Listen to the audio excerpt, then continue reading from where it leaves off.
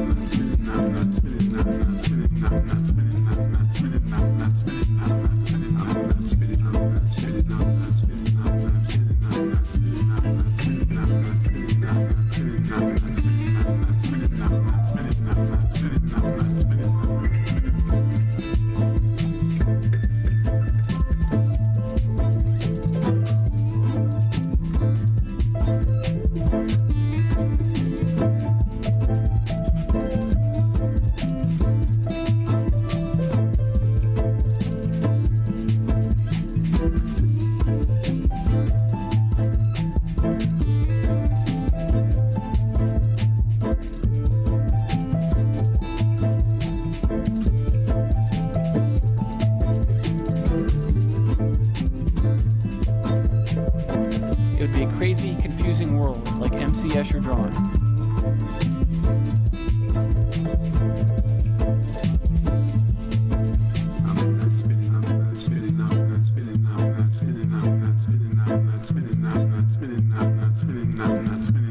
Spinning,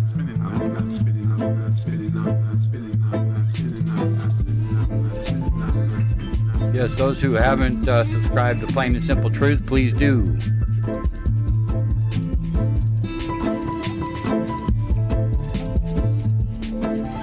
We're designed to live on a flat plane. So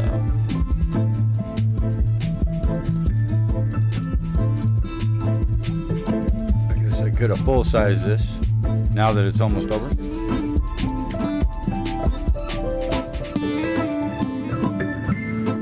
just think of it, eye level of all Earth is always descending away. It would be deceptive. The It's True just Few not is gonna in the work. house. Shout out to True Few. Much love.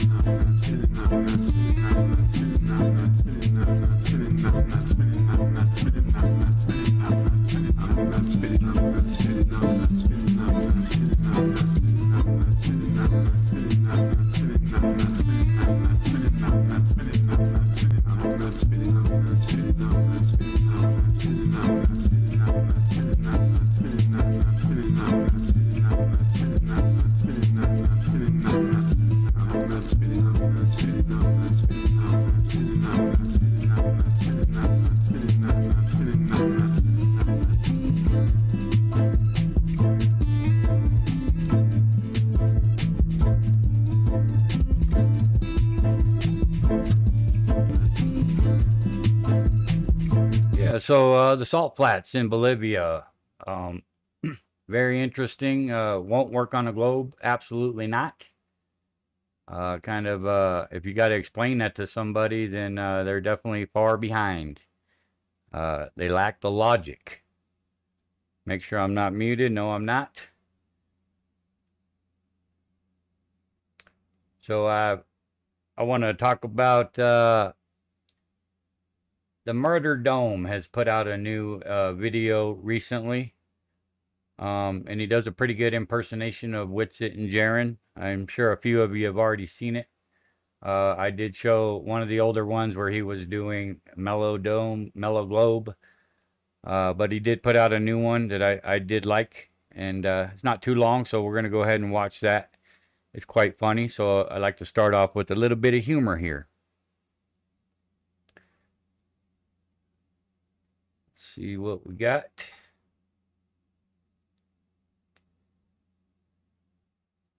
How many of y'all have seen the new Murder Domes video? Put a 1 in the chat if you've seen it. We're going to watch it regardless. It ain't too long.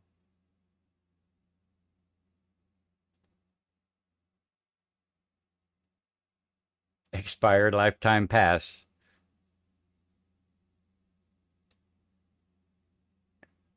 Yes, sir.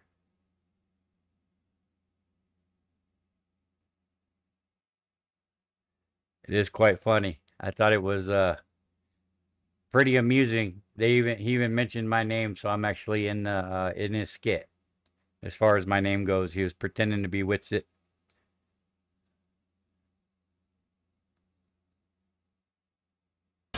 That's why I would be honest about the whole situation. I would immediately step more in the direction of the globe and say, okay, I have to reconsider everything. And he 100% did not see the actual sun in the sky for 24 hours. 100%. For sure. Doesn't exist. I have family members who booked a cruise there. They went there and they weren't allowed to get off the boat. Right video? You guys keep bringing up the 24-hour sun, Yes. but actually that doesn't Shout happen. out to Grounded No, you Extracts, by the didn't way. See the He's the guy 24-hour that puts sun. this together. He's a very funny guy. But you don't see Dry the humor. sun. And everyone knows it. If it really could, there'd be thousands of videos. Guy that worked for NASA that was stationed in Antarctica said he never saw a 24-hour sun. You just see the sunlight. The only supposed footage of it is provably photoshopped, doesn't exist. You did not see the actual sun in the sky for 24 straight hours. If you did prove it, you're the first one ever to have the actual evidence. Just because you're saying it on the internet, we're not going to blindly believe you. Just because you're saying it on the internet, we're not going to blindly believe you. I'm just going to call hard BS if this dude's claiming he went to Antarctica and saw the 24-hour sun. No, that doesn't happen. The sun isn't visible for 24 hours. That doesn't happen. Sorry, I don't know what to tell you. I don't believe you're talking about the South. You're talking about the North. I appreciate that, Williams. This guy also does an impersonation of Witsit. No, you do not see the sun itself for 24 hours. No, you don't see the sun in the sky for 24 hours. That's not what happens. Okay.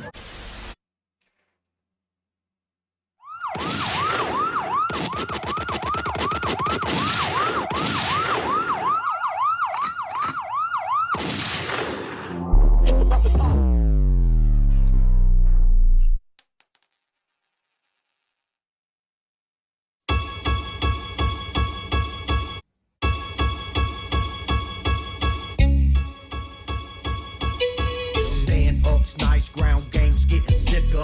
Don't watch my size just because you think you're bigger. I'm like a stepping razor with the Peter Tosh figure. I keep it in the jar, but it ain't clear liquor. The moonshine country time is shooting stars flicker.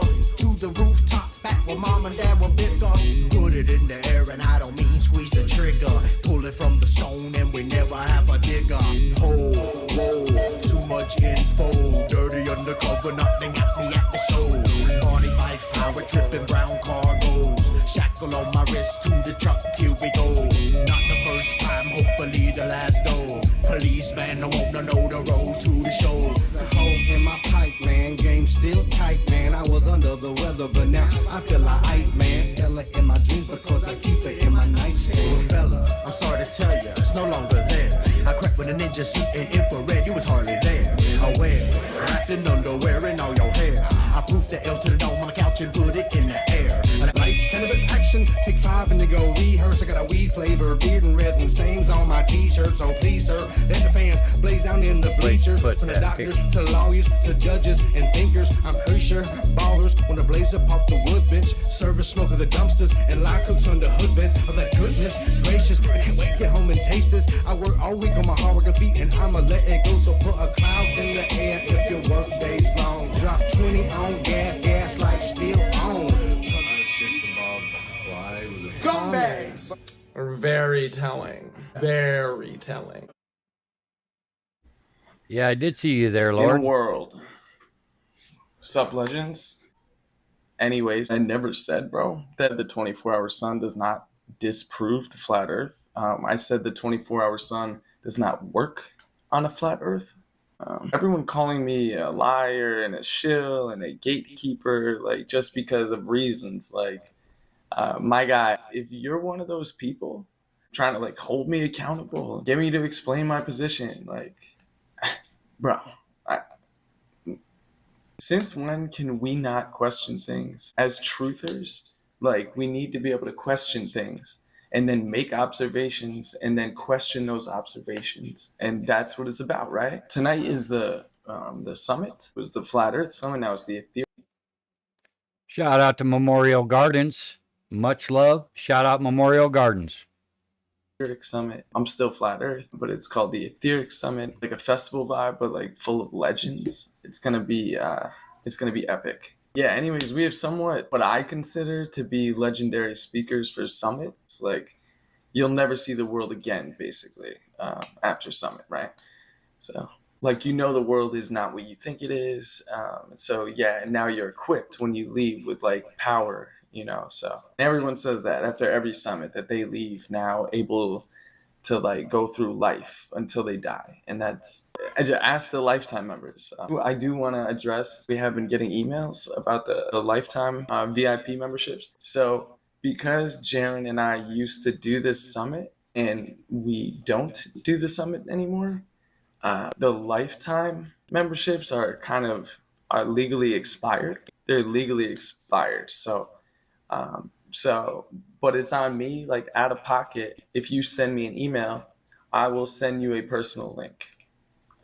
It might be general admission, but either way, like, and that's out of pocket. That's on me, like, because I don't want people to, like, it's a lifetime. So people were like, well, it's supposed to be lifetime, but legally it did expire because the dynamic of what you were getting the lifetime has changed. So, but yeah, if you send me an email, I'll hook it up. So if you want to help a brother out, go. And even though like previous setups of the summits didn't work, and I'd appreciate if you go buy tickets to the website. It's kind of glitchy right now. Yeah. and it's like I said, it's all on me money wise. So I kind of need people to go. If we have faith, it'll all work out, man. I am so tired. I've got a flight in the morning, so the summit's going to be great. I'm just really tired, so we're having a slow start. I'm so tired, dude. I could rap. Israel's the devil, but I just keep it level. I hate all the veterans. You just make it irrelevant. Blame all the Jews as you know they run the news. Yeah.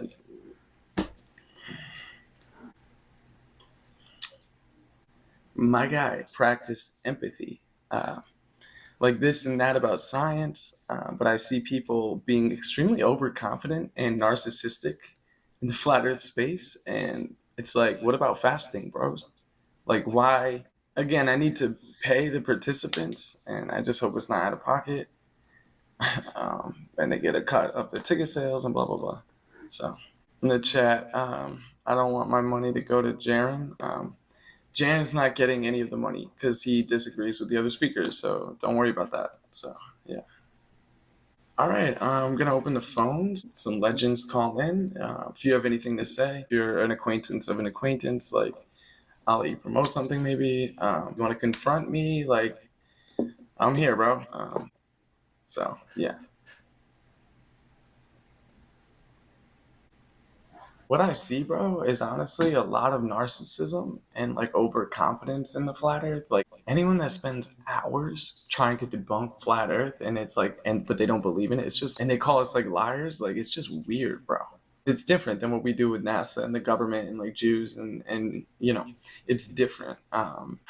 It's like if people believe pigs fly, like I wouldn't care. Like or pro transgender or like pro Jews or like pro the globe. Like, dude, I wouldn't spend hours trying to disprove it. It's super lame to spend so much time, like just hours talking about things you don't believe in. So I just don't do that.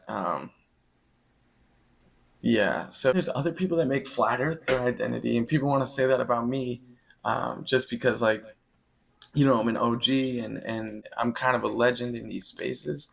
And then people want to act like I'm like that. There's all these people that want to get in front of it and like make content and make flat earth their thing. And it's like, that's not me, bro. Like I can talk about cultural things, historical things, you know, Jews. I mean, like Jewish things, like, you know, conversations on race, like important things, bro. It's not just everything has to be talk about the shape of the earth. It's not just because I said the 24-hour sun couldn't work on a flat earth and then I saw it with my own eyes, bro. I have a terabyte of footage of it. And now I don't want to talk about flat earth anymore and I want to talk about like other topics. Like it's not because of that. It's like I've always been interested in other things. My channel was only flat earth basically up until, you know, Antarctica, but it just things coincide. I don't believe in coincidences, but shout out to Shane Thompson real quick. Shout out, much love. Appreciate you being here, fam. This is Grounded Extracts that does this. He also has done some other ones impersonating Mellow Globe. And he does Jaron and Witsit in this one. But shout out, Shane. You know, things do happen at the Maria same Walker, time. Like, shout out. Much like, love. I'm Maria's talking made and it. moving my hands right now, like at the same time. Like things do happen at the same time. So the globe is just illogical, bro. Like theoretically it can work, like on paper, but like Superman is logical. But do you have evidence to show that? Like to prove it? We can't do. We got Riku Direct in the house. Shout out, Riku. Appreciate you being here. Shout out. Flat Bob's made it. Much love, Bob. Shout out to Bob. Also, shout out to Riku, if I'm pronouncing that right. Riku Direct. The globe, man. We cannot live that way. I know I said I would lean more that direction if I saw the 24-hour sun, but we can't do it, man. It just can't work on a flat earth. Just because you don't understand how the 24-hour sun would work on a flat earth and I don't understand how it would work on a flat earth doesn't mean it doesn't work on a flat earth, bro. So it's not against me, bro. A lot of these people claim to be believers.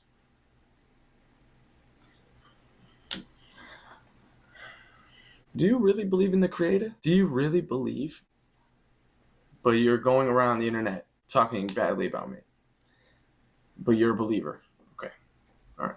In the chat, you don't even have footage of Antarctica unsubbed. Are you a mod?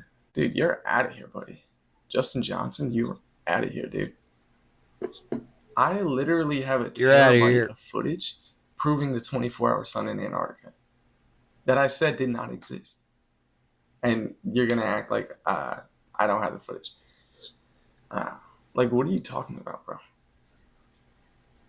More like Witsit, Griffsit. Do you even know the definition of grifting? I would have to doubt my own truth. Yeah, that's funny. He kicked me out of there. Shout out Chicago Cubby Bear has made it to the Foundry and Fort Johnson's. Much love, Chicago Cubby Bear. Appreciate you being here, fam. Truthiness. Grifting, like I would have to say things that I don't believe. It is more about belief for me than being logical. I know I was just talking about being logical, but belief overall, when it doesn't work out with the logistics, it's like, you know, faith, you know. That's why Jaren, like an atheist, they can't wrap their head around it. So, but yeah, that's just not going to happen because I cannot tell a lie. So I will not be grifting or lying. I have faith. In hindsight, you'll look back and see how epic this all was. So it's going to be dope. But the VIPs will get premium access to our new health community where we fast together online. And tonight at Summit, there's going to be a digital VIP hangout. If you want to pay full price, you can join the chat full of YouTube alumni and legends. It's going to be dope. There's only a certain amount of seats too. So like I thought about this and I was kind of like, I need people to show up. Like I am not paying the speakers out of pocket, bro. I was thinking about it earlier and I'm like, this is just not going to happen, bro. So get a cut of whatever is sold as well. So yeah, blah, blah, blah. Dude, the health thing is going to be dope. And like no one knows this, but I've spent a lot of money doing this for you guys. No one will ever know what I've been through the last few months. Not because I won't tell anyone, but it's just like no one will ever know, bro. So, but join the community I'm about to launch and blah, blah, blah. Yeah, it's going to be great. Drop in the chat if you have any questions. And it's cool you called in and everything, Bryce. It's kind of weird. You seem to be flipping sides. And I'm Big Pine Sailing is in the house. Shout out to Big Pine. Appreciate you being here, fam. sure that affects your channel, bro. It's like, but it's confusing. Some people in the chat want to know, are you switching your channel name from Murder Dome to Murder Globe? I don't think he's completely switched to the dark side, guys. But yeah. I don't know. Bryce, you can answer that. Credit economy mortgages. Credit economy mortgages. I actually just talked about that. So if you send me an email, the lifetime VIP memberships expired. But out of the kindness of my heart, if you want to send me an email, and I'll look out for you, bro. Can't promise that with everyone, but I'll definitely send you general admission to be able to see everything except for some of the other stuff. But all right, so we're going to move on with the summit. The website is being kind of glitchy. It's connected to the Dave Weiss apps. I'm having some issues, but it's going to be good. So we're going to move on with the summit. I know you paid like $100 and we're about 2 hours late, but Conspiracy Music Shaman has showed up to play the pre-show. So Conspiracy Music Shaman, you almost ready to go? Let's check in on him.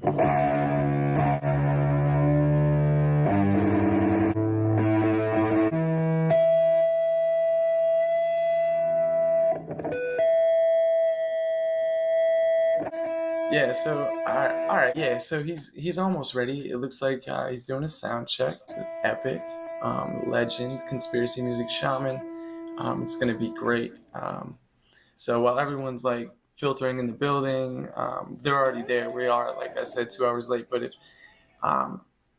you know, while you're waiting, Conspiracy Music Shaman's gonna play the pre-show. It's past the showtime, but it's going to be epic, dude. So guys, if you could please go over there and buy a ticket, I'd really appreciate it. Like I said, I kind of need people to show up. All right, we're going to open up the phones while we're preparing for Summit.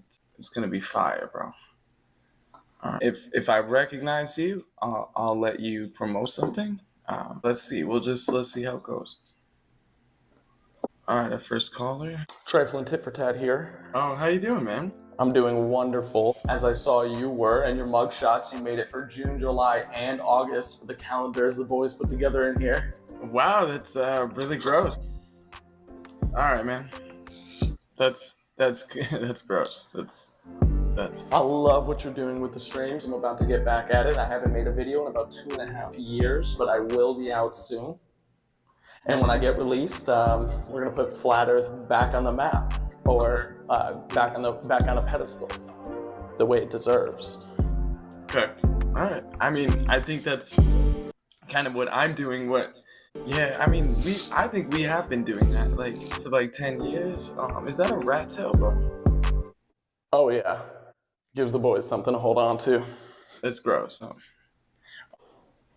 All right, man, I'm going to let you go. You got anything you want to promote? My commissary, I'll wrap it up. If anyone wants to donate to the Trifler, you can go to PayPal and donate directly to my commissary fund at Triflin@Mark. All right, we're going to, we got another caller. All right, we're going to go to the next caller. We're already late for Summit. We appreciate you. Austin, my dude, how are you, bro? It's so good to see you.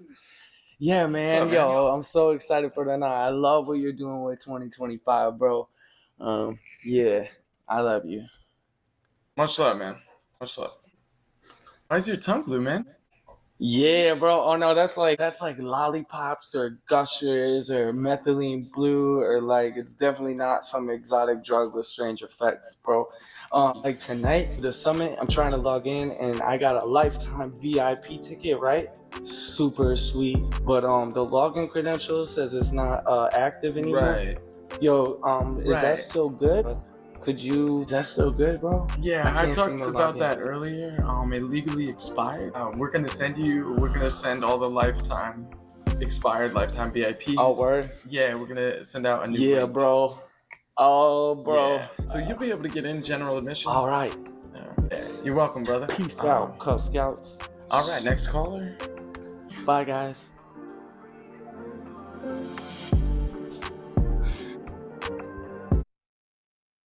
Hey, all right, thanks for calling in. We're gonna go to the next caller. Smoke in a bottle. We're gonna go to the next caller. It's like a ship in a bottle. You see that? Go check him out. That's the Flash. He's also part of the Murder Dome. Shout out to Sandro with the zero symbolism intended. I'm pretty sure it's intended. You have a choice of what you want your profile pic to be. So, you do what you want to do. You do you, brother. But I don't like it, and I'm sure a lot of other people don't. But it's not up to us. But it is intentional because you can change it at any time and, yeah, put it there in the first place. But shout out, Sandro. Much love, brother. Appreciate you being here. That's crazy. Which also flipped like Jaren. And but yeah, go check them out until they change their name. Thanks for calling in, brother. We're gonna go to the next caller. We're a bit behind on the Summit schedule. Bro. It looks like we lost the Flash. Go check him out. Make sure everyone resets their passwords. All right, what's up, man? Immediate shout out to Daryl Davis. Yeah, he's a legend, man. Yeah, for sure. Yeah. What's going on, man? I just want to interject. There is additional evidence of the flat Earth not being presented here, and it's related to the 24-hour moon, which is That's not real, Trifling. And it's my turn. What's up with it? Yo, what's up, dude? Yo, not much, man. Just chilling, getting ready for Summit. How you been, man? I haven't seen you in a while, my guy. Yeah, bro, I haven't streamed in a while. Trifling got locked up, and Murder Dome season 1 did like really good. And then like Daredevil was a masterpiece, right? Brilliant, and they still put it on the back burner, bro, for so long. And then they renewed it. That's a similar situation. Finally got the YouTube execs to sit down with us, bro, break some bread, lay out our demands, and boom, contracts were signed, and season 2 was here. Everyone is happy, bro. Everyone. All right, man.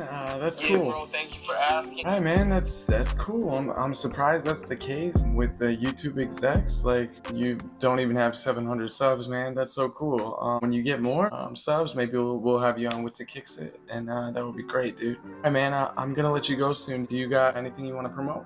Yeah, bro, thank you for asking. Everyone could go subscribe to our sponsor, Grounded Extracts on YouTube, Murder Dome on YouTube, bro. We also got a new eBay store, the Murder Store, bro. So yeah, if you could let me share screen right quick. What we're doing is we're getting into like the collectible classic action figures and collectibles from like the 90s and the 2000s, the greatest hits, bro.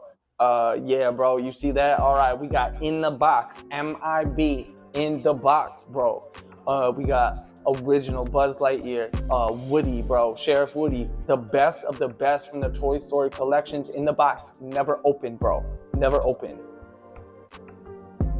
MIB in box? Nah, bro, it's like mediocre in box, but it's like good, bro. It's like, what I mean is like there's some corners bent and shit. It's perfect. Amazing. Go buy some stuff over there. You'll be supporting the Dome. We're gonna send all the money we get to homeless people and charities, and definitely not for ourselves. So like, go do that, bro. Yeah, I really appreciate that. Murder Dome, Grounded Extract, Murder Dome, eBay, bro. Yeah, nostalgia for days. You can get all your childhood needs, bro. Every toy is kept in their original packaging and or natural habitat before we send them to you, bro. So when you get it, it's pristine. In the box. Yeah, bro. Bro, what you smoking on, bro? No, man. I got my AC. It's cold in here. My breath, bro. You got the AC. Oh, word? Yeah. Yeah, my AC is like really cold, dude. Yeah. All right. So, man, I heard you flipped to the globe, which I'm kind of surprised. So, bro, like, let's talk about it. Tell me, like, yo, 24-hour sun, bro. You saw it? Yeah. Yep. You saw it? Yeah, I saw it in person in real life. Yeah. Yep. It was beautiful, miserable and cold, but like it was also one of the most beautiful things I've ever seen. Shout out to Nominal. Much love, Nominal. Appreciate you being here. Shout out. It was beautiful.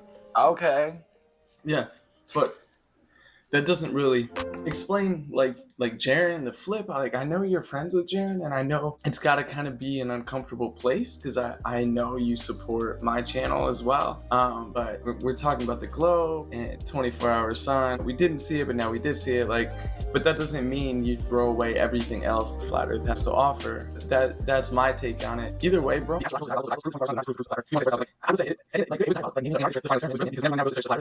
This is about right.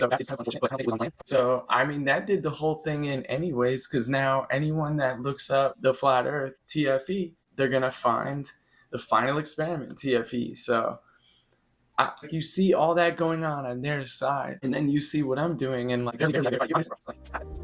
I said it wouldn't work on a Flat Earth. I didn't say it would disprove the Flat Earth. I was just saying the 24-hour sun is unexplainable on Flat Earth.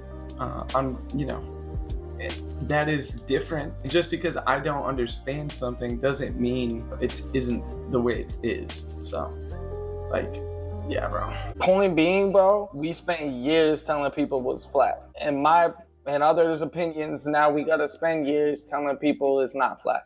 It's just that you gotta do the math, homie. Like karma, bro.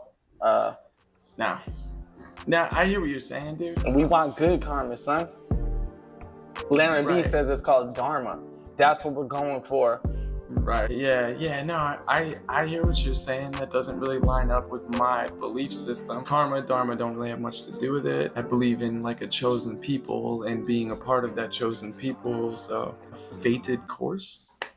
Honestly, I hear everything you're saying, but the math is kind of like above my head. The tide is turning in the community, bro. No, you guys turned. I hear you, Sandro. I respect that, brother. But, nobody's trying to bully you about it, brother. We just calling it like we see it, man. That's all it is. The tide is turning, and like some of them / us might jump you or hate you because you're leaving the brotherhood of conspirituality. All right. Bro, at the end of the day, Jaren is smart. He got money, power, and influence in the minds of men, women, and children. He says it's a globe, bro, so it's a globe. Like I said, the math, it's a globe, bro. Most you know. So, but I'll Yeah, never change it lose out of hope for you. principle, I'm a not hope being fiend bullied. for Winston, bro. I'm a hope fiend. Principle, my for man. you. Yeah, we love you, man. Come back to the other side. Yup. Please. I didn't Come leave back. sides. That's We leave miss you, sides. bro. You guys left. Like you All right. left. I didn't go anywhere. Gotta go with the group. All right, we're gonna go to the You next. gotta go with the group, bro. Don't be that one asshole crab trying to get out the bucket, bro. We're gonna have to pull you back down. We got shit to do, bro. We can't be just pulling you back in the bucket all day. You know, like. All right, next caller. Come back. We're gonna have to start to wrap up soon. I drove around the country with a bullhorn for you guys and for the truth. All right, I see the chat, you know, a lot of people are flipping and calling me a shill, and it's like, you know, I know you guys are acting how we trained you to act, to not believe anything anyone says. I get that. To call everyone a liar, etc. But like, it's turned in my direction. It's like not really cool, bro. Like, and no one knows what I'm going through. Not because I haven't told anyone, but just like no one will ever know, bro. A lot of the people that are calling me a liar and a shill, gatekeeper, are also the same people that profess to be believers. Really? And you claim to believe in God, but you're going around slandering me. Are you really saved? I'm not. It's not for me to judge, but just saying, bro. Just saying. All right. So it's really simple. As a little pre-debate, the globe is an illogical premise, right? Because it affirms the consequent, and in its core is an appeal to incredulity. So just because I don't understand something doesn't mean it can't be true. And that goes for you as well. So, all right, we're going to check back in on CMG. You ready to start the pre-show? All right, I'm sure he'll be like right back. So go head over to the summit. Tickets are $100. It's going to be great. All right. Welcome to Summit. So you guys wanted a debate with Jaren, so we're doing it. You guys wanted Summit, so we're doing it. People are asking who the moderator is. Some people wanted Mindshock to moderate. That's not true, Sandro, to be fair. I know many people have said something to you about it before, including myself. But like I said, man, you do you. I think it's just a principle thing. It's not, nobody's trying to bully you. We appreciate you, man. We love you, and we like you here, man. So don't take it hard, or, you know, it's the enemy symbolism. So, you know, we don't take kindly to it, and it's not a game. So that's all, brother. No offense, you know, it is what it is. Moderate the debate. I wanted Owen Benjamin because I believe in kindness and never lying and just overall goodness and integrity and humility, bro. But yeah. So Chess says, please anyone but Owen. Owen is disgusting. So you guys really don't want Owen, okay? Listen, I hear what you're saying. I try not to engage in beef with like anyone. If I don't say anything bad about someone publicly, they're not really allowed to criticize me. So that's kind of the way I keep it. I take the high road. You know, I try my best to take the high road. And I'm friends with liars just as well as truthers. Like, you know, if you're an acquaintance of an acquaintance, like, that's kind of how we do things. So overall, I see more comments about Owen. I'm trying not to really talk smack about anyone other than, like, you know, the entirety of government agencies and Hollywood and Jews and those with improper grammar, etc. Yeah. Okay, I guess you could say Owen is racist, but, you know, he's honest about it. So he calls people pedos. Yeah, he does call people pedos. But that's if they point out something like he lied about, or, you know, like, take care, Sandro. You got to protect your homeland and, you know, ruin other people. If it's kind of trutherism 101, people are surprised about calling, you know, innocent people terrible things. It's like, dude, like, get off the internet, bro. But again, I question a lot of these people's, like, are you really a believer? That's a lot of the people in the chat. Like, I wonder, like, because it just seems like trauma and division and he said, she said, and like, are you a believer? More about the summit. We really want someone who's like generally just a good person. So I was shooting for Owen Benjamin, but due to lack of donations, we may have an alternative option for the moderator. I'm not sure yet. We should have had this worked out already, but we're doing our best. To be fair, I let other people make promos. Like, Sharon, you want to shout something out? If you got anything to promote, man, like, we're still friends. So, yeah. Thanks for having me, Witsit.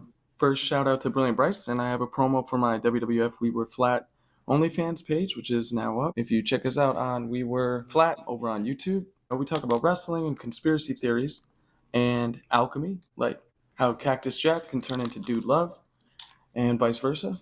So yeah, if you want to go over there, and then if you check out our OnlyFans WWF page has things like China, it's very good, very exciting, some spicier content. But yeah, that's all I have to promote. Thanks for having me, Witsit. Yeah. So I guess I'll start. I'll start by saying, if you are not willing to test your own conception of the earth, you are not a truther. Now, most people will realize this feels like a breakup. And I'm sorry, but I'm not going to lie about what I saw. I am on a scientific quest for truth and not to confirm religious beliefs. Brilliant Bryce, who also realized it was a globe, said that Witsit has always looked up to me, which makes sense, as I've always had more subs than him, and frankly, I taught him a lot. So this will probably sting a little bit for him and some of you, but like I said, I'm on a quest for truth.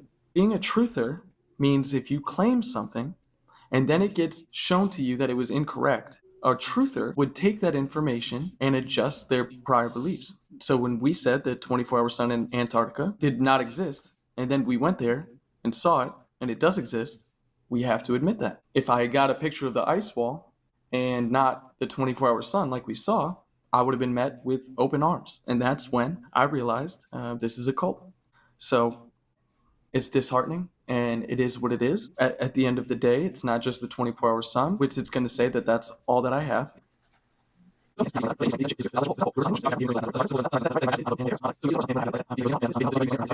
And now truthers want to introduce a theoretical second sun, or an apparent sun, or as Dave Weiss said, a sun simulator. It's just insane. They're supposed to be against this. Those are all theoretical ideas, and that's what they criticize NASA for.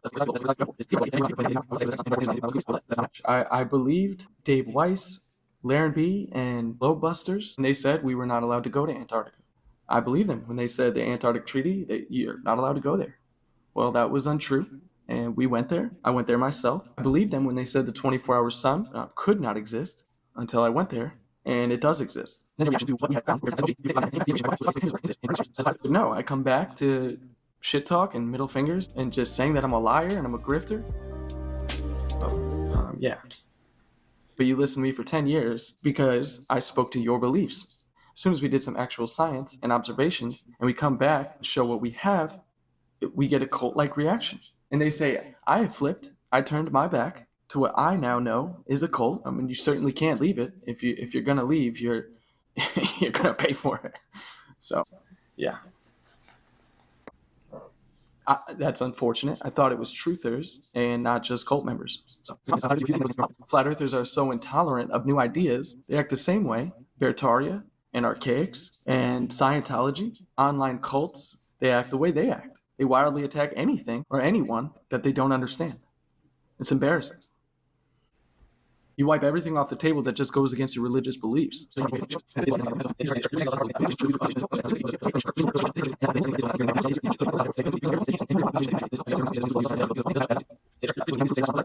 You say that doesn't discount for all the other proofs of flat Earth. Well, okay, we can do the same thing with the globe, and a list of accurate predictions and calculations despite one or two things that don't fit perfectly. However, the margin of error in terms of numerical predictions is also when the charge of a particle is defined charge. Like, Austin, if you say vibrational displacement, Austin, okay, then define vibrational, define displacement. The Earth moves considerably slow compared to the size of it, which globe predictions, like I said, are the closest. Shout out Valley Parks. Much love. Shout out to Valley Parks. Thanks for being here, fam. In terms of accuracy. So the atmosphere is pressing down, holding all the water together, blah, blah, blah. Even the lowest of the low of the community, who homeschooled his kids for 6 years, teaching his children flat earth proofs, went back to the globe.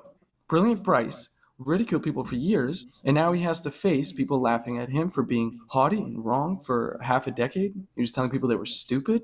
I'm ashamed. He's ashamed. I'm ashamed of him, but he's turning a new leaf, as real truthers would do. So, and again, we build over short spaces of land. That's why curvature is not taken into account for building projects, etc. Short distances are measurably flat, having a different which has nothing to do with the macro shape. And if I don't agree, then we can move on. Do you still believe in the ether? What's it? In the ether? That, I mean, that's just a word to describe something. So, right, just like gravity.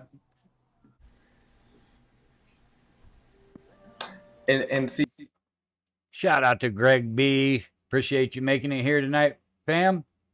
Much love, Greg B. Shout out. And this is what you do. Like, this is what they do. This is what Globies do. Appeal to incredulity, strawman, presupposing so many things, bro. Suspending the belief, reifying the model, fallacies, affirming the consequence, shifting the burden of proof, begging the question, empirical evidence, Zionism, appeal to ignorance, not being smart, being fake and gay, just so many others, bro. It's like, do you, like, I feel like you, like, hate God, bro. No, I do not hate God. And you said earlier in the stream that I'm selfish for talking about my observations because they might lead a child away from finding God. So what you're saying is the 24-hour sun observed in Antarctica goes against God. I disagree. You, like, hate God, bro. Other people are saying that too, like, in the chat. Like, it's just weird, bro. Like, it's just weird. Austin, where's the telemetry data from the trip? Telemetry data? You tell me, bro. Like, maybe it's being occulted by the stars or a mountain. Right, for sure. Like, I won, bro. Like, hang it up. Like, right. I just listed everything. Yep, occulted. Yeah. Okay, we can, all right, yeah, we can go to the main course. What's it? So how would the 24-hour sun work on a flat earth in the north and the south? I don't know that, Jaron, and neither do you. Correct, but we can explain how it works on a globe. So I won. Thank you all for coming. All right, man. Let's get to the point. How would the 24-hour sun work in the north and in the south? I'm getting tired anyways. I got push-ups to do, and, like, I'm getting hungry. I have a flight in the morning. So I'll answer a couple questions for the VIPs, and then we'll play a song and get out of here. Enjoy the rest of the show. Witsit, thank you again for having me. Thank you, brother. Thank you for the debate. All right, and enjoy the rest of the summit. Now, like, afterwards, like, just everyone be kind to Jaren after what just happened. It never feels good losing a debate. Like, always remember, seek and speak truth unequivocally. The weak find contentment in the consensus of ignorance. So, peace. All right, so I won. I guess the debate is over, and thank you guys. Please go over to my channel, subscribe, and go to my OnlyFans. WWF stands for We Were Flat. I do like wrestling, but it's more of a take on what we used to be as of a year ago and where we're going.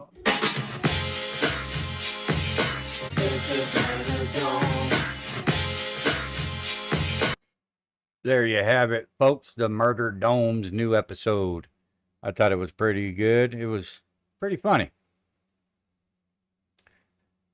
So yeah, Sandro, we have no offense, man. You know, it is what it is. It's like, you know, you say it's intent, but you know, what if you were to have, you know, somebody really hated like Nazis, or you have a swastika, you know, on your forehead and say it's all about intent.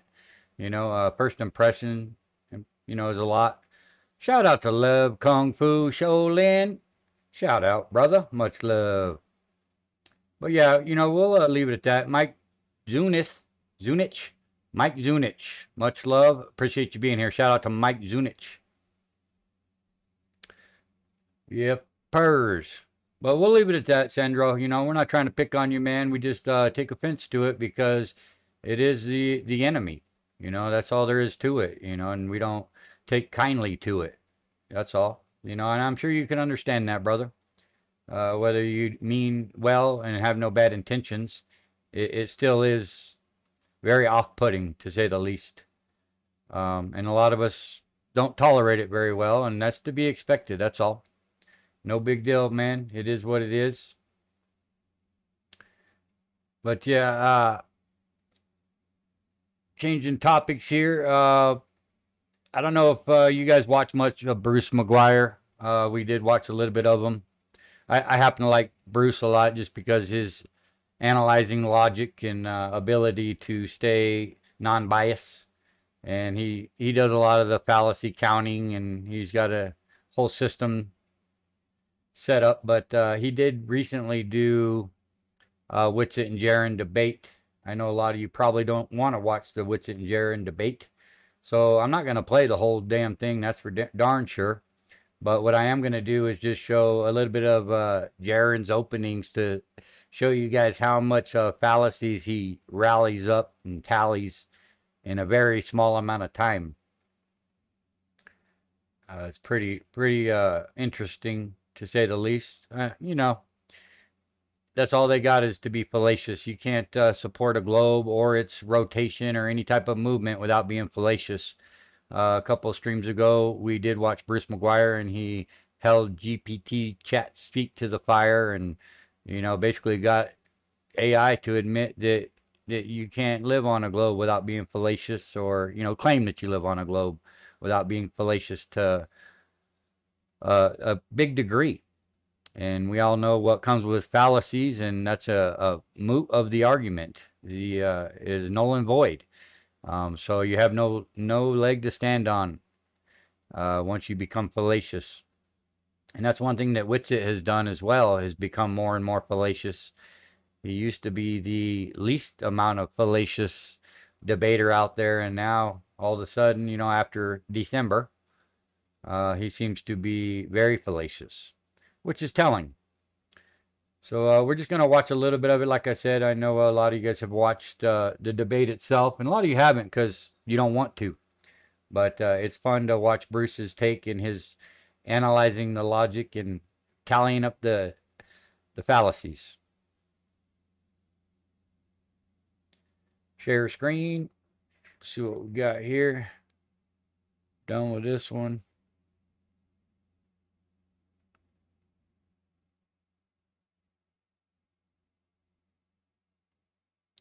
Bada bing. Yeah, I'll start the time when you start your speaking. Sounds good. All right. So thanks everybody for being here. Obviously, thanks for inviting me, Austin. Thanks. Like I said, I'm not going to play a whole lot of this, guys. Sean. I know it was last second. Much appreciated. So, and let me begin by saying hello to the former colleagues, friends I have. I wish it was.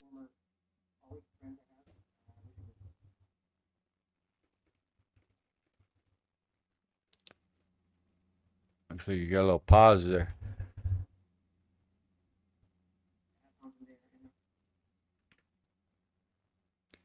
I think Bruce was having technical difficulties. But under better circumstances. Unfortunately, as you know, tonight I'm debating somebody I once stood next to in the flat earth community, Austin Witsit. We ran summits, Globebusters. We spoke at conferences. We used a microphone and speaker at Venice Beach. We claimed to seek truth. And the same, I thought, could be said for all of you. Originally, the difference is that I actually meant it. Others did as well. They've escaped the flat earth. We weren't here for a social movement. While I might agree with the ideas of that, those can be done in other ways. We were here for truth and a scientific truth. Once that truth is gone, that's it, game over. So I spent a decade researching, I know for many of you it's hard to listen to this guy. Why? Well, because I thought it was true. So relate. Sadder still, Austin and I both went on a trip in December to do what we both thought was helping the flat earth, and in my mind at least, by showing strong evidence for or against it. When I encountered the real world observations that flat earth can't explain, I didn't ignore it. I tested it. I went down, took action. I went to Antarctica, watched the 24-hour sun with my own eyes, circled for 4 days. It wasn't NASA. So just for you guys that don't know and who haven't watched a lot of Bruce on his fallacy counters, he has normal fallacies and he's got super fallacies, and down here zingers and dingers. Zingers and dingers are good, obviously, when you really put somebody in their place kind of situation, and zing them. But the super fallacies, I believe, is when they stack so many fallacies on top of each other. He's got it down to a system. That wasn't Dave Weiss's plasma sun that he got from a Microsoft whistleblower. It's not hearsay. It's a real observation, 100% above board, despite what you hear from all the great flat Earth researchers. And what did I find? I found a model that predicts and explains and matches reality exactly. And it sure as hell isn't the flat model. I thought people would be adults and we would say we were wrong when the evidence was dropped in our lap. And thanks to Robbie, Paul, Patricia, Austin Thompson, Alex Stein, and the others.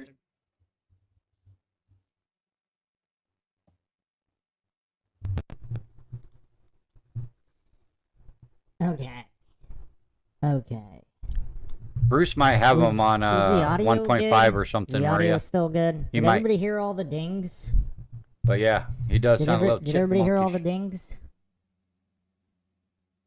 So he just came out of the gate with 16 fallacies. All right. Okay. So the audio, they were low volume. All right. Well, some people. I mean, it's kind of insane how the goof is hallucinating to be the sole arbiter of truth and to have all the knowledge in the universe. Because if it is some kind of hologram, like how would anybody be able to check? Again, I'm not saying it is. But if it is some kind of holographic device, first of all, second of all, like, and we'll get into this later, how does Jaren even know where he went in relation to the other continents? Like, the goof gets on a plane, he gets taken somewhere. Now, maybe he tracked whatever portion of the flight with a compass or whatever, but wherever he ended up, how does he know where he ended up is in relation to the other continents or where he came from? And how does he know the model all adds up? Like, the level of goofery here is quite unprecedented. Because unlike other globe earthers who just appeal to faith, in scientism and that everything is exactly as is told in indoctrination facilities, on the idiot box, etc., this goof actually spent a lot of time learning all the, learning about, supposedly, about basic logic, like what are assumptions? What's the scientific method? What can't and can't be verified? Now, again, I don't know when he became a flat earther, and I don't know why. Like, I don't know if he's ever, like, when he became a flat earther, did he say, oh, I'm a flat earther because of long-range photography, because of laser tests, because of infrared, because, nothing matches up on the globe model as presented. Now, that doesn't mean it's not a globe, but the arguments presented for why it's a globe, I mean, those are obviously bunk for anybody familiar with the scientific method. Not that the conclusion isn't true for all the triggered goofs. We're just talking about the argumentation. The arguments presented, do they align with the scientific method? Like, without making assumptions and stacking fallacies. Like, where are the controls here? Like, where are the controls? Like, how does Jaren, in all his goofery, like, how does he know what a holographic sun would look like versus a non-holographic? Like, has he seen both options? Like, does he know the exact behavior of a holographic sun? Because, I mean, that's the issue here, and I don't know if he's playing stupid to pretend to not understand that. I don't know if he went full retard. I don't know if he's a paid-off shill just reading from a script at this point, but we're just examining the arguments, because how does one know the difference between a holographic sun device operating in a particular region of the world versus a non-holographic sun?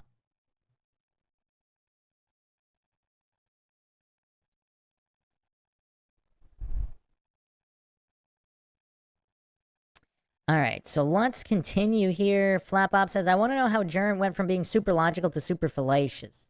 I'd love to see someone out his old self debate his news. Yeah, that'd be cool if someone did like an AI, or not even necessarily AI, just overlaid old Jern versus new Jern. But yeah, the level of goofery and hallucinating that you would or wouldn't know. I mean, that's a curious narcissistic level of goofery for Jaren to hallucinate that he would be able to know the difference.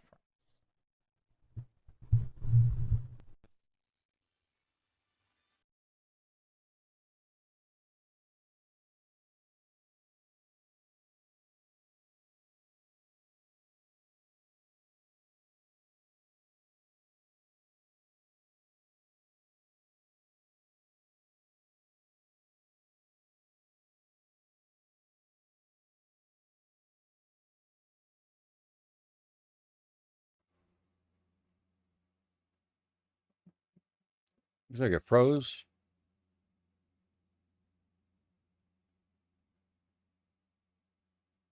Else, because I went down to Antarctica and came back and told you the truth. Can you imagine? You're all truthers, and you turned your back on me for going on a trip. I'm and not telling you muted the now, truth. correct? So what do you think that does to my good. opinion of the truthers? Appreciate of the you guys. But what separates me from the community is exactly that I will follow the evidence even if it leads me somewhere uncomfortable. I'm not here representing NASA. I'm not here on behalf of any government. I'm just here on my own telling you my observations and what they mean to me. What is this debate not about, I guess, is, or what, let me get to this part. So He's already got 29 fallacies and just started.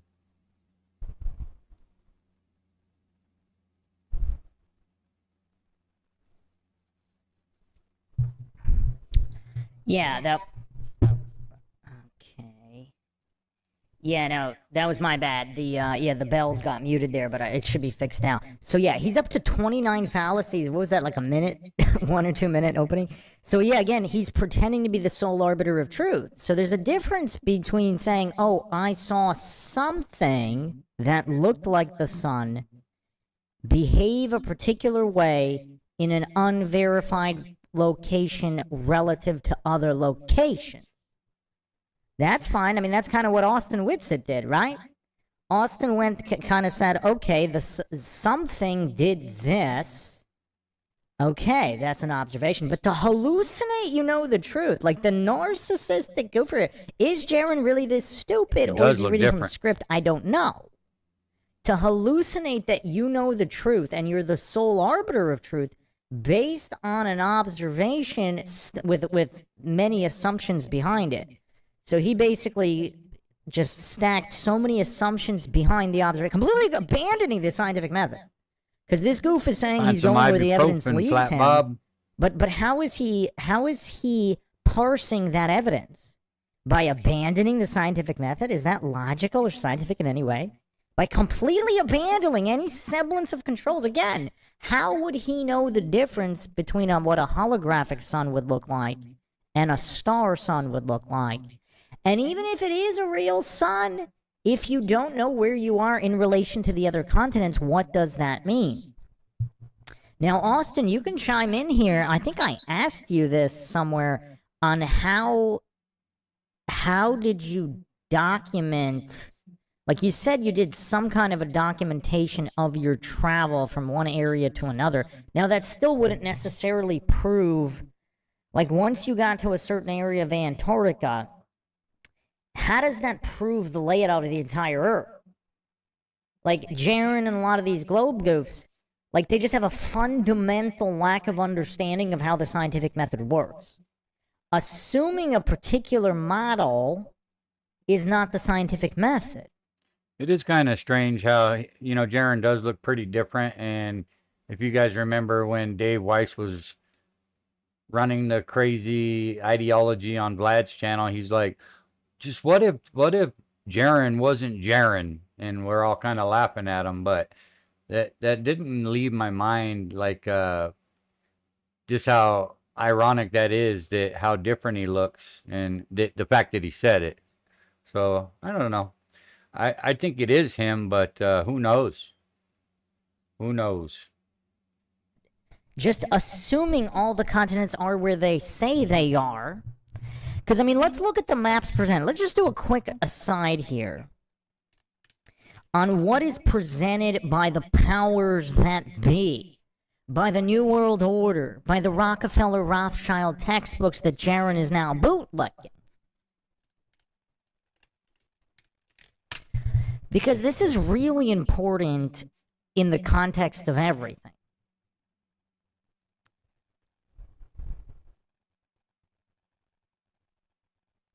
Let me get a good example here.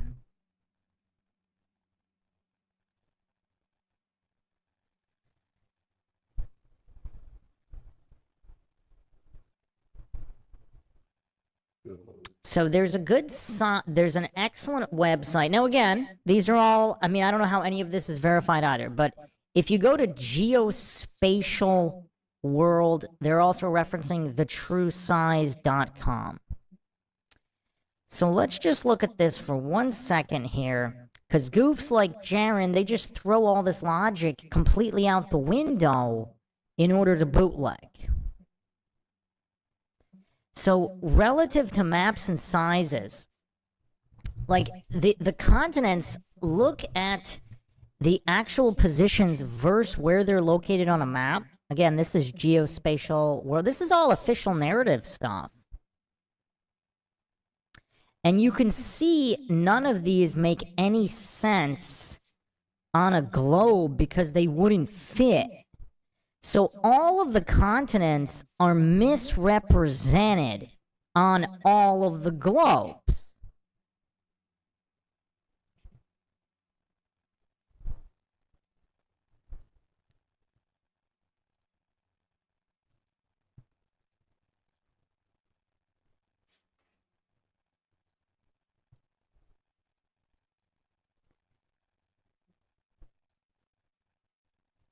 Let me, I want to get a better example here.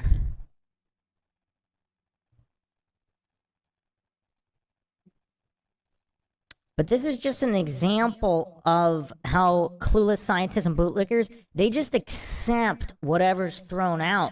But I mean, look at the size adjustments you'd have to make.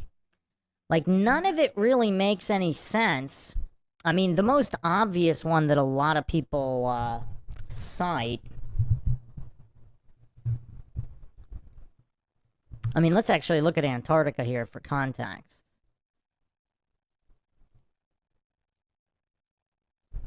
So, like, goofs like Jaren hallucinate. They know where they are. They know the size of Antarctica. They know where it is in reference to other continents. And they hallucinate that it would all work perfectly on what is presented in all these maps, none of which are really accurate. Now, I'm not claiming that this true size is accurate either, but goofs like Jaren, who now bootlick official positions, even this is these are all official positions, just pointing out size inaccuracy on maps.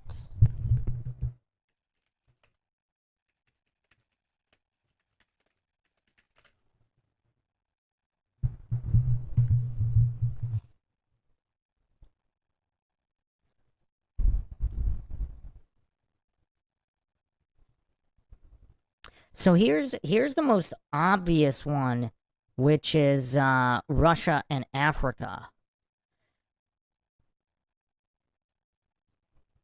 So you can see how all the continents are stretched and moved on various maps and globes, etc.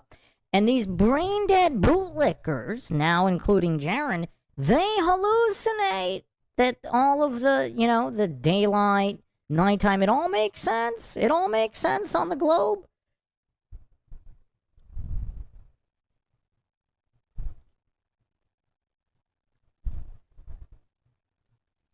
When all of these maps, globe and otherwise, all of them are changed. All of them are switched up by drastic amounts. It's not like we're talking like a 1-2% difference.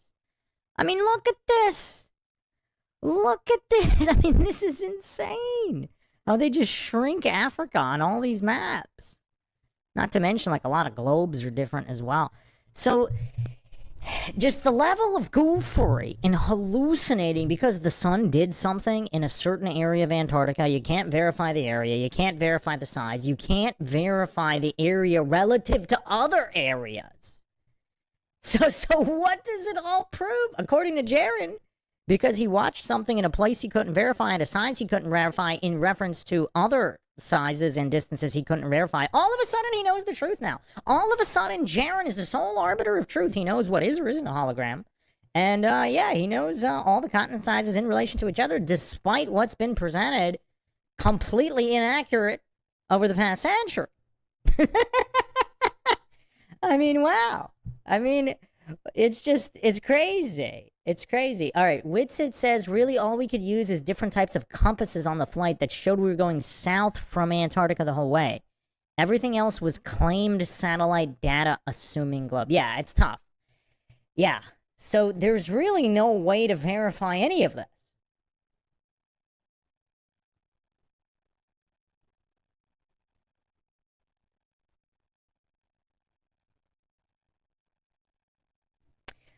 Flat Earth Dave in the chat says, any explanation for a flat Earth sun, no matter how far-fetched, makes far more sense than a heliocentric sun made of gas and a vacuum. Oh, man. Well, not only that, you know, if we take a stroll down memory lane in the cult of scientism,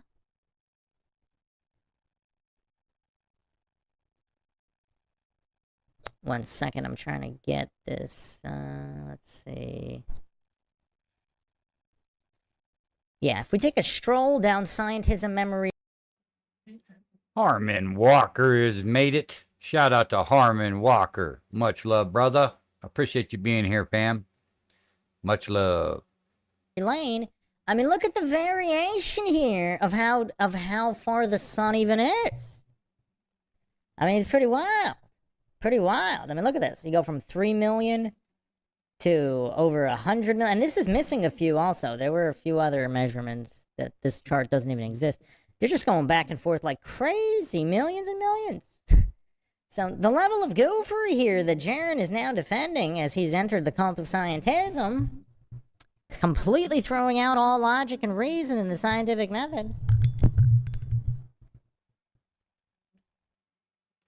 This is Bruce McGuire from Mindshock. He had Mindshock channel taken down, but now it's Bruce McGuire is his original channel that he went to as a backup. Bruce McGuire. So I'll go ahead and drop this link for you guys as well.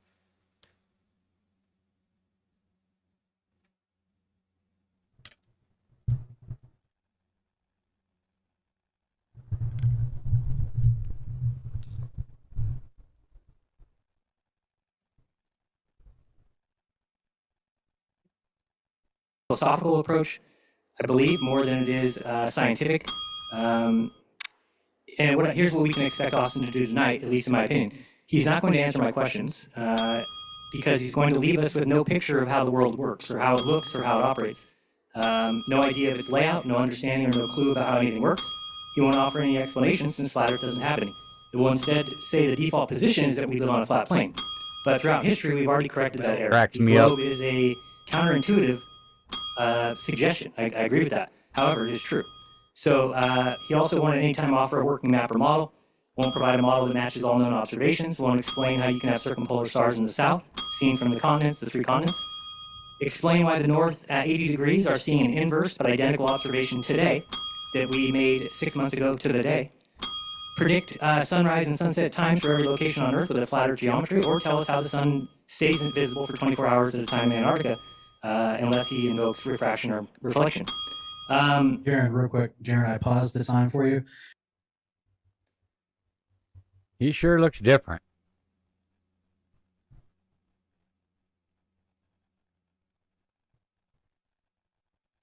You know what's really impressive here is that wasn't exactly verbal diarrhea, but it was a stack of that might have been the most fallacies in a non-fast-paced verbal diarrhea sartine-like delivery. I mean, has anybody else amassed 62 fallacies in an intro? I mean, that was impressive. So again, circular reasoning fallacy, pretending to know the truth while rattling off complete false premises. It's just, I mean, false premise after false premise, and a bunch of straw men. I mean, clearly, I mean, Witsit's addressed all of that, and Jaren knows that, right? So is this just clear deception? Austin, what do you think? You've known Jaren for quite some time, right? Billy in the chat says paid or threatened. Yeah, but why? So it's got to be more than that, though, right? Because let's say he's paid or threatened. Like, why would he pick like he clearly said that, I mean, Austin goes over all these basics in almost every time in every flat Earth debate. And so Jaren either once understood it or once pretended to understand these basics. And now, I mean, even if he's paid or threatened, like, why would he choose the most obvious like clearly false statements to make. Like he could obfuscate. I mean, Sartain obfuscates and spams diversion fallacies and verbal. Like he could have done that, but he picked the most he picked the most obvious false premises. Like we just went over the maps that he's hallucinating are all accurate, that are all inaccurate. Admittedly so inaccurate. Flat Earth Dave says, saying Jay got paid off or threatened is a theory. It seems logical, but could it be something else, perhaps? 62 fallacies within minutes. I don't know. It's really tough. I mean, do we have to start going down the split personality rabbit hole? Does Jaren have a full retard personality that wasn't activated? So if he got MK Ultra'd at any point, Austin, how much time alone, were there opportunities for MK Ultra sessions during your trip to Antarctica? Like how much free time did you guys have? And was Jaren interacting with other shady individuals? I mean, we need Austin here to set us straight on this.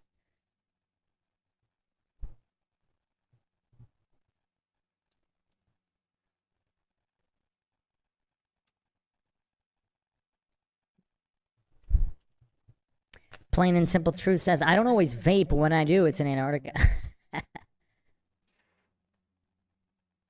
Flat Pop says, let's not forget the Masonic pick with half their shirts off, making the black-white checkerboard pattern and the one boot.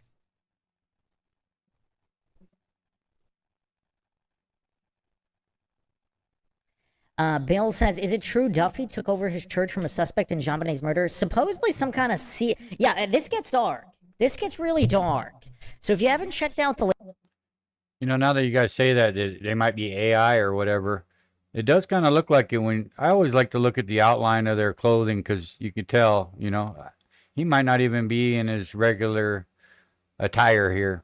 I'm not sure, but these edges look kind of imposed to me. Green screen or whatever. Not sure, but they do look like it. Latest episode in the JonBenet Ramsey case, believe it or not. There is a guy who people were kind of, there have been a lot of on-yard theories. This guy was the head of a church. Supposedly former members whistle blew on him involving other shootings. They're involved in the FBI. Supposedly they know something and they think he's responsible for JonBenet Ramsey's murder. They also think he could have been some kind of MK Ultra CIA handler. Now, if Duffy took over that church, is Duffy MK Ultra-ing Jarenism? I mean, is that the rabbit hole we're going with? Witsit says, technically, but he was with me practically the entire time, never more than an hour apart, probably. Okay, next question, Witsit. At which point did he change his stance? Was it while you were still in Antarctica, or whatever is being passed off, whatever area you were in, wherever that was? Or did he change his stance upon coming back from the trip, at which point he could have been MK Ultra'd at any point after returning from the trip, right?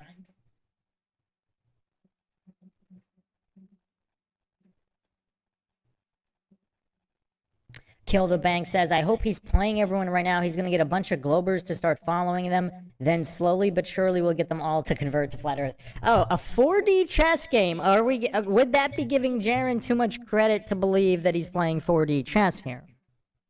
Okay, who has the timeline of Jaren all of a sudden saying, you know, he's the sole arbiter of truth and he can tell holograph suns from non-holograph suns and he can, you know, tell what all the continents are in relation to each other. So Witsit says, on the flight back, when we were getting our bags at the airport, he had a tear in his eye, and I went and talked to him, and he told me he changed his mind on the flight back, thinking about everything. Okay. So he changed his mind on the actual airplane. Huh. Now, this is important information, because if there were no windows for MK Ultra, unless he was MK Ultra before the trip. So MK Ultra programming is like Manchurian Candidate style. I mean, it can be triggered and activated at later points. Some people actually believe Jaren was a planted shill from day one. And this was all planned beforehand. So, yeah. Yeah, this is weird, though. This is weird. This is really weird. But yeah, Jaren's possibly on track for a record-breaking set of fallacies here.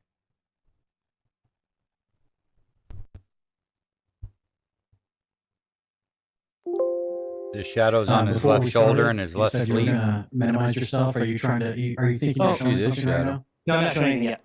Okay. I'll get All right. Good. Yeah. I'll Most resume of the the time. Okay, thanks. So one of the biggest problems is that that I've seen is that the flat Earth has become somewhat of a cult.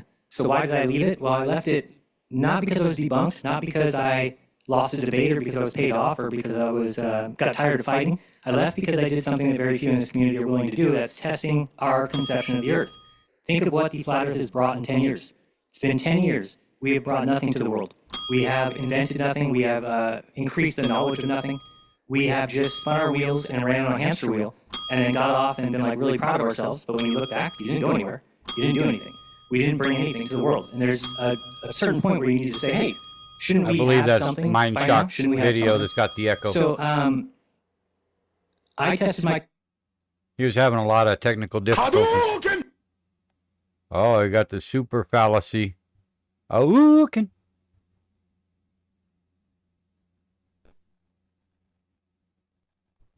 I think that's on Bruce's side. You don't hear it when I'm talking, Technically, right? that was a bunch of super fallacies, because he went more than 3 back-to-back, so that'd be a bunch, but I'm giving him the benefit of the doubt, because he wasn't talking that fast. So, wow. So he... Man. This is going to take forever. So he thinks flat earthers have done nothing by advocating for the scientific method? By holding scientism's feet to the fire and exposing the illogicality Yeah, I'm pretty sure and it's Bruce promoting McGuire's. actual science. Again, He even was if the having a flat lot of earthers are all trouble. wrong, let's assume, again, let's assume But it for the gets sake better. of argument, the flat I know he earthers are all fixes it. wrong. They have brought more to the table for logic and reason and the scientific method than any other, I mean, I would say any other, what would you call it, like a niche fringe movement or whatever. I mean, actually holding preconceived notions of the main tenets of the faith of scientism. I mean, before flat earthers, groups were still hallucinating that boats go over the curve. Tell him, again, Bruce. even if the Earth is a globe, obviously the boats aren't going over the curve.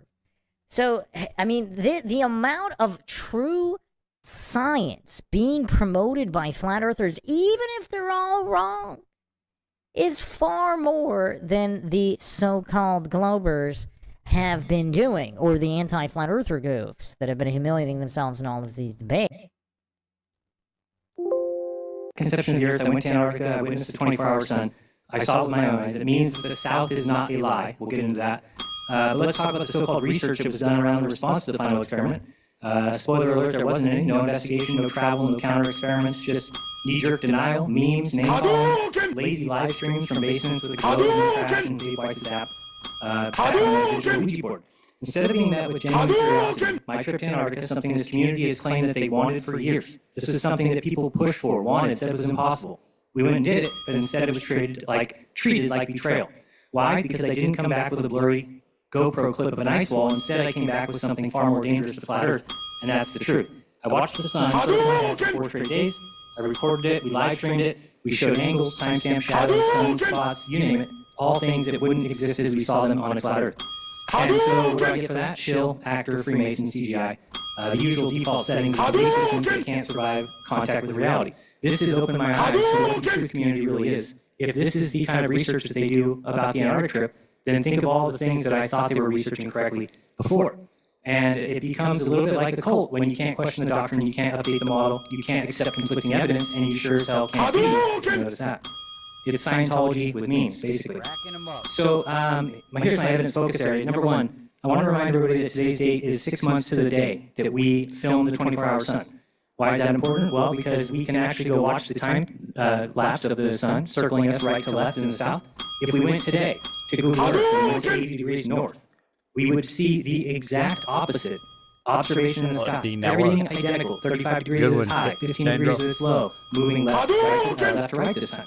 So how is it that we have places in the world that are symmetrical and upside down from each other? There's only one shape that could possibly be, and it's not flat. If the Earth is flat, the South has to be a lie. Period. There's no getting around that. You can't have an opposite of the North like we're taught, and then say that the Earth is flat, but it still works that way. No, it wouldn't work that way. So if we went down there and we saw that the South was not a lie, then that's pretty good evidence that the Earth is what we were taught. So if you're unaware of it, it's time you figured it out. If the Earth is flat, then the South cannot be what we were taught. Therefore, if it is exactly what we were taught, then guess what the shape of the Earth is? This guy would have done a better job easing into flipping. The South is either a lie or we were wrong. So I decided to take a free trip to check. And throughout this debate, I will be focusing on a few main points. Each of them is a dagger in the heart of the flat Earth model. It's the reason that I switched. It sucks. It's the last thing anybody wants to do. It's the worst thing I've ever had to do.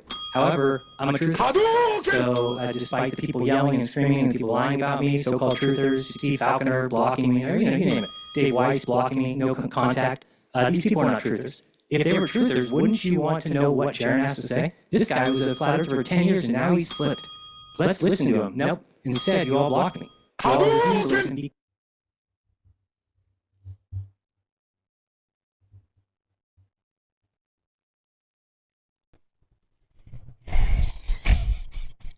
Oh man, is anybody else reeling right now?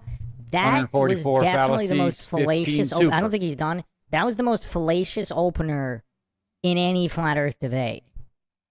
I mean, wow, his FPM. He's gonna beat Sartain in FPM.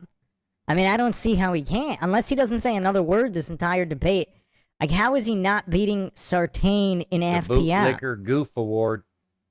I mean, and just think about the level of narcissism for him to think everybody wants to know what he says.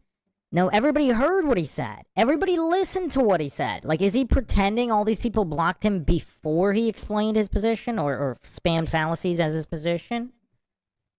Like, the level of goofery is insane, as if he's the sole arbiter of truth, as if only he knows what a holographic or non-holographic sun would look like. And again, notice, all he did was spam circular reasoning, false premise presuppositions about where on Earth you would be in relation to other places on Earth, and what that would mean for the shape of the Earth without knowing those positions or verifying any of those positions.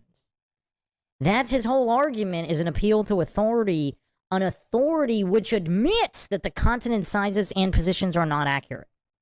But he's pretending they're all accurate when they admit that they're not accurate. I mean, the level of goofery here really is unprecedented. I mean, this is crazy. Lord Racer says, Jaron is the CEO of fallacy. That's funny. I haven't seen that before. Zetetic says, only Jaron's logic matters. It's so damn weird. Fallacy goof level 1000.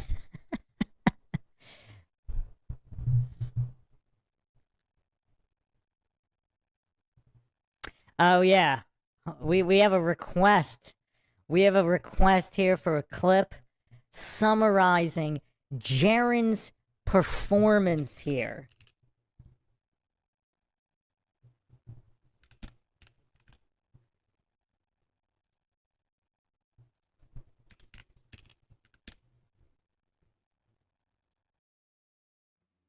Yeah, I kind of liked Awake Souls a little bit, but once you started talking about the sun coming out of the ground, and those people are very strange, the Awake Souls.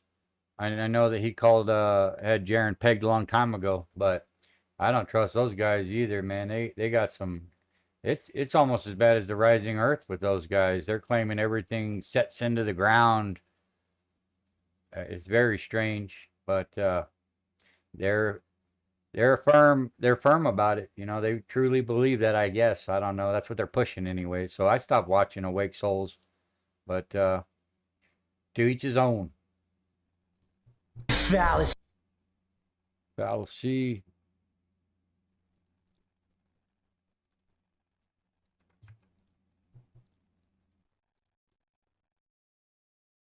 Fallacies, fallacies, fallacies, fallacies, fallacies, fallacies, fallacies.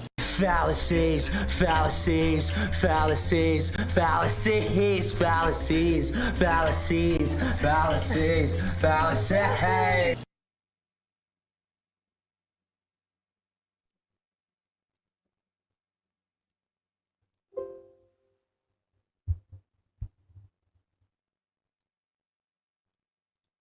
because you're in an echo chamber. That's what you've built for yourself. It's the only way flat Earth survives is if you sit in that echo chamber and repeat each other and pretend that Steve Falconer's video did anything other than prove the globe. The South Celestial Pole is visible from the South continents. It rotates just like the North Celestial Pole, but clockwise instead. The South Pole itself is a geographic location. It's verified by directional convergence and solar angles. The reverse sun and moon motion, easily explained by simply saying the word sphere. Tropic of Capricorn behavior, curving to the left, not to the right, easily explained by saying the word sphere.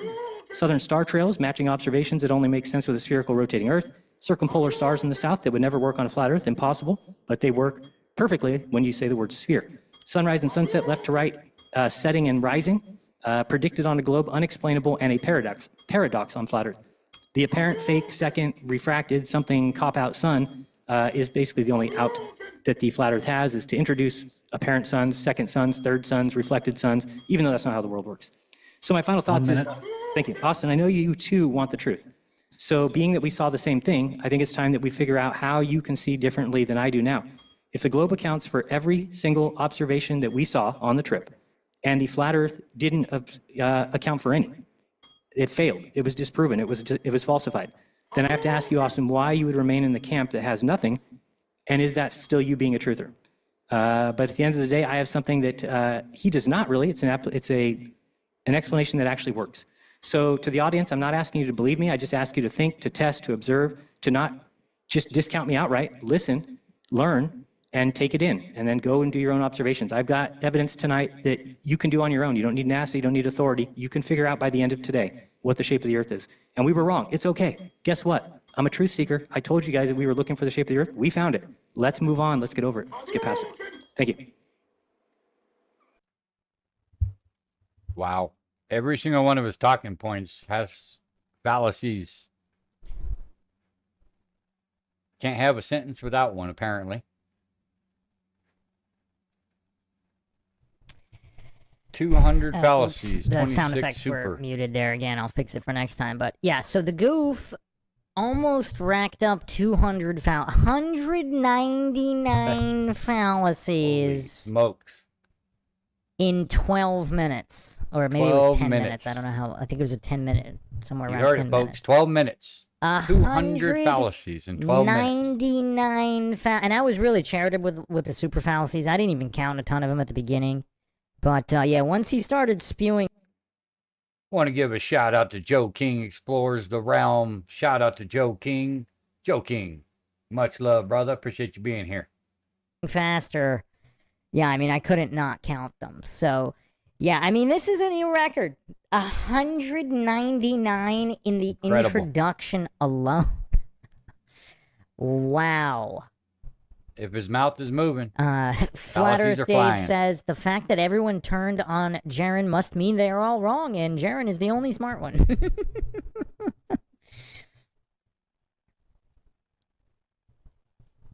Groupthink Skeptic says, I thought they all said that looking up doesn't tell you what is below you before they went. Yeah, kind of interesting, isn't it? Yeah, Sphinx Bear, he actually had more than 26 super fallacies. I was just being really charitable at the beginning. I was giving him the benefit of the doubt because he wasn't talking that fast, but he picked up the pace, and there's only so much I can do.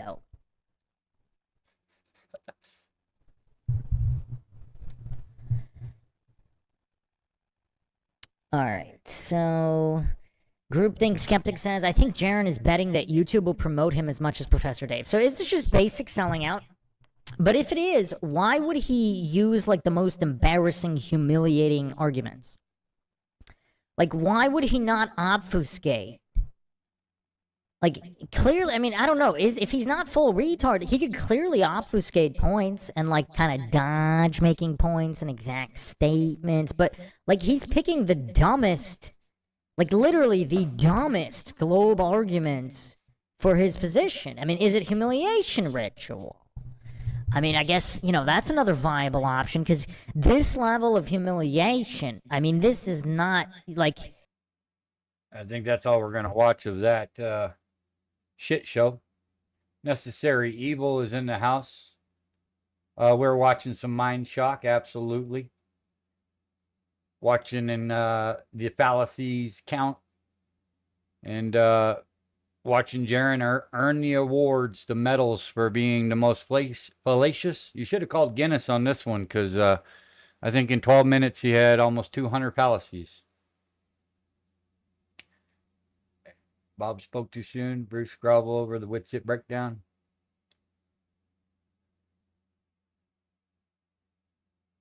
Yeah, I think that Bruce respects Witsit quite a bit. And he gives him a very high pedestal, you know, which I did too before I got lied to. Run Boston Bear in the house. Good to see you, brother. Shout out to Run Boston Bear. Much love, brother. Appreciate you, fam.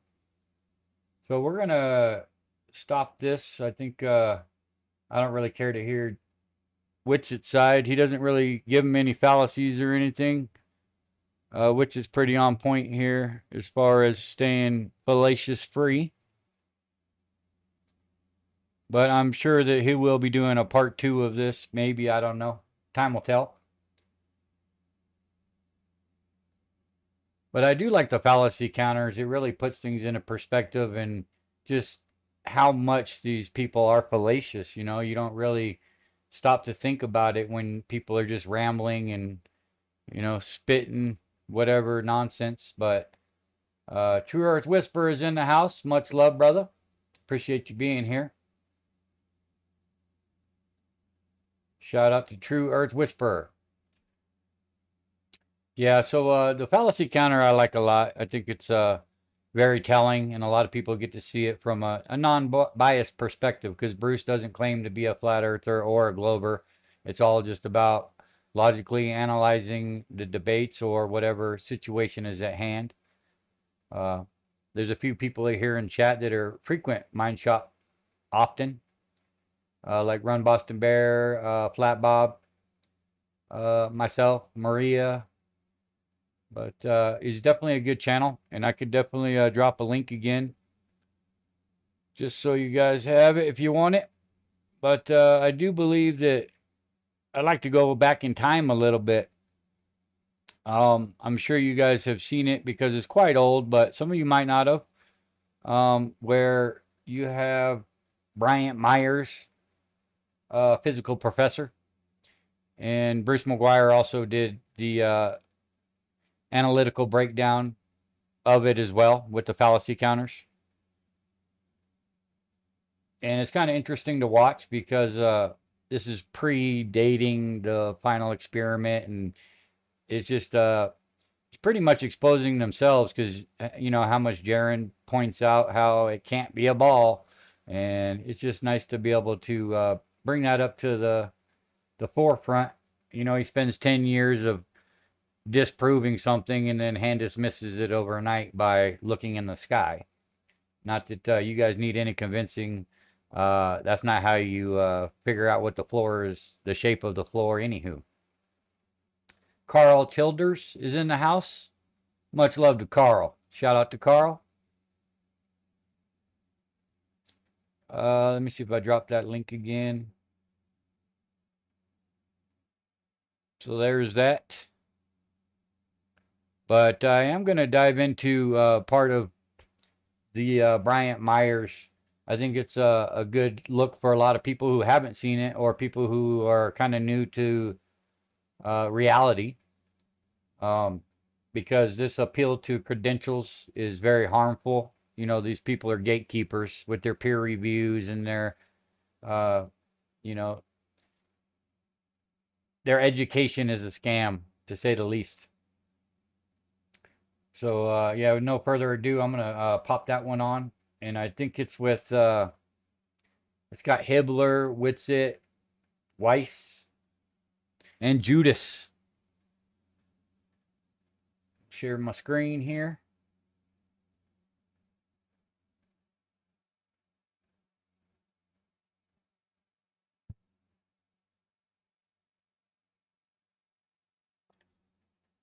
Mental midgets on the Modern Day Debate podcast. It's actually hard to get through some of those debates because these people aren't even on a first grade English level, and Austin Witsit is forced to play them. Like, can you imagine how bored Michael Jordan would be playing with toddlers? I mean, they don't even know what a jump shot, a appreciate your run, fadeaway Boston. is, let alone how to hit it, how to block it. I mean, that's Austin Whitsitt versus his usual opposition on the Modern Day Debate channel. Very difficult to go through. I mean, a lot of those people that he's arguing with, they might actually be mentally disabled. So it'd be interesting to see Austin Whitsitt against a worthy opponent. And again, just in terms of pure argumentation, I have not ever seen anybody as good as Austin Whitsitt, and I would say he doesn't even have a close second right now. People want to give me props, but I don't think so. I don't think I would be able to defeat Austin Whitsitt in any debate on any subject. He would probably be my number one pick for any debate on any subject, just because of his command of logic and logical fallacies. Nothing to do with flat earth, of course, just mentioning logic. So again, if Michael Jordan played on a different team, that wouldn't diminish and that, and he wanted to have this debate. And I said, rather than have a debate, let's have a discussion. And he agreed to come on with all of us. So it's not 4 against 1. It's 5 guys having a conversation about what they truly believe. I'm going to stop him right there because it is probably going to be 4-on-1, but let's give Bryant props. The individual who's questioning the shape of the earth, which is a scientific thing to do, unlike a religious thing to just take something on blind faith. Again, the subject being the shape of the earth is irrelevant here. Science versus scientism is the question. So we really have to give Bryant props here, especially if he truly is discussing in good faith. Bryant is not a troll. He is not a scammer feel of bad any for way. Brian He after this. 100% believes It's what he ridiculous. believes, and he's going to try to school us. And we're going to try to school him. And maybe somebody will change their mind at the end of the day. Now, we all know that we have all shown that we are able to change our minds because we were all Globers at one point. So we'll see what happens. And we're probably going to agree to disagree on many things. And we're going to let Bryant do as much talking as he can. We might get a little heated, but we're not going to call each other names because we're not little fairy boys. All right. Is he referring to Professor Dave there and a lot of these other groups? Okay, I would like to know this. So Dave, Get into it. Be able to cover a lot of ground, and I've spent a lot of time preparing this, so it's very efficient. And and I hope So right off the bat, he at the says very you least, spent a lot of even if time no one preparing changes their mind for this. I Just think keep there's that a in lot of mind. science that maybe could 'Cause be by like the end, sharpened. he's acting like he had no the flat time to earth side, 'cause prepare. I've just heard so much that's so easy to. I mean, just basic physics stuff that's easy to debunk, and then we'll get into One other thing which I wanted to say, which Bryant is on the same side of the fence as everybody else here on things that we shall not mention on YouTube. Okay, he is on the same side of the fence on everything. I said in a couple of emails to him, he really. Yeah, Flat Bob, I think it's because most people have wrenches. I don't think you can time out somebody with a wrench. So that's problematic with giving everybody a wrench. But if I see anything out of context or anything that needs to be addressed, it will be. So if you have any problems, just let me know. Pissing me off because I'm starting to like you. Right, yeah. And we differ on 2 things: flat Earth You guys and don't the think moon birds landings. are? You guys don't think birds? Mr. Super Sidewinder has made it. Shout out to Mr. Super Sidewinder. Much love, brother. Appreciate you being here. Birds are robots, do you though? No, we don't. Okay. So yeah, it's probably just those 2 things. And yeah. And the thing that jumps out right away too, Bryant really does seem like a likable, genuine, good-hearted guy. Now, is that going to work against him when looking at conspiracies? Because a lot of things certain conspiracy theorists do, I'm not saying the majority, I'm not even saying a large minority. It might be a very small minority, but they're very vocal. They attack some of these coincidence theorists and authority-worshipping cultists who don't believe that there are any conspiracies, that there's criminals out there not working alone or in elements of the government. A lot of the time, not always, but a lot of the time. So like I said, this debate was already done when Bruce McGuire, did his take and the fallacy counter on it. So what I'd like to know is how many of you seen the original debate? And how many of you have seen Bruce McGuire's fallacy counter on top of it? And then third, if you haven't seen it. So hit a 1 if you've seen the original. Hit a 2 if you've seen Bruce McGuire's. or hit a 3 if you haven't seen this debate at all, just so I can get an idea. It's because these authority worshipping cultists and coincidence theorists, they're so good-hearted. I mean, they might be mentally. We can talk about the moon. I want to talk about the moon, but not the landing there. Not the lunar module. Can we not talk about the moon? Show. If you give me some time to do my own research, really be more thorough on that, I'm happy to do that. It won't be a fun show because we'll all be moon landing deniers, and we'll be like, "Why are we here? Why are we here? What are we talking chamber. about?" I've got a couple of doozies for that, but maybe we'll bring that up with the moon.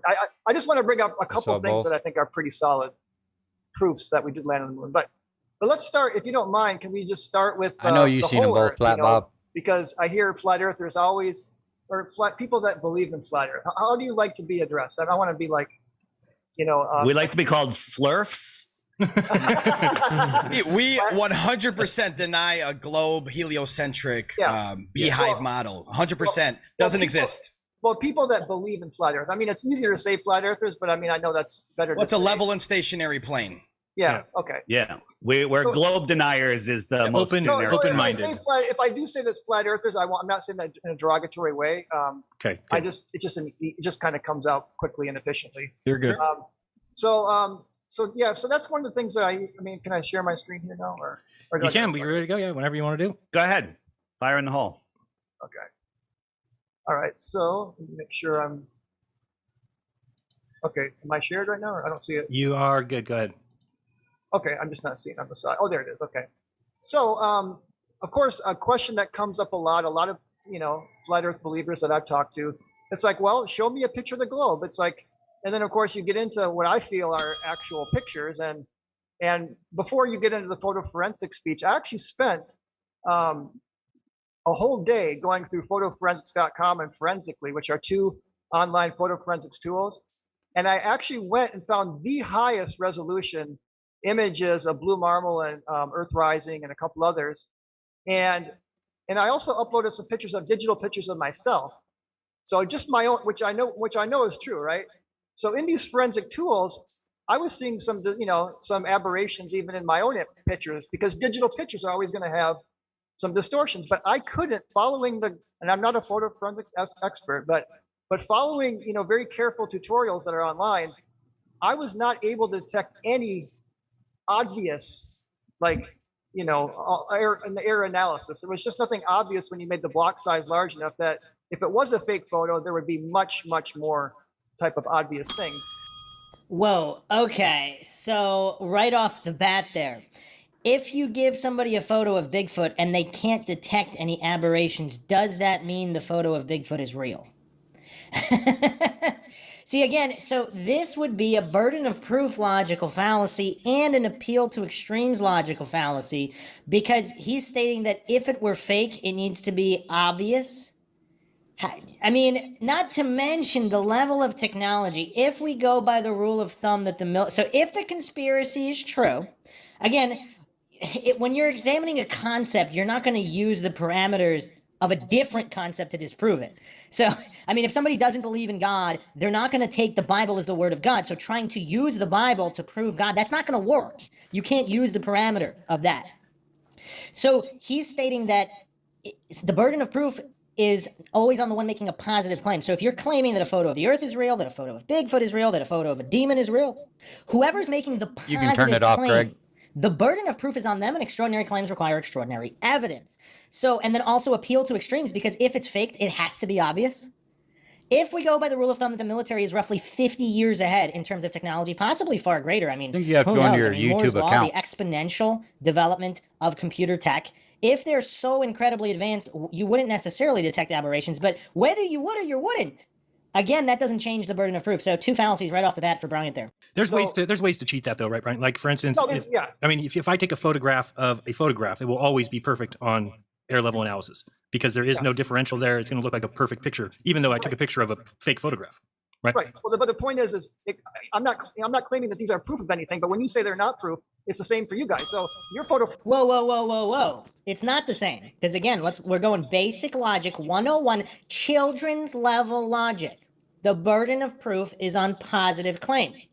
I use this example all the time. If someone says there's an invisible flying spaghetti monster and he's going to kill everybody if we don't pay taxes to the invisible flying spaghetti monster, maybe the invisible flying spaghetti monster really is up there. And maybe the invisible flying spaghetti monster really will destroy everybody if we don't pay taxes to it. But there's no reason to believe it scientifically if the burden of proof is not presented. So it's not the same for both sides. So Bryant here with a fundamental lack of understanding on basic children's level logic regarding burden of proof and positive claims. I'm actually a little surprised here because he seems like a genuine nice guy. Now, obviously that doesn't mean he's smart, but that usually means that there's some kind of ego checking. Like, for example, goofs like so-called Professor Dave, Simon Dan, all those Dunning-Kruger goofs, their Dunning-Kruger is so extreme and off the charts, and their ego has them on such short strings, and they're also extreme narcissists where they can't consider that they're wrong. This guy seems to be, again, it could all be an act. I'm not saying he's not the best actor ever, but he seems genuine. And he seems genuine and nice enough to possibly consider that he might be wrong. I'm a little surprised that he doesn't have at least a basic command of logical fallacies. Forensics analysis is just as unscientific as someone trying to prove that they're real, because digital photos, unless you get the actual original photo and you actually get a photo forensics expert, and you can see, let me just... Well, that would be an appeal to authority. You can find experts on both sides of every issue. You can't defer to the expert. That's like deferring to some priest at a church on whether or not he's speaking to God. Well, you're not the expert, so you don't know if God is real when he talks to priests. So let's go talk to the priest. If the priest confirms it, and then if his peers, if it's peer-reviewed, if you go to other churches and other priests also confirm God exists, and they possibly can speak to God, if it's all peer-reviewed from the priests, does that mean it's real? Obviously not. I mean, this is children's level basics. And it would be true that the only pictures of Earth that even science would claim to be true would be the ones from the moon landing, right? Everything else could not be a photograph because it would be a digital representation sent as data. Okay, right. Right, a digital, but again, we live in a digital age, so I want to get to some of the more current, and I don't want to focus so much on the moon landing photos, but just so you know, I mean, there is a lot to photo forensics. So when you just go out there and say that these are all, well, I've used photo forensics and I've shown that it's not true, or that it's whatever, I've heard you guys say stuff like that. In a court of law, you actually have to hire. And I looked into hiring a photo forensics expert just to prove my point. Again, in a court of law, any kind of positive position, if you're trying to prove, I mean, this goes beyond the shape of the Earth. Let's just assume everybody's on the same page and the Earth is a globe. Let's just assume that just for 1 second. In a court of law, if you're presenting something positive, you can't just show photos of whatever. You have to prove that it's real. So if these photos from space that are admittedly manipulated or CGI by the manipulator, not to mention if NASA is the accused, you're not going to take their word for it. I use this example all the time. If an accused murderer is going to bring their own surveillance photos, even if they're real, like they're coming from the accused. So Brian also doesn't understand conflict of interest. Also, this red herring deflection, oh, well, we live in a digital age. That doesn't mean anything. How is that, how does that address the burden of proof on the photos being presented by the accused? I mean, a lot of fallacies here right off the bat. So this is not off to a good start for Bryant. They were too expensive, so I didn't. But they're expensive, first of all. That holds up in a court of law. And he told me that digital photos, there's really no way you can really prove it, but you do things like this. You got to go through many different there's like many steps. You can look at the photo forensics, but then you got to okay, look at the metadata, look at, there's like a lot that goes into photo forensics. So the only way that I would believe, or I think we all should be critical here, that what you're saying that you've done photo forensics and you're showing the moon landing photos to be false, is that you have to hire a professional photo forensics expert. No, you don't. Again, appeal to authority, logical fallacy. If you haven't checked out the Apollo Missions podcast on the Mind Shock series, I go over a lot of anomalies and then also EMF extraction, which shows artificial lighting in the so-called moon landing photos. I mean, that's pretty much as proof positive you can get that was shot in a studio, unless you can come up with an alternate explanation on why man-made electromagnetic frequency why electromagnetic frequencies are emanating from man-made light sources on the moon landing footage.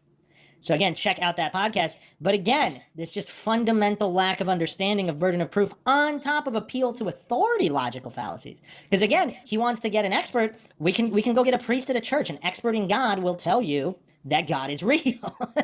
So, it's really strange that a guy, because again, Brian actually seems humble enough and nice enough to examine alternative positions. I mean, he's here willing to do a good faith, what I assume is a good faith debate and discussion. And Jeranism, Hibbler, David, or Whitsitt, they can comment on whether they felt that it was good faith in the moment while they were discussing with him. But either way, it's really weird that he doesn't understand these children's level logical fallacies. And I want to see those documents. I want to know who it is. and I want to see what their analysis is. Just for one of you guys to say it is not convincing. And that would be a genetic logical fallacy as well, because he thinks information's convincing based on who's presenting it as opposed to what is being presented. So this is just not off to a good start. And I really feel bad for the guy because he seems like a nice guy, and Austin Whitsitt here is lying in wait to attack, and it might not be pretty when he finally does. Brian, like that picture you're showing us, they NASA has a 24-hour stop motion, just a whole bunch of pictures where it's spinning. Oh yeah, yeah. How come they never show the moon in that? You know, the moon should come around, and you can't say it's out of line because it's a full Earth. The sun is behind the camera. The Discovery has shown the whole moon. I mean, they had the image of the moon going right past. Yeah, one time. Mm-hmm. Well, still, I mean, you say that they. Can we pull that up? Can someone? Yeah, do you think that one looks legit, Brian? Right. I've done analysis. This one. Yeah. Right. Well, listen, I can tell you something about that. The reason you see the red, the green when you look at doing air analysis. Yes, the three colors. Because they had to take They had to take separate images because it's moving so fast and combine it into one. So again. Appreciate you being here, Flat Bob. Really fast I know you got to work in the morning. What they did is they took 3 snapshots in 3 different colors. Once again, and they thank you, combined brother. it into one image. Have a good night. So that's why if you do air analysis. What do you mean really? Why would it be really fast though? Right. The moon is going pretty darn fast. 2,000 miles per hour relative to the size of the Earth isn't fast if you're that far out. Wow. Okay, that puts it in perspective. And also, why isn't the moon lit? Why isn't the moon lit? It should be a full moon. There's the money shot. Well, I've seen some of those things. Off the top of my head, I can't remember, but there's different. The cameras that are taking the images, It kind of confused me at first, getting to know Bruce's system, but when they're green, those are fallacies, and the reds are zingers. And they'll pop up right next to each other, so it looks like it's a larger number than it is. So you got to pay attention to the green and the red, because once they put the fallacies next to it, it's hard to understand unless you know. If you open the exposure too much, then you end up getting overexposed on the Earth. If you do it too little, then the moon gets. You got to find a compromise. So, but look, we have a full Earth, and the Earth is lit up. So that would be a non-congruent logical fallacy because he's. Yeah, I hear you, Big Pine. It's not that I don't need money, or it's not that I'm rich or anything, brother. I just don't feel that it's honorable or necessary to try to do what I do and have any type of monetization. The reason I'm in it is definitely not money, and I never want to give the implication of just that. So, a lot of people that are trying to make a living off of this aren't it for the right reasons, and I'm sure you guys can understand and respect that to the utmost, because even looking here, these are all the people that we've learned a lot from and have taken a lot of our money, or some of us anyway, and look at us now. Not one of these people are trustworthy, and it's unfortunate. Apparently you can learn a lot from a liar. So here we are, but I think the best part take from this, watching this, is just seeing it, Jaron especially, because he's so sure of himself and confident on destroying the globe here, which is pretty amazing for how he can flip so quickly after all this due diligence and all this time.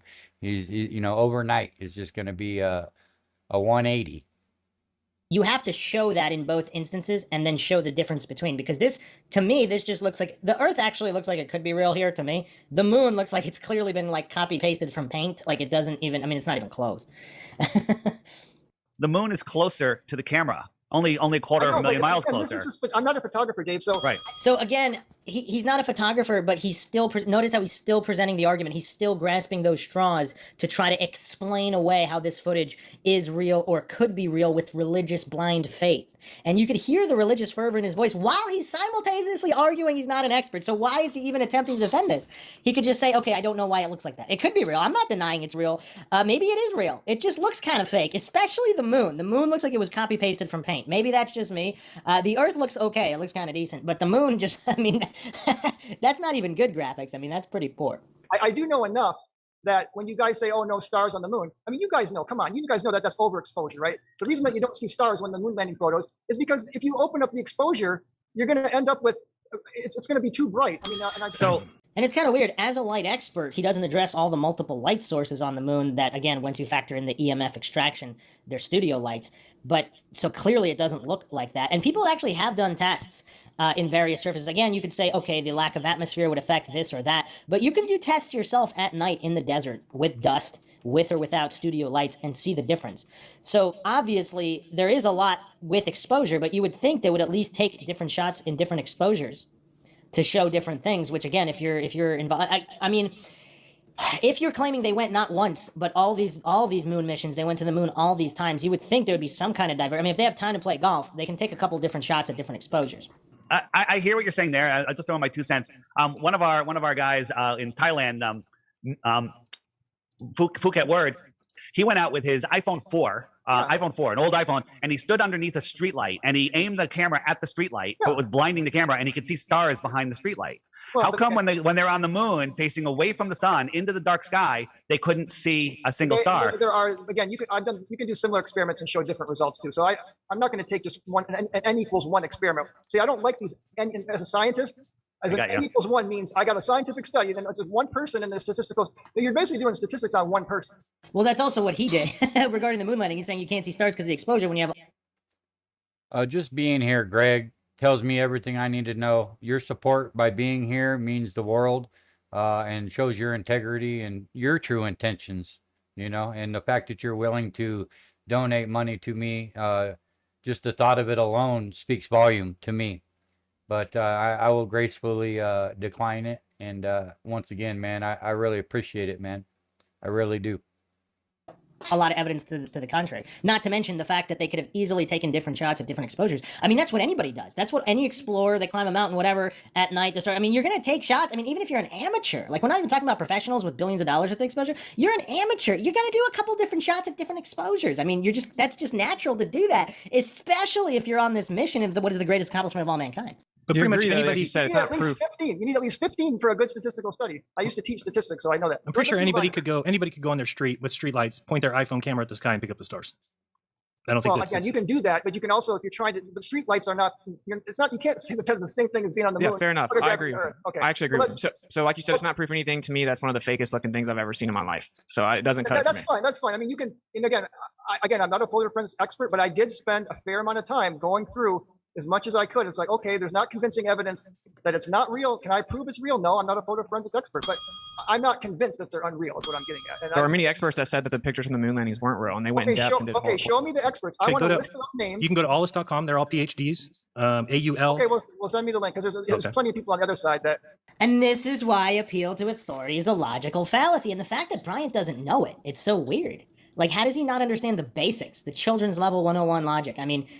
Yeah, this is tough, and it's tough for a whole bunch of different reasons, and I'm actually starting to suspect that this might not be as entertaining as I thought, because when you're watching, like, so-called Professor Dave getting destroyed by David Weiss, or some of these other debates where these scientism cultists and goofs are getting obliterated by flat earthers, which, if flat earth's not even true, that makes it even funnier, but regardless of what's true or not true, that's not the point of this. I mean, Bryant seems like such a nice guy, his cluelessness might not be as entertaining, but let's continue anyways. Yeah, sure. Of course, but you asked for people on this side. Okay, so again, this is the whole picture thing, but what I want to get into now is something called, with the new satellites that we have now around the world that are able to take whole disk images. Again, you say disk because... So is that a circular reasoning logical fallacy? Because he's presupposing they're actually what they claim to be, and that that what they're taking is actually what he's claiming. I mean, it's a multi-layered circular reasoning logical fallacy. You can't get a 360-degree image of the Earth, but they're taking these now every 10 to 15 minutes, okay? And they're getting what's called truth observations, guys. So you can actually, like the Himawari 8 has been able to detect fires from space and to help with sort of the direction of the fires going. So we're getting now live images from these satellites. Hold on, they're not live though. They're not live. Oh, no, they're not live, but they're taking every 15 minutes. Yeah, you got to wait. There's a delay, right? So then it's not live, is it? Live means it's live. Wow. I also think it's a good contrast. The video that we just watched where Jaron and Whitsitt were debating, Jaron couldn't say a single sentence without racking up a fallacy. And it's just a good comparison, contrast to how he can talk all day without being fallacious here. So it's obviously he's turned it on like a switch. There's nothing organic about it, about his ideology and what he's spewing today. It's definitely something sus, to say the least. I don't know Jaronism. I Red haven't really flag. seen. I don't know if he does debates. I haven't seen him before, but he seems to be quite sharp. I mean, he responds pretty quickly. I'm still waiting for Witsit to unleash. He's just looking there poised. He's like a crouching tiger, ready to attack and obliterate everything in his path. And when he does, it's probably going to be really good. Drop your link, Joe King. So can I interject here for? But you're telling me that hundreds of pictures every day are fake? But Yes. Appeal to incredulological fallacy. Yeah. Have you ever heard of Hollywood movies? I mean, there's a lot of fake stuff out there. Shout out to Edwin Johnson. Much love, brother. Thanks for being here. Shout out. Yeah, anybody who has a channel, feel free to drop it, and I'll be more than happy to sub to you. And I'm sure a lot of others will as well. So, like I said, don't be shy to drop those links if you want to try to pick up some subs. Mad Mac is also in the house. Shout out to Mad Mac and Edwin. Much love. Thanks for being here, guys. Why would it take any amount of time? What's the point? I mean, oh, appeal to motive. Wow, he's going rapid fire with these fallacies now. But what's the point of taking 15 minutes to get us an image? But you can.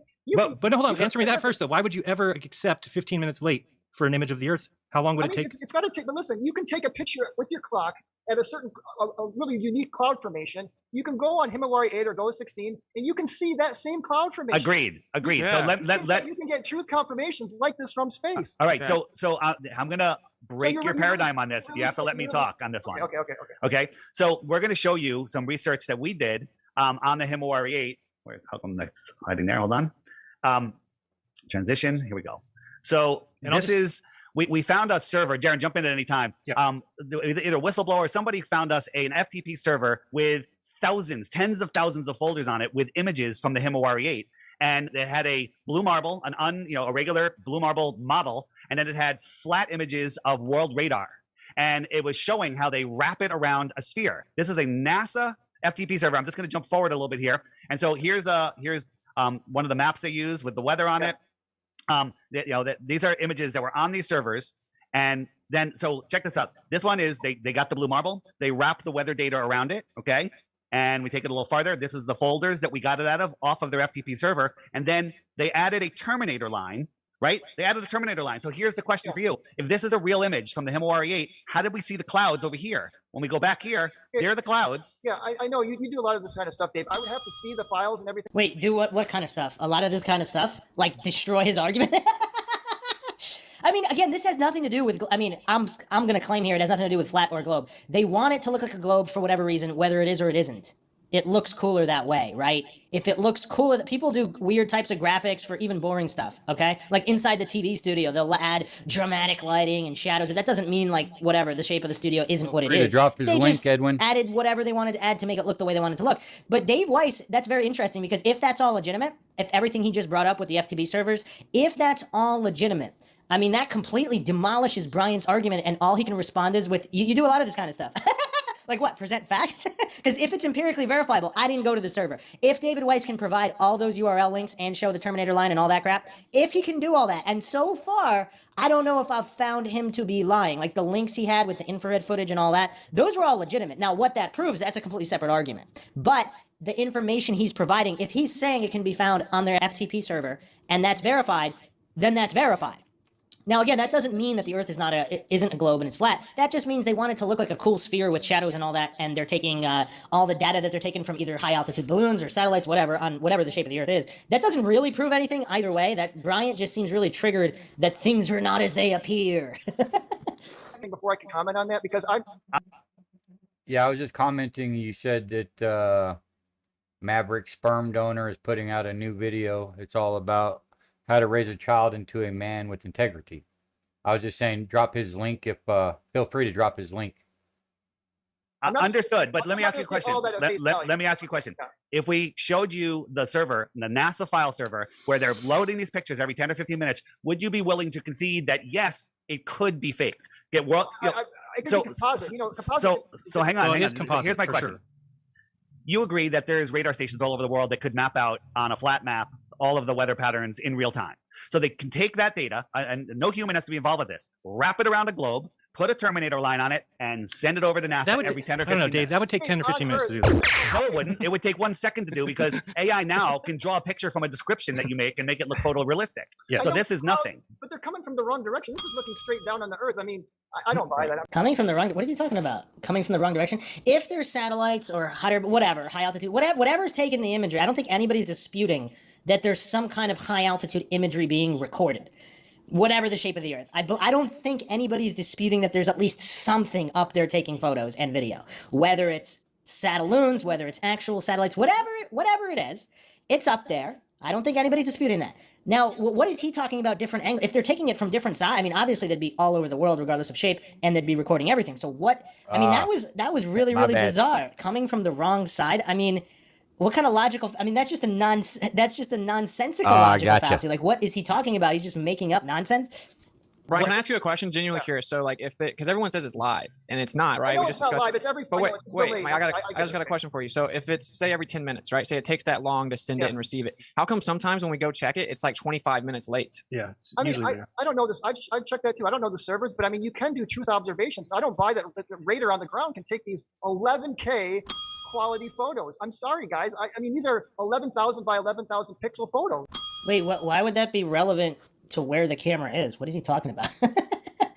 I mean, these are really, I mean, I don't buy. I mean, what is that, an appeal to incredulity? It doesn't make any sense, though. Not to mention, if they are taken from high altitude, I mean, did David Weiss say, he said they were taken from radar stations, and mapped into the data and wrapped around a globe. But even if they were taking it from satelloons or satellites, like, what's the difference? You take it, it's put into the program to make it look like a cool 3D spherical Earth, regardless on what the true shape is, just because it looks cooler. That doesn't prove anything one way or another. But again, Brian is so triggered almost for the sake of being triggered because of his authority-worshipping cultist status. He just can't handle that it's not as it appears. It doesn't prove a flat Earth in any way, but notice how he can't even handle that, what David Weiss presented.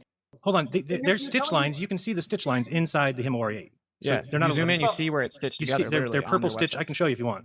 Yeah, zoom in. Someone zoom in on it. I'm going to show you. Can you see this? Let Darren bring it up. Can you see my screen now? Yeah, that's your screen. So this is Himawari's live. I'm just going to find a full picture of the side. Okay, right there is pretty good. So now if we zoom in here, we're going to see that as you get really close. Come on. Okay, so I can see that on any Himawari image you're telling me, or is it just this one? No, everyone. Everyone. Every single one. This is every single one. This is live. So if you go in here, you have to get real close, and I'll show you where. I'll look at it. I'll take a look at that myself. But I'm. Yeah, well, let's take a look now. This right here. Let's take a look now. You can see because it's real small for him. Yeah. Oh, I can. Yeah, see right here. Oh, wait, am I not sharing on the share screen? Oh, yeah, no. But you can see that line. You know that even I mean. You can see this line though. Yes. There's a purple line. I can't see it. It's really small for him. Yeah, but it's small for me. I can see. All right. Well, you can see right here, and look at right here and here. So just go along the edge, and you'll see there's another one there. Okay, well, just leave it as an open. The other thing, just one other thing about Himawari that I find extremely questionable is if you find on any count, whatever the full moon is, you should see the full moon come around the back of the Earth. And you never see it, and you never see it. Of course, you're not going to see it cross in front, but behind. There's probably I'll look at. There's probably a good reason for that, but I mean, we could always say that about anything. Appeal to ignorance. There's probably a good reason. So he doesn't know whether there's a good reason or not. Now, maybe there is, but he's already presupposing and assuming the opposite of being scientific. He's being religious in his claims. There's probably a good reason. Now, maybe there is, maybe there isn't, but he's saying there probably is without any actual basis for it. There's not. What could possibly be a good reason why they wouldn't show you the moon going behind the Earth? Well, the big question that I always bring up with people is like, we have these high resolution images that are hundreds and hundreds are coming in every day, and the flat Earth, there is no full flat Earth disk from space photo. So if you guys place these standards on, hold up, I mean those high. Wait, what? What? That's one massive deflection, shifting the burden of proof, but mainly classified under the tu quo q logical fallacy. Basically just saying that the other person also does that instead of addressing the actual claim. But it's also built on top of a straw man. He's stacking these fallacies because flat earthers aren't arguing that there are satellites really far distant in space that would be capable of taking these photos, and presupposing that it's not an infinite plane, so there would be no way to take the photo in the first place, even if space was real, which I don't know. I mean, some flat earthers might say it's real. So Brian here is now stacking multiple fallacies on top of each other. It's kind of impressive in that regard. High elevation. I want to go to the high elevation. We don't think Earth's a disk in space. Brian, do you think that we think we're a disk in space, floating in space? Shout out to Tobin Schwing in the house. Much love, Tobin. Shout out. I'm just saying, even with even getting to a high enough elevation to where you can see the wall. But let's get into that later. We don't think we can get up high enough to even get a couple states. And we don't think there's a wall at the end of the Earth. We don't think there's a wall at the end of the Earth. The Kobayashi map is real, which is actually from probably a fictional. I'm not saying the Kobayashi map is real. What I'm saying is we live on a plane. Antarctica, as far as they let us go, we don't know what's beyond Antarctica. We'll get to Antarctica. Can we just move on? Because I mean, yeah, these are showing pictures, so we can move on. Just real quick, like showing me. I looked up September 10th. There's no moon. Austin Whitsitt should move on from showing me cartoons. I mean, that's a good point too. I mean, why is Bryant spending all this time even on images? If this guy's a physicist and he wants to bring up images. I mean, why not use actual laws of physics and experiments instead of possibly faked images from the accused? I mean, that's kind of weak in and of itself. I mean, even if you could prove that they were real, I mean, if that's all he has, that's kind of weak for a physicist. Just to rely on only this aspect. That's kind of weird. Sometimes Dave does the which ball thing, and I think you know, Dave, that you can get a camera and different angles of fields of view. You can get different the side. I did this myself, so I've seen this with my own eyes with my own camera. So I'm not lifting this image from anybody. This is with my own little globe.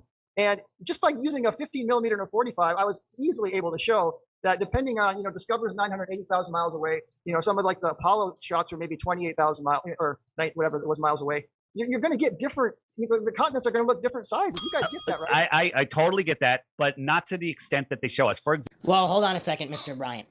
If you take a photo of, let's say, a basketball that says Spalding on it, is the size of the lettering going to be proportionally different to the stitching based on where you take or how far away you take the shot from? Okay, my respect for Bryant just dropped a lot because this is one of the silliest arguments. You're not going to get, Spalding is not going to look twice as big without the size of the ball changing. And the size of the ball is not going to change depending on how far or how close you are relative to the Spalding logo. I mean, this isn't rocket science. It's very simple to understand. You could do this experiment.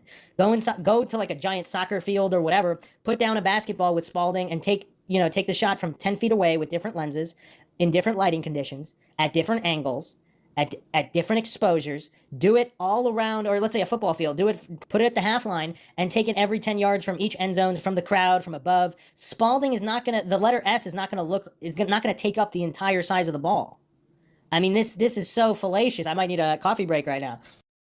Example right here, Darren, if you can make me big so he can see. Yeah, just doing this is the United States right here, and so this circle represents about this much land. And you're saying just because we don't see don't see the whole side, all of this other land is on the other side. Okay, now we could argue, well, that's what you do think it, but then we see stuff like this from NASA, right? And people are like, well, that's the globe. Well, that's not the globe. This is clearly a fisheye lens. We're not going to disagree on that. You got that, but this is the one that gets me right here. Where, let me just pull it up. Hold on. Give me a second. It's going to resize this real quick. So whether we're seeing the full edge or not, because we're close, it's looking big. So maybe we're looking at that close one that you have.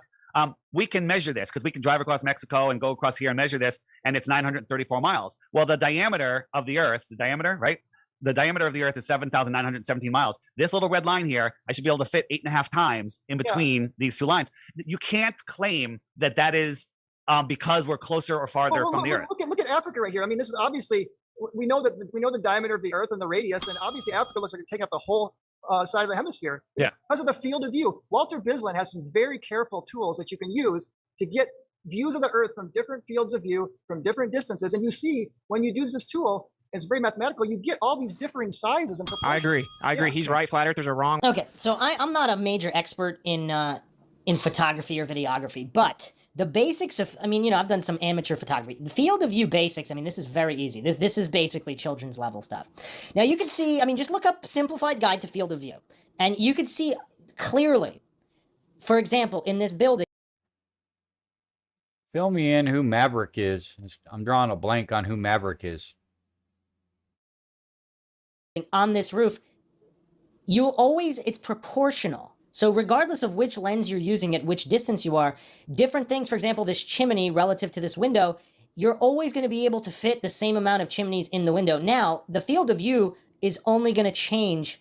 It's proportional. So it'll change everything equally unless something is very close to the camera or, let's say, halfway between the Earth and the camera. So if There was, for example, a satellite in front of the Earth on these images.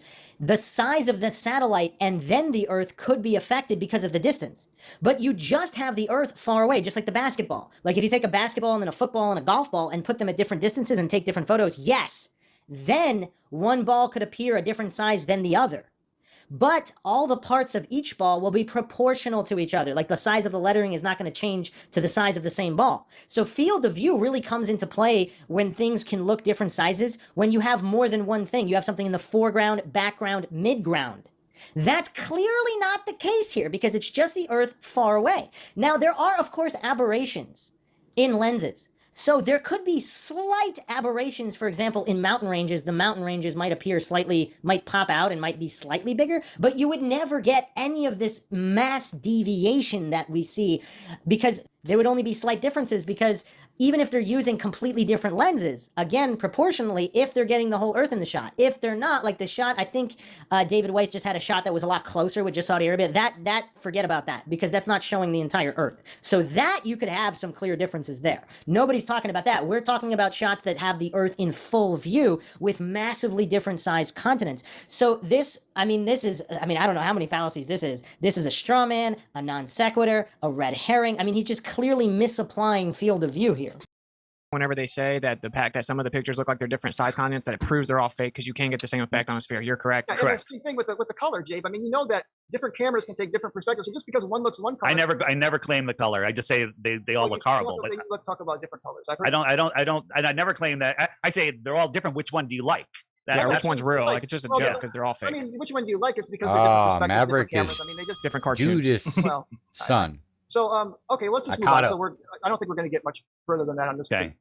I'm not sure what Austin Whitsitt made point. The continents could look different sizes. Yes, slightly, of course. Just again, because of different lighting conditions, different aberrations in different lenses. Again, you can experiment with that and do it yourself, but they would be very, very slight. You wouldn't just get North America at half the globe. That could never happen if you're far enough away. If you're really close and the Earth is not in full view, so, for example, from the ISS or from certain claimed satellites, when it's so close that you can't see the entire Earth, you could get massively different sizes, but not at such a distance that the full Earth is in view. Again, you can do this experiment with a basketball, and the basketball logo will not magically appear twice as big. The ball itself, including the logo, will proportionately can appear twice as big or whatever. So they'll both proportionately be bigger or smaller depending on lenses. Nobody's arguing that. So we agree it's just not proof either way, right? We gotta. Okay, now listen, I do know your model. I didn't mean to say you going beyond the dome and taking a picture of the whole disk. What I meant was if the sun, and again, I don't know, I hear different things. Robotham and Eric Dubay say 3,000 miles is the sun above. I've heard Dave say that the sun is somewhere else and it's a projection. So I get, nobody seems to know. We don't know. And again, imagine if... I know, but if the sun is 3,000 miles up, why not just send something up there to take a look at it? I mean, because nobody's ever been 3,000 miles up. You can't even get the jet fuel to go 60 miles up. The government has to approve you to even shoot a rocket 30 miles up. You can't just go 3,000 miles up. I don't even... I've studied rocket propulsion in Georgia Tech. You can go 3,000 miles up. It's illegal. I'm saying it privately maybe, but I'm just saying there's probably ways to, if this was really... Maybe the government will let us. Yeah. But you should be able to get high enough. So, well, anyway, is this kind of, I mean, now I know you guys think there's maybe other. So that was a moving the goalpost logical fallacy, because he said you should easily be able to go 3,000 miles up. Then all of a sudden, privately you can't, so you actually can't, even though he just said you can. And then all of a sudden, okay, maybe you don't even need to get 3,000, but you should be able to go high enough. What is this vague high enough? I mean, just constantly moving the goalpost. You guys think there's maybe other lands outside of the wall, but just can I agree? Can you agree with me? This is kind of the map that you guys use. Sort of.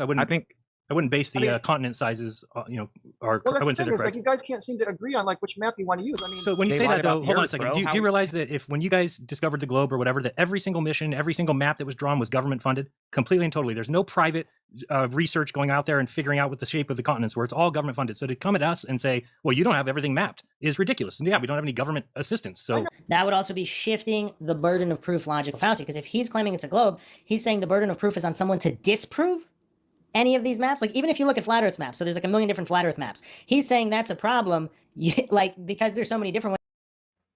Shout out to Schneider in the house. Much love, Schneider. Everybody give Schneider a warm welcome. Thank you for being here, fam. You should have a perfectly accurate one. As if that has anything to do with falsifying the globe, which I'm assuming that they're trying to do. So really, really weird stuff here. No, but we've mapped the world. I'm not trying to be, again, you think we mapped the world. When you say we, who's Cyberdyne Big Toe has made it to the Foundry, aka / Fort Johnson. Shout out to Cyberdyne Big Toe. Well, that's an appeal to authority. They've mapped the world, and he just took it on faith that it was an accurate map. You said we mapped the world. Who was we? You know, to just disregard like everything that history has told us. I mean, Reification logical fallacy. He's just grouping in all these appeal to authorities of all these concepts somehow magically prove that the map is accurate. I agree that maybe Not there's some everything. distortions in history, but I mean, you know, science and you know, I'm not a cartographer. I'm not a map expert. I just want to know like what map you guys use. Well, here we don't have an exact map. For me, I'm a fan of the Gleason's map. This is a representation of the Gleason's map on my clock app. And what's that? Here, Push the that one thing I out, want to say Dave. Push is, that out. whatever time of day it is, if you look at where the sun is. So when the sun's over here, I can call my friend PK up and say, "Hey, what time is it? Where's the sun?" He'd be like, "Oh, it's noon, and the sun's right above me." You know, and then 6 hours later, I call somebody over here in Africa, and they'll be like, "Oh, the sun's right above me." Right? So there's something truthful about this because the sun goes around, and this shows you where the sun is at noon for each location. Right. But the thing is that's not accurate because you can point like Wolfie6020 did a video where he shows your app. No, he's wrong because Wolfie doesn't understand how east and west work on the globe. So. Well, I mean, I can show you. I think anybody can find a way to go outside and point and see that the sun is not exactly. Let me ask you, can you point west right now? Well, if I had again, we can get a compass and do a test. You can't point west. West is right where you are. Anything past that is south. Okay. Well, I don't know. Do you want me to show you? Do you want me to show you? Yes. Let Darren show you a quick demonstration, and then we'll go right back. Is that okay? Or you want to press on? I just want to show you why. I don't want to press on. I don't. Let him press on. Okay. Yeah, let him get a little so bit we can more. just go. So I mean, the Gleason map, and I know you guys.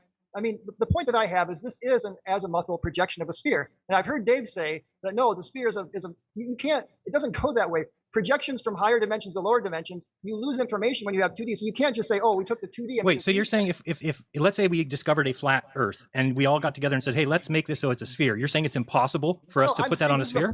This is a perfect azimuthal projection. Well, of course, wouldn't it be though? Hold on, you're not listening to what I said. If we showed up, saw a flat land, decided to put it on a sphere, then if people later in life took the sphere and laid it out as a flat map, that's all possible.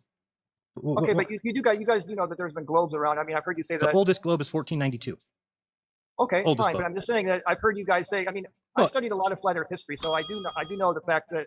But Aristophanes and those guys, they knew that the Earth was a sphere, and they just nobody ever decided to make one. I know, but the geocentric model and the Ptolemaic model was even in the darkest of the dark ages, the educated world embraced the globe, even though they thought it was the center of the universe. And this is a very well documented historical fact. And I disagree when you guys say, oh yeah, it was taught in school. So why were we taught about Columbus sailing the ocean blue and discovering the Earth was round? Well, listen, that's actually based on what's the author's name that wrote the book? That's actually a fictional account. He actually fictionalized Columbus's. There's this really good. Okay, so he just proved the point against himself. So exactly how much has been fictionalized? Of course, the victors write the history books. If the conspiracy is true, obviously that would all be fraudulent. Not to mention there's a whole lot of other fraudulent history. So, but magically, this wouldn't be fraudulent. Is that Bryant's position? Just another appeal to authority, magically hallucinating that this is all well documented and the documents could not have been forged in any way because no documents have ever been forged in history, right? I mean, this guy's pretty goofy. I mean, what can we say? He's pretty goofy. So why one guy wrote a book? One guy wrote a book, and then it showed up in schools and it showed up in textbooks. No, I know that is an unfortunate thing that happened. But he never sailed across to discover the world was flat. I mean, they knew the world was a globe. In fact, what they thought, though, because this is before Newton, they thought that they had to go over the hump, and they actually underestimated the size of the globe. But so Aristophanes knew it. They did believe it was a Over the globe. hump. Well, I know, but maybe they didn't have Maybe they didn't have the I mean. So he's like, oh, they knew for a fact. They knew that, oh, but maybe this and maybe that. Obviously, he has no clue what they knew. Nobody does. If you weren't around back then, you don't know. If there is some kind of conspiracy or cover-up, regardless of what the shape of the Earth is, maybe there's a cover, maybe it really is a globe, and then there was a flat Earth cover-up. And then maybe there was a cover-up for that. So again, regardless of what the shape is, if there was a cover-up, how would people know? And authority-worshipping cultists always hallucinate that, yeah, there could have been fraud before, but there's definitely none now because they're just that clueless about human nature. And of course, scientific method and basic logic. Oh, 1,700 years later, they didn't. Well, no, they had the idea of the globe, but they thought that they were going to have to go over the hump, to get to the.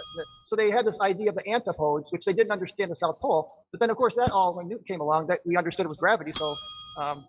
But I mean, but there's pretty good historical evidence that the educated world since Eratosthenes. The pretty good. that the educated, so what is this? This is a no true Scotsman wrapped into an appeal to authority, wrapped into appeal to popularity.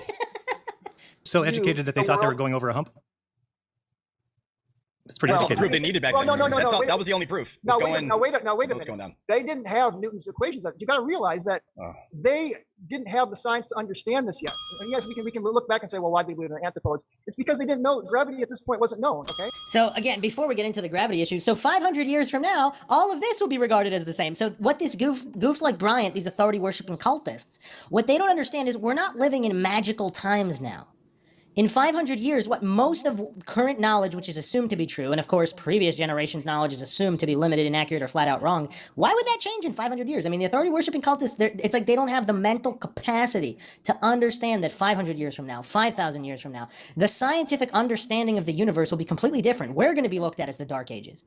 Now, that doesn't mean everything's 100% false, of course, but it just means it's inaccurate, incomplete, or possibly totally false as well, depending on which concept you're talking about. And we might not even know, is there really a way to know that until technology and more laws of physics are discovered hundreds of years in the future when knowledge is exponentially ahead of what it is now, and we'll be all looked at a bunch of clueless goofs, regardless of what the shape of the Earth is. Yeah, it was a religion. It was that the perfect shape was a sphere. So the Greeks proposed it philosophically. It was an ontological premise that the perfect shape was. There hasn't been a time where we've embraced the flat Earth since you got to go back. Brian, hold on a second. We don't know anything past the early 1900s, right? There's no one left to tell us. And you've seen my interview with. I've heard you say that. That's his counter to empiricism. And the scientific method of actually observing and experimenting and verifying. His counter is, I've heard you say that. Oh man, this is hilarious. Bruce's laugh is hilarious. There's people that say they were taught flat Earth and globe Earth in American public schools in the 1950s, right? So this is not what we hold on a second. So all he has is that's not true. So I'm not saying it is true, but to counter that's not true, that's the logical fallacy of argument by denial or denialism. Just simply ignoring on account. Now, maybe it's not true, again, but the point is you're denying someone's empirical experience. Now, that is an anecdotal logical fallacy because David Weiss here is bringing forth an anecdotal logical fallacy. But an anecdotal logical fallacy, he's not claiming 100% of people were taught this. This fallacy is he's saying some people. So let's say it's a vast, small minority, certain schools. I mean, I don't know, who knows? Maybe they were religious schools, whatever the case may be. It is, if they're telling the truth, it is true. That doesn't disprove all of the schools where it wasn't taught. So it's not exactly an anecdotal logical fallacy by David Weiss because he's not claiming that all of these schools, in these isolated instances, now what does that prove? That doesn't really prove anything. I mean, maybe you can find schools today that teach flat Earth. I mean, there's schools today that teach about demons and stuff, like spiritual schools, whatever. That doesn't mean it's not true. There could have been a public school in like some kind of religious area that did teach flat Earth in the 50s. How would Bryant know? He's just denied. Now, again, the burden of proof is on positive claims. People have actually posted textbooks. Again, I don't know if they're real or not. They have posted textbooks, I think, from the 20s or 30s. I don't think anybody's posted anything from the 1950s regarding flat Earth. We didn't have instant communication. We had barely, back then, you could barely make a phone call across the state easily. So when they were switching over, what people believed, like if they did it here in Connecticut, some people in California, they wouldn't know what's going on. It could be a decade before they found out. Oh, what's the name of that town? There was one town in the 1800s that did embrace what's it? Zion. Zion, yeah. That historically was the only town I could find that was well documented to embrace the flat Earth in their education. I don't think that the educational system, I just don't buy it. We have been teaching the globe Earth for quite some time, and it didn't start in the 1900s. Well, nobody said it did. I mean, how many straw mans is this guy going to stack? All right, well, that doesn't mean anything. I saw the interview with that lady, but she was 102 years old, Dave, and I mean, it wasn't very convincing. This doesn't mean anything. If they were teaching the globe for 7,000 years, that doesn't mean it is a globe. So it doesn't mean... Okay, I agree, but you guys that say that it's they've been teaching flat Earth up until the 1900s, that's just patently false. Yeah, I don't say that. Okay, well, yeah, they were a minority whenever Aristophanes supposedly existed. There's no primary documentation for that, so we were just going to move on to. Okay, we can move on. You already agreed that this is not like a real map. We did. So I just want to talk about. We want to talk about that. I don't know. I didn't know we agreed this. Oh, the Kabayashi. Well, you bring up Kabayashi in the documentary Next Level, so that's the only reason why I put it there. So it's been proven that it's a fake. Well, you got to take in the context of the art. This is the article in the Hawaiian Gazette. Is that this was kind of the lost world sort of? It's kind of the time of that era where the lost world was a big thing to talk about, and everybody was fascinated by it. Yeah, nobody's fascinated about lost worlds or Atlantis today. That was just only in that era, right, Brian? I mean, I get no pleasure from pointing out Brian's fallacies here. He seems like such a nice guy. So this isn't like analyzing, one of these goofs like Professor Dave or Sideman Dan or Neil deGrasse Tyson, these Dunning-Kruger narcissistic goofs who are just, it's hilarious to watch them humiliate themselves with their utter cluelessness. But this guy's a nice guy. I mean, the fun's just not here. I mean, it's mostly just a strict logical analysis and my disbelief that Brian, who seems like a functioning adult, just doesn't have these children's level basics when it comes to logic and logical fallacies, doesn't have a grasp of them. So you had some of these fantastical accounts that sounded real that were published in newspapers, but yet were still based on a fictional thing. So, well, maybe it was real. Sometimes ancestry passes down real stories. This was the brother of the Kobayashi that drew this, and he did it just by hand. I mean, so it's... Wait, so who was supposed to draw it? Somebody who wasn't connected to it and didn't have the knowledge? I mean, what? Obviously, I'm not claiming that anything is real. Burden of proof is on positive claims. Whoever's claiming it's real. So Whitsitt stated it correctly. Maybe it's real. I mean, maybe it is. Maybe it's not. Who knows? Bryant is always falling for the appeal to incredulity logical fallacy, where he thinks whether he personally finds something convincing or not has any correlation to reality in any way. I mean, again, just fundamental lack of understanding of basic logic here. When you really look at the evidence, it's just not very convincing that it's really based on anything real. But Aristophanes with no primary documentation is convincing. Actually, the Aristophanes, we can get to the sticks and shadows experiment, which I know you guys like to make fun of, but it's actually pretty darn convincing. But wow. But and notice how he completely avoided Whitsitt's point about the documentation of it in terms of firsthand documentation at the time of, not after the fact. And notice how he completely ignored that. Because let's say the experiment's bulletproof, just for the sake of argument. Obviously, that experiment doesn't prove anything. But let's say it did. Let's say it was a bulletproof experiment, just for the sake of argument. Without the documentation that it actually took place, I mean, that's not convincing that it was actually, there's no evidence it was actually done at the time they said it was done, even if it's bulletproof. But this goof still finds it convincing. Because authority-worshipping cultists, whatever their authorities, the Church of NASA, the Church of Academia, whatever universities they went to, they treat them as churches. So whatever they teach, whatever they preach, they regurgitate as gospel truth without questioning. Anything that's blasphemous against these teachings, they find that unconvincing. It's not that we're making fun of it. It's that you're bringing up to our attention that this article in this newspaper, which, by the way, is hidden from the masses. Let's not act like everyone knows about this, okay? So this is hidden from the masses for a reason. But you're going to sit here and say, oh, you know what? This isn't real. It's just in some stupid paper. Well, everything you're reciting so far is in a stupid paper written by some stupid guy. So the Rockefeller. Yes. Okay, right. And again, you know that we've already established how what a concept. We don't need to go there. Because how he feels about something has some kind of correlation to reality. I mean, even if he agrees that the Rockefellers are, architects of social engineering and fraud and deceiving the masses, even if he agrees, I haven't heard him agree, but he said, we've already gone over how I feel about the Rockefellers, so maybe they're on the same page. I think David Weiss at the beginning said that they agree on everything except the shape of the earth and the moon landing. So perhaps he's aware of the fraud of the Rockefellers, but whether that's true or not, notice how he's always talking about his feelings or what he personally finds convincing. I mean, why not use objective logic and reason in the scientific method? Why is he always talking about feelings and what he subjectively finds convincing? I mean, this is as anti-science as you can get. Okay. Well, the globe idea was disliked. I mean, the teachers were fighting teaching this in school. Again, I don't believe that history. So newspapers, okay. So let's start all newspapers. If you're going to say something like that, you have to have more evidence interviewing a 102-year-old lady. No, there are newspaper articles posted at the time that talk about them. So this is all sort of like not real concrete anything. I looked, and all I could find was Zion. It was the only place I could find that was teaching flat Earth. So he admits that they were teaching it. So he's saying it was false that David Weiss made the claim, and yet he supported he found the verification that it was being taught in one particular area. David Weiss never made the claim that it was taught everywhere as the de facto default model. He simply said that flat Earth was taught. Not in 100% of schools. That claim was never made. He's not hallucinating to pretend to know that. And so is Brian just deficient at basic English? Is that what the problem is here?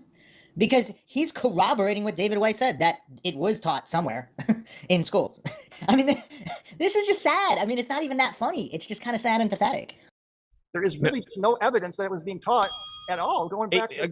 Who cares? Doesn't prove either way. Who cares? But you guys do say that, so that's the only reason I brought it up.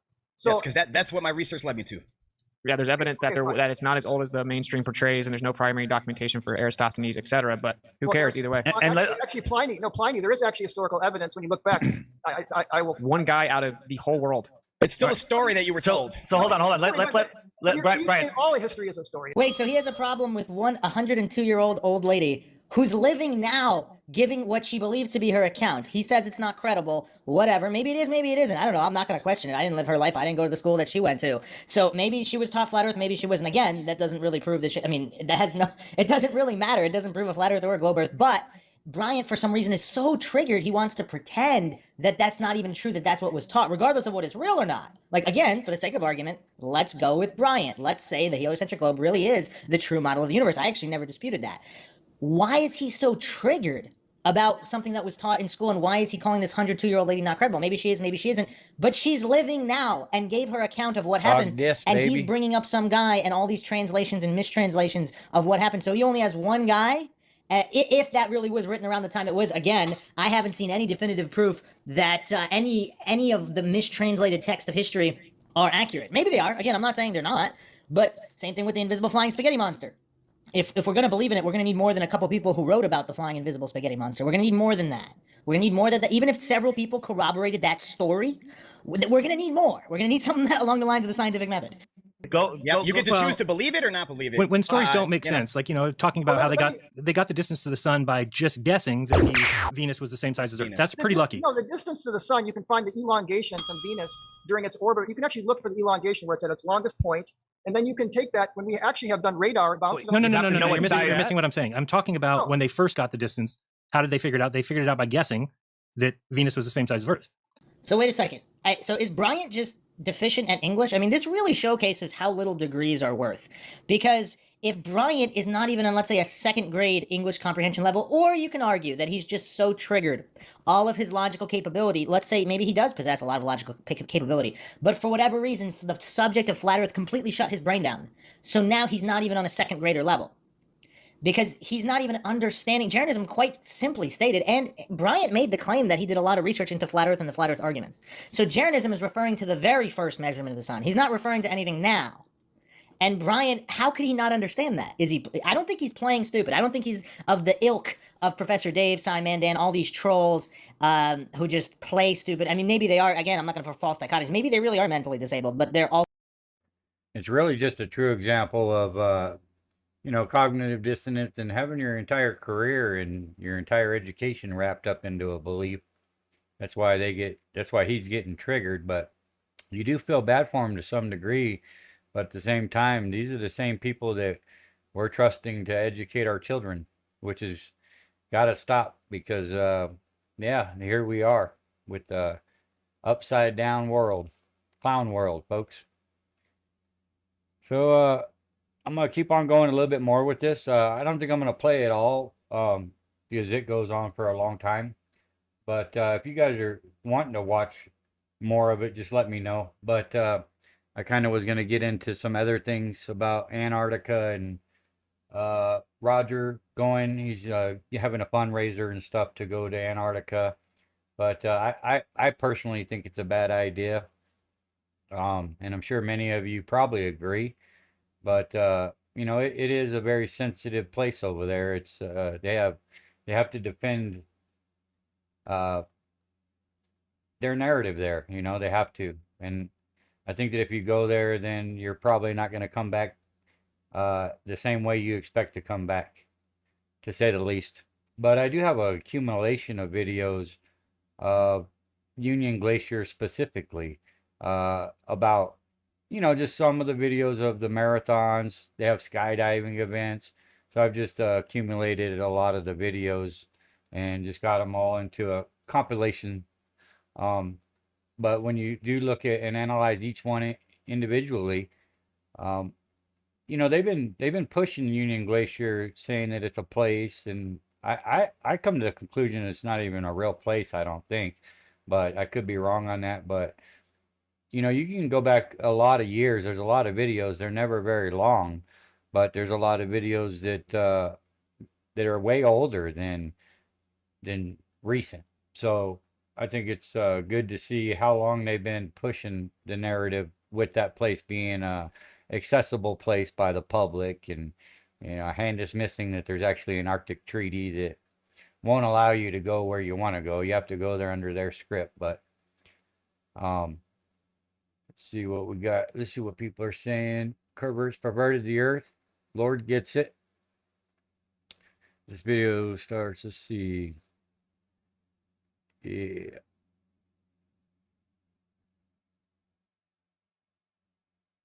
Union Glacier. Yeah, I don't know. It's like I said, I think that's something we'll watch a little more of this, and then I'll get into that here after this, after we watch a little more of this. But yeah, I think it is important to just look at all the other videos that had nothing to do with the final experiment and analyze those as well, because I really conclude that the entire place isn't even a real place. I don't know. You can allegedly go there, go pay a bunch of money like Roger's intending to do, but yeah, we'll look at it later. Also possibly trolling, mentally disabled goofs trolling, and I mean, it's quite hilarious, of course. But Bryant does not seem to be in that category. He seems to be a really nice guy. So is it just a case of he's just that triggered that his even his English comprehension levels dropped so severely below elementary level? And they got lucky. They That it went to was. the casino. So, Okay, but I'm saying, but we've been able to accurately. oh, now, yeah. Again, this is what we're saying is that their stories are just stories. Like, for instance, the same thing happens with how they got the distance to the moon, or how they tried to get the distance to the moon back in the BC era, where they say, oh, they saw a half moon. They knew that there must be a 90-degree angle to the sun, and then they just estimated what the angle from the Earth to the sun would be. That would be cool too. I've seen people mention it where if the AI can do it, where they take old Jaren and have him debate new Jaren. I think that would be pretty comical. That'd be gold. I think the old Jaren would definitely tear up the new Jaren without saying.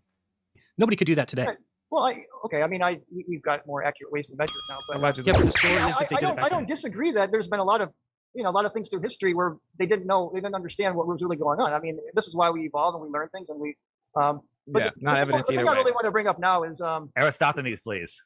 not the Aristotle. Let's talk about things that aren't hidden and buried. Like, So wait a minute. You wanted to talk about Aristophanes, and then I had something. We have a few things we want to say in that. So do you want to bring that up now, or you want to go somewhere else? Well, I wanted to talk about Aristophanes a little bit later, but if you really want to talk about it now, we can talk about it now. No, just go with whatever you want to do, whatever your order is. If it's in your order, just go with your order. The only thing I wanted to say is about Eratosthenes really was that if you have two data points, I agree, you can get it to work on a flat Earth. I actually am in agreement. Wow, brownie points for Bryant. Maybe we underestimated him. Is he the first person in a flat Earth debate that has the modicum, just the bare, just a few brain cells required to realize that different variables can lead to the same result? If you switch around the variables, you can have the same result of the experiment, so that particular experiment actually doesn't prove anything, if it even transpired. Is this the first person in a flat Earth debate to actually be at a basic children's level logical understanding? Okay. If you get 3 or more locations, especially like this one study that was done in 37 places around the world, what you end up with, if you map it out mathematically, and this is one of the points I want to get across, is mathematical models can be confirmed. You guys Yeah, don't but have back a then, mathematical but model. Sagan tells the story of Aristophanes proved it. Everybody talks about Aristophanes proved it. This is why the world knew that the Earth was round. But you just said right now, oh, but it also works with 2 data points on a flat Earth. So you can admit that. I know, but okay, But I'm they didn't saying- do 3 data points. They didn't do 3. They did 2. Right? So that story's a lie, right? The story. I mean, Aristophanes did 2. That doesn't prove anything. I mean, well, And Carl Sagan in Cosmos drilled it into every kid's head. Wait. 2 does work. All I'm saying is if you get a local sun at the right distance, Right. you can also get it to work on a Right. So you're telling me Aristophanes believed, even though he believed that the sun went around the Earth, he thought it was an infinite distance away? I like to stick more with like the here and now. Look at the evasion. I mean, why does he not want to address that point? He can address the point and then say, okay, I mean, he kind of did it, but now he's refusing to address the argument of how the variables were determined back then for that experiment. I mean, are we not discussing science? Isn't this a good learning moment to say, okay, this is a well-structured experiment, and this is not. So this wasn't, and that was all basically nonsense. And now this is what a real experiment looks like, and that's how we know the world is a globe. But look at these triggered goofs. He can't even come full circle to admit that that was all doesn't prove anything non-scientific. So if the evidence exists now to prove the Earth is a globe, and he can demonstrate how, that's all well and good, but notice how it's such blasphemy against his religion of scientism, he doesn't even want to blaspheme against the previous priests that came before. So obviously he's claiming the current priests of scientism have way more technology and can accurately measure all these things, which is fine, I'm not disputing that, but he's so thoroughly indoctrinated into the cult of scientism, he doesn't even want to blaspheme. It's so hilarious. An experiment by 37 people around the world, where they, and here's the thing, when you do the mathematical model for flat Earth Aristophanes, is you end up with you end up with a linear curve versus a power curve. So it turns out, and when they did this data, when they mapped 37 different places, it matched perfectly, almost perfectly, what would happen when you modeled this on a globe versus a flat Earth. Do you have to assume a distant sun? How you have to assume the sun's 93 Well, million miles away? I didn't even want to get into. I mean, that's just more than I wanted to get into. But Well, that's part of the base assumption. So that's more than he wanted to get into. So he didn't want to get into the actual matter at heart on what is or what isn't a scientific experiment and how exactly it works. He wanted to do some kind of general overview to obfuscate. Is that what he's saying? I'm saying there is no way you can get 3 or more data points to work on a flat Earth. It just There's doesn't no work. way. But there's no way to triangulate the sun today anyway, right? No, it actually does work. Can you It actually triangulate? does work. Can you triangulate the sun, Bryant, today? You can. Well, I'm not. I mean. Well, the answer is no. Shout out to Victoria Salt in the house. Much love, Victoria. Shout out. So he just reduced to stuttering now and claiming that you can't do. If the Earth is flat, again, I'm not claiming it is, but if it is, how would you not be able to do that? Because again, I actually went over this. I believe it was in the short podcast, Fundamental Flaw in Flat Earth Debate. If you haven't checked it out, check that out. And it's a very simple concept here. But anybody who's just too hopelessly indoctrinated into their cult, whether it's the Globe Earth side or the Flat Earth side, if they have a cult mentality, again, I'm not claiming anyone does or doesn't in general, although Bryant here is appearing to, whatever reality is, that's what it is. So claiming something can't work because you're missing information, again, I'm not claiming it can or can't. I'm saying reality is whatever it is. For example, I use the convergence example all the time. Train tracks look like they touch in the distance. So regardless of what shape of the Earth is, they look like they touch, but they don't really touch. So whatever the way the human eye works, the way the visibility index works, the way all the laws of physics work, they work whatever they work. So humans, obviously, what humans know out of the total knowledge of the universe, everything humans know can probably be rounded to 0 or close to 0.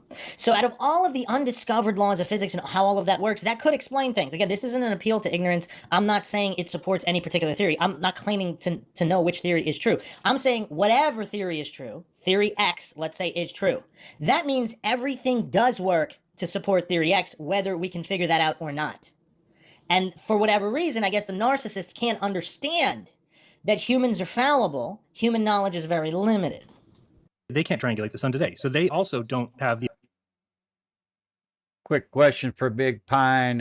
Can you triangulate the sun right now? No. End of fixing story. I'm just wondering if that's a true statement or not. Like, I was always under the assumption that you could take crepuscular rays and with trigonometry, you could triangulate that it is local. If I'm wrong, just let me know. Or if I misinterpreted what you're saying, let me know. But that's what I always thought. The ability to triangulate. Now, their excuse is it's just too far.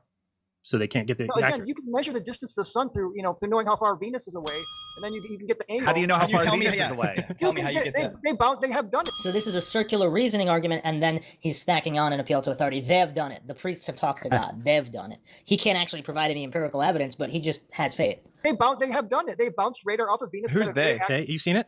Have you seen that? Again, you guys disregard everything. Do we have... Disregard everything or demand adherence to the scientific method instead of appealing to faith? Science is skepticism, not blind faith acceptance. How does Bryant not know the basics? I really do feel bad for this poor guy. Background radiation coming from the sky anyway? How'd you differentiate between what you sent and what's already coming? And Bryant. Wow, Witsit, laying the smack down with the basics of controls. I mean, controls are a very simple concept. So whatever currently exists, obviously any addition, that's why you have an independent variable, a dependent variable, and a control. I mean, this is science 101, and for whatever reason, Bryant can't grasp this. And all he can do is sputter here. It's kind of weird. I really feel bad for the guy. You're taking that. You've never done it, and you're taking the word of NASA, a government-run agency that you know that they're lying to us. You guys don't even know how far your sun is away. I mean, yeah, we don't make claims we can't prove. That's the point. We've got no model. The thing is with science, we have a mathematical model, and we find the results fit the model. Doesn't mean it's true. Science isn't math. That's a circular reasoning logical fallacy. You can't just reverse engineer everything, but they don't even do it well. If you look at the massive changes in cosmology over the past 500 years, I mean, look at the rate of error has just been so extreme, even within the heliocentric globe model. Now, what's that going to be in another 500 years? Everything Bryant here, all the faith he's preaching, that's all going to be different in 500 years, even within the heliocentric globe model. I mean, if the flat earthers continue doing whatever they do, the flat earth model could be vastly different in another 500 years as well. But again, Whitsitt here taking the scientific position and not hallucinating or pretend to know things that he doesn't know. That's being scientific. Bryant just takes all of this on faith because he's in a religious cult, even if his conclusion is true. Again, I have to repeat that every 5 minutes because the triggered Dunning-Kruger goofs in the comments, they never stop. They never stop obsessing over the conclusion. The whole point here is logical analysis of argumentation. I mean, do I need to flash a screen every 2 seconds for all the goofs out there because they don't get the point of this whole thing? What I mean by that is when you look at the distance away, it all matches perfect with the heliocentric model. So it's not that we're just using radar. It does. They made it match perfectly to teach it to you in kindergarten. But it doesn't match perfectly, though. They keep changing it. Like every 100, 200 years, all the distances get changed. The sun distances, the planetary. I mean, look at the past couple hundred years. All those distances got changed a bunch of times, quite drastically. And actually, they change it all the time. Yeah. They change it all the time. They just changed Polaris. They said and it's just 100 one light thing. years And now the moon's in our atmosphere. Okay, I'm not right? going to be able to get through any of this if you guys. If you guys keep trying to keep it on the track of science and adherence to the scientific method instead of faith, he's not going to be able to get done with his sermon preaching if they keep interrupting him, demanding scientific evidence. But just about the moon real quick, when they launch a beam at the moon to get a reflection beam, they say they send 1 quadrillion photons and they get 1 back. One photon out of 4 quadrillion. And another thing that I wonder why Glovers don't ever seem to mention or realize is obviously selective. But when you watch shit like this and you see how fallacious the credentials are, versus the dumbass flat earthers that are anti-science and don't know anything, they're extremely less fallacious. Why don't they understand that? I think it's selective. You know, they have it's cognitive dissonance and maybe other things incorporated there. Who knows? But it's obvious, you know.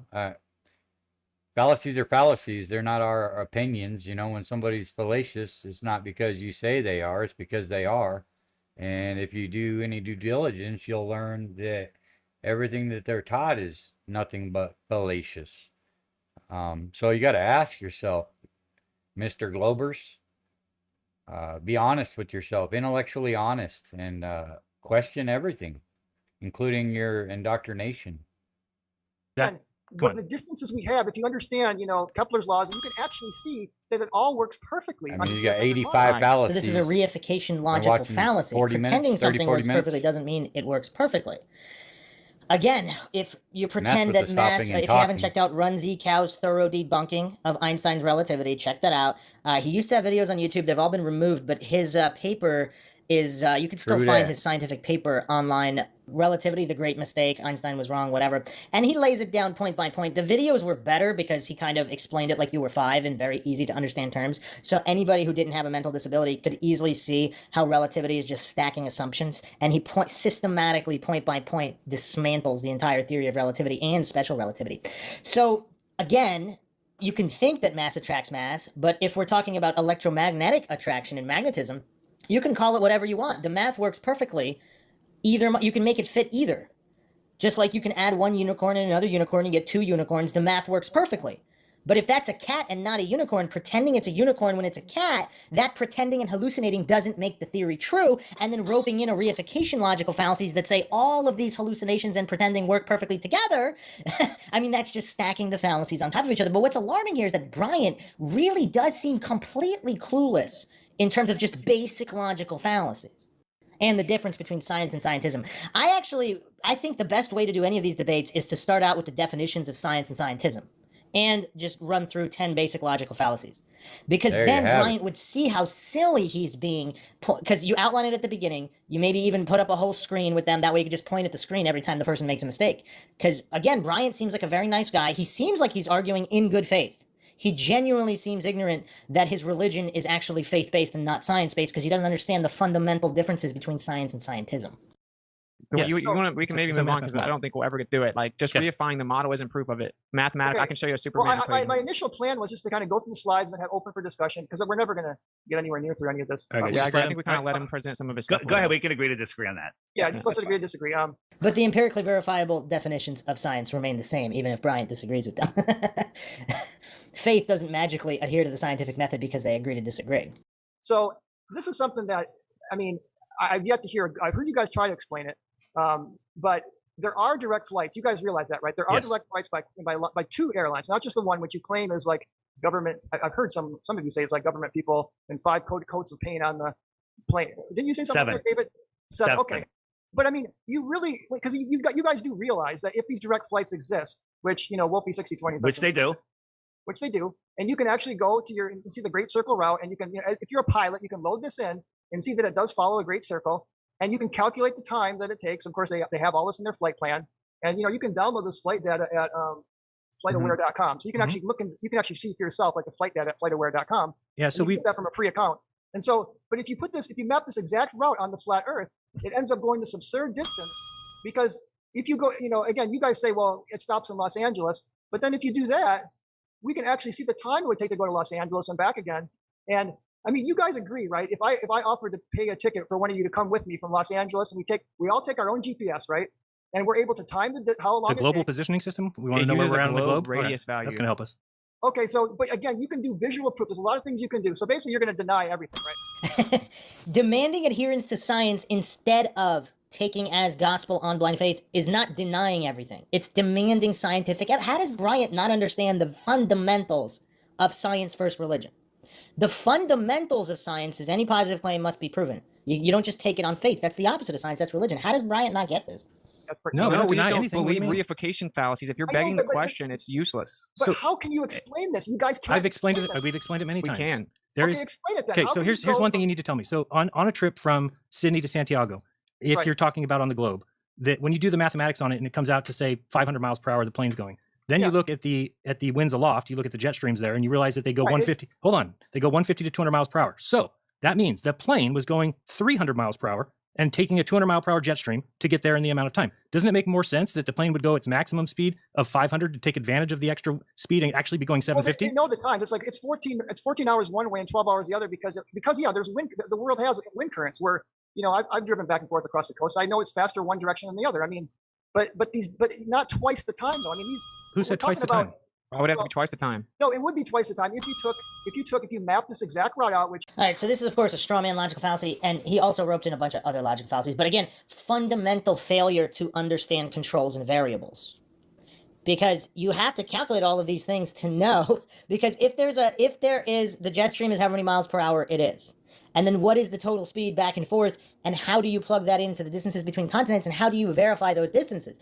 Because again, if we're not being religious, if we're being scientific, we need to figure out, again, I'm not claiming anything. I'm not claiming that the Earth is a globe or a flat plane. I am not claiming to know the size of any continents or how far they are from each other. I'm not claiming anything because I can't hallucinate to have proof I don't have. Now, if they're claiming proof exists, and maybe it does exist, I am not denying that the proof exists, but you must present the proof if we're being scientific. So far, Brian has not presented the proof. But you would need to know the exact distances between the continents.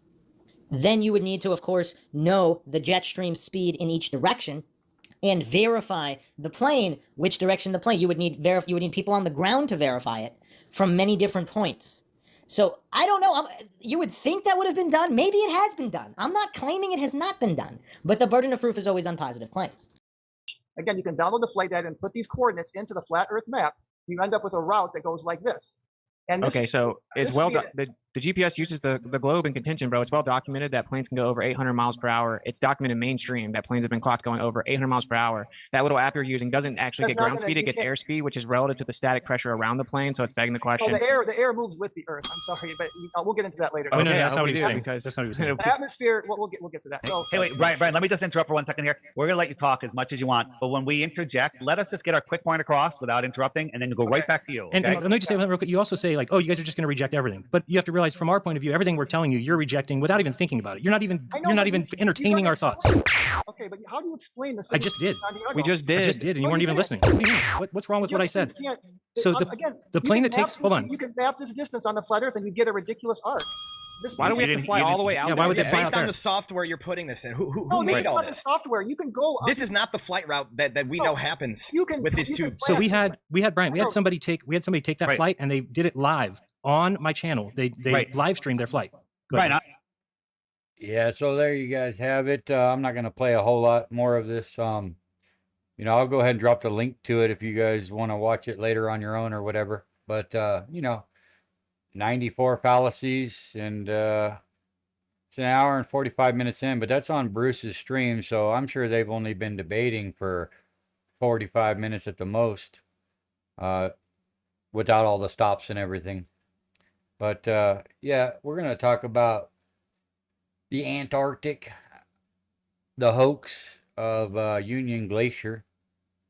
I think that it's some pretty telling evidence when you go back and look at all these different videos that they have. It's quite interesting, you know, every time that they show a video, it's like 90% showing themselves in a selfie, or what the tent looks like, or what the food looks like. How about showing us what Antarctica looks like in Union Glacier? Is such a miraculous sight. I think it's quite telling in itself that they don't show very much. Just so keep that in mind when we start watching some of these. So I'm just going to pop up, you know, there are a lot of short ones, but I think that they're worth watching just to get a totality of what we're really dealing with when it comes to Union Glacier and going to Antarctica.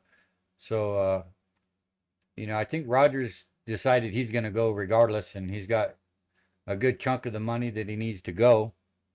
But it does worry me, you know, and I'm not sure that he should go at all. But we're going to go ahead and jump into some of this other stuff here. It looks like it's a little boring here watching these rally up. But I didn't drop the link, did I? No. It is worth watching, I think. Let me put it back up. I'll drop this link.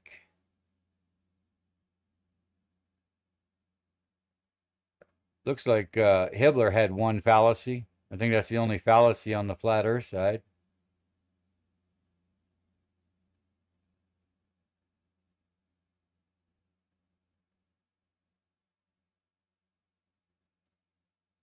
All right, we'll do away with that.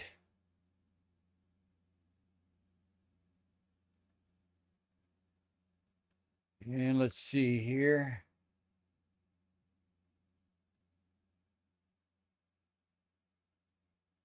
This is just, like I said, an accumulation of things that I would just find randomly. Once you look at a couple, you know, they start popping up on your algorithm and whatnot. So I like just storing them all in one location to where we can go through them and call out their bullshit.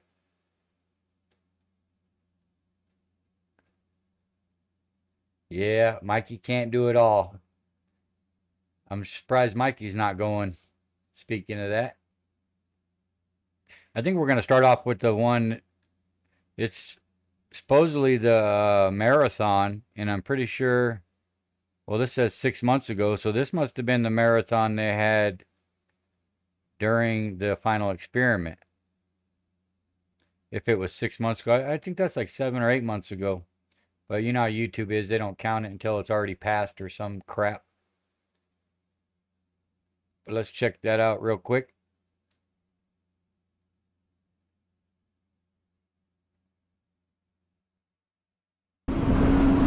Alhamdulillah, ये देखिए. Wow. Wow. I guess that isn't the marathon. Antarctica में. Alhamdulillah. Wow. Unusual सीढ़ियाँ. Thank you. Thank you. Thank you. ये हूँ मैं. ये Antarctica. और यहाँ पे हम पहुँच चुके हैं. ये हमारा जहाज बर्फ पे लैंड हुआ है, इसने पूरी बर्फ पे. ये देखें. Some phrases. Oh wow. Yeah. Of course. जहाज मैं कुछ बोल ही नहीं पा रहा यार. ये सब लोग उतर रहे हैं. You're not feeling cold? Can't believe how warm it is. Yeah, tires. Wow. कैसे बताऊँ how I am feeling here? अभी भी लोग उतर रहे हैं. ये देखें. It is. So yeah, apparently you go to Antarctica, the Blue Ice Runway, to go look at tires, yourself, your friends, and the airplane. And yeah, dude, we made it. Yeah. Thank you. And I'll update you कि आगे क्या करते हैं.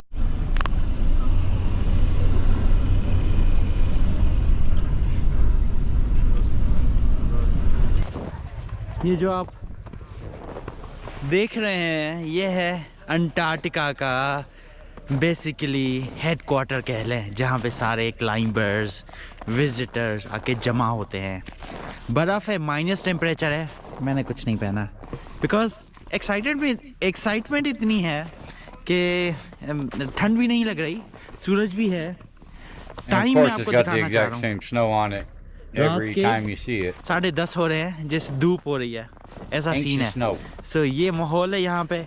रात होती नहीं है, बर्फ़ पिघलती नहीं है, सूरज नीचे जाता नहीं है, तीनों अपोजिट चीज़ें हो रही हैं, लेकिन फिर भी जो है हम यहाँ पे हैं। So this is Antarctica. आएंगे उन जहाज़ों में हम जाएंगे, वो जो आप देख रहे हैं पार्क, यहाँ से हम आगे जाएंगे अंटार्कटिका के जो बुलंद तरीन चोटी है माउंट विंसन, उसको सर करने। आज ही पहुँचा हूँ मैं, 1 घंटा भी नहीं हुआ।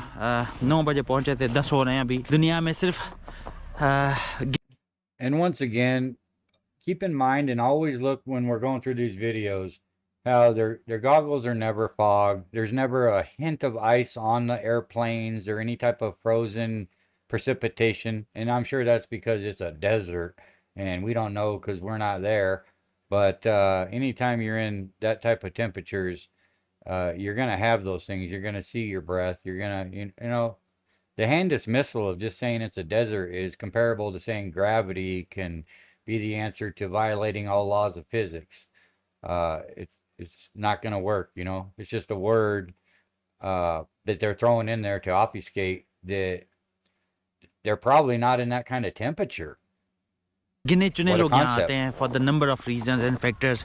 मैं यहाँ पे हूँ और बस खुशी हो रही है। ये सारे झंडे लगे हुए हैं यहाँ पे और यहाँ से लेके वहाँ तक सब में है। आप देखते जाएंगे, आपको याद आता जाएगा। और ये बेसिकली तस्वीर लेने की जगह है, यहाँ पे आके लोग दिखाते हैं। मैंने भी फेसबुक पे जो तस्वीरें रखी थी वो इसी चीज़ की थी, union glacier.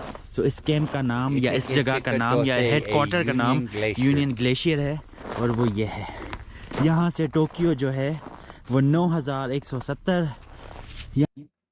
But yeah, this video is pretty trash. But like I said, it's like, why would you go to Antarctica? And this is what you're gonna. This is what's important. 9000, Hong Kong, Punta Arenas, जहाँ से हमने जहाज उड़ा। The sign proves everything, folks. France, Oslo, Norway, Toronto, Canada, North Pole, New York City, America, South Pole, Berlin, Germany, वहाँ पे Sydney, सब अलग अलग जगहों पे हैं और ये सारे सही एरोज इन्होंने लगाए हुए हैं। तो हम दुनिया के ऐसे कोने में हैं कि जहाँ पे सारी चीज़ें जो हैं वो एक अलग उसका सिग्निफिकेंस है। बट अल्हम्दुलिल्लाह I am here and union glacier and बस वो जो मकसद हम लेके आए हैं अल्लाह ताला उसको कामयाब करे एंड हमें करे, सब लोग यहाँ से खैर आफियत से जाएं।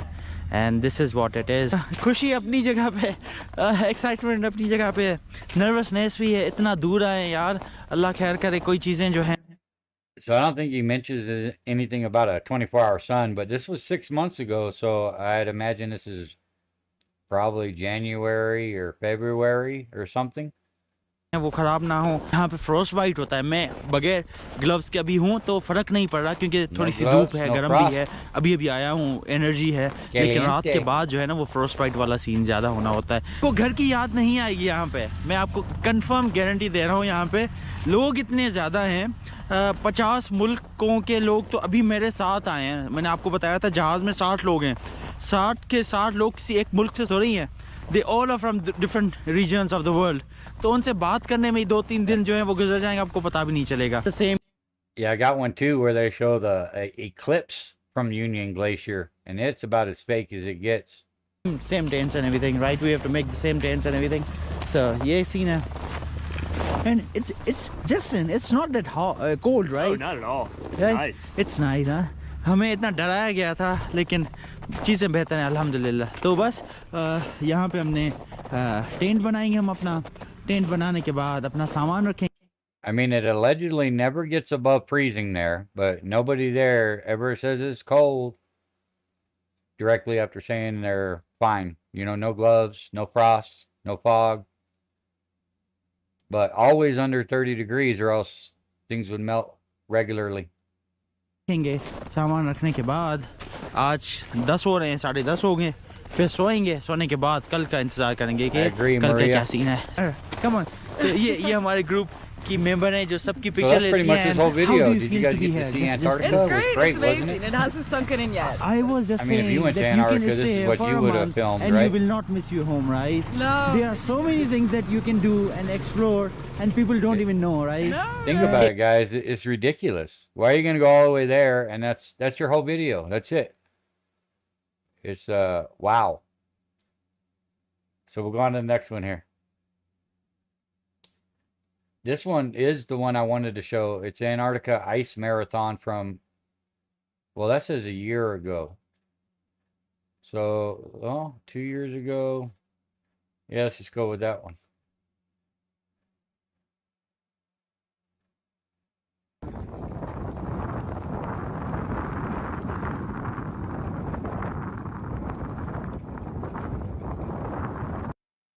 See, this right here looks like CGI to me as well. The mountain looks way fake.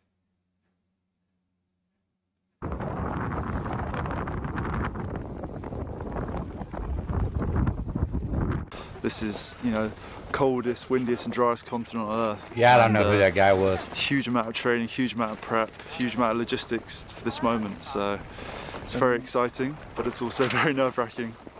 It's going to be hard to fight through the wind, but you just put your head down and fight through it and just take one lap at a time. They're 10K course loops and just take one lap at a time, at times 1 mile at a time, and know that you will have this forever. There's nothing in the world that compares to crossing the finish line of the Antarctica Marathon, and it's truly an incredible experience.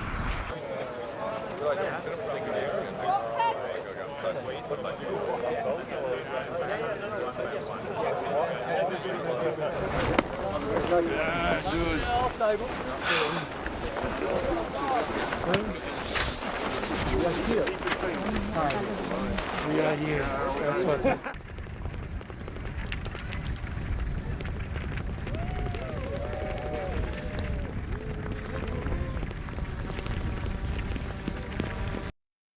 Especially when you're breathing heavy. If you're going to be in a marathon, you're going to see some fog on those glasses and frozen beards and things of that nature. The heavier you breathe.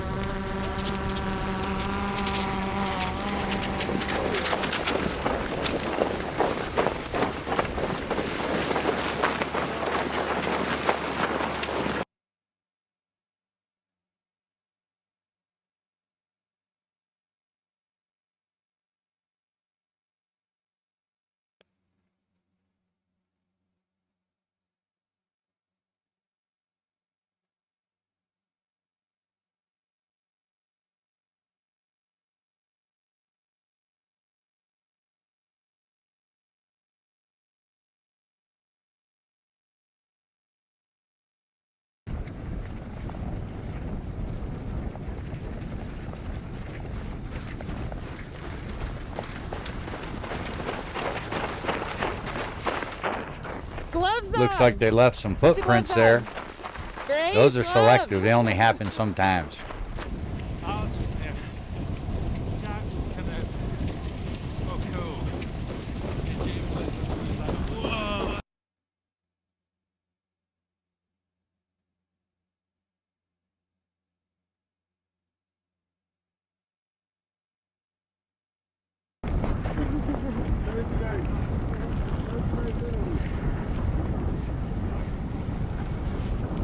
$75. 75, 11.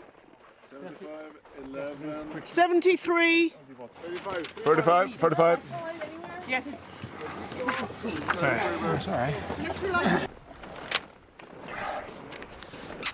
Where's the number?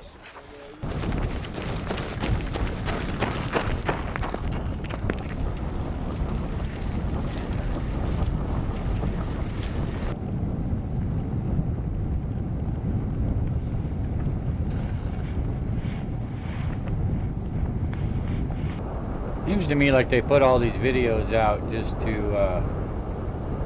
have no doubt that it's definitely a real place. You know, they've had them out for years. You know, so many different events. Everything from skydiving to marathons. You know.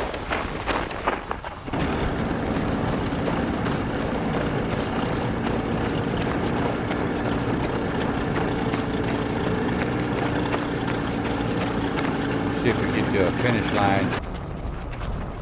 There's no fog, no frost.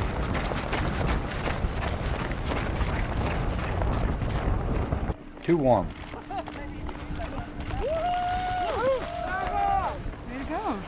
Thank you. Congratulations. Thank you. How'd it feel out there? Oh, wonderful. Wonderful. Hardest race of my life. Doesn't he look like he just ran through frozen tundra for miles and miles and miles? Look at his glasses. They're completely clear. These are regular glasses, okay? They're not anti-fog or anything. And you're telling me you're going to be running a marathon with that much breath and not leaving any fog on a regular pair of glasses. No frost on his beard. When you're running, you have wind chill factor. Not only is it frozen outside, but you have a wind chill factor to add in. And none of it fits. Not at all. It stinks to high heaven. Hardest race of my life. Hardest race of his life. That back turn and that wind. What was it, 30 knots? Yeah. Oh my Is that God. the toughest part of it? Absolutely. Which lap was your favorite? None of them. This one right here. Yeah, but it's... Oh. Congratulations. You're nearby there. Thank you. Wonderful, wonderful, incredible place. I always dreamed about being here, and to be here and to run this race and to have such a good time, it was incredible, man. Nothing like it. And how tough was it? Did you think it was as tough as you thought? And you can get interviewed right after your race and not be out of breath after running a marathon. And you got first, I think, because he was the first one across the line, so he must have been running faster than everybody else. But he sure don't seem out of breath when nobody else has crossed the finish line yet. Wasn't sure how tough it was going to be. Definitely exceeded expectations. It was an incredible setup where the back turn was kind of a lull, right? The wind would die down, the sun was up, it was easy. And then the final turn Slow on and the end, steady. just absolutely brutal. Just 30-knot Antarctic winds blasting you in the face. But man, what an incredible experience. Holding it. Woohoo! Yeah! Yeah! You did it! You did it! Way to go. Good job. Way to go. You did it. Got it done. Way to get it done, Daniel. You can run a whole marathon, have no sweat, you know, and you probably wouldn't want to sweat in freezing temperatures anyways. That's a good way to get hypothermia. But they don't have sweat, so they don't have nothing to worry about. This is a sweatless marathon, and yeah, it's magical, guys. Brilliant.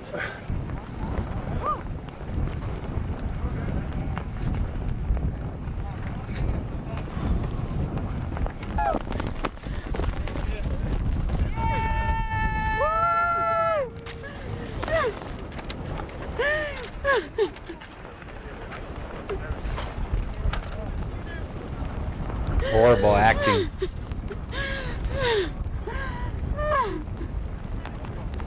It was hard. It's the hardest marathon I've ever won. I can tell you that. But it was beautiful. I mean, how can you compete with this? This is just insane. You hate your life, but you look around, you're like, okay, it's not so bad.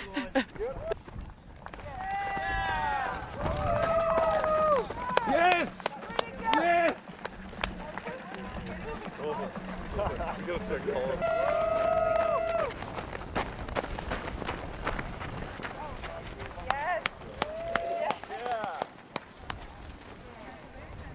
Enjoyment is not the first word that comes to one's mind, but it certainly was worth it. It was a challenge, was very beautiful, quite windy, and I think I might be the first Ukrainian.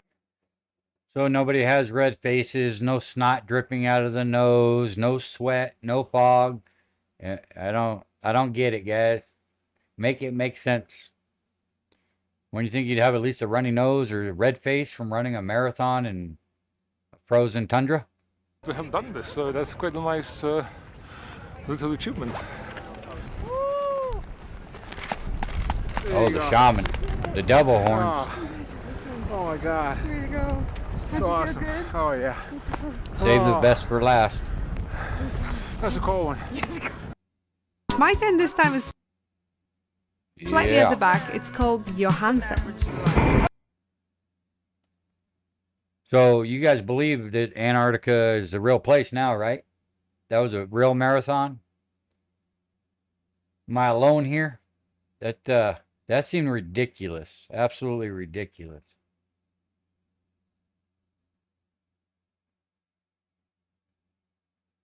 All right, we're going to watch a skydiving one here. Let's see how realistic these mountains look from being high, vertical. Let's see what we got here.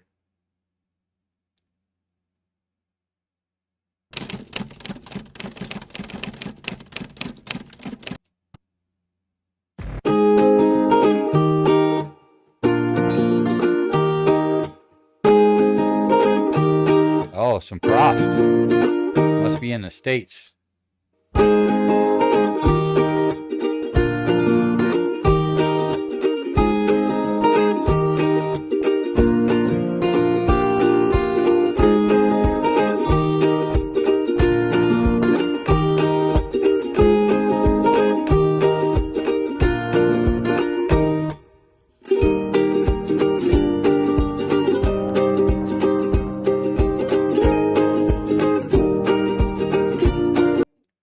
I don't know if you guys noticed that, but even the wheels were kicking snow up onto the wings, and there was still no snow on the wings or any frost. The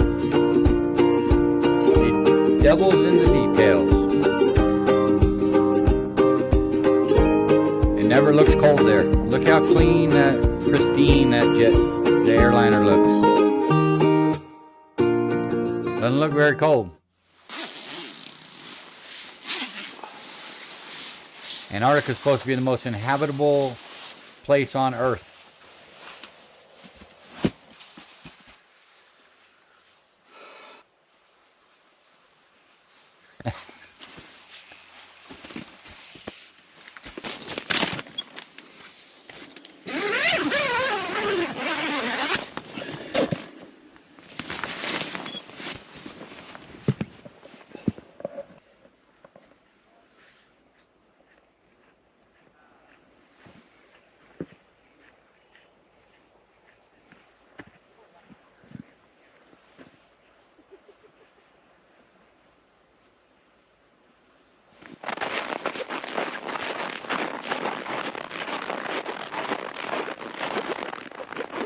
Well, here we are, Antarctica, on the Union Glacier. Quite frankly, I didn't know exactly what to expect. So this one was 2 years ago. And you can kind of see behind me the expanse of our camp. Regular sunglasses, no fog, it has more no frost than I expected. You'd have to try really hard to find a complaint about something missing here. Everything from, well, you tell you what, instead of me going through it all, how about I just show you and kind of walk you through it. It's got everything you need, and hopefully I can give you an idea of what a day would look like here in Antarctica. We spend most of our time in the dining hall. We spend most of our time looking at signs and selfies and the inside of obviously tents where you can and find people at meals. preparations Afterwards, for there meals. is a full library with common area where they do lectures and gift shop and the bicycle. If you came to Antarctica with a credit card or some cash, there is a gift store. They have a full shower facility, and of course with that they have a bathroom setup as well. I'm not going to take you inside of the bathrooms because I feel like people know what a bathroom looks like. And right next to the bathrooms, they have a satellite phone booth, if you will. You can buy a card and talk to people back home. There's a collection of cross-country skis and I heard you fat can call tire the moon bikes. from that If phone doesn't booth as do it well. for you, you can always hop into one of their highly modified F550s or vans, and you can take day trips. Nothing has We a went bit out of frost to on it Elephant Head, except the looked at tires. the ice, went on a hike, and then we're incredibly fortunate to be able to go watch a Russian Aleutian land on the blue ice runway.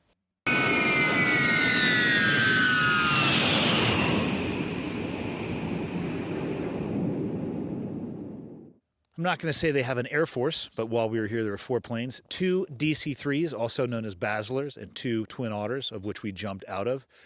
And that gets me to what I know everybody wants to see. That's what we're here to do, and they gave us our own packing area, our own planning area, and it was pretty legit. That's the setup down on the ground. Let's take a look at what it looks like from the sky. Watch how fake Union Glacier Mountain looks.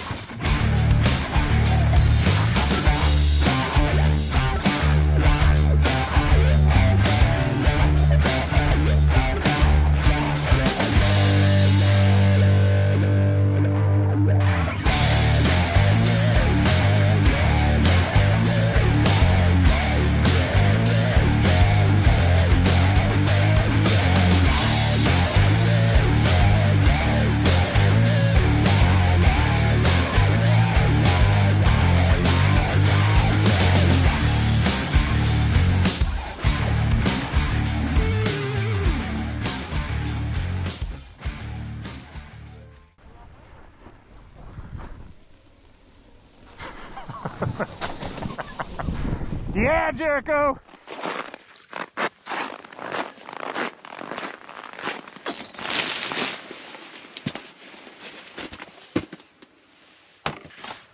So here we are, home sweet home.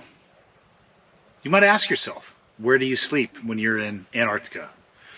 And the answer is in a tent. And this tent is super simple, and I wouldn't have it any other way. Probably can't see it, but there's one more cot on that side. It's matching to this. But the tent itself, and I'm not a tent expert, is a double layer construction. I'm assuming this first layer, which is vented, allows moisture to and heat to come up and out and dissipate. To prevent moisture from gathering along the top seams. The outer shell is obviously for protection, and it's very bright in here right now because the sun is not going to go down while we're here, but that brightness is making it 50, maybe 60 degrees in this tent. Completely reasonable when it comes to actually being comfortable and sleeping. Obviously we have a table in between us, partnered up with Logan for the week. Cot, air mattress, pillow, all provided by ALE, and a sleeping bag, which this is like half of the sleeping bag. It's a negative 40 degree rated sleeping bag. And let me just tell you, with the conditions that we've been living in, if you were to sleep in both of those things, you probably have a heat stroke episode or a heat casualty. It doesn't look like a negative so I found 40 my sweet degree spot bag with to just me at one all. I don't know laid if you over guys the have top ever of me seen and zipped negative up degree about bags, but 3/4. they don't look like that. But other than that, we're not spending a whole lot of time in here. I've been in here just enough to store Military my bags. gear away, to change clothes. They don't look like that. Read a little bit, talk on the inReach. This thing has been absolutely phenomenal. I've been in full communication the entire time over text. And if you want to relax a little bit, because all the beautiful, amazing things that are going on here and all the things that we are doing, they're outside. But this is where we're at. Shout out to Awakened Nemesis. Much love, brother. Appreciate you being here. Actually sleeping and sheltering from the weather, which there hasn't been any. Well, our time's coming to an end here in Antarctica, and you can see right there on the ground, that's the wind indicator in the drop zone. Clouds have kind of moved in here a little bit, and the temperature has definitely dropped. But this is supposed to clear out. That's what the meteorologist is telling us, and we are going to hopefully be getting up in the aircraft in the next few hours. I'll be the first jumper out, and when my feet hit the ground, timer starts. So, giddy up.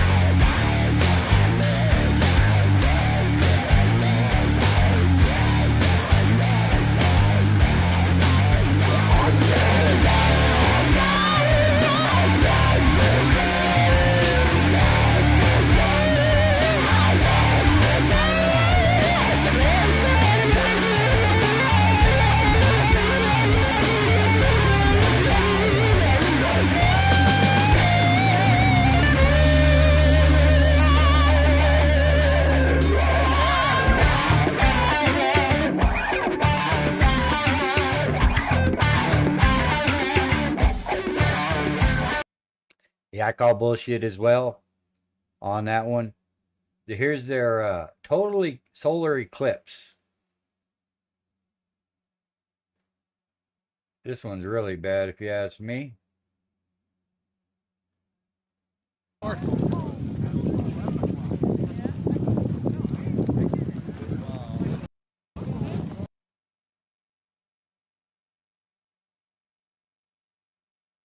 Let's see when this was. 3 years ago. Apparently they had a total solar eclipse. 2021.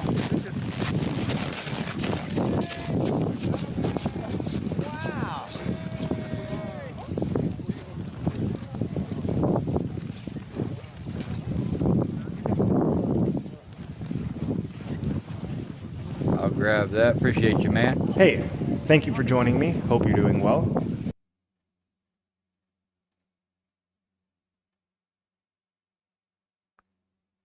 Buffer.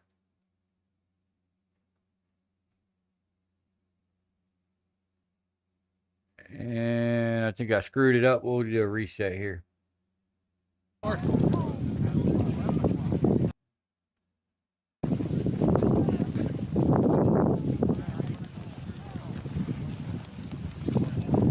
This is ridiculous.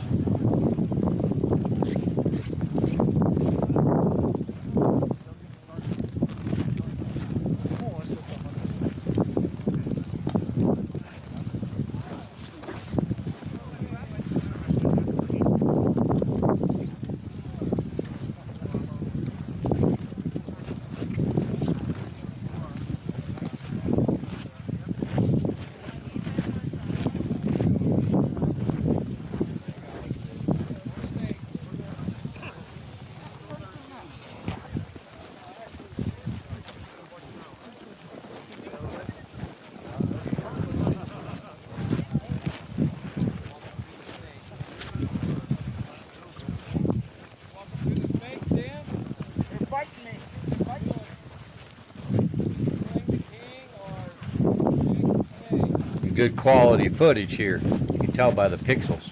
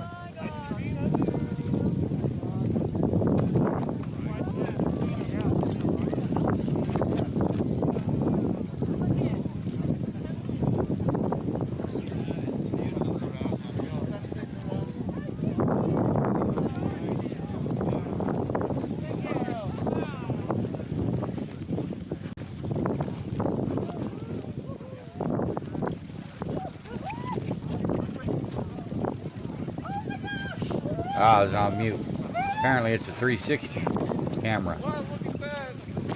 Hence the shitty graphics, I guess.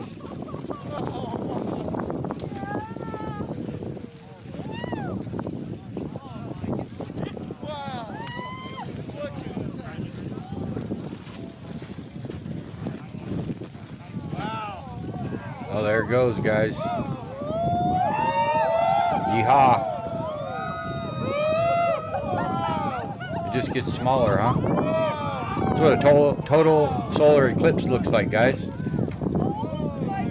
From Union Glacier.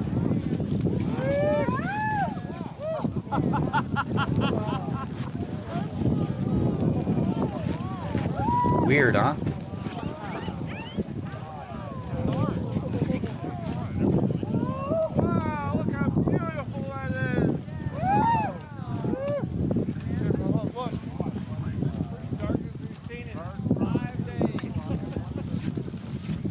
Total eclipse, man.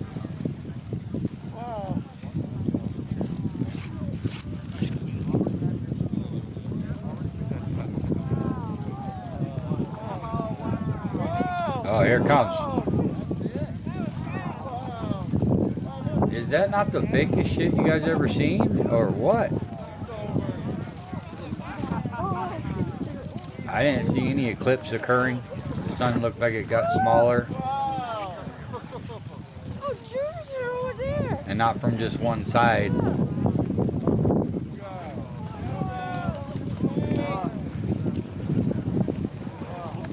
What do you guys think about this one? Quite preposterous.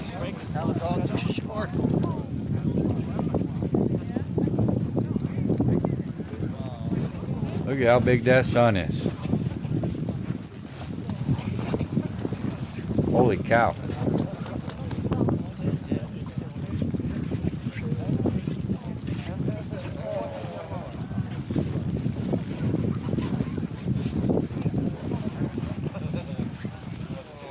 Exactly, Chicago. Beautiful weather.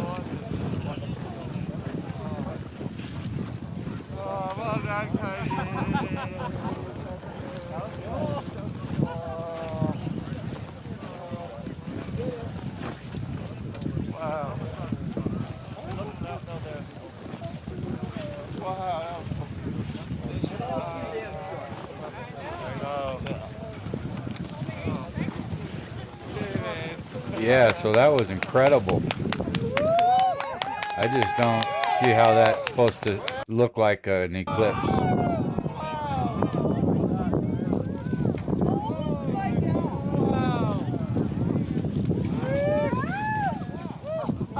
But you know it's real because they're hollering.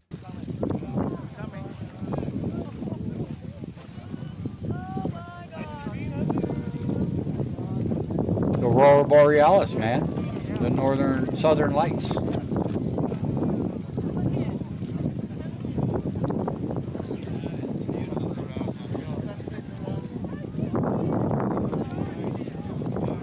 What the hell is this? Houston.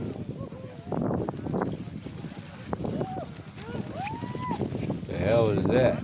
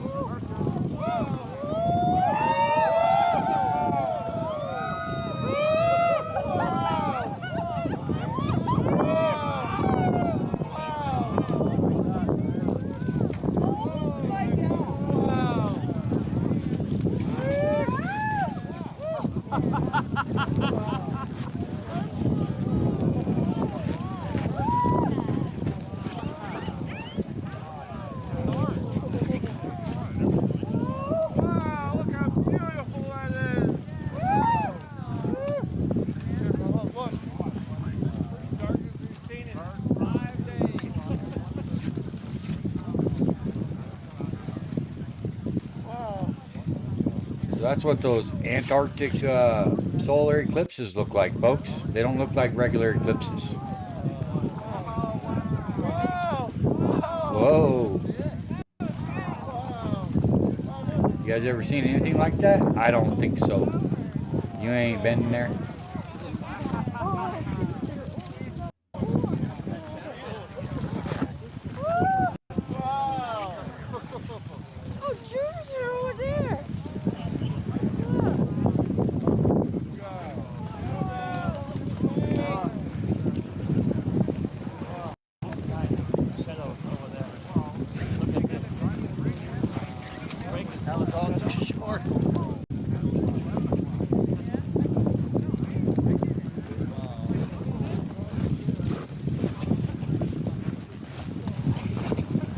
Everything is different.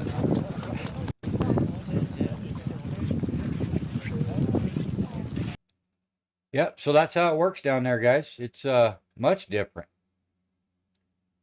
Nothing like I've ever seen before.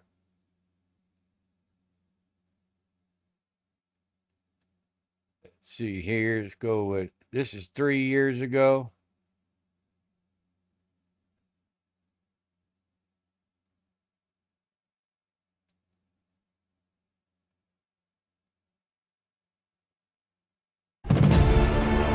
Oh, straight to the globe.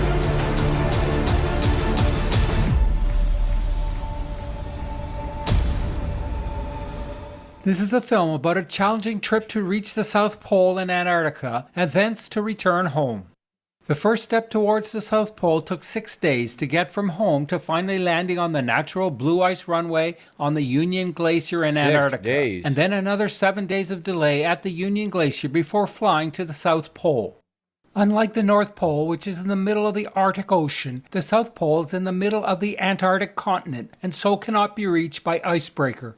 With the COVID-19 pandemic in full swing, getting to Antarctica wasn't easy and involved passing Damn, 10 COVID. SARS-CoV-2 PCR and rapid antigen tests and wearing masks indoors in Antarctica except while eating. Our Boeing kill Grandma, 757 was man. parked beside an Aleutian IL-76 heavy lift transport which carries cargo to the Union Glacier for AEL. Due to the size of the AEL camp, the 757 only carried 60 passengers. Once aboard, we had another COVID rapid test. As we were taxiing out for takeoff at Blah, Punta blah, Arenas, blah. we were lucky to see a Chilean Air Force Northrop F-5E taking off. This fighter aircraft entered Chilean service in 1976. The flying time from Punta Arenas to the Union Glacier is 4 hours and covers 1,860 miles or 3,000 kilometers. It was a comfortable flight to Antarctica in the chartered Icelandic Air Boeing 757, which has replaced the Aleutian IL-76 for passenger transport. The jet only carries 60 passengers on this flight, but it also carries cargo for AEL. We were lucky to have clear skies so we could see the snow-covered mountains of the Antarctic Peninsula and the peak of Mount Vincent, the highest Clear peak in skies and Antarctica, clear at windows. 4,892 meters You know at or that altitude, it's much 16,050 colder. feet. The But remote that just AEL means that- camp is located in the spectacular No, southern less Ellsworth frost. Mountains on the broad expanse of the Union Glacier. The blue ice runway has a scalloped surface, which makes its surface rougher than an asphalt runway. The weather was ideal with a 20-knot wind blowing down the runway when the Boeing 757 approached. Mother Nature largely maintains the runway with the exception of some minor snow clearance. The blue ice runway was certified by the Chilean Directorate of General Civilian Aviation in 2008 for VFR use. It has a maximum length of 3,100 meters or 10,000 feet and a width of about 50 meters or 164 feet.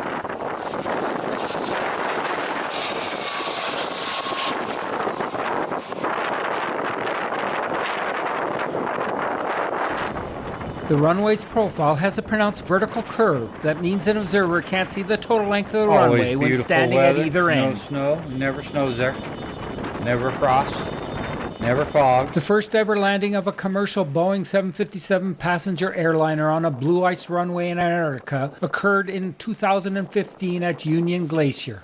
We drove the 8 kilometers to the AEL camp in a slow-moving track Tucker Snowcat. After a weather delay of 7 days, we would finally fly to the South Pole with one of the most experienced Antarctic pilots, who has over a decade Clear of skies. experience flying around the continent. We would make the 600 nautical mile or 1,200 kilometer flight from the Union Glacier to the South Pole in a Basler BT-67, which can make the return flight without refueling, whilst the Twin Otter would have to refuel at a fuel dump in the Teal Mountains.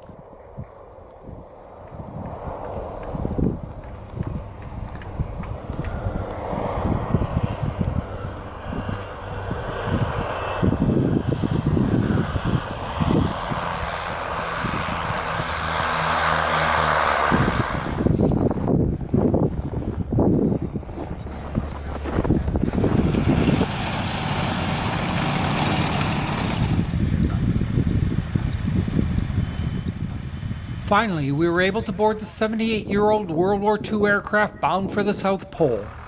The Basler BT-67 aircraft serving AEL is operated by Ken Boric Air from Calgary, Alberta. It is an upgraded Douglas DC-3 that was manufactured in 1944 in World War II in Santa Monica, California.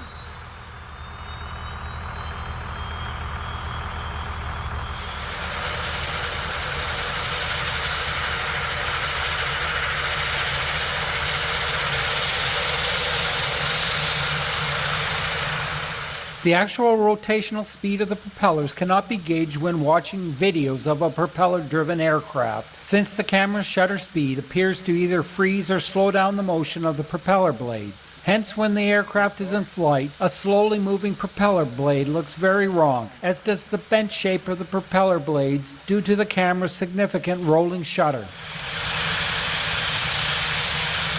Yeah, Houston. But don't worry, he hand dismissed it already, guys. Nothing to see there.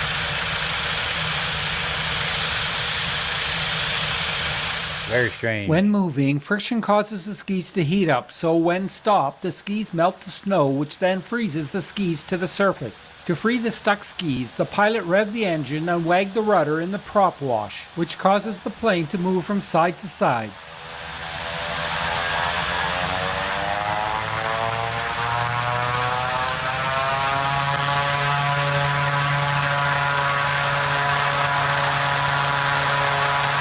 Must be an airplane documentary, not an Antarctica documentary.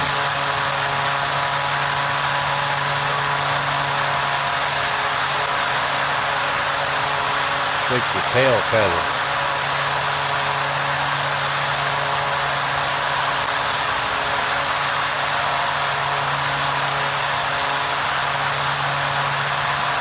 This is what you guys want to see when you go to Antarctica. It's the highlight of the trip right here. Old ass plane. Distractions. Why would you need something that's The conditions at the Union Glacier were marginal for flight, but our experienced pilot knew that once away from the glacier, the conditions for the flight to the South Pole were excellent.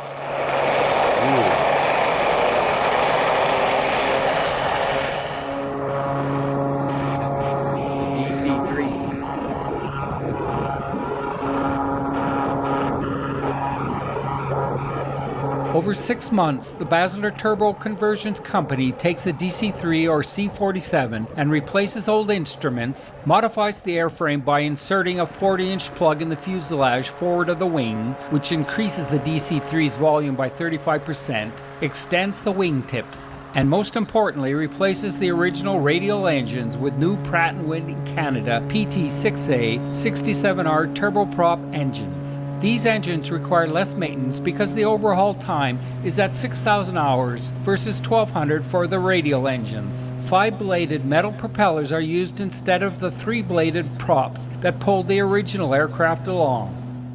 In 1911, Roald Amundsen started his successful dog sled journey to become the first human to reach the South Pole on 14 December 1911. All 5 members of this party returned. 5 weeks later, Robert Scott, starting from Ross Island, also reached the South Pole, but this time by man-hauling sleds. Tragically, all 5 members of his party died on the return journey. At cruising altitude, the polar plateau was largely featureless except for a number of huge crevasses, parts of which were covered in snow, which made them look man-made. Of course, for those skiing to the South Pole, the plateau is not featureless, especially given the sastrugi littering the plateau. We flew past the AEL fuel cache at the Teal Mountains, which is used to allow AEL's aircraft to reach distant destinations such as the Axel Heiberg Glacier for those skiers following Amundsen's route to the South Pole.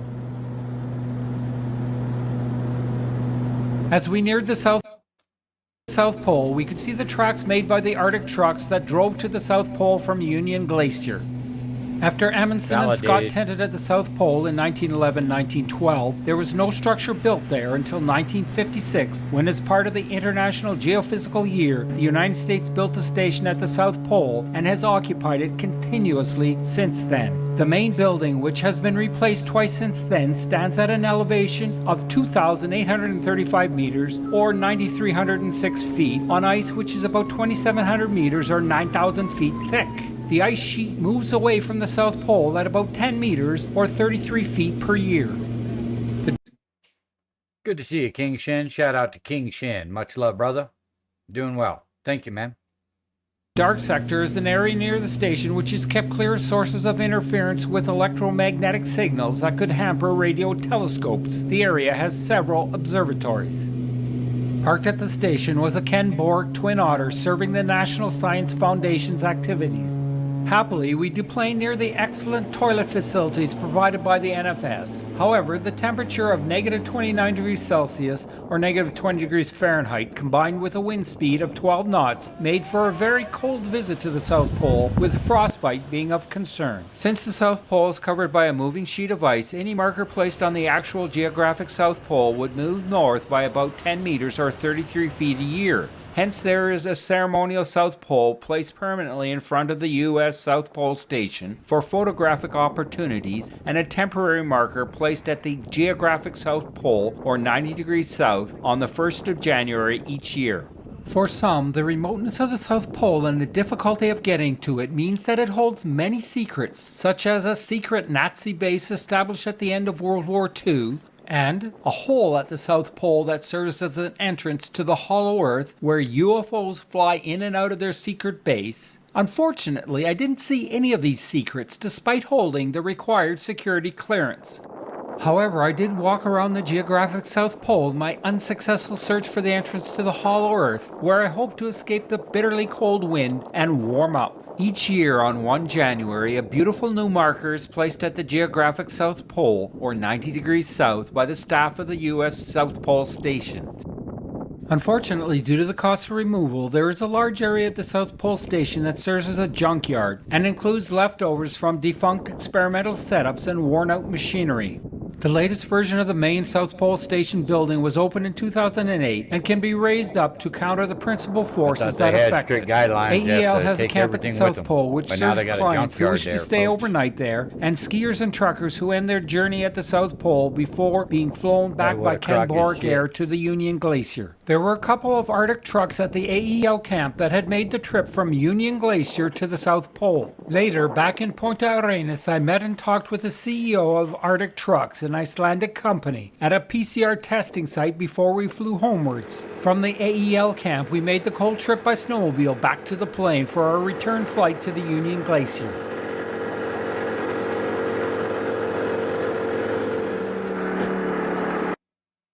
Speaking of Antarctica, Roger Ledwell's in the house. Shout out to Roger. Appreciate you being here, fam. We're just going through showing how fake Union Glacier is and why you shouldn't be going. So you're the man of the hour, Roger. You crazy bastard.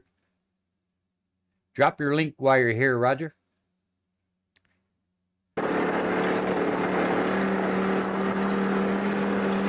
Unfortunately, due to COVID-19, we couldn't visit the South Pole Station, and in fact, we were told to keep a physical distance from it. If the station was occupied, we wouldn't have known it, as we never saw anyone. As we boarded the plane, I couldn't help but think of what Robert Falcon Scott said of the place when he reached the South Pole and realized that Amundsen had beaten him there. He wrote in his diary, "Great God, this is an awful place." Soon we were off on the 4-hour flight back to the Union Glacier. Bunch of bullshit. Let's go look at some planes.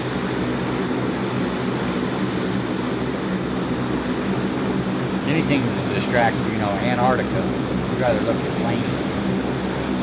Like I said, selfies and tents. This one's pretty amazing I got here. This guy, this is from 10 years ago.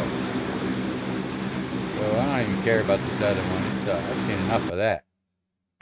This guy, okay, so it's a 37 seconds. So you're going to make a video that's 37 seconds long of the most epic thing of your life. Because 37 seconds is all you need, guys. 10 years ago, they were pushing this place. So this is probably got the same snow on it, I'm sure. Union Glacier. We should have flown home to Punta Arenas this afternoon. It's a beautiful evening here. It's been blowing very hard, but yeah, that looks fake as shit. Don't look real to me, especially comparing it to more recent. They look a lot closer. So apparently the camp's closer 10 years ago. And the mountain was much faker 10 years ago. Unfortunately, the weather near the air station is not so good, and the weather going all the way to Punta Arenas hasn't been good, and the plane hasn't been able to get here, so we have no idea when we're going to get here. So I thought I'd just come out and take a photograph before I went to bed. Oh, that was it, guys. Over the austral summer months from October to February, 37 after which seconds. At midnight in Union Glacier. So this is midnight. So he's claiming it's a 24-hour sun, Glacier. but you're not going to document any of it, or you just want to show a 37-second video of the 24-hour sun? It's a beautiful evening here. It's been blowing very hard, but yeah, they must have had better high definition 10 years ago, because that mountain looks much more high definition than the rendered bullshit that they showed us in the final experiment. If you remember, there was a bunch of rendering and shit up here. It always looked not very clear. Now all of a sudden it's crisp as crisp.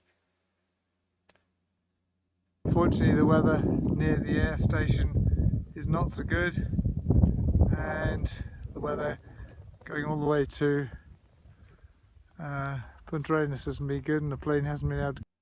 Yep, so everything's there, guys. You got 24-hour sun, you have a total solar eclipse, you have skydiving, you have marathons, and every one of them proves to you that it's legitimate.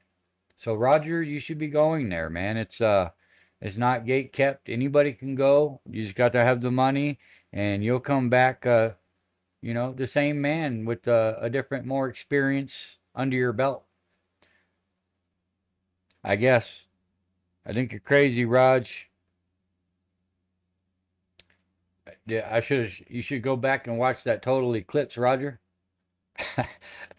It was a sight to see.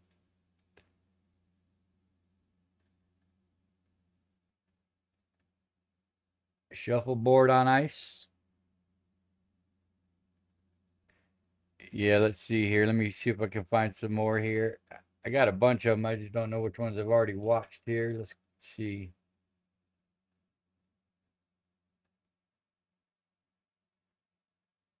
Never found a geographic South Pole. Well, that don't surprise me.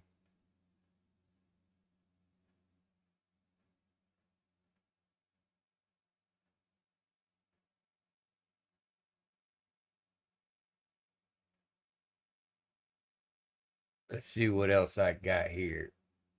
I got more for you, Roger.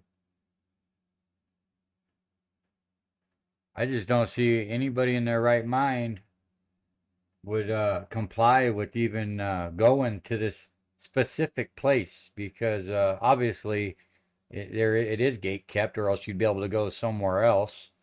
Well, I guess you want to see the 24-hour sun that only happens there and a few other places, which is another suspect thing to add. There is no independent exploration whatsoever. So you're literally in compliance, even if you don't go with McToon or McKeegan or any of these guys. It's still the same old bat channel. It is gate kept, and it isn't going to end well. I don't believe. I think I've seen enough. You know, I will continue to show more and look, do my due diligence, but it doesn't look good, man. I don't think that you're going there unscathed to go see a 24-hour sun with no infiltration of however you want to put it. It's not a game to those people.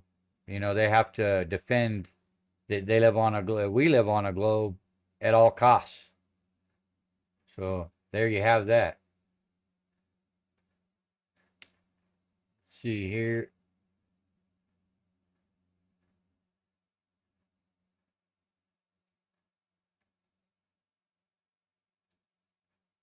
We did the skydiving.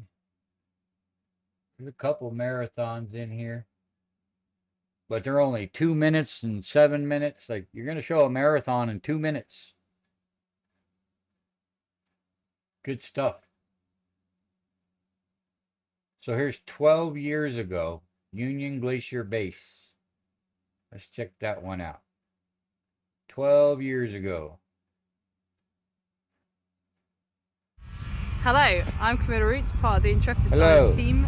It's a It's fake day 2 mountain. here in Union Glacier Camp. We're heading off this evening, hopefully, to Patriot Hills. So we thought we'd give you a little guided tour before we go. So behind the camp here, we've got Mount Rossman. And below that, we've got the 2 mess tents where we eat our meals cooked by the lovely chefs. And then round further behind me, you'll see these clamshell shaped tents. And they're where we sleep. And then slightly close towards us, we've got the toilet block, which is an interesting experience. Everything that goes on in this camp goes out back to the sewage treatment in Chile. It's all very sustainable. Then slightly further around, we have the quartermaster stores, which is that blue box thing. And next to that, the doctor's tent, obviously a very important place to know. And then around a little bit further, we've got a link to the outside world. That's the comms box, and you see the big radio mast and the satellite communications. And then further behind that, and slightly round to the right, Couldn't agree is more, Edwin. heading I out think towards we've the seen Blue Ice enough and runway know where what we landed we on need to the know. Aleutian plane. I don't think you couple need of to days go ago. there to prove anything. It's already, you know, the damage is done, and the evidence speaks for itself. But we'll see. You know, we got your back, Roger, and hopefully you're not a Jaren or a Witsit when you get back. With all due respect. Thank you. ALE, man.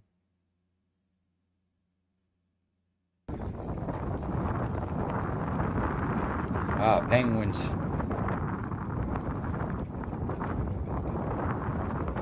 This is the one we already seen, huh? Look how big the mountain looks.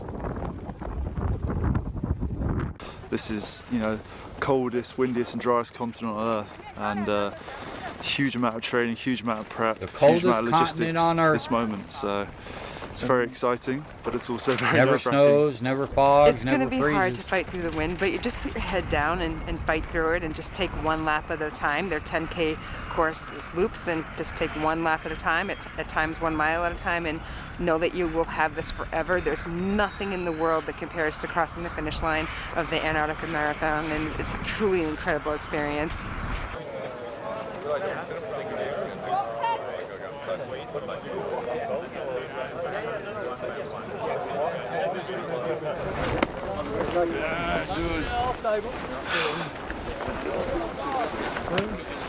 Oh, the double horn guy again. We are here. That's what's up. No breath from nobody. It only happens on Owen Benjamin. When you get interviewed by Owen Benjamin, there's a lot of breath. But other than that, it's never happened.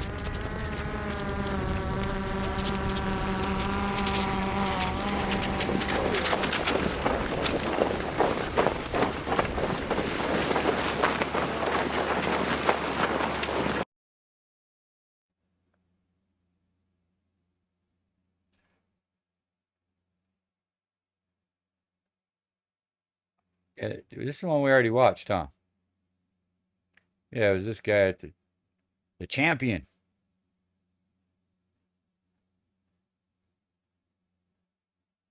We'll watch some other ones. I wanted to show a couple different marathons just so get some comparison. ये है मैं और यहाँ पे है Antarctica.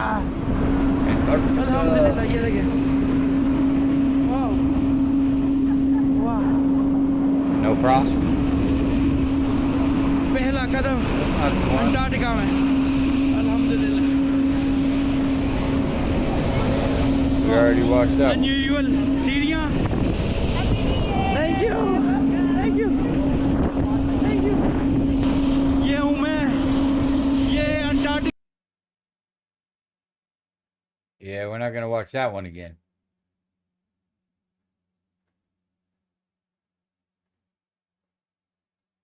But yeah, you guys see what I'm seeing, I'm sure. You know, between the skydiving, I don't think any of it looks legitimate. And it always is suspect of how the most beautiful place they've ever been in the world, ever in their life, and They spend 99% of their time trying to convince you that they're there. And selfies. I'm talking about tents and airplanes. Because that's what Antarctica is all about. Not the nature or the beauty. And also the mountains. You know, I've seen bigger mountains in the Rockies.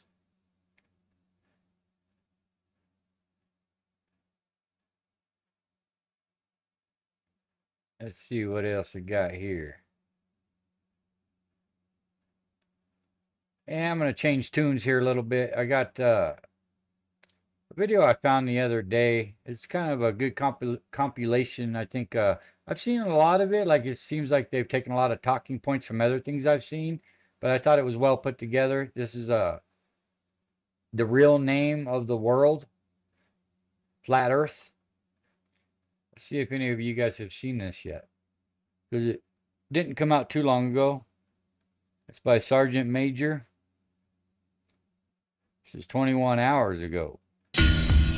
We are living on a giant spinning ball, rotating around the sun, which is floating through the universe. A ball. We will now present you a different perspective.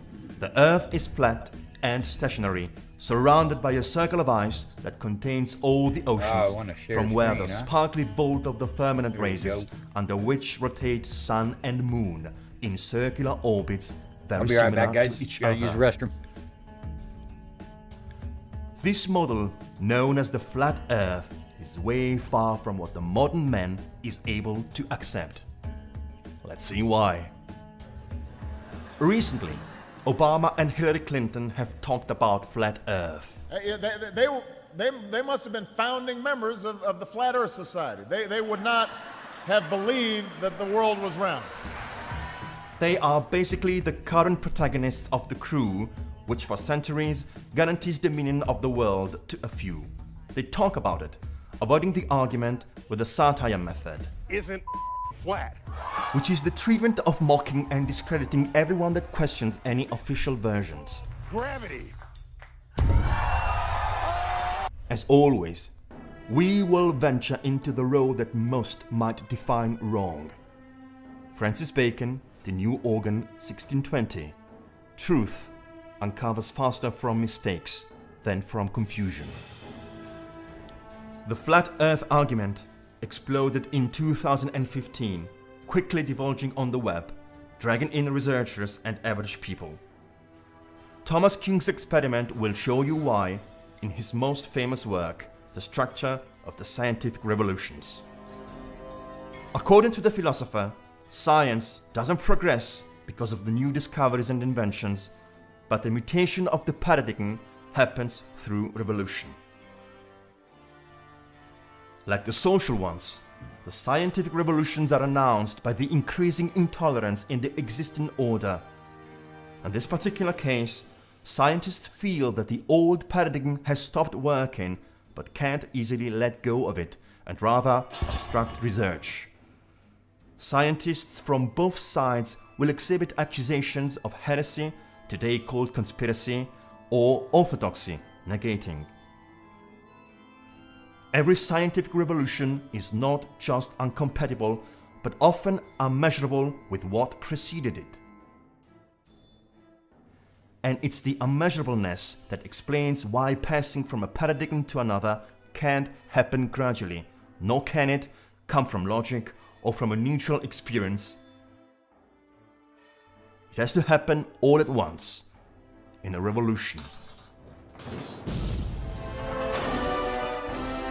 What we see, sure enough, depends both on what we look at and what the previous visual concept experience taught us to see. Our generations for centuries have the omnipresent spinning ball concept impressed as the only possibility for us to exist.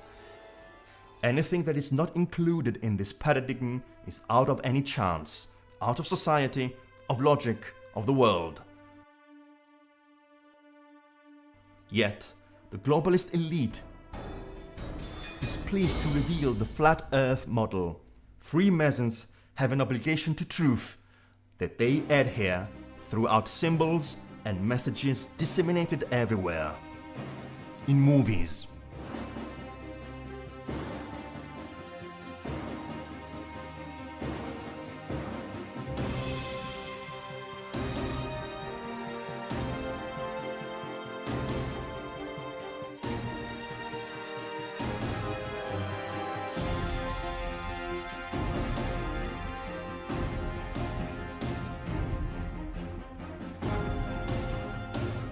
in cartoons,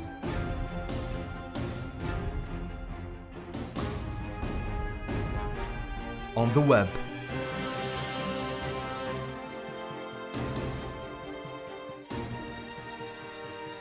on the Illuminati card, Underground Zero, and in the United Nations logo. And if they don't know what the shape of Earth is, who does? Today, the current model that sees the terrestrial sphere rotating around the Sun, 1,000,000 times larger in a galaxy of millions of stars, in a universe of millions of galaxies, is rapidly entering a crisis. We can't yet know if this crisis will turn into a scientific revolution that will subvert the model, but the breaking points of the system seem to be unequivocally emerging. Before exposing them, a prefix. All the information in the astronomical field come exclusively from the deceptions of the space agency monopoly. These, careful not to contradict each other, have a common denominator, as common is the vector in all their logos.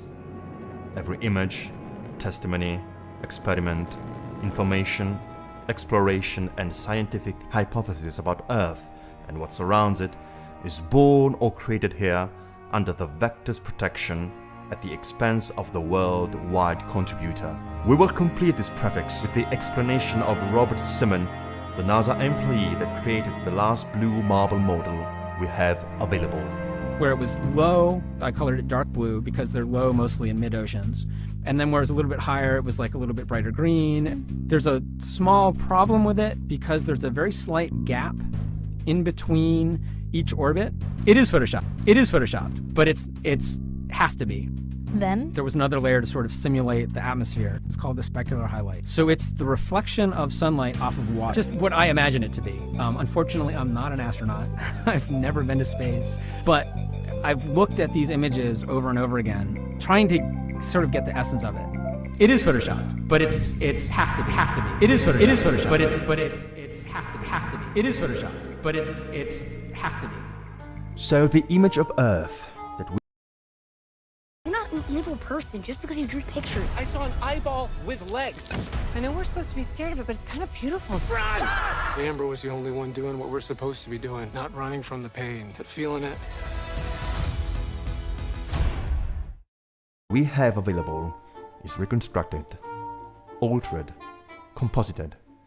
In a precise word, fake. What does it take to create fake digitals when you have the best technology on hands? All it takes is a blue screen or a zero-gravity plane, and you're on. Here's what they purposely show you from the camera that is filming ex-President Bush's visit at NASA. A freshly modified image and a chromatic screen. The chromatic screen is an instrument used to substitute the color of the background with any scenarios. In CGI, computer-generated image, you can access the the ISS that isn't there. The trick consists of letting air bubbles float. Here is the game, and here's the trick. They show it to us themselves. Or we can take a walk on space. Let's take the Chinese, and we have bubbles here too, traveling undisturbed. Could they be in an exercise swimming pool? You can create a puppet out of nowhere when the insolence has no limit, or show the hidden side of the moon when the bad taste is without shame.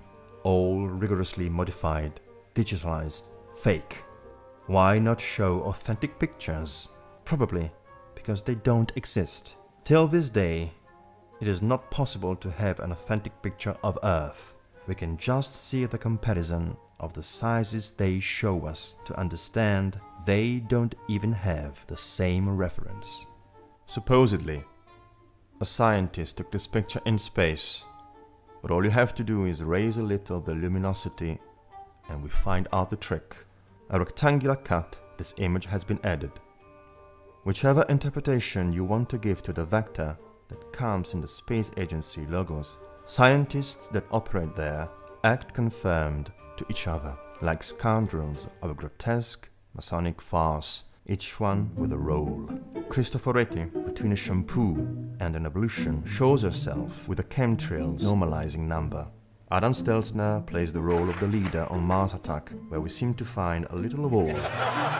Bones, Grand Mars Ladle, rats, unless that they are not, like very likely, images tinted red, photoshopped, fake. Surely not published by mistake, but voluntarily used as a stress test for our minds that in front of such an obvious fake, perpetrated from our authorities, we will be increasingly ready to accept it. Cognitive dissonance. And Obama, who wants to achieve technologies to overpass the radioactive Van Allen belt and send man for the first time past the lower orbit. But wait, didn't the United States already done this mission 50 years ago? Landing on the moon with a lamp cam and foil, kept all together by tape?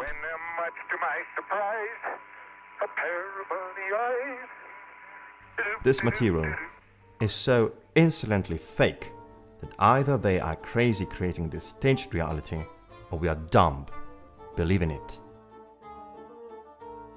Both.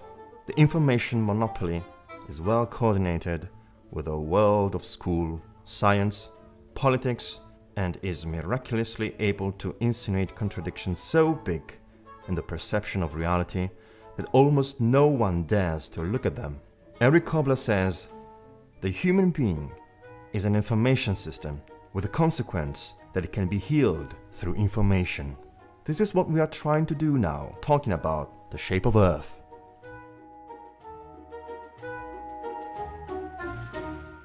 Here's everything that doesn't add up in the current spherical model. Let's try to explain it to a child that asks, why don't the people in the South Pole fall off? Because gravity keeps them to the ground, answers the school teacher. And from that day the child will want nothing more to know of this ancient intuition, original, sacred doubt.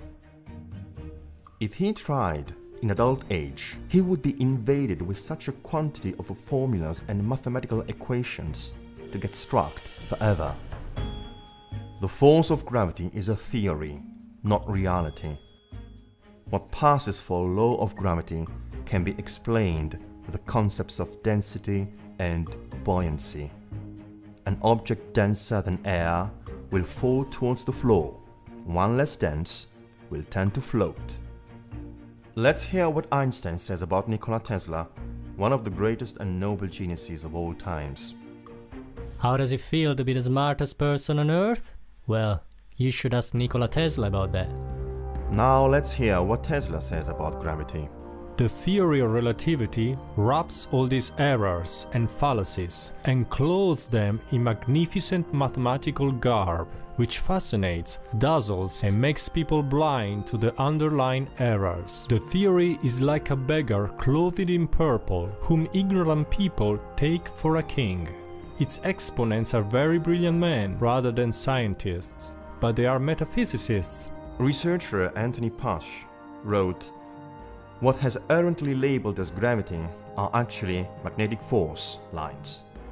And in fact, the electromagnetic universe as described by Tesla and occulted by the theory of gravity is what they're actually working on at CERN. But what they tell us is that the force of attraction should push us towards the nucleus of Earth. But who's ever seen this nucleus? When the maximum perforation depth achieved by man is barely almost 8 miles, just the depth of Earth crust. So what are they talking about? The nucleus, for what they can show us, doesn't exist. Surely, In a subverted paradigm when the law of gravity will have to disappear, scientists will adapt to other laws, maybe to the density ones, or the electromagnetic ones, and the kids will be able to finally see the upside-down man fall off. Because the law of gravity is just the theoretic instrument to justify the impossible roundness of the terrestrial surface and hide the true physiognomy of the universe. Dear child, they told you that the Earth is spherical. Okay, but can you see it? Who knows? Shout out Scott Level Realm in the house. Appreciate you being here, fam. Much love. Have you guys seen this video yet or nah? Anybody? Surely not looking at the horizon.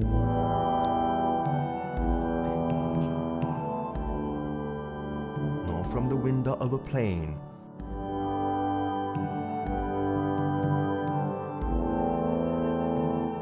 Or from an amateur high-altitude balloon. As you can see, in all these cases, Earth is evidently flat. Yeah, sure. You might see it in an altered images Sergeant from Major. NASA, but we analyze these in the prefix. They are artifact, CGI, or filmed with a deforming fish island. Here's NASA's globe rotating with motionless clouds. This is the time-lapse of the terrestrial lights with a lot of special effects.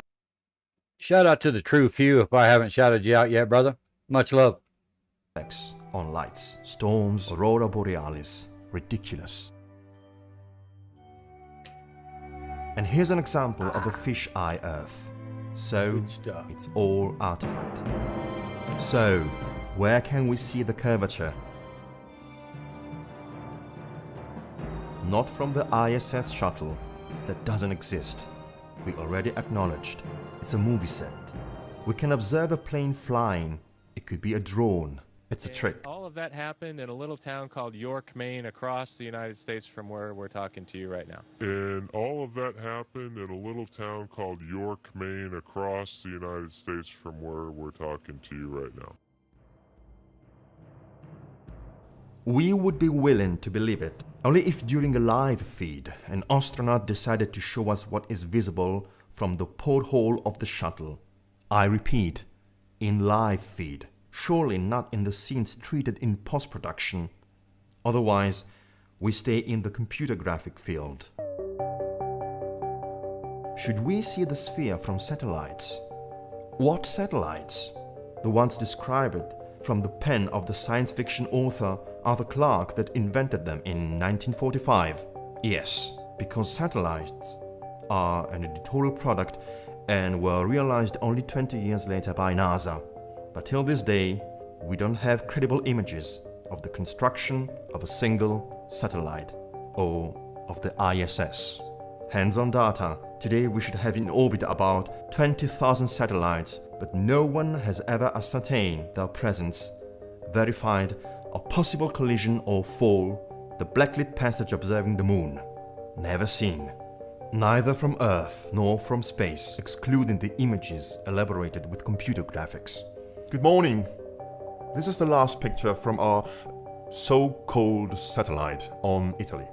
And yet, we should believe that similar objects can resist at the temperatures of the thermosphere and exosphere till over 3,600 degrees Fahrenheit. But doesn't aluminium melt at 1,220 degrees Fahrenheit? Unacceptable. It's more likely that satellites have stayed the outcome of a riotous fantasy and the lie of an unscrupulous power that has been dealing illusions for decades, making madness out of public money. In a subverted paradigm model, maybe we'd see these invisible hordes of satellites fall off too. Also because today, all telecommunications are realized by 1 million of miles of optical fiber cables, and radio bridges are present everywhere in our territory. After all, it should be easy to verify the existence of satellites. All they would need to do is turn Hubble around, for example, make it face Earth, and show us the center of an American city on live feed. They never do it. They can't. they would first have to take it up in orbit. But first, there would have to exist an orbit around a spherical Earth, which is in fact put up for discussion in the flat Earth model. Here, our Earth is not the board they told us. So let's see what it is. Well, what it could be, since we are talking about models. Sure enough, we do not want to abandon the terrestrial sphere to embrace the soothsayer crystal ball, but we are obligated to flank to the prudence of details, the courage of vision. Also because if the idea of the globe falls, Freemason Newton's gravity falls too, like Freemason Darwin's evolution, that makes a man and nothing at the drop keel of infinite space. Exactly Darwin indicated in the Protocols of the Wise from Zion as one of the skeleton keys to weaken the non-Jews, proclaiming their brains to the fakery that it's all a coincidence and that we are grains of dust with no importance.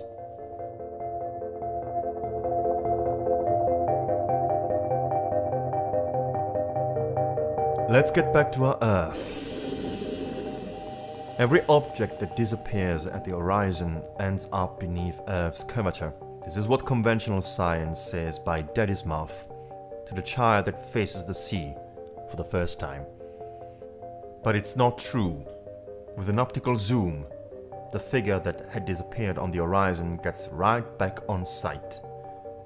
This is simply because the disappearance is not due to the curvature, but because our sight is limited by the point of dispersion of perspective, over which an object gets progressively erased by our optical horizon. If the curvature of Earth was, as they tell us, 8 inches per mile square the distance, we could calculate with this graph the length of the curvature at any given distance. For example, a distance of 118 miles should give a curvature of 1.74 miles, but if this was so, how can we see from Ventimiglia Mount Cinto in Corsica, tall 1.71 miles? The point of observation is at sea level, and the distance between this plaza in Ventimiglia and the tip on Mount Cinto is exactly 118 miles. If Earth was curved, we could only be able to see land taller than 1.74 miles. But we are able to see the entire Corsica's outline, from tip to coast, unexplainable on the spherical model. The web is full of experiments like this. How is this site possible? Before accusing researchers of doing mass destruction, we gotta fix this problem. For the laws of perspective, the horizontal lines intersect at the vanishing point, forming a triangle that comprehends all of our possible line in sight. We don't see like this, but like this. Over our visual horizon, everything disappears, just like the sun, like these buildings that will look as smaller and collapsed as they get over our perspective horizon. Obviously not because Earth is a sphere. If the collapsing of the buildings was due to Earth's curvature, we couldn't see them straight, but with an inclination. But it isn't so. The curvature is not there, in fact, it's not observable. It's not contemplated in the real world, and constructions engineers know that very well, since they never mention it in any calculation making big constructions. A geometer and engineer with 30 years of experience published on the Birmingham Weekly, "All our locomotives are designed to run on what may be regarded as true levels or flats. Anything approaching to 8 inches in the mile, increasing as the square of the distance, could not be worked by any engine that was ever yet constructed." And again, engineer Winkler was cited by Earth Review magazine about Earth's curvature, where it stated, "As an engineer of many years standing, I saw that this absurd allowance is only permitted in school books. No engineer would dream of allowing anything of the kind. I have projected many miles of railways and many more of canals, and the allowance has not ever been thought of, much less allowed for. A small navigable canal for boats, say 30 miles long, will have by the above rule an allowance for curvature of 600 feet. Think of that and then please credit engineers as not being quite such fools. Nothing of the sort is allowed. We no more think of allowing 600 feet for a line of 30 miles of railway or canal than of wasting our time trying to square the circle.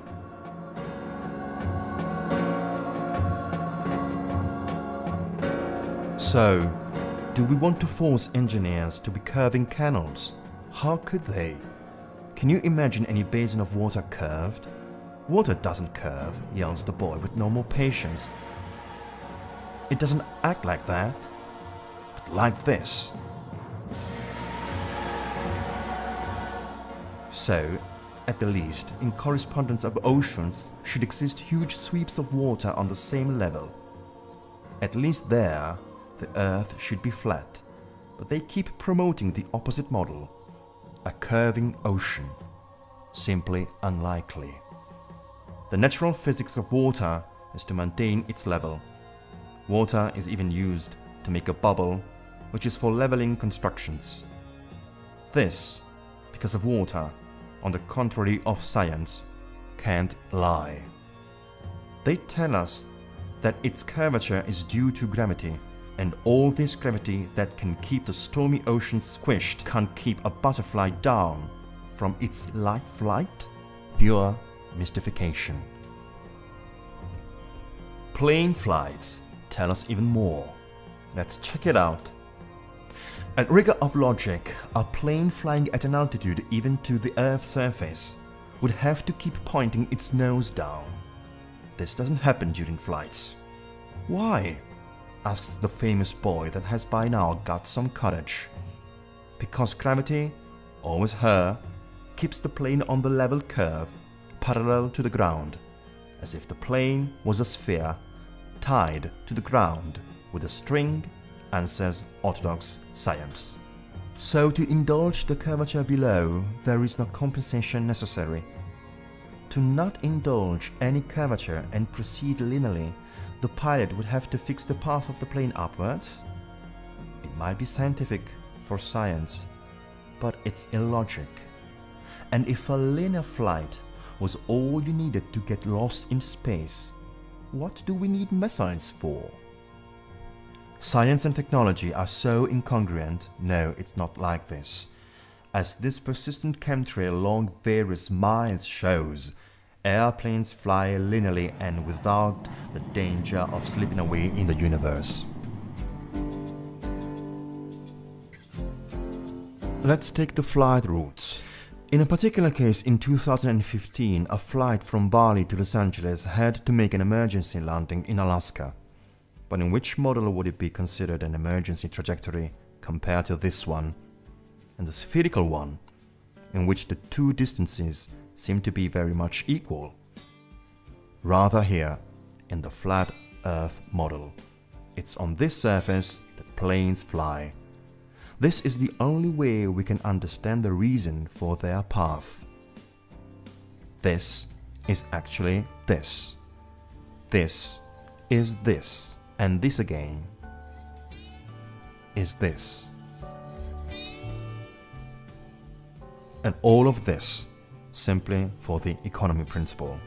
There is no airline company that wouldn't prefer the shortest and the most economic route.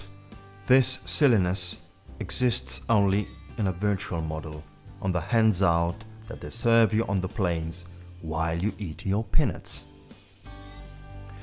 All flight paths are calculated on a similar map because they are realized on a flat Earth. So true that no flight has ever circumnavigated Earth, north to south, the only impossible route on such an Earth that isn't a ball.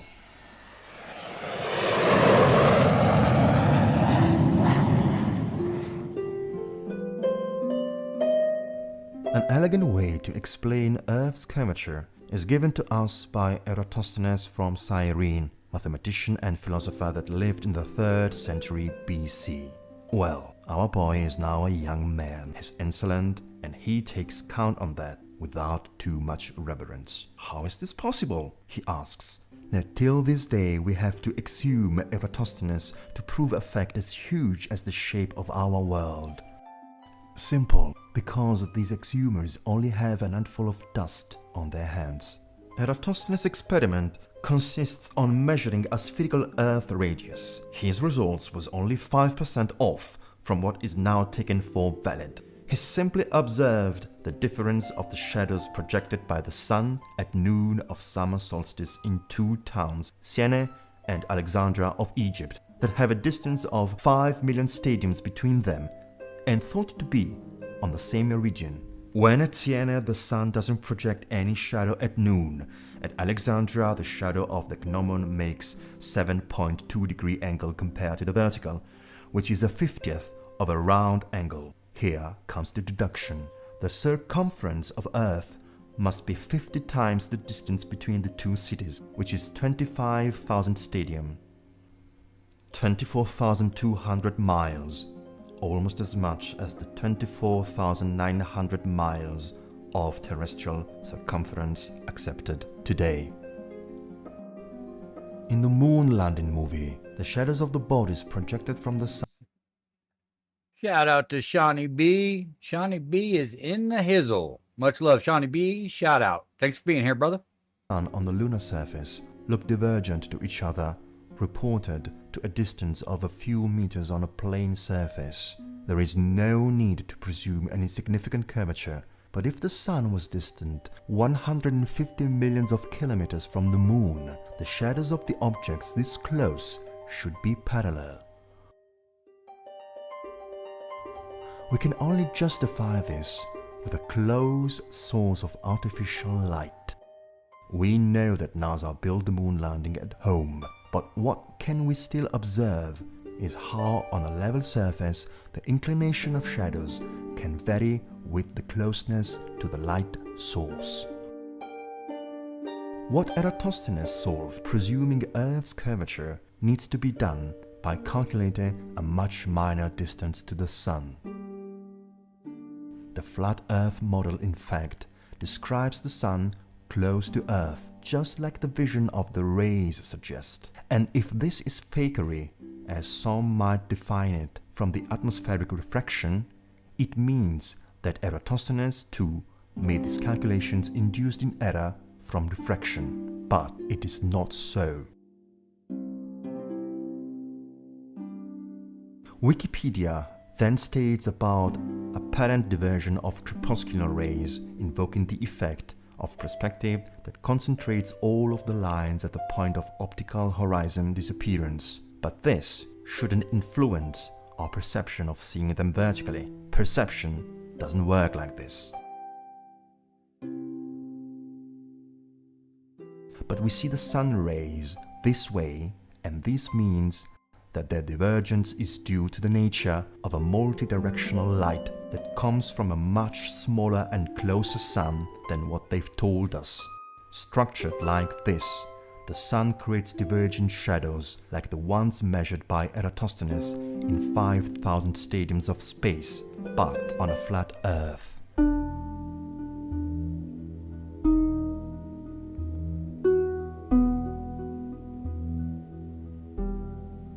Now, let's take care of Earth's movement and let's examine the proof of all proofs, the gyroscope, a physical instrument that is able to keep its rotation axis fixed without bothering about surrounding movements. This happens for effect of an angular movement law conservation, and it's realized through the mechanical connection of the axis with the gimbal suspension. The gyroscope was used for the first time in 1852 by Léon Foucault to prove Earth's movement. Scientific chronicles report success of this demonstration. Let's see. Once you turn on the gyroscope, either manual or electric, it will keep its rotation axis fixed without being influenced by the movements around it. Here's a reproduction of the mechanism. Here and here. There has been numerous experiments made. While the system around it is moving, the gyroscope keeps its original axis. So gyroscopes can show us an eventual rotation beneath us. If Earth spins 360 degrees in 24 hours, the instrument would have to show its stillness over a surface doing a 360 degrees spin, giving us the mechanical, final, undeniable proof that Earth is rotating. Let's take a look. Nothing. Still. Sure looks like Earth is stationary, yet the surface should have moved in all these hours. Every experiment after Foucault has actually failed, even though our gyroscopes today are less rudimental compared to Foucault's. So it is. Gyroscopes are just like water, they don't lie. And now we understood how official science can trick the cards to avoid losing.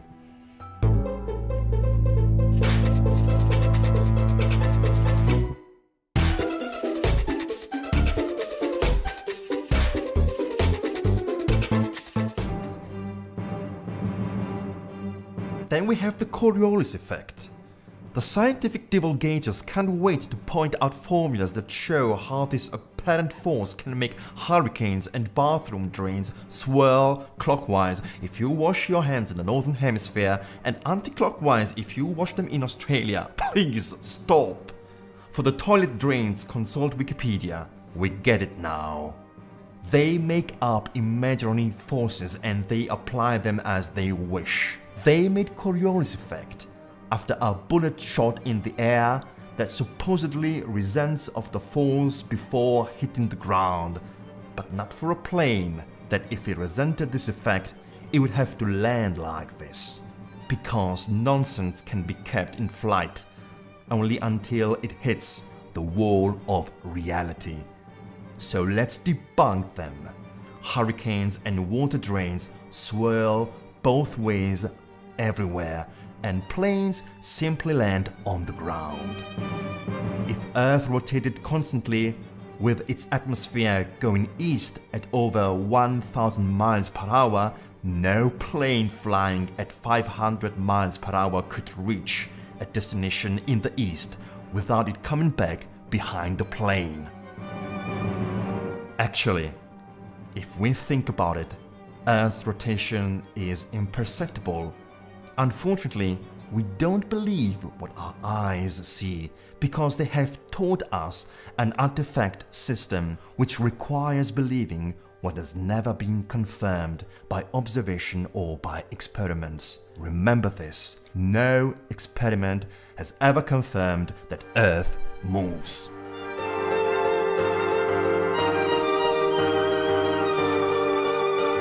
The boy has become irreverent. He can't stand the scam of theories anymore to justify a world that he has never seen, that just isn't, not even apparently. How can we show him the paradigm that one day he might have to deal with? It's called Flat Earth, and it's a model already been described by the ancient Babylon, Egyptians, Mayans, Incas, Navajo, Norwegians, Hindus, from Buddhism, the Quran, the Bible, etc. Earth is like this, just like our eyes see it, flat and stationary, with a magnetic pole at north that always points to the pole star, an equator line along the meridians, and a perennial ice belt called Antarctica, over which is believed could be more land, or it could be where the dome of a firmament raises up our universe. This is the vault on which stars rotate in a concentric way around the pole star. Within this dome, sun and moon, with an hypothetic diameter of about 31 miles, describe a circular motion in which alternate days and seasons, hotter in the north, with a narrowing of the motion, or south, with the widening of its motion utterly.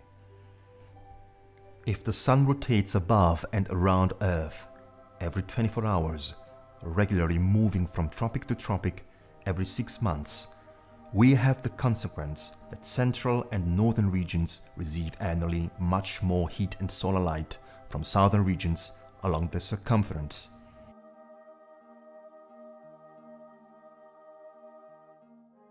Since the sun moves faster over the southern region in the same arc of 24 hours, it has to go over the northern region, which is smaller, proportionally slower.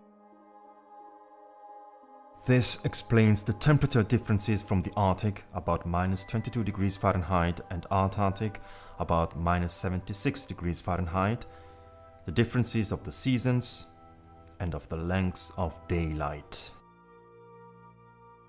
This explanation of the seasons formulated this way seems much more convincing than the globe model one, in which seasonal differences are said to be caused by the inclination of the terrestrial axis compared to solar rays, a theory that brings the paradox result that in the boreal hemisphere, our hemisphere will be colder while Earth is closest to the Sun and warmer when it's furthest. How can a small difference in the inclination influence so much, whereas the difference of 5 million kilometers influence so little? This incomprehension, the boy that is now a man remembers that he's never solved, until Obama told him about flat Earth. The motion conceived in the flat model also heals the so unsustainable incongruence about the moon. The version commonly accepted tells us that the moon rotates around Earth with a 28-day orbit. The spherical model, though, presents quite a few problems. 1. It indicates a much smaller moon compared to the Sun, while our perception of reality shows two solid bodies of equal size. 2.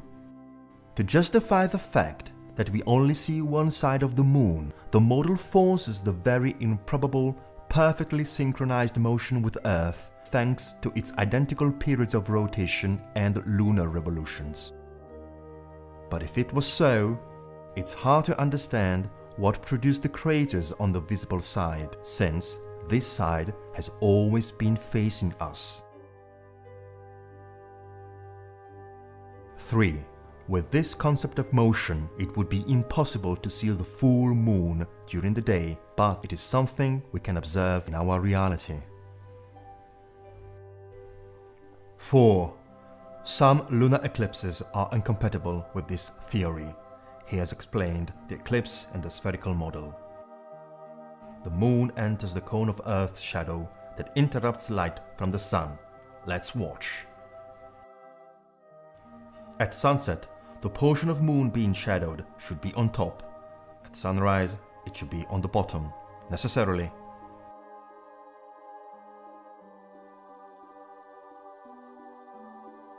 But it is not so. Here we are in New Mexico during the lunar eclipse on December the 10th, 2011. At sunrise, the light is brightening, but the cone of the shadow on the moon is on. Shout out to Lock Smart. Lock Smart's in the house. Appreciate you being here, fam. Don't think I shouted you out yet. Much love, brother. The top.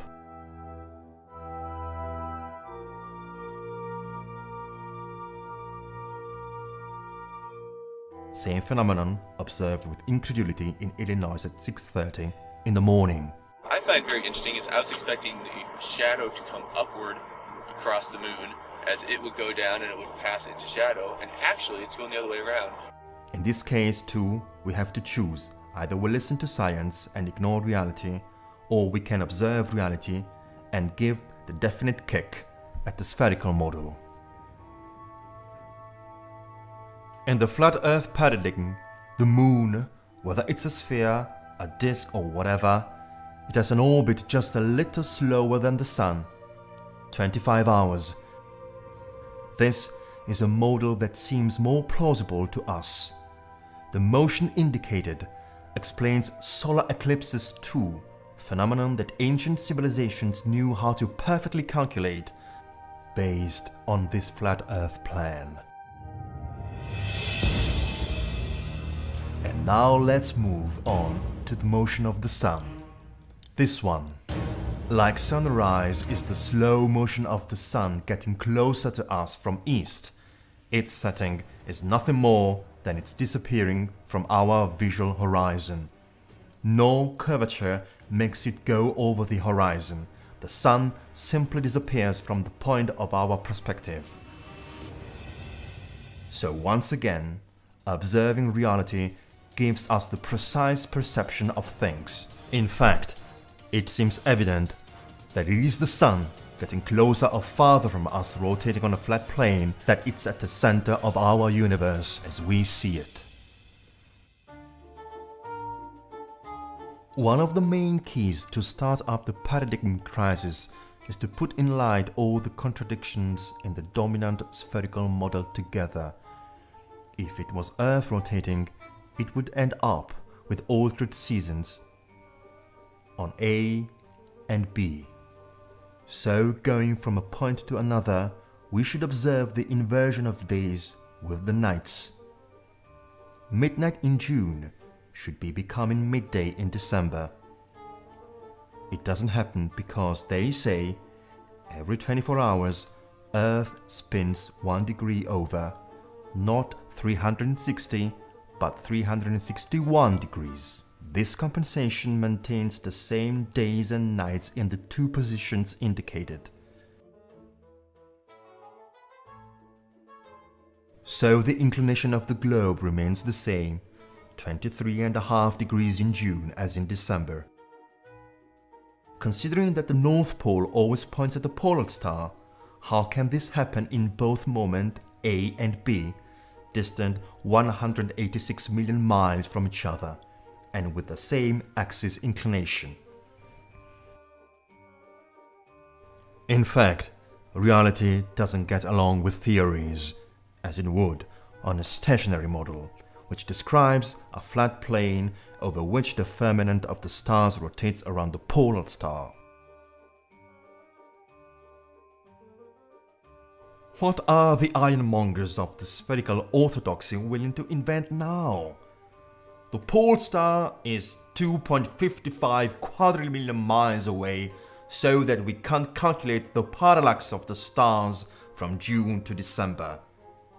So, are they saying we see a star immensely distant with the naked eye?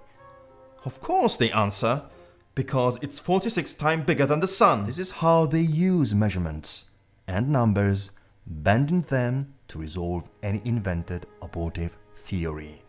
This is the lesson that our boy, now old, can still learn from the words of Nikola Tesla.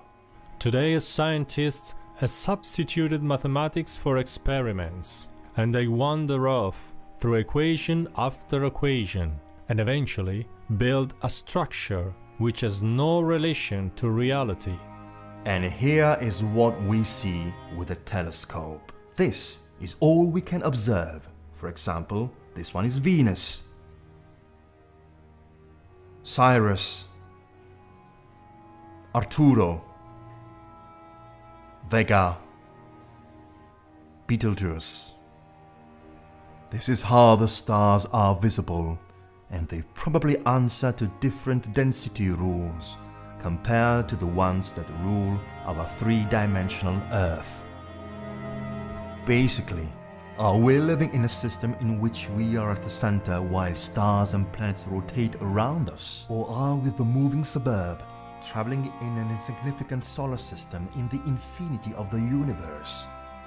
According to the globe model, we should be satisfied to be a little rock, traveling 1,040 miles per hour on our own axis, 66,000 miles per hour around the sun, while the solar system is moving in the Milky Way at 490,000 miles per hour, and the whole galaxy is barreling in the universe at over 1,000,000 miles per hour, and all this without us perceiving anything. We feel air currents, water currents, the density of bodies, electromagnetism that causes earthquakes, but the ever-swirling velocity of our planet has no effect on our senses. Is that even possible? Or is it just they tell us? The proposed model of a walking Earth doesn't match with what we see in the sky. Here, the pole star is always at the center of the rotation of all the other stars, and during thousands of years, the constellations have stayed fixed at the same point without changing the position of their trajectory in any way. If Earth was a ball orbiting around the Sun, rotating in a galaxy shot out by the Big Bang, like NASA suggests, it would be impossible for our constellation to stay the same. Based on their model, we should in fact have a different sky every single night, and the visible stars would never be the same twice in a row. This is the only way we could surrender to their reasoning.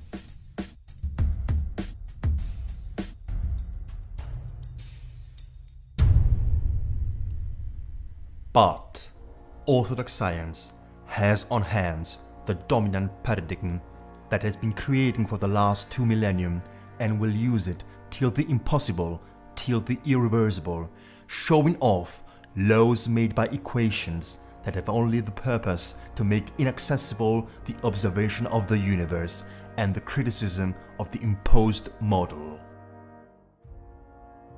This is why, after the explorations done by Admiral Byrd, that with his trips detected unknown places of the ice wall chain, an international treaty closed the doors to these places to everyone. It isn't so strange that the Rockefeller family financed and promoted both the expeditions so much that they have been dedicated the name of a mountain in the Antarctic. Wonder in tribute to which bigger interests? The Antarctic Treaty was signed 2 years after the last flight and death of the Admiral at Washington in 1959. Today, 48 nations subscribe to the treaty that forbids military activity in the ice continent. But military personnel and equipment can be used for scientific research or any other pacific purpose. Therefore, thanks to this, a military surveillance constantly wraps the Antarctic belt in the secrecy imposed to humanity by the worldwide supergovernment, even with violence if needed, in case civil pilots and boat captains wanted to venture in. Before calling out a disinformation, those who want to know need to fight to access the answers that the homemade moon imposters hide. If the flat Earth was the dominant paradigm right now, think about how easily you would fall in the ridiculousness trying to convince others that the Earth is a spinning ball, dragging clouds and oceans without anybody noticing it. Newbies inquisitors, be wise and run upon the road to knowledge, not the one of the stake. Exploring Antarctica, according to the Flat Earth model, could reveal the offshoot truth, the border of Earth, the limit over which it encounters the firmament or the existence of new Earths, as described, for example, in this ancient Buddhist map.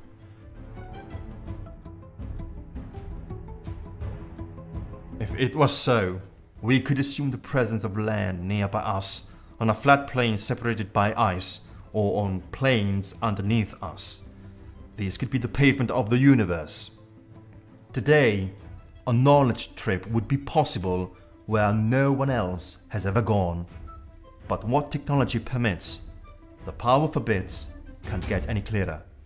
The ice belt under the 60th parallel has been made inaccessible. The dominating elite made it an international off-limit zone, open to limited and very expensive guided visits only, with only 3 totally controlled points of access.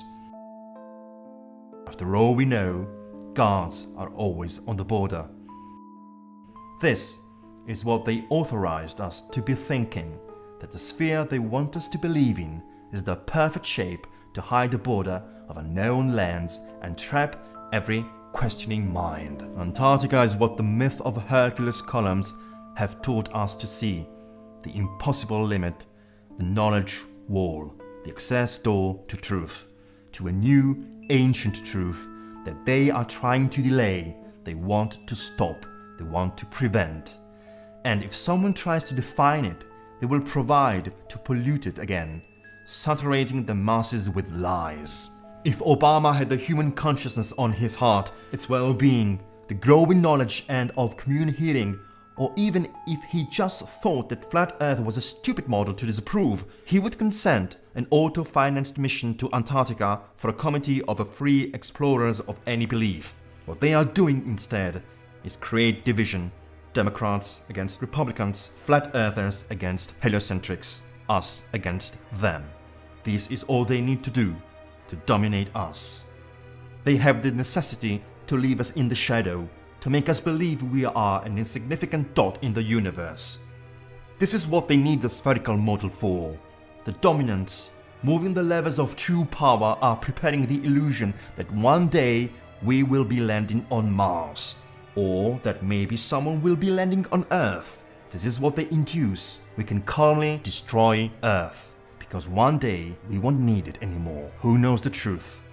The same that obstruct others from achieving it.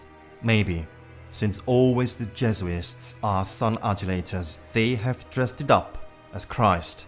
They have made it the core of the power managed with the financial abilities of the worldwide Zionism, and through Masonic lodges they determine what needs to be hidden and what only symbolism can reveal. In the millenary lie under which man has been a victim, they are hiding the fundamental thing why we are born.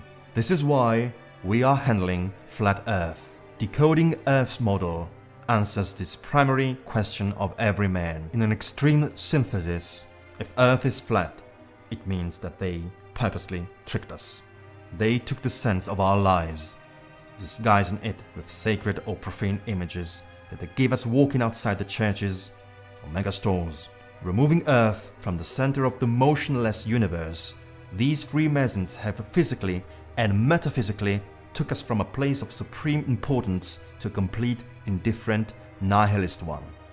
Their corporations are selling us idols to adore, slowly taking possession of the world, while we quietly believe in their science, vote their politics, buy their products, listen to their music, watch their movies, sacrificing our soul on the materialism altar.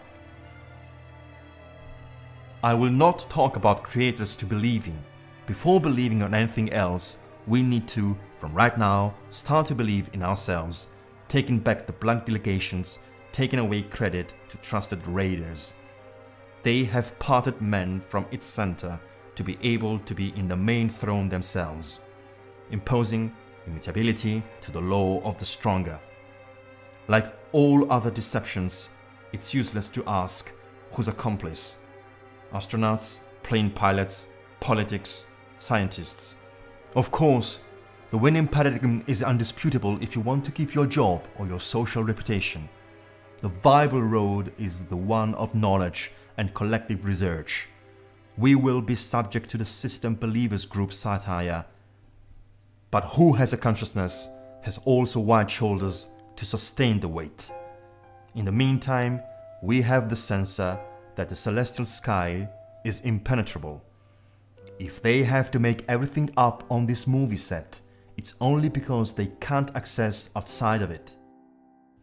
So true that the United States and the Soviet Union have tried to violate it with subsequent operations. Atomic explosions in the atmosphere, achieved who knows why after the last findings in Antarctica. But strangely enough, there is left in the world today an area as big as the United States that's never been seen by a human being. And that's beyond the pole on the other side of the South Pole from Middle America. And I think it's quite astonishing. So the elite found the firmament and was trying to overpass it. But can man destroy the home that's hosting him? Can we let him do that so imprudently? What else could these destructive incursions mean, if they are not tries to rip the dome apart and overpass the limit imposed to life on Earth?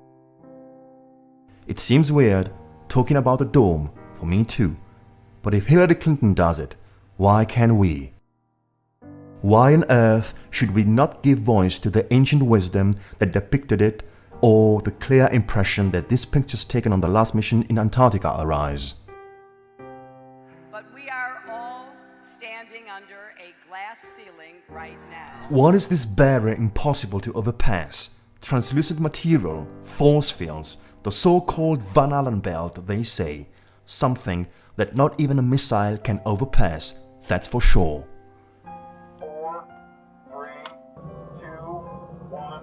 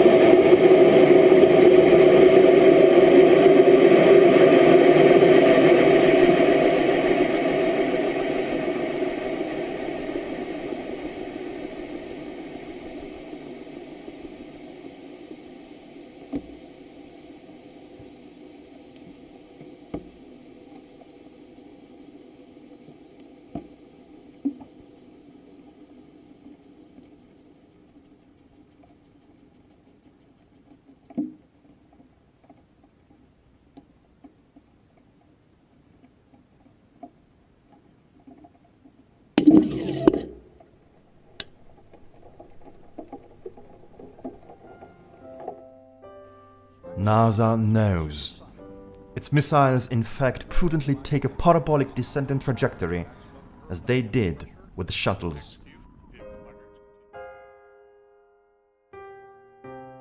By the way, remember the accident of the Space Shuttle Challenger in 1986? Well, it seems like 6 of the 7 participating victims, so to say, result still alive. Doesn't it look like it? To you guys too. Was it the umpteenth farce made in the USA? Maybe. We will never know.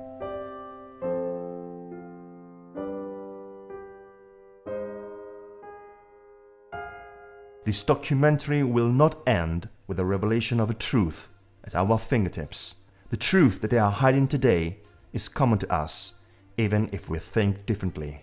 Maybe that's our greatness, the importance of what nature, Divine Mother, truly has been treasuring under its firmament so ineffably, which seems to exist only as one huge consciousness and intelligence that the divine Fibonacci code seems to describe.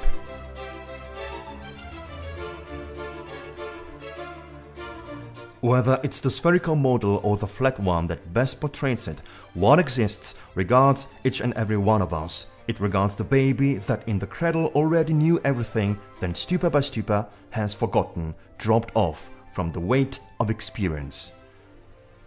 So today, they want to make him think that the moon has been conquered, that the nucleus of Earth is attracting us, that lights so small are huge suns at unpronounceable distances. But the same ones tell us that who doesn't have a degree can't rebut and has to accept the atomic harmony that's threatening the future of life, the elimination of the entire terrestrial species on the rhythms of huge extinctions, and accept that oil gets defined as a fossil in order to sell it to us as rare and indispensable, that the chemical poison irrigated by planes passes as a vapor, so to kill us without even a perpetrator, and accept that the elite dominates reality and induces all of us to the perception of reality that best suits them. To convince us that war is good, competition is good, dominion is good, impoverishment is good. Even taxation is good, or a necessary bad if you wish. This is what they are making us accept. This model can be subverted, and Earth, as we see it, is unique, alone, unequivocally the measurement of our existence.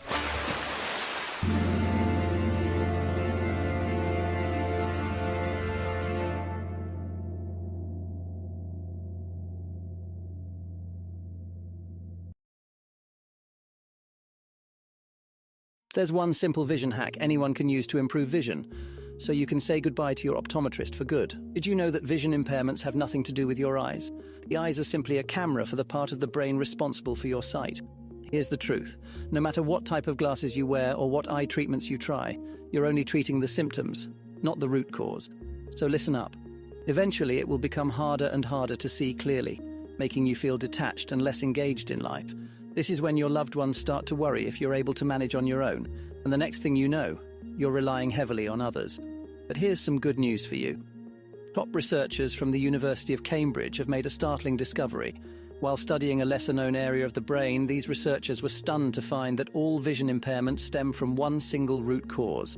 More importantly, they've unveiled a simple 7-second vision ritual you can begin to apply tonight, which is now scientifically proven to restore your vision back to clarity, regardless of your age or current eye condition. Even 70-year-old patients who were in... So this is the Solar Bright floodlight. Super bright, small light. I thought I'd make a quick video just showing off the 3 different modes that this light...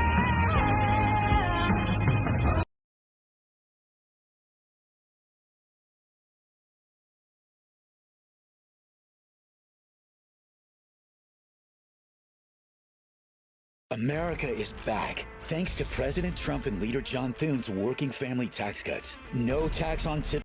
America is back, thanks to President Trump and Leader John Thune's working family tax cuts. No tax on tips.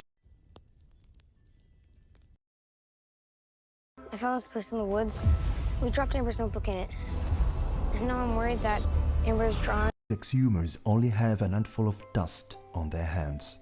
At an opposite model, a curving ocean. Weekly, all miles of railway parallel to the ground, as if the plane was a sphere tied to the ground with a string, answers orthodox science. So to indulge the curvature below, there is no compensation necessary. To not indulge any curvature and proceed linearly, the pilot would have to fix the path of the plane upward. It might be scientific for science, but it's illogic. And if a linear flight was all you needed to get lost in space, what do we need missiles for? Science and technology are so incongruent. No, it's not like this. As this persistent chemtrail along various miles shows, airplanes fly linearly and without the danger of slipping away in the universe.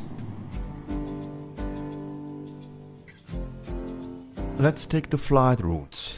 In a particular case in 2015, a flight from Bali to Los Angeles had to make an emergency landing in Alaska. But in which model would it be considered an emergency trajectory compared to this one, and the spherical one, in which the two distances seem to be very much equal? Rather here, in the flat Earth model. It's on this surface that planes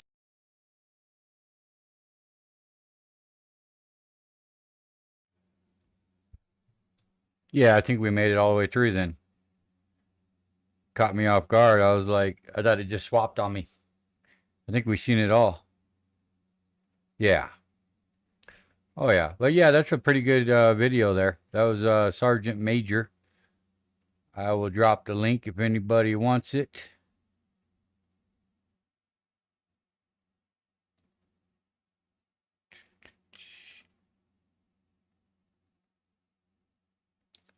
It's a good little watch.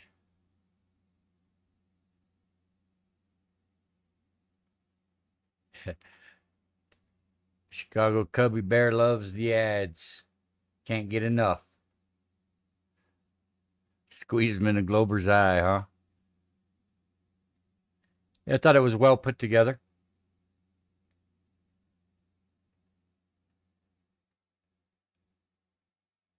Let's see here.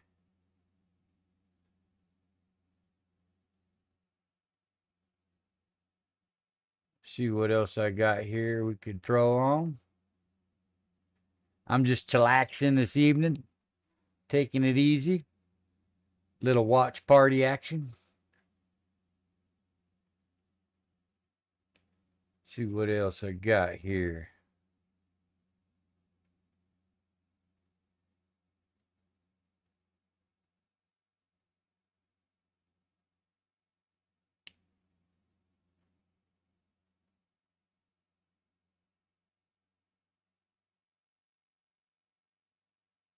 Bear with me here, folks. I got something else here I wanted to show. If I could find it.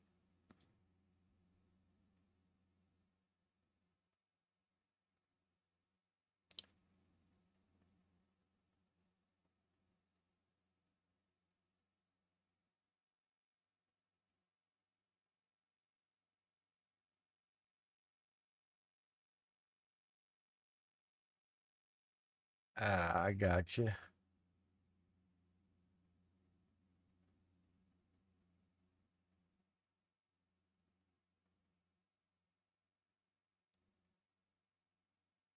Bear with me, folks. I almost got it here.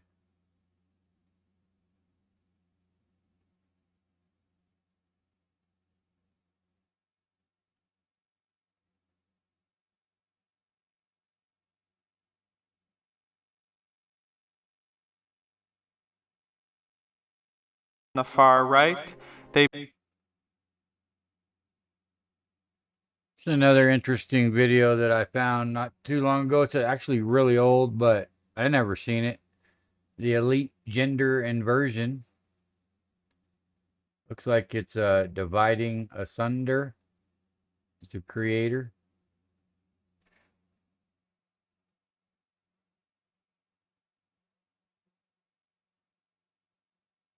Let's do a share screen.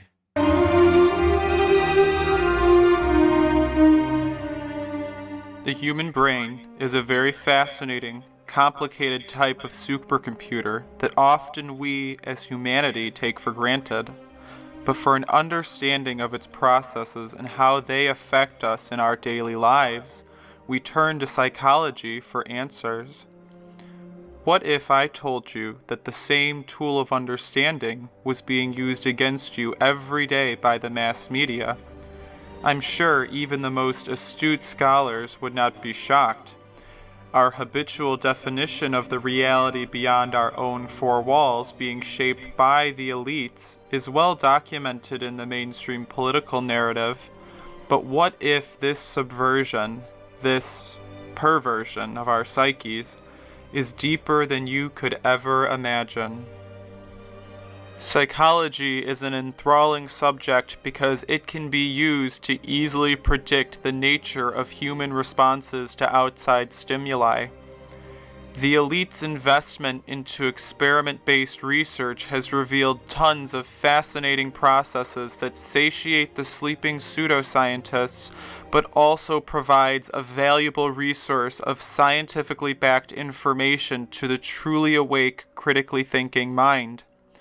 A very simple, widely quoted experiment would be the one of Pavlov's dogs, used to prove classical conditioning.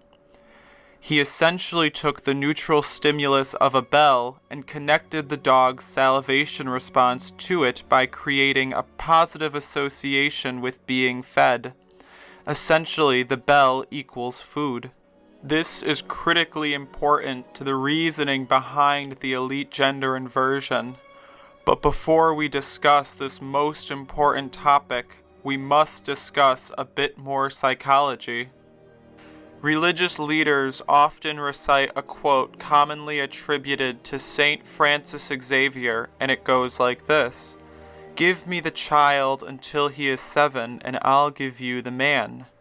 What he is really talking about is the idea that if you are conditioned early enough to accept an ideology, it will stick with you until you are an adult. Simple, logical. We hold this belief almost innately in the form of our view of parenthood, or the idea that 2 good eggs will raise another good egg. Life is not always this simple, but it sure follows logic. This demonstrates perfectly the psychological concept of modeling. Sounds simple, but it has 2 separate definitions, both being relatively important. One is used in a counseling setting in which the client implicitly learns by imitation alone, without any specific verbal direction. This is critically important because it is 1, well researched, and the entire cognitive behavior therapy model holds its foundations in this concept, and 2, it demonstrates that those human models of behavior in our lives can profoundly influence our own behavior without our explicit awareness or consent.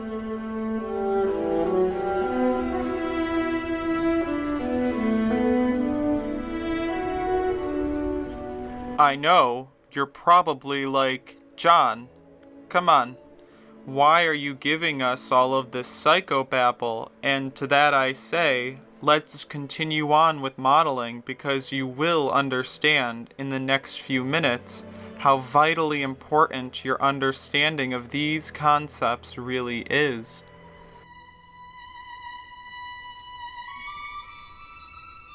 The second form of the psychological modeling concept is the general process in which persons serve as models for others, exhibiting the behavior to be imitated by others.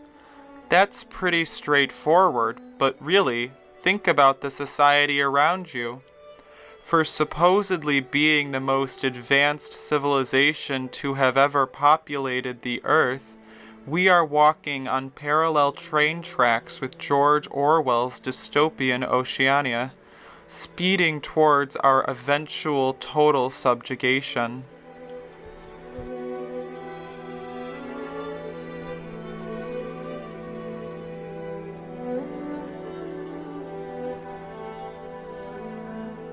If the concept of modeling is so essential to our early development, who are we modeling as one collective humanity unit? Who are the people that we share in our lives across the westernized world? I'll give you a hint. We see them through a square screen projected into our living rooms.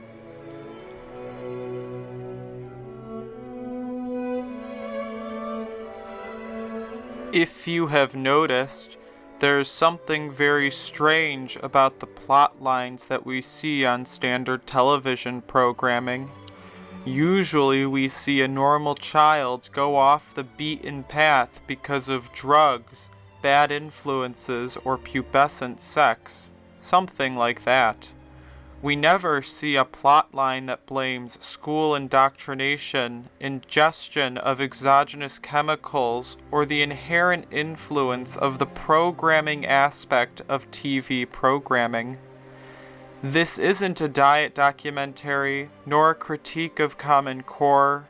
This is about an aspect of television programming that is so widespread and so sinister that you may have a hard time wrapping your head around it. This documentary is about the elite gender inversion.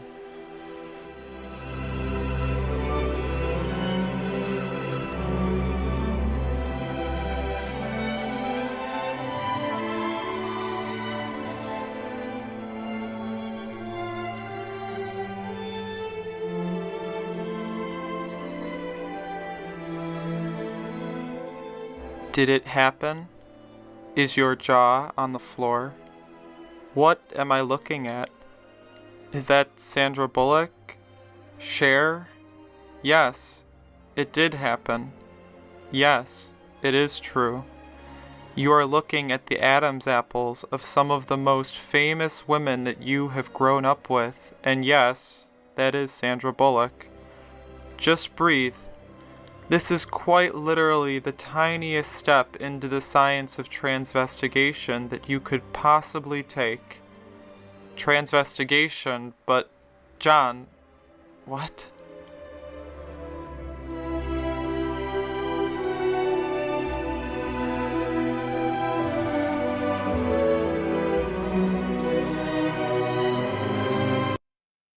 Appreciate that, Kevin Holtum. Kevin Holtum in the house. Shout out to Kevin. Appreciate you being here, fam. Much love. Thanks again. Shout out.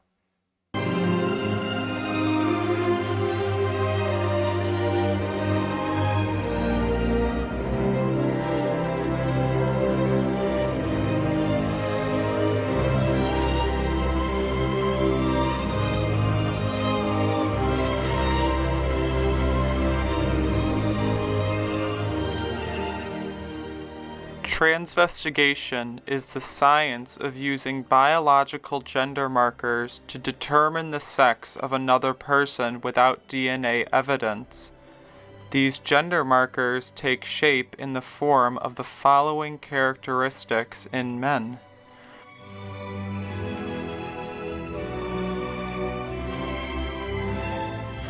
growing an Adam's apple, a wide jaw from the front, and a completely square jaw from the side, square shoulders, brow bossing or the thickening of the brow ridge above the eye, a sloping back forehead, high wide cheekbones, having a tree trunk-like neck and narrow hips with a straight up and down body contour.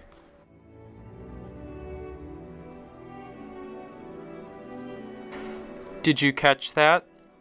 The defining characteristics of a man? An Adam's apple.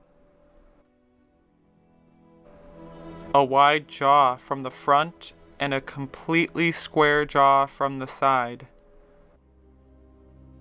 Square shoulders. Brow bossing or the thickening of the brow ridge above the eye. A sloping back forehead. High, wide cheekbones. Having a tree trunk-like neck. And narrow hips with a straight up and down body contour.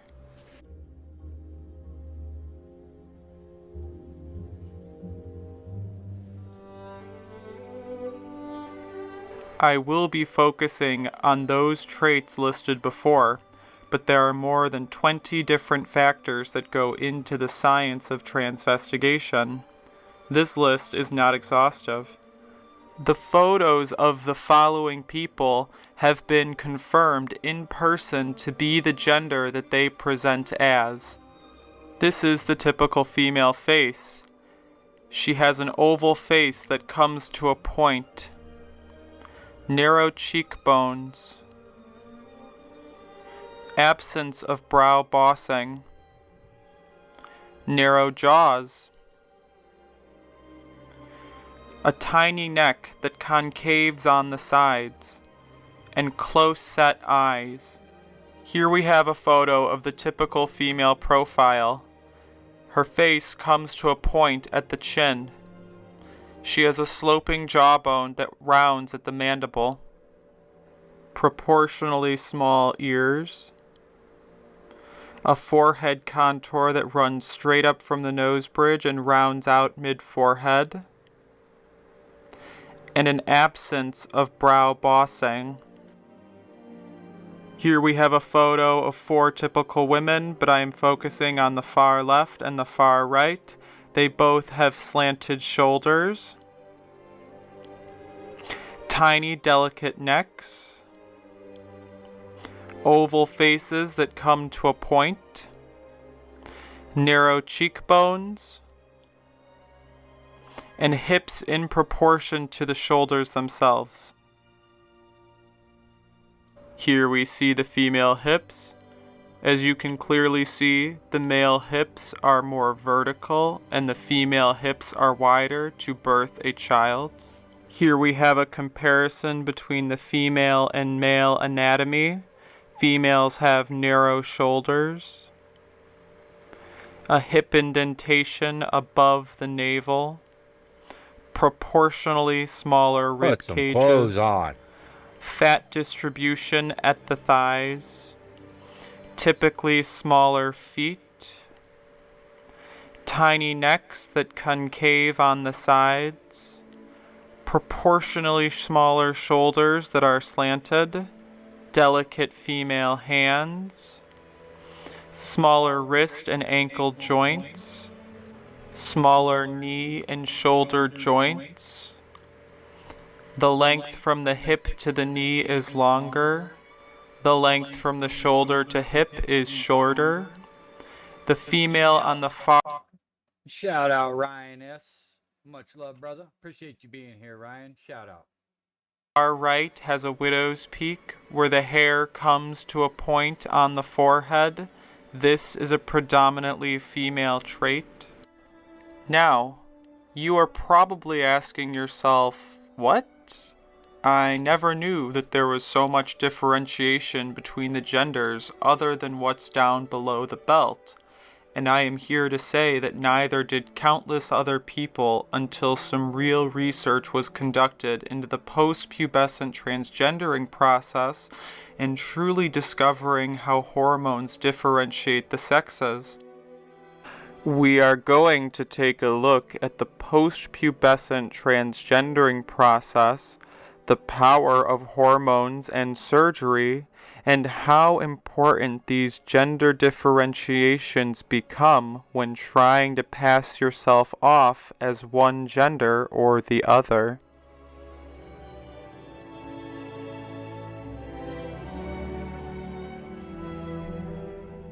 You may have thought this information was only important to transgendered people, but it is vital for you to understand as well.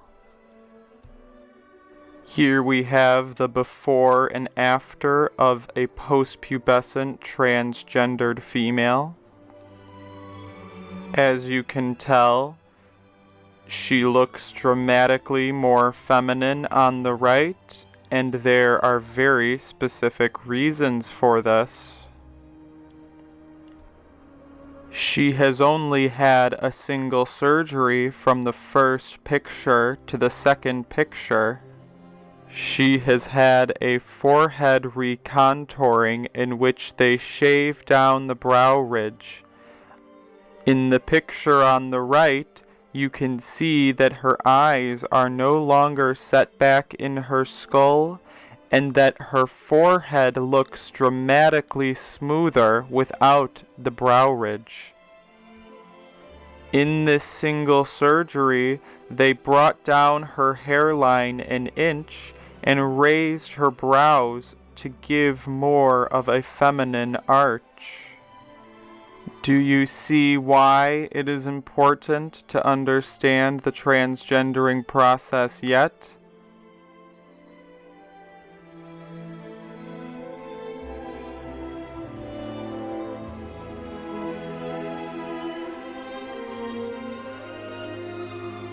Here we have another post-pubescent transgendered female.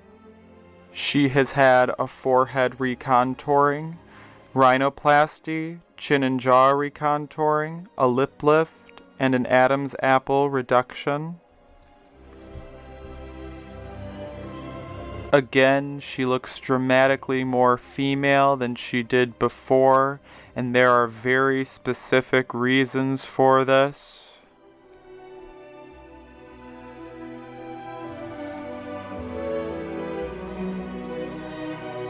This is the post-pubescent transgendered female from profile.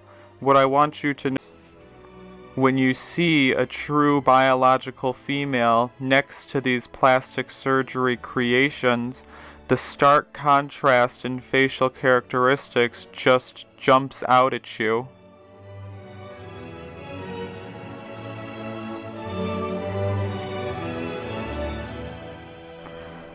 Are you transvestigating yet? Can you see the differences between the left and the right? Do you need me to put them on the screen?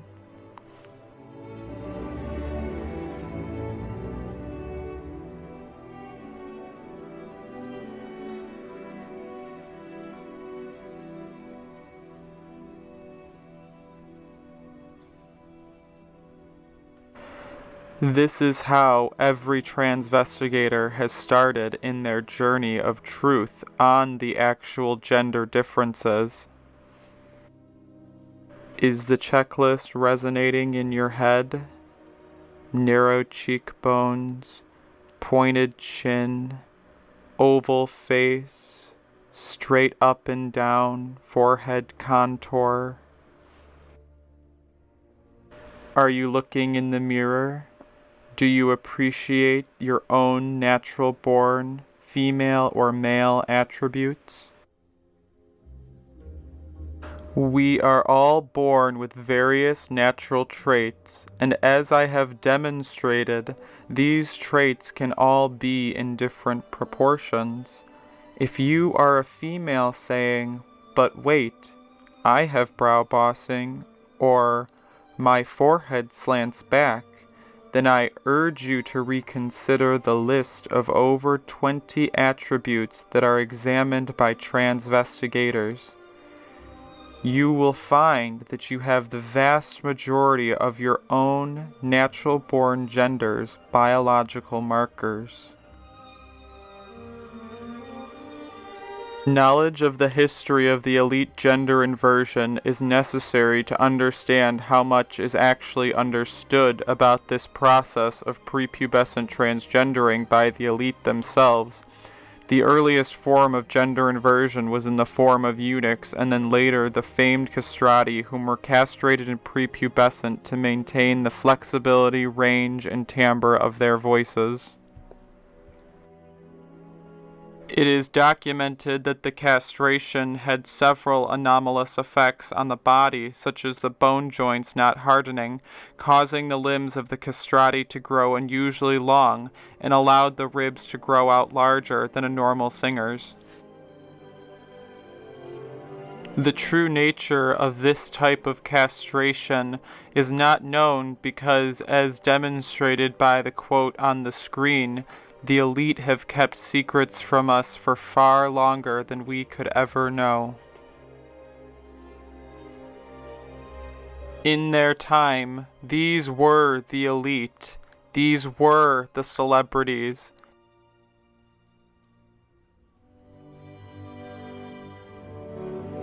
So many were being castrated that only the elite of the elite made it to the opera stage, the others being sent to infiltrate the church.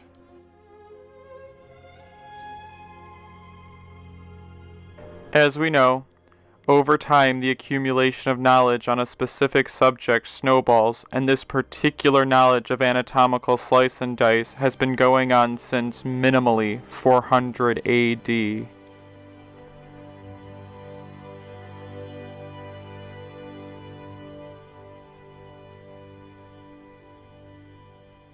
Alessandro Moreschi was the last surviving, publicly lauded castrato, taking his last breath well into the 20th century.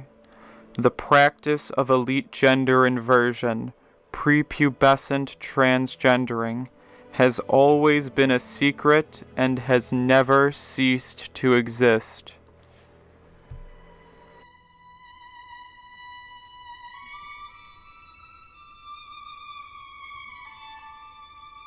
The stage has been set, but are you ready for the performance?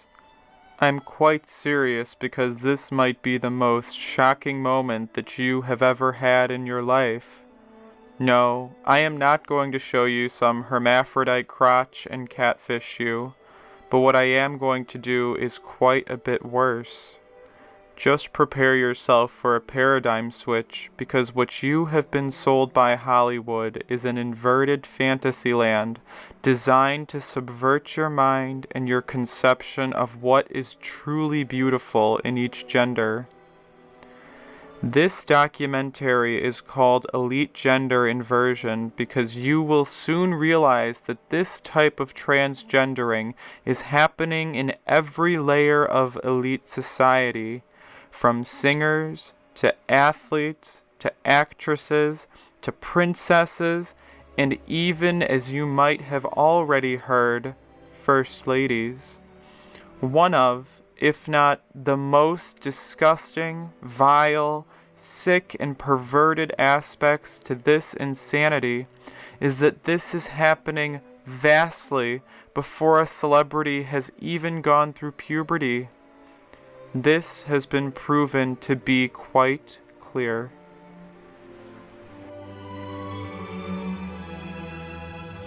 Transvestigation is a science that is first technical and second visual.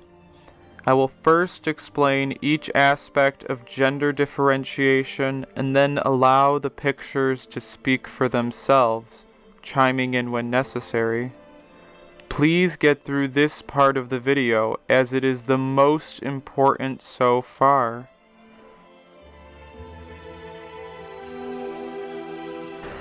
Every person featured in this documentary has a full facial and body analysis that is linked to in the description.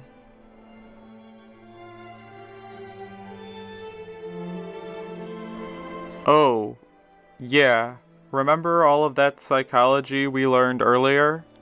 Keep all of it in mind because things are going to get quite technical in a moment.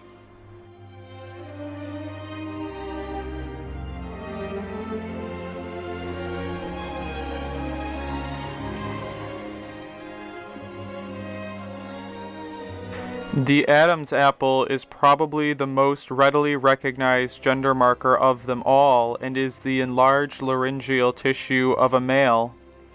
The reason why so many elite transgenders do not have an Adam's apple is because it typically develops after a full male puberty. These elites suppress that puberty by castration, chemical or surgical, and give exogenous estrogen in order to maintain the prepubescent male characteristics that merge with female sex characteristics to create the ultimate in-between.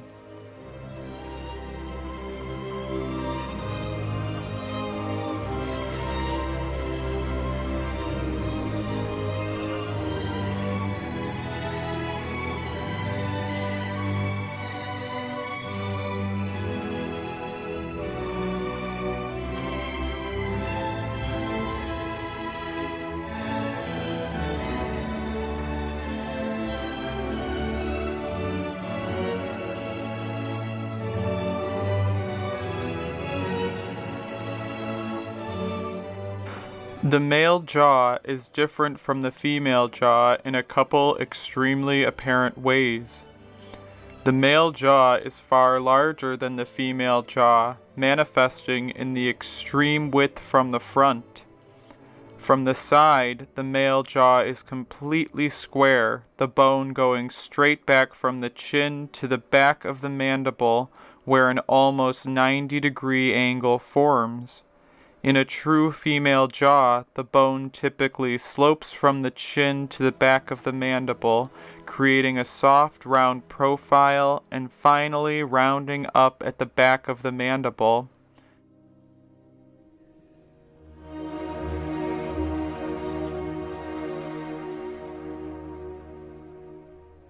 Do you notice the high, wide cheekbones?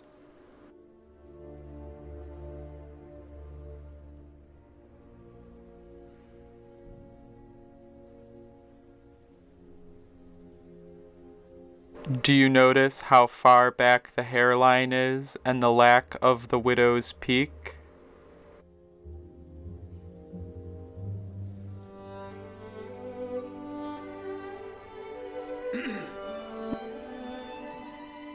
The flatness of the chin,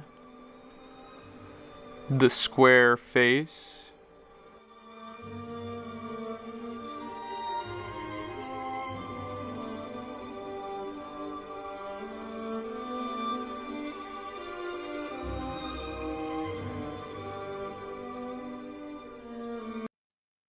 Shout out to Jeff Gasshead. Much love, brother. Shout out. Thanks for being here, brother.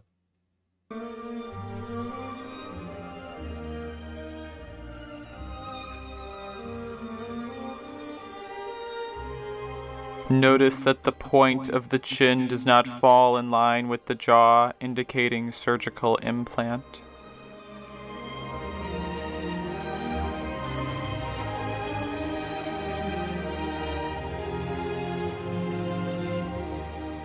Do you notice the size of the ears in proportion to the head? Again, look at the point of that chin.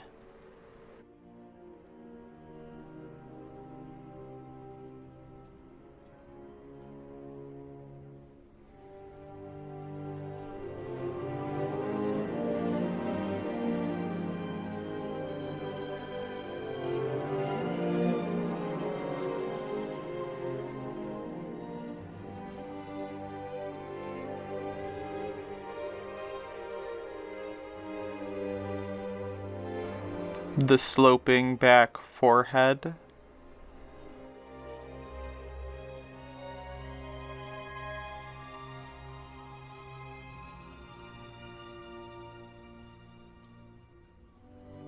The differences in the shoulders of the sexes can seem subtle because our eyes are not used to really looking for them. But once you start to examine, it will jump at you. Men have broad, square shoulders that after a full male puberty typically fit 3 widths of the head from end to end. Women typically have sloping, slanted shoulders that can fit 2 to 2.5 widths of the head from end to end. The shape is the key because these elite transgenders have not gone through the full male puberty.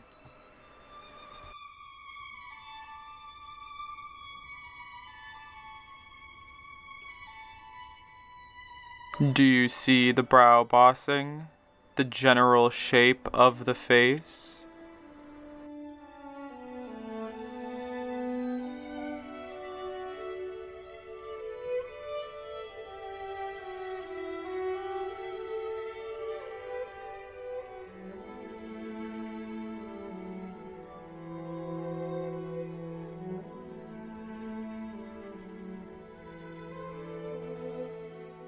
The disproportionately long arms.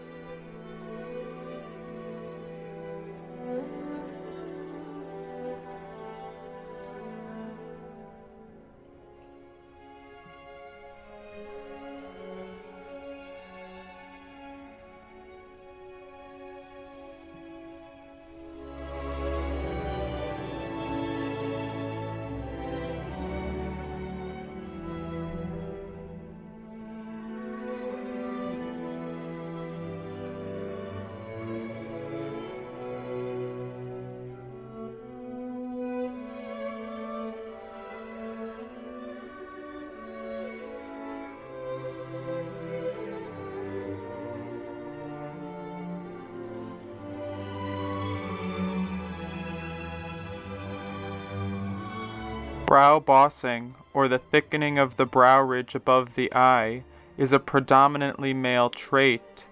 It is usually quite noticeable on a post-pubescent male, but the elite transgenders usually only get a slight version of this, and many choose to have a surgery that actually removes this from their faces. It is probably the most dramatic facial feminization surgery that one can have.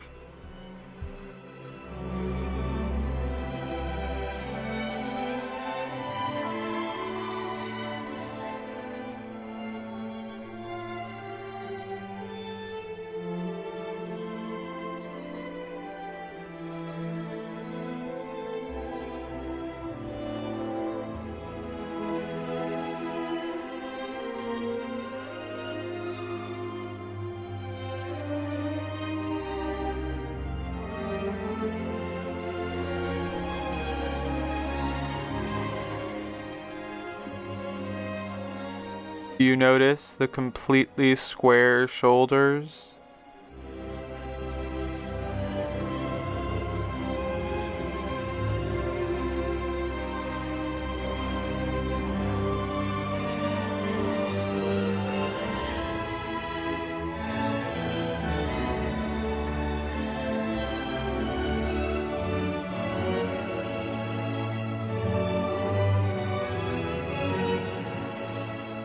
The sloping back forehead is another predominantly male trait that can be seen in prepubescence, but is personified in a fully post-pubescent male. The male forehead typically slopes back from right above the brow ridge, while the female forehead is typically straight up from the nose bridge and starts gradually rounding out in the middle of the forehead. In the elite transgenders, we see the typical male facial structure where the nose bridge dips in and then creates a slight bump at the brow ridge and recedes backwards, starting at the brow ridge.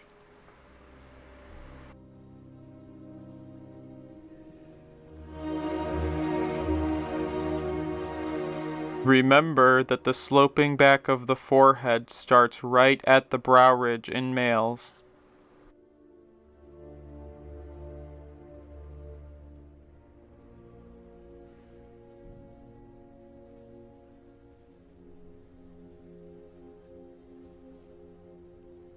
Do you notice the completely square jaw?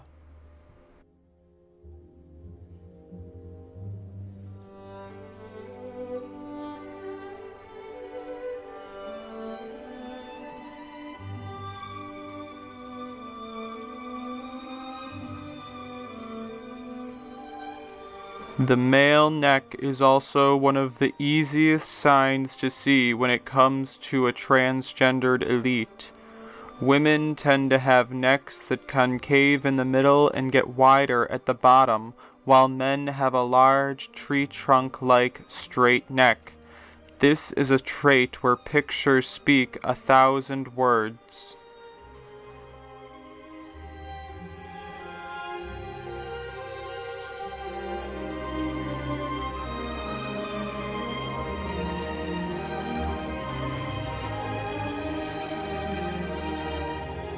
It's kind of difficult to not notice the Adam's apple on this one.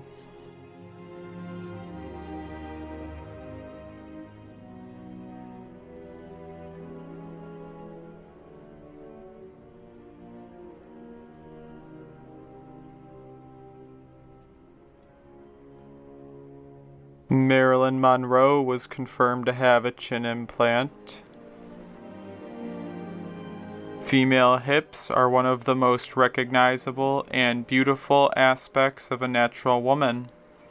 Women have wider hips for carrying children, where the navel tends to actually sit below the hip indentation on the torso.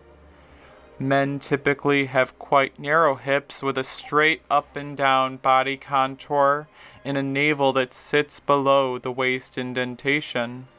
In real females, the shoulders tend to fall in line with the hips.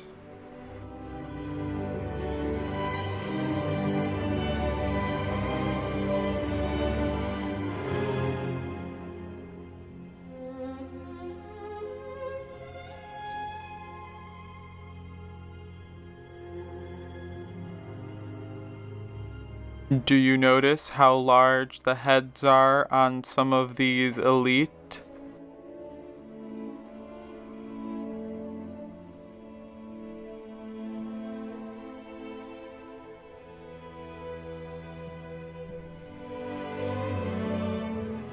Looks like a couple ribs are missing on that rib cage.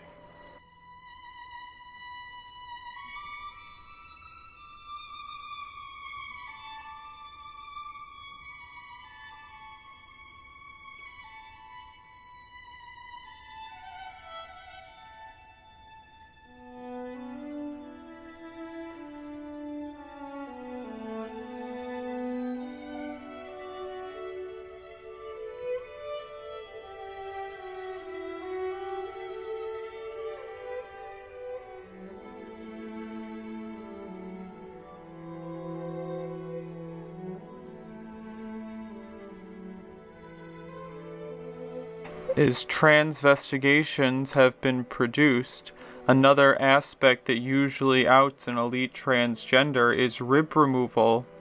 The rib removal creates an artificial waist, but at the same time reveals the artificiality of the proportions because the shoulders become far too wide.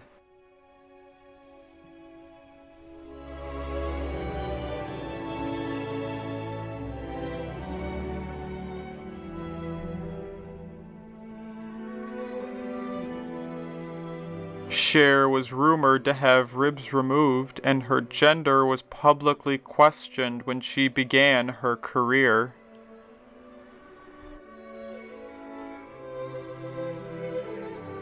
Marilyn Monroe was also rumored to have ribs removed, and you can clearly see the scar in this picture, and also you can clearly see the body frame of a man.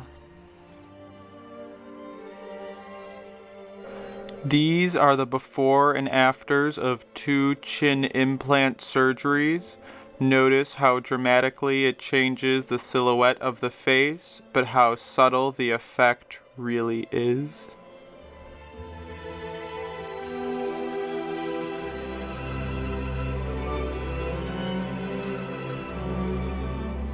Here we have the before and afters of 4 hip implant surgeries. They will never pass as the true hips of a woman, only a false Hollywood-sold fantasy inversion.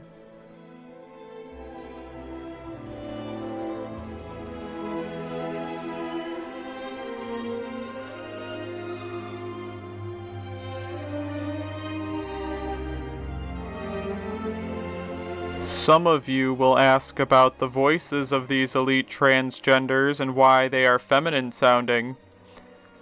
Have you ever really considered the idea that what you are hearing is just a prepubescent male voice all grown up without a puberty?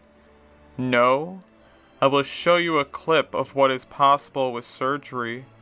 Notice how it is a science in and of its own, but remember that if someone has been castrated in prepubescence, they will maintain the pitch of their prepubescent voice. The elite know exactly how this works.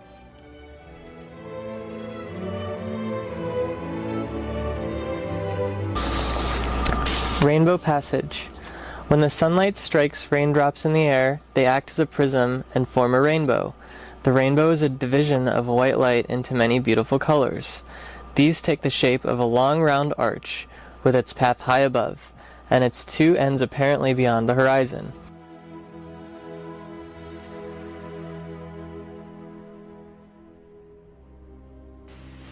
Rainbow passage. When the sunlight strikes raindrops in the air, they act as a prism and form a rainbow. The rainbow is a division of white light into many beautiful colors. These take the shape of a long arch, with its path high above, and its 2 ends apparently beyond the horizon. There is, according to legend, a boiling pot of gold at one end. People look, but no one ever finds it. When a man looks for something beyond his reach, his friends say he's looking for the pot of gold at the end of the rainbow.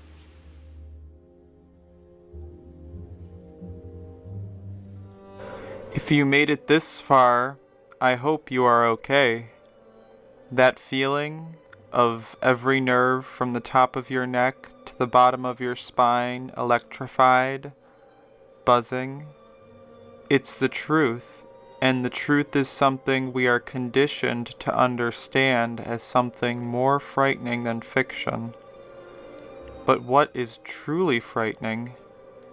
That for an entire lifetime you have spent thousands of hours in front of a television screen, absorbing the blatant glorification of transgenderism, and probably spent your most important developmental years preferentially conditioning your brain while it is most malleable to think that this is normal. You have been sold a false paradigm, and some of you are saying, "But John, I never grew up with TV. I was not being subverted by these elite transgenders." Do you remember how I defined modeling in terms of actual therapy? If all of the people around you behave positively to a certain stimulus, you will subliminally adapt that same ideal. Do you get it? We keep each other in this same paradigm just by the very power of the majority believing in the paradigm.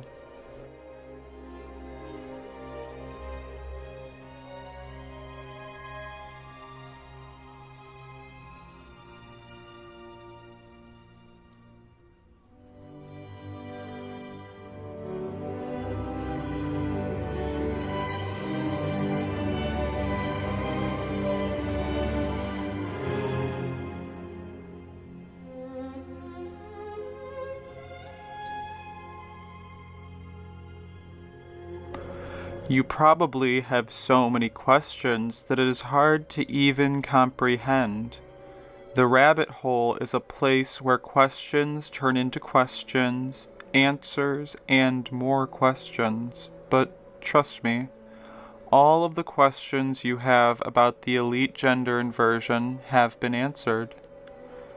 To start, you're probably asking why, which is, of course, the most important question, and the only one I will not address here. it has been answered elsewhere. The questions of how, when, and where have also been answered, so let's discuss the who. Extensive research has been done into the family trees of the elites that are in control of the modern world. This has revealed that every single president shares familial ties. Dozens of Hollywood stars have been linked, some by only a single generation.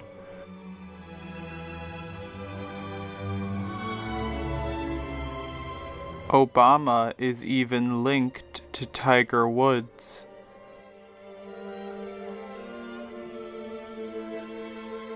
Have you ever wondered why so many celebrities look alike? How many people do you know in your life that look stunningly similar?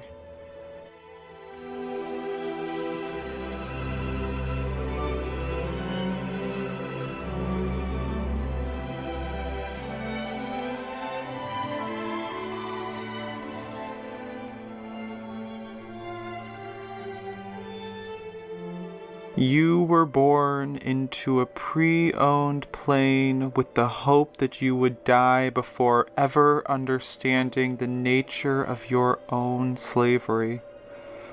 The television has been a source of escape, but also chains that I hope to have broken.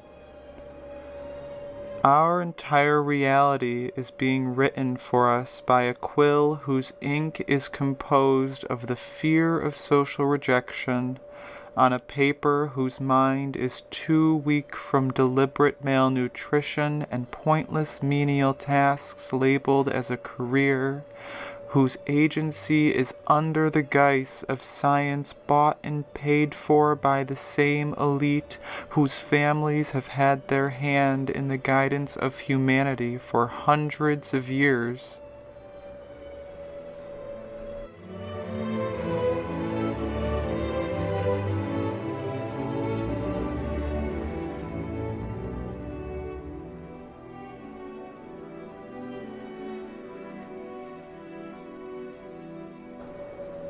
This quill, this instrument of predetermined destiny, has been writing a very specific plotline for humanity that has bloomed into fruition all that it was scripting and more. Are you humanity?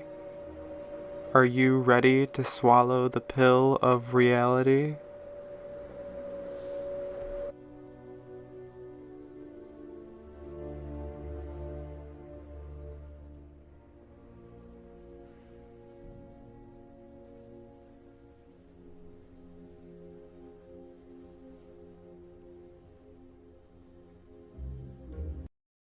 Art. This Why do we have to fly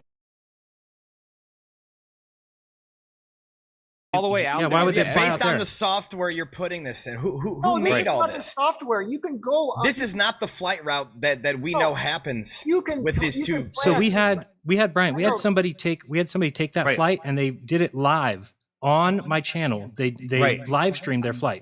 Go ahead, Brian, I'm sorry. I'm showing right now. Max, this is. I'm going to play the song that Roger dropped. He said, listen to the lyrics. So I think it's pretty good. I haven't listened to it yet, but we're going to let her rip.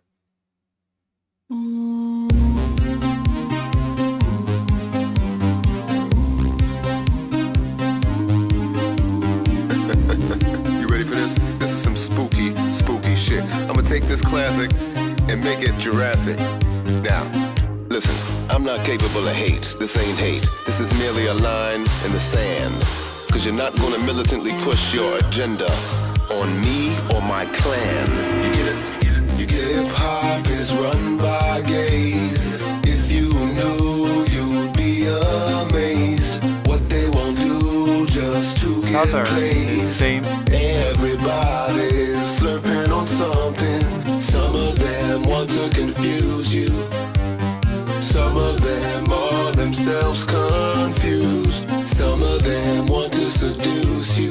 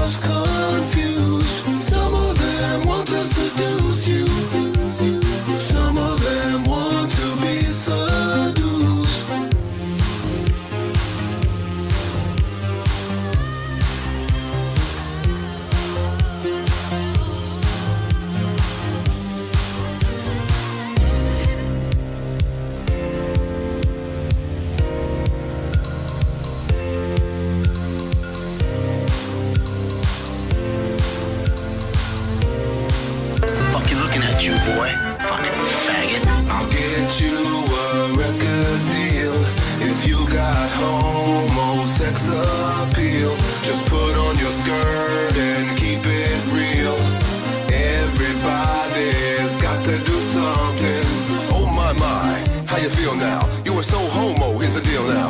Come into my office, have a cigar, you're gonna go far. I'm gonna make you a star. But first, I suggest you rehearse. We gotta set a new trend, here's your dress and your purse. I will help you enterprise, and then you will help us feminize the men. We gotta turn little boys into girls, and vice versa, with a straw in your world. Right under your thumb. And the goyim don't get it cause they're so damn dumb. Our role is reversing your gender. Remember, be a friend of the agenda. Just a couple hormones and some fake breasts. Voila, you're a woman now. Oh yes, we won't stop with our plan for humanity. Obliterate the family and ban Christianity. Hip hop is run by gays. If you knew, you'd be amazed. What they won't do just to get plays. Everybody's slurping on something. Hip hop is run by gays.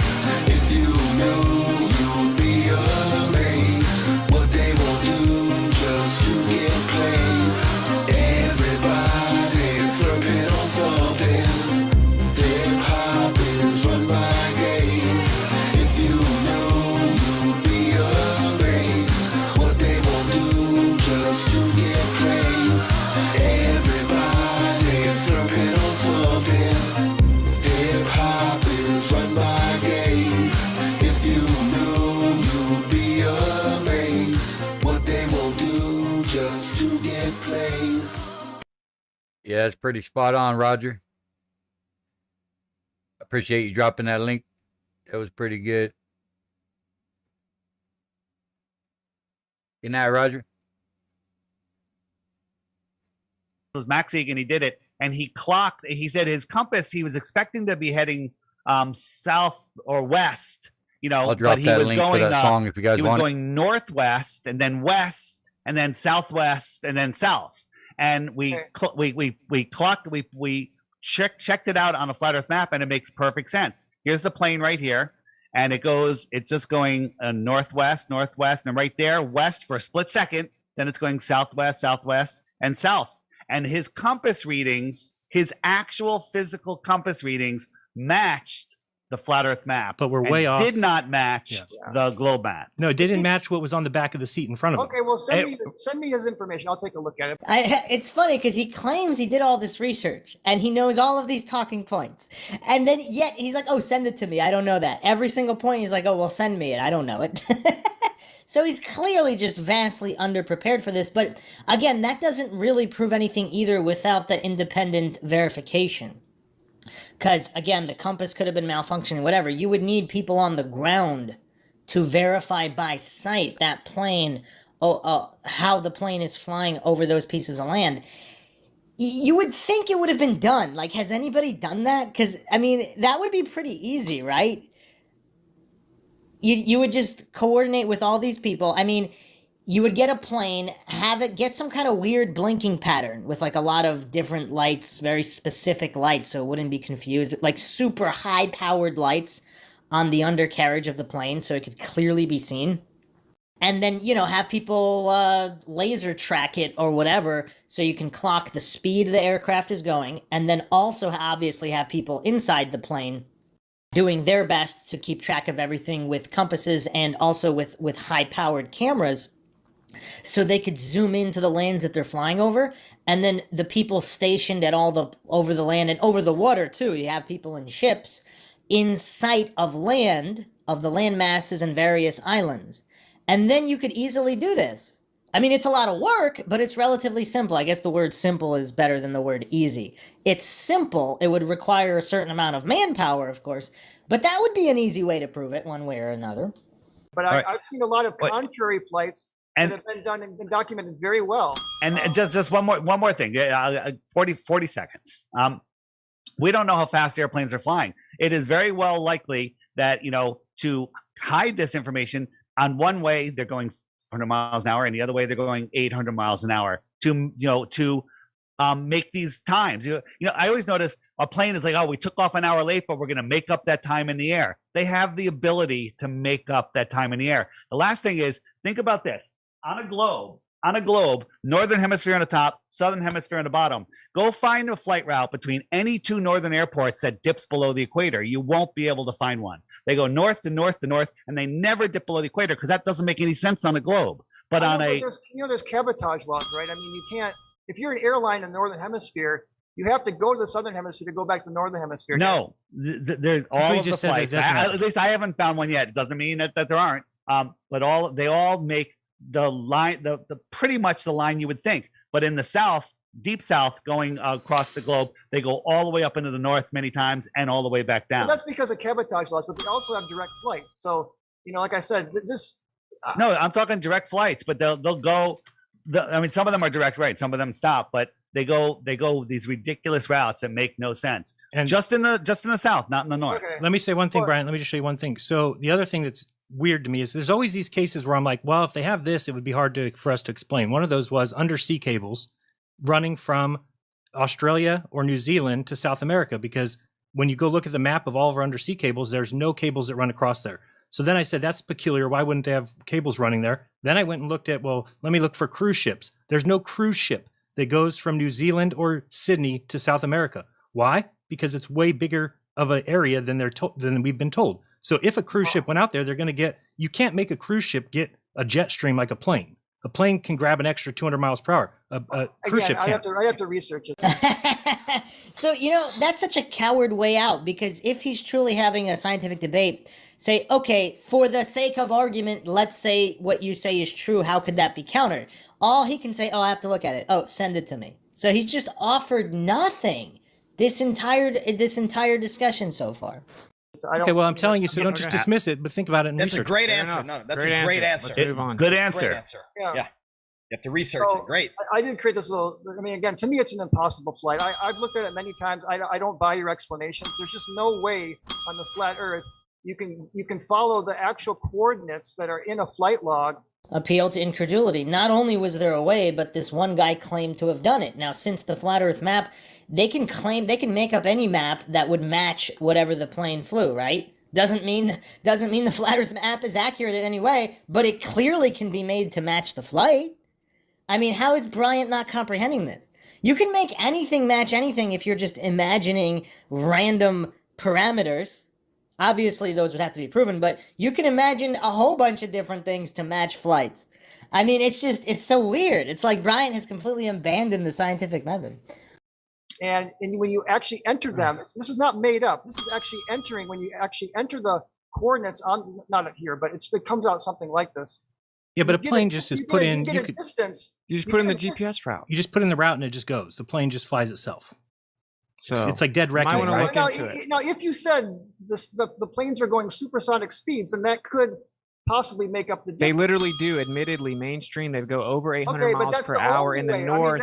That's what we're saying is the way that they can. That's it. The jet streams down there in the south. But again, you got to show me proof that they're going that fast. The jet streams. It's public information. Okay. Yeah, the jet streams go 250. Then you'd be, it's a sonic. There's a thing called a sonic boom that you have. But they can do it over the ocean. You won't do it on the ocean. Happen in jet streams because of static pressure around the plane. People above will hear it though. People above will hear it though. Above what? Not out in the middle of the ocean. If someone's out in the middle of the ocean, a plane goes. They're not going to hear anything. It's called static pressure. Wow, Brian is so triggered, he's just grasping at any and all straws to try to defend the faith. If they got to do these speeds, then there's going to be places where they're going to be going over land. Above water. No, you could get out. You could get out over the water. You would get out over the water and then take off fast. All right. Okay, let's just move on. Let's move on. Too triggering. Gotta move on. We're not going to make any headway here. So one little thing I just wanted to. Again, I hope we can move on because I don't think that we're going to come to any type of consensus on that. Not when he just keeps avoiding the burden of proof or the basics of logic. But send me some stuff. I'll take a look at. That's a good answer. Yeah, we like it. No, I look at stuff. But you have to have an open mind. If you look at stuff with the already preconceived. I do have. Well, we're saying things and you're not even listening. We just gave you an explanation. He has an open mind. He was literally just grasping at straws to justify why a plane couldn't be going at a certain speed without even knowing. He didn't measure it.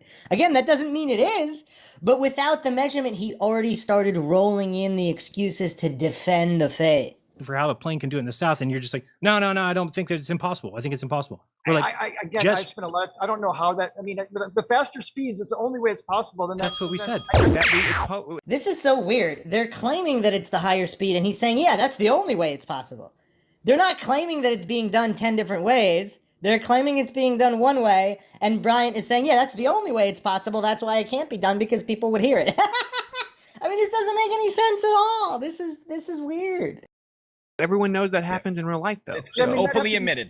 Supersonic. I mean, like 1,400 No, miles. no, it's not supersonic. No, you if don't the need wind, 1,400. and if the 800 to 900 would do it. And he's just constantly strawmanning and pretending they're making statements they're not making. They clearly cited the miles per hour. Now he's doubled it out of nowhere because they claimed 800. Now he's like, oh, they're going 1,400. Nobody said 1,400. I mean, this is really weird. Is just Bryant that triggered that his brain just ceases to function? 900 would 900 would do it. 900 would do it. Well, not when you do that distance. You do it. 850. You're drawing a big U. You're drawing that line. So nobody who flies in that route ever sees Antarctica. You would see Antarctica from that route. Nobody's ever seen Antarctica from that. Well, actually, they do. Actually, again, no, they do not. Go look at the globe. Wait. Go back to where you had the data points and tell me how somebody sees Antarctica from those data points. Not on that. Now you're changing it. You see that when you look at these two. Hold on, that picture on the right. Nobody's ever taken that flight route. What is that? This is not drawn as it should be drawn. This is not the Great Circle. So now he's saying the evidence that he presented is not drawn properly. So he's basically debunking his own evidence now, saying that, it can't actually be used to prove that. Correct drawing. So what are you showing us? If you look at his flight. Great circle routes on the meridian are impossible anyway. This might be. It's just the perspective of the. No, that's not. So what's that white thing on the bottom? What is that there? No, like the white circle. What am I looking at? The top picture. Well, let's just move on. Is that supposed to be Antarctica? Okay. Yeah. Looks like a cartoon. All right. It's not a cartoon. They should have a real photo. I know, but you would think so, bro. You know, Dave, your app has Antarctica on it. You do realize that, right? Around the outskirts? How so? I have your app, and I went to Antarctica to look for someone, but it kept loading and loading. Somebody told me that they found some people in Antarctica that downloaded your app. Yeah, absolutely. NASA. We have two guys in Antarctica. Okay. One of them at KC Station, and the other one was out in the middle of nowhere. Here he is, right here. Right there, yeah. Yeah. So right. And I was communicating with him for a while, and it was quite interesting. Okay. So I mean, again, so what I want to just go over some high altitude stuff is one of the things I've noticed that flat earthers or flat earth believers don't seem to understand. Oh, I don't have my drop with you. Oops, sorry guys, I didn't know that. Well, denier, whatever you want to be called, is the sheer scale of the Earth. Okay, so sorry. So nobody's denying the sheer scale of the Earth. Aren't the flat Earth claiming? Aren't the flat earthers usually claiming it's even bigger than presented? I mean, this level of strawmanning, it's just so silly. And again, I don't think Bryant is doing this on purpose as a troll. It looks like just a fundamental lack of brain power here, due to being triggered or whatever. Maybe he just has some kind of weird autism where he's kind of smart in certain areas and just fundamental failure here in this particular area. I don't know. I don't know if can you see me right now, or am I? We got it. Sorry, guys. Good. Am I sure? Yeah, we can see. You are now. I had the wrong screen up, but go ahead. Okay. Well, anyway, the amount of water on planet Earth, and I did the math. There's 1/1000th amount of water as there's volume of land. Okay. And so that's literally 2 drops on a bowling ball. I'm not a bowling ball, a billiard ball. So if you take 2 drops of water and just smear it around, okay, that's not much water. Okay, the Earth is huge. It's not like this over here. I don't know if you can see my screen, where you'd have all this water fill in a smaller Earth, and it looks like it's a lot of water. So the but it's a lot of water. It is a lot of water. Period. It's a lot of water. If you think about it, you are agreement that 70% of the Earth's surface is ocean. Okay. All right. And let's say the average depth of that ocean is only 300 feet. Okay. So if it's 70%, let's just say we take half of that 300 feet and put it on the land. Right. That's 250 feet of water covering the entire globe. That's a significant amount of water. And it goes down to 7 miles. No, what you're missing my point here. The volume of the Earth compared to the water there's only 1/1000th the volume of water. Because when you take, just do the math. You can do the math and see. All right, you're talking about the whole Earth construction, the whole Earth construction. The relevance is because when you get into these Earth from space pictures, in images like this, when you guys talk about the atmosphere is incredibly thin. It's actually only. This is to That's scale. A cartoon. This is not a cartoon. Okay, this is.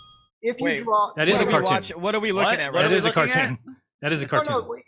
This isn't meant to be an actual. This is meant to show you that the. Why not? Let's get some real ones. You have any? Okay. But fair enough. Go ahead with the visualization. Wait, what?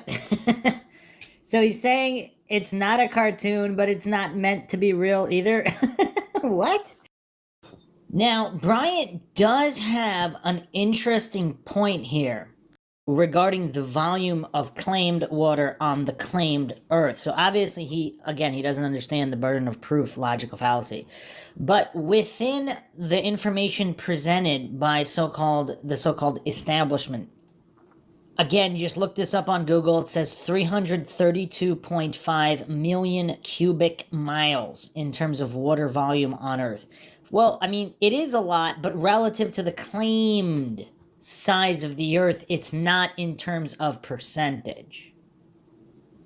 So 71% of the Earth is covered in water, but what is that in terms of volume?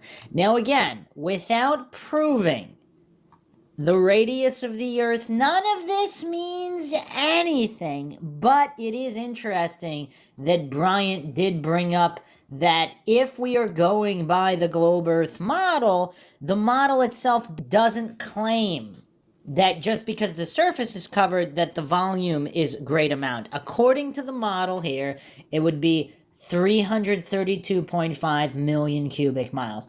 Now, again, what does that really mean? I don't know. Let's see what kind of claims are made. Let me just go through the slides and then we can have discussion. Sure. Yeah. For sure. So this yellow line here is the Kármán line. This means that over 99% of the atmosphere is below this line. Mm-hmm. So pretty much when you have images like this that show the atmosphere looking so big, and then, how could the atmosphere be going this fast up here? And so, well, it's not that big. It's actually only relative to the size of the Earth. It's only this little bit. So the point I'm trying to make is that when you got these, these pictures at high altitude, you're not going to see much curvature. I mean, the curvature is there, but the Earth is huge, right? You're not going to see any curvature. So I agree. The Red Bull skydive, that was a fisheye lens. It's clearly way too much curvature. So Right. It goes both ways. And then, you agree if the Earth was flat, you wouldn't see any curvature either? Well, no. What you guys do is you cherry pick images from, and I actually have looked at the actual originals of all of these, and you can actually see, if I can just load this here. Cherry pick? Is he just psychologically projecting? Because the people that believe the Earth is a globe cherry pick the images they send. The flat earthers, again, there's different types of flat earthers. That's not only a false claim technically that would be a hasty generalization logical fallacy by Bryant, because he's grouping in all the flat earthers into one category. There's a whole bunch of different types of flat earthers, just like there's a whole bunch of different types of globe earthers. A certain percentage of flat earthers that bring up certain images at certain altitudes showing zero curvature, that's a certain percentage that they're claiming debunks the Earth. They're not using that as a claim for flat Earth. They're using that as a claim for lack of curvature on a globe Earth of the purported size that scientism preaches. Theoretically, the Earth could be a much greater globe and you still wouldn't see the curvature. So there's a lot of possibilities here, and of course Brian's just grouping this all in with a hasty generalization logical fallacy. That's a simple question though, Brian. If the Earth was a flat level plane, there would be no curvature, correct? But I know, but you guys don't have any actual good images to show no curvature except these ones that are cherry picked. You see how triggered he is. He can't even answer the question. The correct answer is yes, correct. If the Earth were flat, there would be no curvature. I mean, he's not telling Bryant to agree with it in any way. This is just a basic question that children can answer, and yet Bryant can't. He's just so triggered. I feel bad for the guy. All the hot air balloon ones without a fisheye lens show no curvature. And also, it's actually the opposite. I'm sorry. It's actually the opposite. The ones that are done very carefully, when you center the frame on the horizon, you guys realize that, that right? happens a lot from a balloon. They center the frame. Let him finish. You finish. center the frame on the horizon, and you always see a curvature. And the cool thing about Walter Bisland's calculator is that you can use a model, a mathematical model. Always appeal to extremes? You don't always see it. what did he do here? He cherry picked these 16 examples. What he psychologically projected the flat earthers did, he did that himself to show that, which nobody's disputing that, again, based on lenses used. This is why none of this really proves anything. Because the way that lenses, photography, and film work, anything can look different than what it actually is. So none of this really proves anything. I mean, you'd have to go so much farther, higher. I mean, there's just, I don't even know why this is being argued. It's kind of embarrassing. That validates what the actual curvature is. So we know how big the Earth is, and we can model how it should look from a certain altitude. And what we see is what we get. Again, with these reification and appeal to authority and appeal to popularity logical fallacies, where he's pretending he's, again, I guess scientism cultists can be grouped under that but people who are actually practicing real science, regardless of which side on the flat or globe earth debate they would never make this argument. When we properly center the camera frame on the horizon, so you guys do realize fisheye lenses are not. Yeah, go ahead, Dave. In the middle of the actual photo, or the middle of a fisheye lens, it's straight is straight and curve is curve. And right down the middle, same thing. But above and below, that's where it gets distorted. Have you seen any of these without a fisheye lens? That's what I'm asking you. Well, the fisheye, without the Mage project. Without. There are. There's no curve. Let's say this too. You do know that every 100% single camera and every single eyeball is spherical and has problems with that, right? You're never going to get a flat image. Period.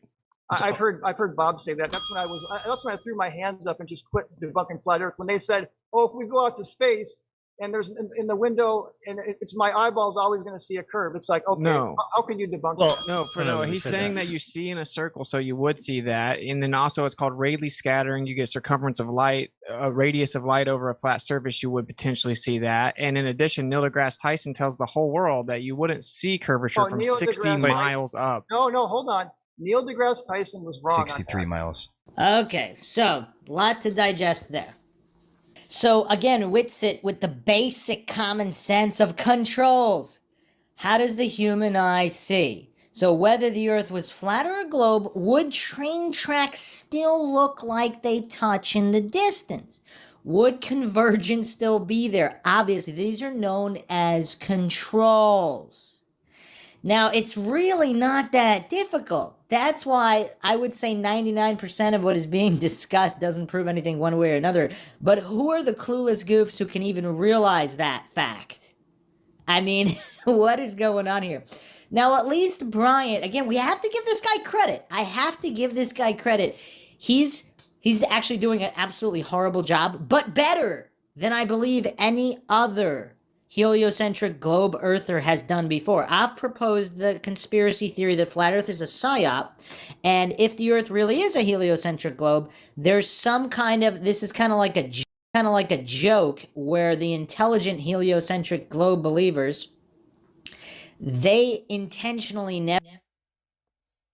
Speaking of bedtime, I'm going to show you a quick video of a really funny, very short little clip here. It reminds me of Roger here.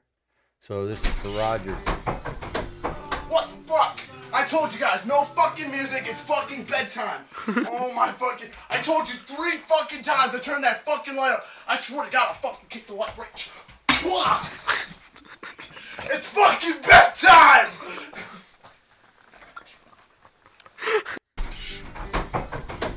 What the fuck? I told you guys, no fucking music, it's Gotta fucking kick that light bedtime. way up there. Oh my fucking, I told you 3 fucking times to turn that fucking light up. I swear to God, I'll fucking kick the light right. It's fucking bedtime! Yeah, it just made me think of it. I had to show you guys that.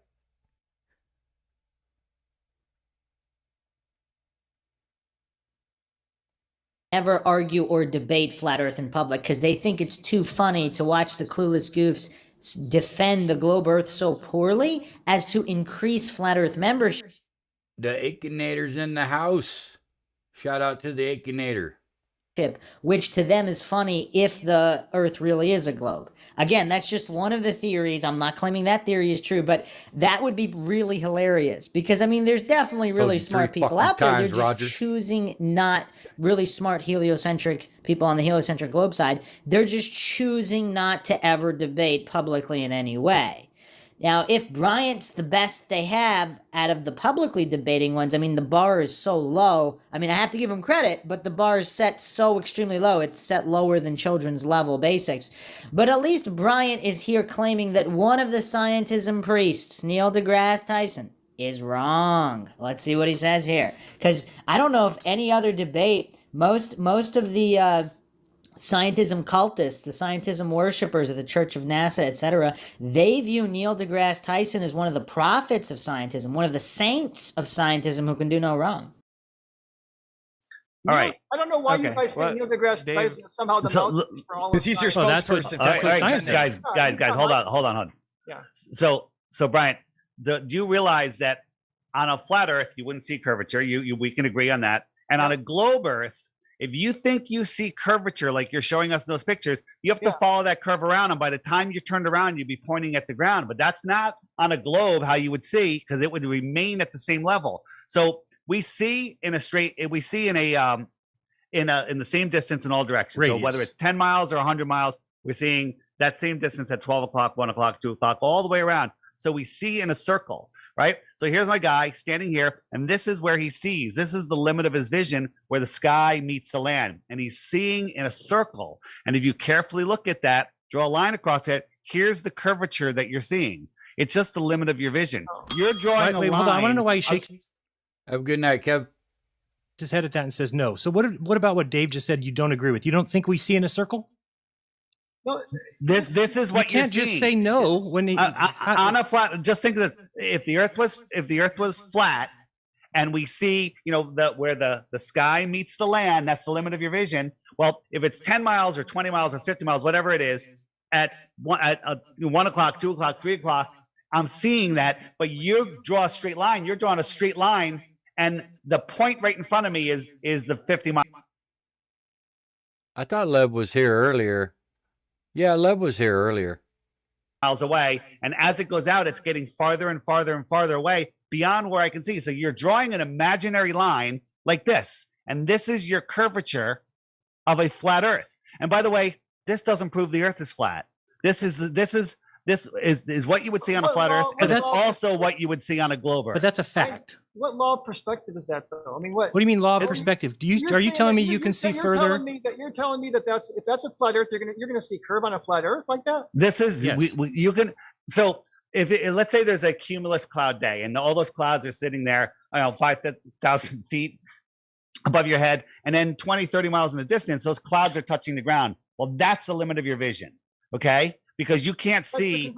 It's the convergence point. So that's the limit of your vision. So whether that's, so it's 30 miles that way, it's 30 miles that way, it's 30 miles that way. And if you connected all those dots, you're drawing a big circle. I'll tell you I know where you're getting this. It's the 0.02 degrees of angular. No, I'm not talking about that at all. I'm talking about. Okay, all right. Bryant seems okay. We've given him far too much credit. I mean, this guy might actually have a mental disability. He's not grasping this. I don't know what to make of this. I don't care how many degrees this guy has from indoctrination facilities. A child can understand the concept that David Weiss just outlined. He's even got the diagram, but even without the diagram, is it really that difficult to understand that? Let's make this really simple. What, Roger missed the video I played for him? I'll drop that link, but I'll show it again here if Roger validates that he didn't see it. Did you see that bedtime video, Roger? I'll play it again. It's short.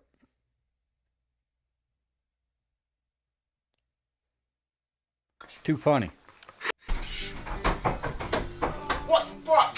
I told you guys, no fucking music, it's fucking bedtime. Oh my fucking, I told you 3 fucking times to turn that fucking light up. I swear to God, I'll fucking kick the light right. It's fucking bedtime! Just in case you didn't see it there, Rod. It's funny.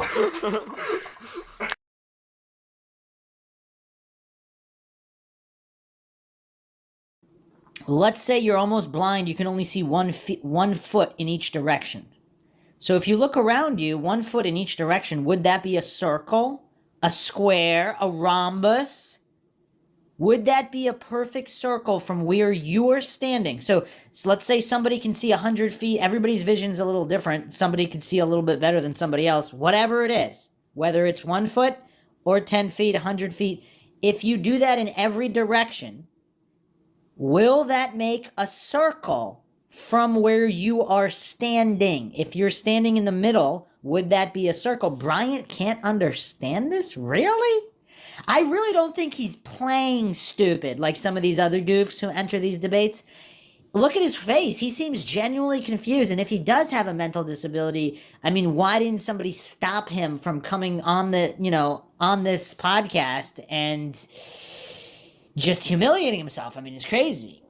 But that's the vanishing point, Dave. The vanishing point comes from the 2.02. Okay, so you realize that, right? No. I'm not talking about. I'm talking.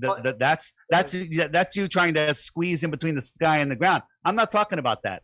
I'm talking about in these images, the farthest you can see the land is the farthest you can see the land, and it's in the same distance in all directions. That is a circle. You're looking at that because of your programming and saying, "Oh, that's the curve of the globe." Sphere. It's not the curve of the. No, but you guys do know what Rayleigh scattering is, right? Yeah, I just brought it up. The Rayleigh limit. I mean, the Rayleigh criteria. I'm sorry. Yeah, I I literally literally just just brought it up. one that brought it up. So Yeah. the Rayleigh criteria says that even though our angular resolution can only make out a certain level of 0.02 degrees, light is still hitting photons are still hitting our eyes. So we are still receiving light beyond that. There is the vanishing point of perspective is not a point. It doesn't end there. It just, that's the limit of our vision. We can get a telescope and extend that further, but we're still getting light beyond that. Yes, we are. This is the Rayleigh criteria. So okay, but yeah, no, the you would atmosphere have a could block circumference light of from light with further. a local light source, and then you would literally actually be able to see a curvature, or like imposed with the convexity of your eyes, you would see a slight convexity. And you can replicate this in Blender or whatever you want to do. It's just like objective, and Yeah. so And if the Earth was flat, Brian, and you were looking across the Atlantic Ocean, let's say from the east coast of the United States to Spain, you do recognize that it doesn't matter what telescope you have, you're not going to be able to see through the atmosphere. Well, again, but you can see if you're on and then that's another. Well, you didn't answer my question. Would you agree that you would never see across the Atlantic Ocean, whether it's a sphere Earth or a globe Earth? I would say that on certain conditions that are very clear, you should be able to. Wow, we can't see 500 miles, and you think we could see 2,500? All right, so this is a fundamental failure by most people who argue. Have these goofs never seen a weather report or a visibility index? Like, does he not understand how precipitation affects visibility? I mean, even a small child understands that in extremely foggy conditions, you might not even be able to see down the street in a really dense fog. Now, there's never 0% precipitation, at least that has been observed thus far. I mean, if somebody knows about it, that's fine. But there's always going to be some kind of moisture, some kind of elements in the air that are going to prevent you from seeing 100% perfect with perfect clarity across great distances. This is not rocket science. This is just absolute children's level basics, and Bryant is so triggered he doesn't even want to give a straight answer if he's capable of giving that straight answer. Again, I don't know if he's some kind of like idiot savant where he's like a super genius at certain topics that are not being discussed here, and that's how he's advanced in academia, quackademia, whatever. And for this particular topic, his mental disabilities are more clear. I don't know. I'm not saying we can see 2,500 miles. I'm Well, that's saying how far it is across the Atlantic Ocean. I don't know. I mean, the condition, continuation of light, bro. atmosphere- Come on, man. Wait, he doesn't know the distance by his own cult? What? light keeps going. You do realize that. Yeah, it is Mindshock's channel, but YouTube took down Mindshock's channel, and he's on his old channel, Bruce McGuire. I'll go ahead and drop that link for you as well. Not through an atmosphere. No. My goodness, it's called Okay. continuation of Just light. like guys- sound, man. Sound travel. Light spreads out. Light has to fill. Light is going out in a. Just say its radius becomes a sphere. It's, I know it's going in all I know- directions. It's getting thinner and thinner and thinner to the No, point where you can't see it. Dave, I've done the calculations with the star. Let me just go to that point now since you're bringing it up. Completely avoiding the previous point about looking across the Atlantic Ocean.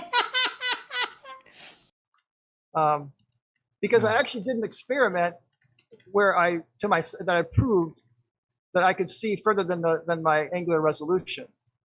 And I did it right here. And I bought this little bulb here, and I measured the radius of it, and I figured out exactly what the limit of how far I could see it, which would be about 30 meters away is where my angular vision disappears, right? Yeah, you But can when see light further away. Yeah. You can see light a lot further away. And I've heard Dave talk about this, and it's. But did anybody even claim that? What is he doing here? What is he claiming? Is anybody disputing that angular resolution is not I mean, what is he even doing here? Normal eye limit. Obviously, that depends on the lights, depends on the objects, depends on the viewing conditions, the atmosphere, etc., the precipitation. I mean, there's a million different things that this depends on. Like, what is he doing here? Provably. This was way before Austin even moved to Florida. So, I mean, he was from California too. So before that, so you think he would have a little better complexion because he does look pretty white compared to now. He's definitely, I don't know if it's a spray tan or a Florida tan, but I'd imagine you get some sun in California as well. I mean, I did the whole calculations with Alpha Centauri, and there's actually right here. It's very easy to explain why we can see Alpha Centauri. No, it's not. You have to. How do you know the mass and the brightness? How do you know the mass of that star? Because guys have figured it out. Alpha Centauri. Again, this gets into like many decades of astrophysics and astrology. Where So this is just another appeal to authority logical fallacy. So he's just stacking fallacies and then creating this experiment on top of fallacies and expecting everybody to take it on blind faith. Does that sound scientific to anyone, or is that just religious? is mapped out. But again, if you can make the easy assumption that, and this is based on good science, not an assumption, but even if you don't believe, I'm talking to you guys, because you don't believe mainstream science, that Alpha Centauri is about the same size as the sun. How do you know So that? how do they know that? Again, it's the equations they use. How far is Alpha Centauri? Equations are not Alpha Centauri is reality. 1 + 1 unicorns equals 2 unicorns. That must mean unicorns are real just because the math works. The math works. And again, Dave, just look, I did the calculations here, and we know that the sun, because by your argument, even if it wasn't Alpha Centauri, if we put the sun where Alpha Centauri is, you would say that we couldn't see it. So let's And you would say we could. Can we just And walk again, it? the calculations are right here. Hold on to the calculation. Again, fundamental failure to understand how burden of proof works. The burden of proof is on the positive claim. Who here is making a positive claim? Now, maybe the flat earthers are. I haven't heard their positive claims. I haven't heard any of the flat earthers here claim a distance of the sun. They're asking the question. They're being scientifically skeptical and scientifically minded. They're asking how Bryant figured out the distances, the sizes, and whether or not they're the same. And he's just sputtering into all of these logical fallacies in a trigger Dunning-Kruger type fashion. I mean, this is not science, Bryant. I don't understand how Bryant doesn't understand the basics. Children's level science and logic 101. You're not going to just assume and have blind faith in those that came before. If all the priests figured out that God is real, I mean, that must mean God is real, right? I mean, it's been decades of good priest work, according to him. He calls it good science, whatever. Good talking to God, high level Bible research. That must mean it's true because it was done for X period of time. Like, what is Bryant talking about here? There's just one question, then you can keep going. Do you believe in the inverse square law of light? I've actually done videos on the inverse square law. Yes or no? Is it a real thing? But I'm showing you that this thing takes into account the inverse square law, and what the conclusion is we actually have. You can do the calculation. So here he never answers the question. I mean, obviously that's a yes because he said it was factored in, but how hard is it to say yes or no? Usually only trigger goofs can't say yes or no. So he keeps going, you can do the calculation. Well, you can do the calculations for adding up unicorns. That doesn't mean unicorns are real. That doesn't mean the unicorn wasn't mistaken for something else. That doesn't mean there aren't other variables. You can't just expect everyone to believe in unicorns just because the math works. The amount of photons that hit your eyes. No photons hit anybody's eyes. Stop with the photons hitting the eyes, man. You're listen, tripping me listen. out. How do my eyes protect myself from that kind of speed? I feel like you're threatening me Crazy. physically or something when you say that. It's the amount of light. Okay, you don't use the word photons. It's the amount of light. There is light hitting our eyes. Provably, if you say the sun is where Alpha Centauri is, you can do the calculations and show that light is hitting your eyes from that location. To do the calculations, you need the mass. No, you just agreed that we could assume, just for argument's sake, that we can put the sun where Alpha Centauri is. Nobody agreed to that. Wait, hold on a second. What is Bryant smoking? He keeps saying, oh, they just agreed. Nobody agreed to anything because he didn't demonstrate that with irrefutable proof, which is what anybody scientifically minded would need. Based on Dave's rationality, we would not be able to see it. We would not be able to see it. Well, no, we would. You actually can prove. But hold on. So wait a minute. I just want to ask a quick the question. actual amount. You know what, Brighton? You guys If we went halfway to the sun, would the sun be 4 times as bright as it is? Steve, I've heard this argument. That's what I'm trying to. I'm asking a question. Do you believe? Am I wrong or am I disprove right? him. Yeah, disprove him. I've heard all that, so I'm trying to explain the answer to that. He's asking, would it be 4 times as bright? Would it be 4 times as bright as the inverse square law dictates? This is why I didn't want to go 4 against. Because he can't answer a yes or no question. I mean, this is why he didn't want to go on. It's a yes or no question. I mean, or you could say approximately. I mean, it doesn't have to be exact. You could say approximately yes, or not even close. No, yeah. I mean, he can't even see that. This is really weird because, like, if he understands the concepts well, how can he not answer a simple question? Or let's say there's a missing variable you need to answer that. He can say that's not easy to determine because of X variable, which is this, instead of just having this meltdown. No. I'm just asking you one question. That's it. We can be quiet. We can be quiet. Let Dave do it. I've actually taught the inverse square law. I understand, like your balloon analogy, how the balloon thins out. Okay, that's not incorrect, but you've got to realize that if you're using light. How dumb does it sound when somebody asks a priest for proof of God? The priest says, well, actually, I've actually taught at seminary school. I've actually taught this. How does that prove it's true? It's so silly and religious. And the fact that Bryant doesn't understand how silly and religious his answers are. I've heard this argument. I've actually taught this. You can do the calculations. I mean, while completely avoiding actual meaningful dialogue or being able to prove any of his points. I mean, this is why there are so many flat earthers. Again, real or not, there's so many flat earthers out there because none of these people who are publicly debating can give any straight answers. It's real weird. It would have to be a ridiculously thick balloon because the amount of energy coming out of, well, again, we could say the sun or Alpha Centauri is, and again, this is based on many decades of astrophysicists doing many decades of priests talking to God and teaching in seminary school. Lots of careful research to map out the stars. And again, when you study this and get appreciation for the predictive power, but if you don't study science, you don't really appreciate how all these things can be predicted. If you don't study religion, you can't really study how all these prophets made accurate predictions. How everything falls into place. But if you can just take this amount of actual luminosity, which is the brightness of Alpha Centauri, and take that inverse square, yes, it does drop off by an inverse square, but there's still... What does luminosity is constant mean? Luminosity... Yeah, luminosity is constant. Brightness diminishes by inverse square law. But the luminosity, the power output, is this. Here's the power output. It's like, let's say 6 times 10 to 26 watts. So that's a lot of light. That's a real thick. Luminosity is constant. What do you mean by that? The luminosity is the brightness. So that's the amount of power that's getting radiated out. Okay. The brightness is the inverse square. This is what's called a radiance. So a radiance is measured in watts per meter squared. So that's what spreads out by inverse square, okay? Okay. So when you get to the Earth from that distance of Alpha Centauri, you still have measurably 2.7 times 10 to the minus 8 watts per meter squared. What distance is that, and how is that proven?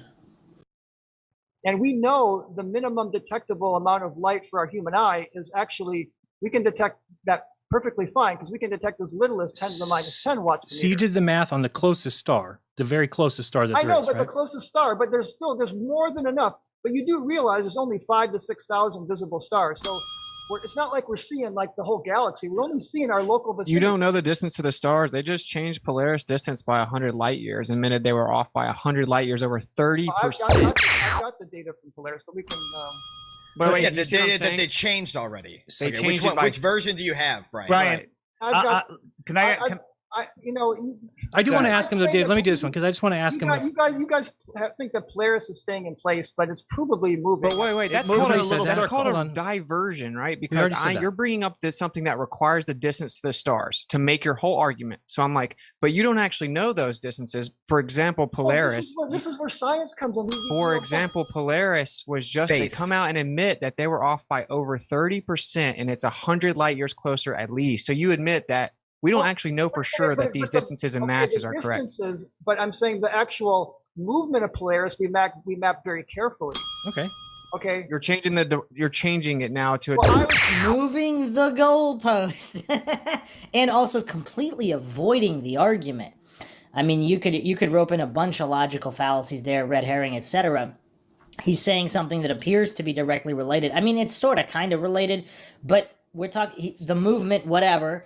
The movement is very easy to see the movement, right? The stars are rotating around the Earth, whether it's a globe, whether it's flat, whether it's geocentric, whether it's heliocentric. You can set up a time lapse. You can see the movement of the stars. So regardless of the shape of the Earth or the movement of the stars are easy to track, relatively, compared to knowing the distance. So he completely avoided, he's this triggered and or clueless that he completely avoided that Polaris, and again, they did this with the sun too. The distance to the sun has been changed so many times because not only are humans fallible, but human technology is fallible. But these scientism cultists have such blind faith in the infallibility of fallible humans and fallible human technology, they can't even see how clueless they seem. They're not even on a children's level of logical understanding here. Well, I was trying to explain before that light, the reason that we can see light, there's a good explanation why we can see light so far away, and it doesn't drop off. Look how he just completely, again, avoided addressing this fundamental failure. So if they're off by 30%, 30% is a large error. 30% is a large error, especially when you're making these finely tuned calculations to tenths of degrees and all of this like he did. That's, again, why the math could work, but it might not be representing true reality. And again, there's just fundamental failure to understand the basics by Brian. Brian, can I ask a question? Can we just walk him through the distance thing? Because I want to know where he thinks that we're wrong. See, I can't debate four people. No, it's not debate. I'm asking you a question. We're It's a asking conversation. a question together. We're having. If he's going to melt down every time they ask a question he can't answer, they're not jumping on him with four guys talking. Three guys, I think three. Was it Whitsitt and Jeranism? Possibly Hibbler? I don't know. They just they keep asking the same question because he's not answering it. It's four guys asking the same question. We're having a simple conversation. I just get into one thing and it's like, no, we're still talking about the sun and whether we would be able to see it far away. But yes, Dave, you would be able to see it far away, provably. But hold on, So we Dave have always questions. talks about the sun if it were right above our heads and still 867. I've seen him do that. Okay, yeah. it would take up the whole sky, right? So then we move it 93 million miles away, and now it's the size of a dime, right? So if we did it again, doubled that distance, then it would be smaller than that dime, right? Let's say half as big. Going by angular resolution, though. I already know where this goes. And when you get down to the 0.02 angular resolution where we couldn't make out details, but remember, our eyes are photon receptors. It's not about, and this is why I did this. This is why I did this little experiment, because I could show that even though my eyes could only see it 30 meters away, I was able to see this light like 300 meters away.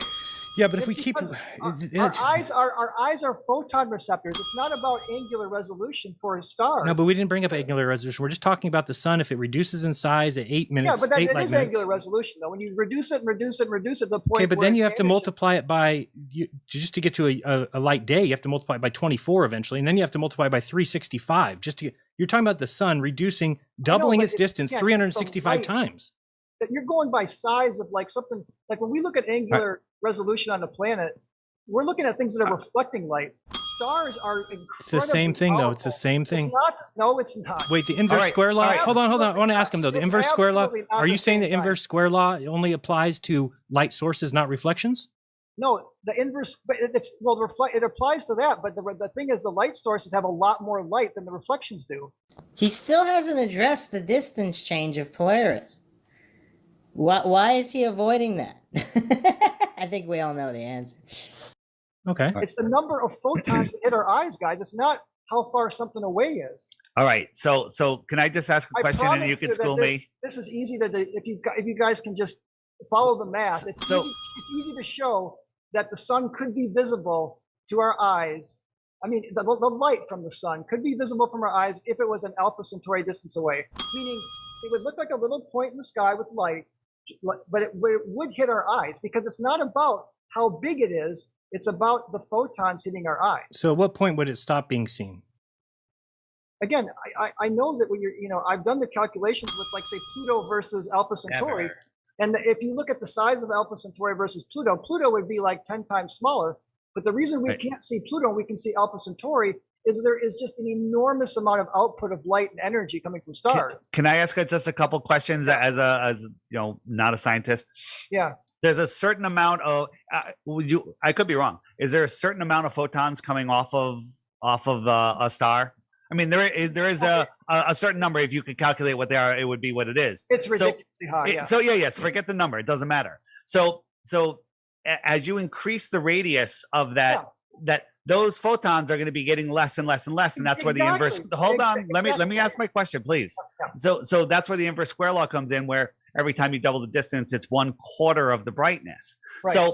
So when you get so if I went halfway to the moon, would the moon be 4 times brighter? Yes, right. The answer is yes. Would you agree? The moon is not a star, Dave. I can't. Okay, so it doesn't matter. Just hear what I'm saying. It actually does matter. Wait. So the inverse square law does not apply to the light coming off of a full moon. Again, it's not about the inverse square law. It's about the number of photons. That's what. But okay, so the number of photons is 4 times as many when I'm halfway there in the same square foot of space. Okay, right. Yeah, when you got. So is that a yes? Right, but there's a lot less light. A lot less. So hang on. I'm not comparing the amount of light. So I got a square foot box. I'm looking. Okay. I would be done with this in 30 seconds if you just hear me out and just answer. And then I want to throw it back to you because this is about you getting your information out there. We don't want to stop you.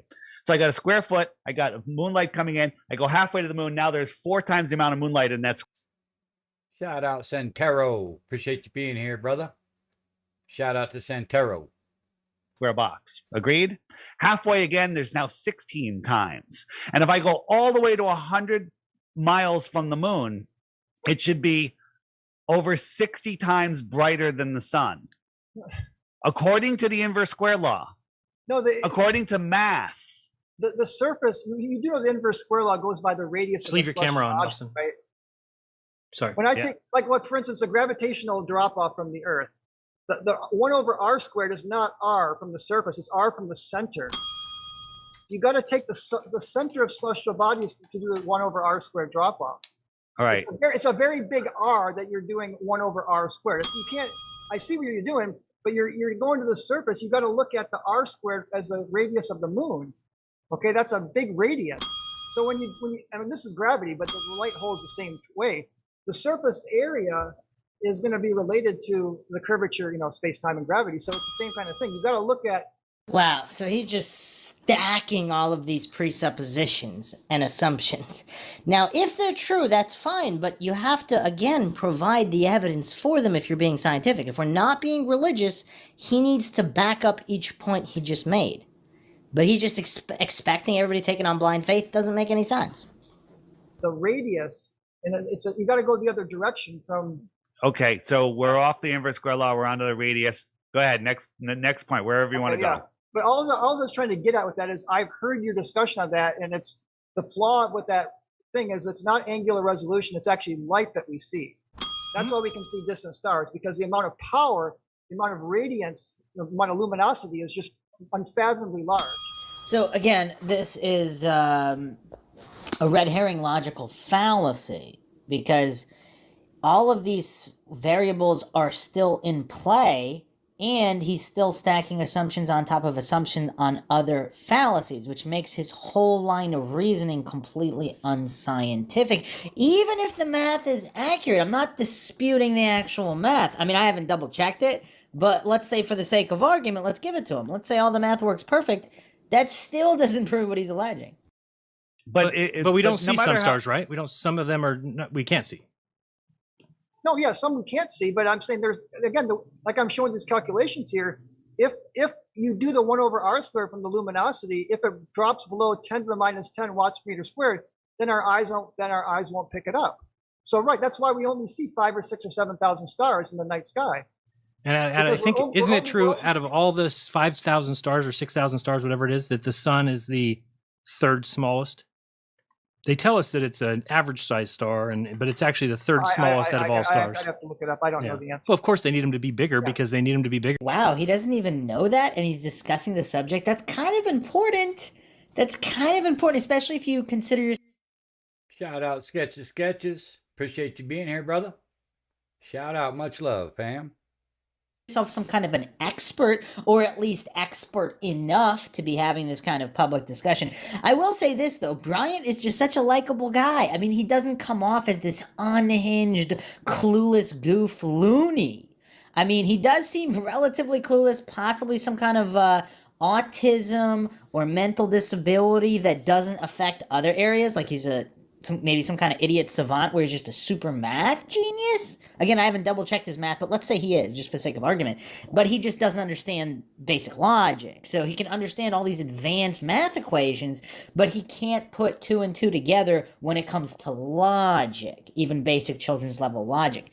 You know, you kind of see this with certain figures in history, like, you know, some kind of superstar musicians or artists where they're just super geniuses in a very, very narrow field, and like they can barely tie their shoes together or understand any kind of basic logic or reason when it comes to anything else. Is that what we're seeing with Bryant? But again, Bryant is light years ahead of any other individual discussing flat earth debate on the heliocentric globe side, where he's just such a likable guy. Like, I can't help but like this guy. I feel bad for him that he's humiliating himself this badly, but he's such a likable guy. I mean, how do you not like Bryant here? He just seems like such a nice guy, which is what's making this so difficult to do. But again, we're all here, obviously, for educational purposes and to see how logic applies in flat earth debate. So hopefully this is very educational for everybody. But yeah, no, it's a nice change of pace on the hand that Bryant just seems like a really, really nice guy. Because they need to explain why we can see them. It's not about that. It's about luminosity. It's not about the size. It's about how much light it's emitting. Because that's what's dropping off 1 over r squared. It's not the size of the orb. It's the amount of light that's dropping off 1 over r squared. That's what that was the mistake in your Alpha Centauri argument that I heard. But again, Brian just stacked assumptions there because you don't know the size. So how would you know the size relative to the light being emitted to do those calculations? Size and distance. Even if you want to say size is irrelevant, how can size be completely irrelevant, though? Because the light being given off, it's X amount of light per X amount of mass, per X amount of matter, right? I mean, you could say you'd still be able, obviously, if something is much more emitting a much more powerful light, even if it's much smaller and it's emitting a more powerful light, you would see it. But again, when you're arguing anything, I mean, you kind of need to know the dimensions, right? Because otherwise, like, what exactly are you arguing here? Because if you don't know the distance and you don't know the dimensions, I mean, obviously, if it's emitting much more powerful light, yes, you would see it across a greater distance. I don't think anybody's disputing that. So is this just, again, another stacked straw man here on Brian's side? If you do the math, the closest star, how many times brighter than the sun would it have to be for us to see it? Well, I mean, it's over 100 times more, but you know, like Polaris is like 48 times the size of the sun. It's much bigger than. I mean, Alpha Centauri is about the same. It's 48 times the size of the sun, and it's like 900 quadrillion times farther. I know, but again, you got to take the Again, this is why when you don't do math, you can't see it. This is why when you stack House of Cards of assumptions, you still haven't proved the original point, while pretending and hallucinating that all of those layers of stacked cards are legit, therefore the math is legit. I mean, you can add up all the unicorns in the world, but without first proving that they're unicorns, the math is irrelevant. Wait. For you guys, Dave, could you just repeat everything you just said, Dave, your last sentence? Maybe he didn't hear you. So I did hear him because I can do the how many times brighter is Polaris than the sun? Is it twice as bright? Because I can't imagine something twice as bright as the sun. It's not. It's way more than twice. I know. I'm just saying I can't imagine twice as bright. So that's unfathomably bright. It's very. We'll agree with that. I mean, again, that it would have to be unfathomably bright. Well, but again, you got to realize that astrophysicists map out the stars and have very. That's another thing he says, you gotta realize. Realize what? The real lies? Do real eyes realize real lies? I mean, what is he talking about? You gotta realize? That's like his default catchphrase? Like, you gotta take on blind faith, isn't this? Precise equations where they do very. But I'm not an astrophysicist, but I mean, I look. But at all their the stars data. don't move, right? All the stars relative to each other don't move, so they could legitimately make up any number that they wanted, right? They do move. They do move. No, though. they don't move in relation to each other. So I'm saying you They could. actually do. The apparent motion of the stars does move. Wait, hold on a second. Apparent motion. So, well, Jaredism saying is they're in relation to each other. So now, claiming they move without being able to tell that they move, I mean, what is that statement worth? Because if they're always in the same spots night after night, despite these vast distances, if they're really being traveled, they don't appear to move even if they do. So what is arguing? I mean, again, science is based on observations, not saying, okay, they actually do move, but it's not observable. So therefore, I mean, science is all about observation, experimentation, repetition, clear identification of variables and controls. So does Bryant not know any of this? This is first grade science. First grade science here. But Apparent motion? I'm skipping over. But do you recognize that if we all got together before anybody got here and we assigned distances and luminosity to the stars, that we could just assign to them? How is somebody going to disprove it? Do you guys understand how astrophysicists work? It's a lot. It's like years of careful looking through many observatories. All right, again, he's stacking reification logical fallacies, hasty generalization logical fallacies, appeal to authority logical fallacies. He's stacking all these fallacies. Do you not realize? Like, do you know how long priests have been going to seminary school? It's not just one guy this year. I mean, there have been priests going to many different seminary schools over many different years where they carefully analyzed the Bible. They carefully analyzed all these people that spoke to God. They speak to God themselves. I mean, you gotta realize, it's not just now in this one guy. It's all stacked on top of this history of seminary schools and talking to God and all these religions. Therefore, it must be true. I mean, how silly is Bryant here? Again, I just feel bad for this guy. And they're off by 100 light years. They look real close. Real close. I mean, it's not that they don't make mistakes. It's just that I don't know about that, so I have to look it up. Trust the science. Don't question the science until they tell you the science is wrong. Questioning the science is that a lot of things fall in perfect alignment and make a lot of sense when you study it. I mean, the Bible, it all falls into perfect alignment on how God created the earth and did all these things and all the prophets. It all, when you study the Bible, it all makes sense, right? You got to realize there's been a lot of priests going to seminary school for a long time here. If I made a model about Superman flying, and then I saw a shooting star, and I said that's Superman flying, and the math matched, but that means Superman was flying. You guys pick you guys look for the one flaw and then ignore all the other things that are making excellent predictions. Whoa. Okay, let's tackle that. That's hilarious psychological projection. So, well, first of all, we got to give him credit because he's admitting that the flaw, he's not hallucinating that there are no flaws, but for whatever reason, he has a blind faith in that there are no other flaws. So he's hallucinating that only the flaws that have been determined to be flaws are the real flaws and nothing else could be a flaw. And he's saying, oh, it all matches up. Everything matches up perfectly and is predicted perfectly. Well, the ancients all predicted perfect eclipses and everything with their flat earth cosmologies and the world on the back of the tortoise and all that. And they're building pyramids that line up with eclipses. I mean, the predictive power is just amazing. That means it's true, right? I mean, how clueless is Brian here? I mean, a lot of these goofs that argue publicly, they're just obsessed with predictions while ignoring the scientific method and controls and the fallibility of humans and logical fallacies. That's the problem here. They're only focused on predictions. If some claimed psychic just happens to predict a bunch of things by guessing and it all turns out to be true and they really think that we're living in some kind of computer program, I mean, maybe we are and maybe they're right. But just accidentally guessing what appears to be true, even if it doesn't really appear to be true, because if you have to take a whole bunch of things on blind faith in order for the predictions to appear to be true, I mean, what does that mean? Again, plenty of the ancients predicted all of these astronomical movements and eclipses and all these things perfectly. The Mayan calendar actually needs less adjustment than the modern Gregorian calendar. What does that tell you? That means we should just default to the Mayan cosmology because their predictions are better, right, Brian? And then because excellent predictions doesn't mean that it's true. It doesn't mean that we just accept it then. Who's the scientist that said that? They made predictions about the eclipses before that they knew the Earth was round. They knew about eclipses back. Your model can't even predict eclipses. I mean, what do you mean? Dude, What are NASA's you using talking the about? geocentric model and the Saros cycle to this day. They don't have a 3-body equation, but this is the problem. Everyone says predictions, but that's not true. Geocentric is still a spherical Earth. But Brian, yeah, okay, but it's not moving. Oh, bonus point for Bryant there. He was able. Okay. This is interesting.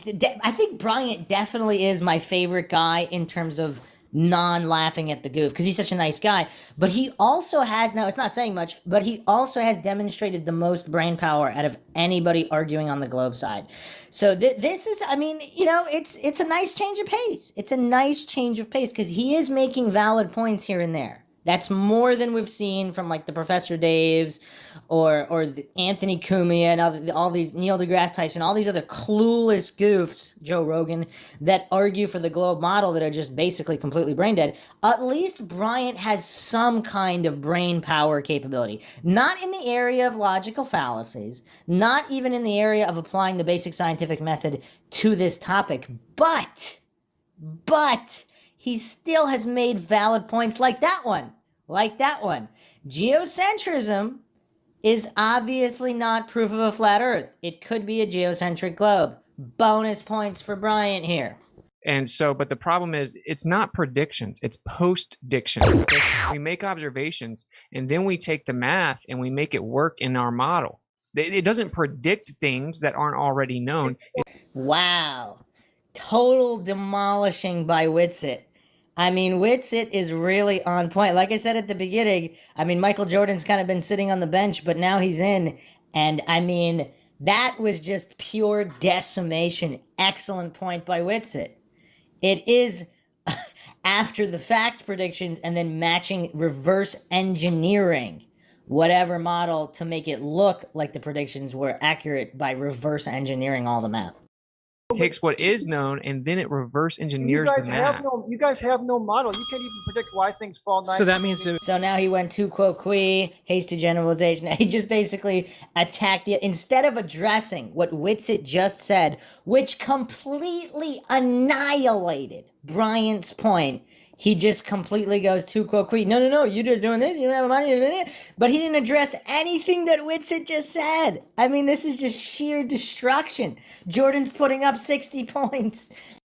It must be not true. Well, hopefully we'll get to that, and I will show you you're drastically wrong about that. Oh yeah, I can't wait to get to hear what you guys have to say about gravity. That's why I'm hoping we just move on past all the reification fallacies and the. Okay. Yeah, we all went to kindergarten. I mean, we know the basic stuff that you believe, Easy, Sean. Easy. I mean, this is why I wanted to do Poke number one. No, Brian, I'm just playing. Brian, it's a joke. I know, man. but Brian, and by the way, I can't have a discussion with 4 people. we're all making the same. He can't have a discussion with 4 people. Hasn't he taught? Didn't he keep mentioning how he taught all these classes? Did he not allow discussion in the class? Nobody allowed to ask questions or anything? They just had to remain silent the entire time. He can't handle a conversation with 4 people. And I have to say, like, these flat earthers here, they're being way more polite than any kind of debate where there's a flat earther on with multiple globe earthers who are usually not polite again and just spam ad hominem logical fallacies and clueless ramblings like so-called Professor Dave and that previous analysis. I mean, not a lot of people are more clueless and rude than that goof. But these flat earthers are being pretty respectful. I mean, Hibbler cracked that joke there, but he still did it in a respectful fashion and, you know, without the name calling or the expletive. It could be one person saying all of the same stuff. This is just a little more efficient. I can agree to be quiet. I got a toothache going. Go It's ahead. not the We'll be greatest, so quiet. I'll be Go quiet. ahead. Everybody mute. Go ahead. Good, Brian. This is what I feared was going to happen. But anyway. No, don't. What are you fearing? Wait, he feared people would actually have questions and call him out on his logical fallacies? He was expecting them to just take his word on blind faith. Like his students do at the indoctrination facilities he works at. It's funny. We're having a great conversation. Come on. Yeah. You were afraid that maybe we'd make some sense. Maybe No, that's happening. it's not making sense. I just can't explain. I mean, I've heard all your. He can't explain. He can't explain anything scientifically without defaulting to fallacies. Is that a Freudian slip there? Stuff, Dave, and everything I can. You know, it's not difficult to. But you're just dismissing everything outright. You're not. I'm not dismissing it outright. I can do. He just did. He just completely ignored Witset's very valid point about post-dictions and reverse engineering math. He didn't even reference it. He just completely ignored it and started attacking them for not having a model, instead of addressing the main point, which completely obliterated the argument that Bryant was making the past half hour. I spent hours doing these calculations and doing experiments. And that's kind of sad because he spent all this time without even understanding the basics of the scientific method, without even understanding the basic logical fallacies. I mean, that's sad. And I genuinely feel bad for that because this guy seems like such a nice guy and such a likable guy. I mean, he's definitely my favorite globe Earth representative thus far on any of these debates I've looked at. So, Brian, you've got my vote. Okay, so I can show to myself that this is not true. Okay, so show back the image you had before this. You just had the sun above the flat Earth. Okay, yeah. So again, hold on. Go back to the image you had. You showed us the sun above the flat Earth. You had arrows drawn to it or lines drawn to it. Said, "Can we?" Yeah, one more. I mean, this that I know. Again, I know you guys get this all the time, but I've heard your argument. Do you realize how close the sun and moon would be to the Earth? That is ridiculous, right there. That the sun and moon, if they're 3,000 miles, is what? Are they 3,000 miles? No, I'm saying even if they were. Right? A lot of people think it's much, much closer. And the sky is much closer. If there's much, much closer, then we'd be getting hotter going up in altitude. I mean, because the sun lights up, the sun heats up air. It doesn't heat up just because it's the sun. You can get closer to the sun and it's not going to be hotter. Really? You're going to really say that? Like, you can get closer to the sun, it's not going to get hotter? Wait, so Bryant's never climbed a mountain? So he thinks it's hotter at the top of a mountain than the bottom of a mountain? Really? Oh, man. Come on, Brian. Have you ever been on a mountain at the equator? You think it's sunny and right, beautiful because up there? the sun is 93 million miles away, and the reason that it's colder at the high altitudes is because there's less atmosphere. That's what I just said. So now it's moving the goalposts and red herrings stacked on top of each other because we just said get closer to the sun. So, I mean, sure, you could nitpick and do all this and cherry pick and try to invalidate by moving the goalposts, but the original point was close to the sun. So on top of a mountain, you're still closer to the sun. So if he wants to make a more specific argument, he could, but he just made himself look clueless right there. That's what I just said. But I'm saying if you have a local sun, that doesn't make any sense going up in altitude for it to drop in temperature. It does. It does the hotter. same. What? If you have a local sun and you go up in altitude, you should be getting hotter, not colder. Why? It's the same atmosphere being lit up. It's the same atmosphere being warmed up. A lot. I know, but 93 million miles away is the light comes in more or less parallel, not exactly, and it's coming in at a much more uniform. If you have a local sun, you're going to have hot spots right below where it's floating. And we say air is less dense. All right, let's agree to move on. Okay. Okay, I mean, that's presupposing like a lot of errors, circular reasoning, logical fallacies, straw men, because I mean, he's again trying to plug in the parameters of the heliocentric globe universe into a possible flat Earth model and plug in the same parameters and use that to prove it wouldn't work, which is obviously clueless goofery. Okay, now sunsets. This is one I've seen in your documentaries where you have, and even Dave uses this sometimes, where he has the sunset fade back and disappear. Well, I lived on Siesta Key for 7 years, and I actually did sun gazing for a year, and I watched almost every day when it was sunny and I could do so, the sun sink all the way down. I mean, I was staring at it, and it really did look like this. It wasn't just vanishing or disappearing or getting smaller. You know, the sun does not get smaller when it sets. It stays the same relative size. And anybody with a good solar camera and a solar filter, a solar filter on the camera, can see that the actual size of the sun does not get smaller. And again, so there's, if you've looked at certain people, they've shown that if you take two tennis balls and you take that camera up away from the tennis balls, then they don't reduce in size when they're away from each other. So no, that's not how perspective works. I'm sorry. It is how perspective works. So no, it doesn't. Perspective works. You understand the equation for perspective? 2 arc tangent of x over cool. d the distance. Oh, that's how it works. So I didn't know the math on it. No, but I'm saying that what that equation is showing is that it's basically angular resolution. That's the angular resolution equation. Is that as we see things in the distance, they get smaller towards the vanishing point. But not things on a ceiling that are far away from you. They would maintain. I can show you everything. I have it right here. Oh, thank you. I have an example right here. So hold on. Let me just show you. You're already shaking your head. So he's already shaking his head and grabbing his head. Is this somebody engaging in objective, logical, neutral debate? Like he's refusing to hear their rebuttal. He's refusing to look at the experiments. Is that a man of science, or is this a religious individual who's considering this blasphemy and he doesn't even want to look at the blasphemy? You're already shaking your head. You're making a claim. But hold on. You're making a claim. Hold on, Brian. You're saying you don't believe it. Let us show you. Brian, let us show you the example. He says then we'll move on. But I don't understand why when you say you have an example, he just shakes his head and he's all upset. Like, I'm not going to look at anything. Why wouldn't you be like that? Why wouldn't you look at? Let us show you what he said. Let us show you a physical example, not a calculation, an actual measurement. He's already dismissed it. It's kind of like pointless. What is he going to? I've seen it though. I've seen. And what you've seen this. So now, why are you just said how perspective works, and he's about to disprove what you said? So how have you seen it, and you still are saying the same thing? Meme versus reality is what I'm talking about. This is a camera. This is not. This is a how meme. Your eyes. This is not how your. This is exactly how your eyes would see it. No, your eyes will see that ball getting smaller in the distance. It is smaller in the distance. Look, you see the ball in the distance right here? It's smaller because it's farther away. Right. That's how. But when something is already far away from you, so now we're up high. You could flip it over if you're looking up in the sky, and they're both pretty close to the same size. And as it moves, it's almost the same size. Okay. And when you said, depending on the camera, good solar filter, the sun doesn't change size. Many times it has changed size. We show that the sun does change size. So again, this doesn't prove anything because again, we have to look at controls, variables, independent, dependent variables, and you'd have to know the distance to the sun.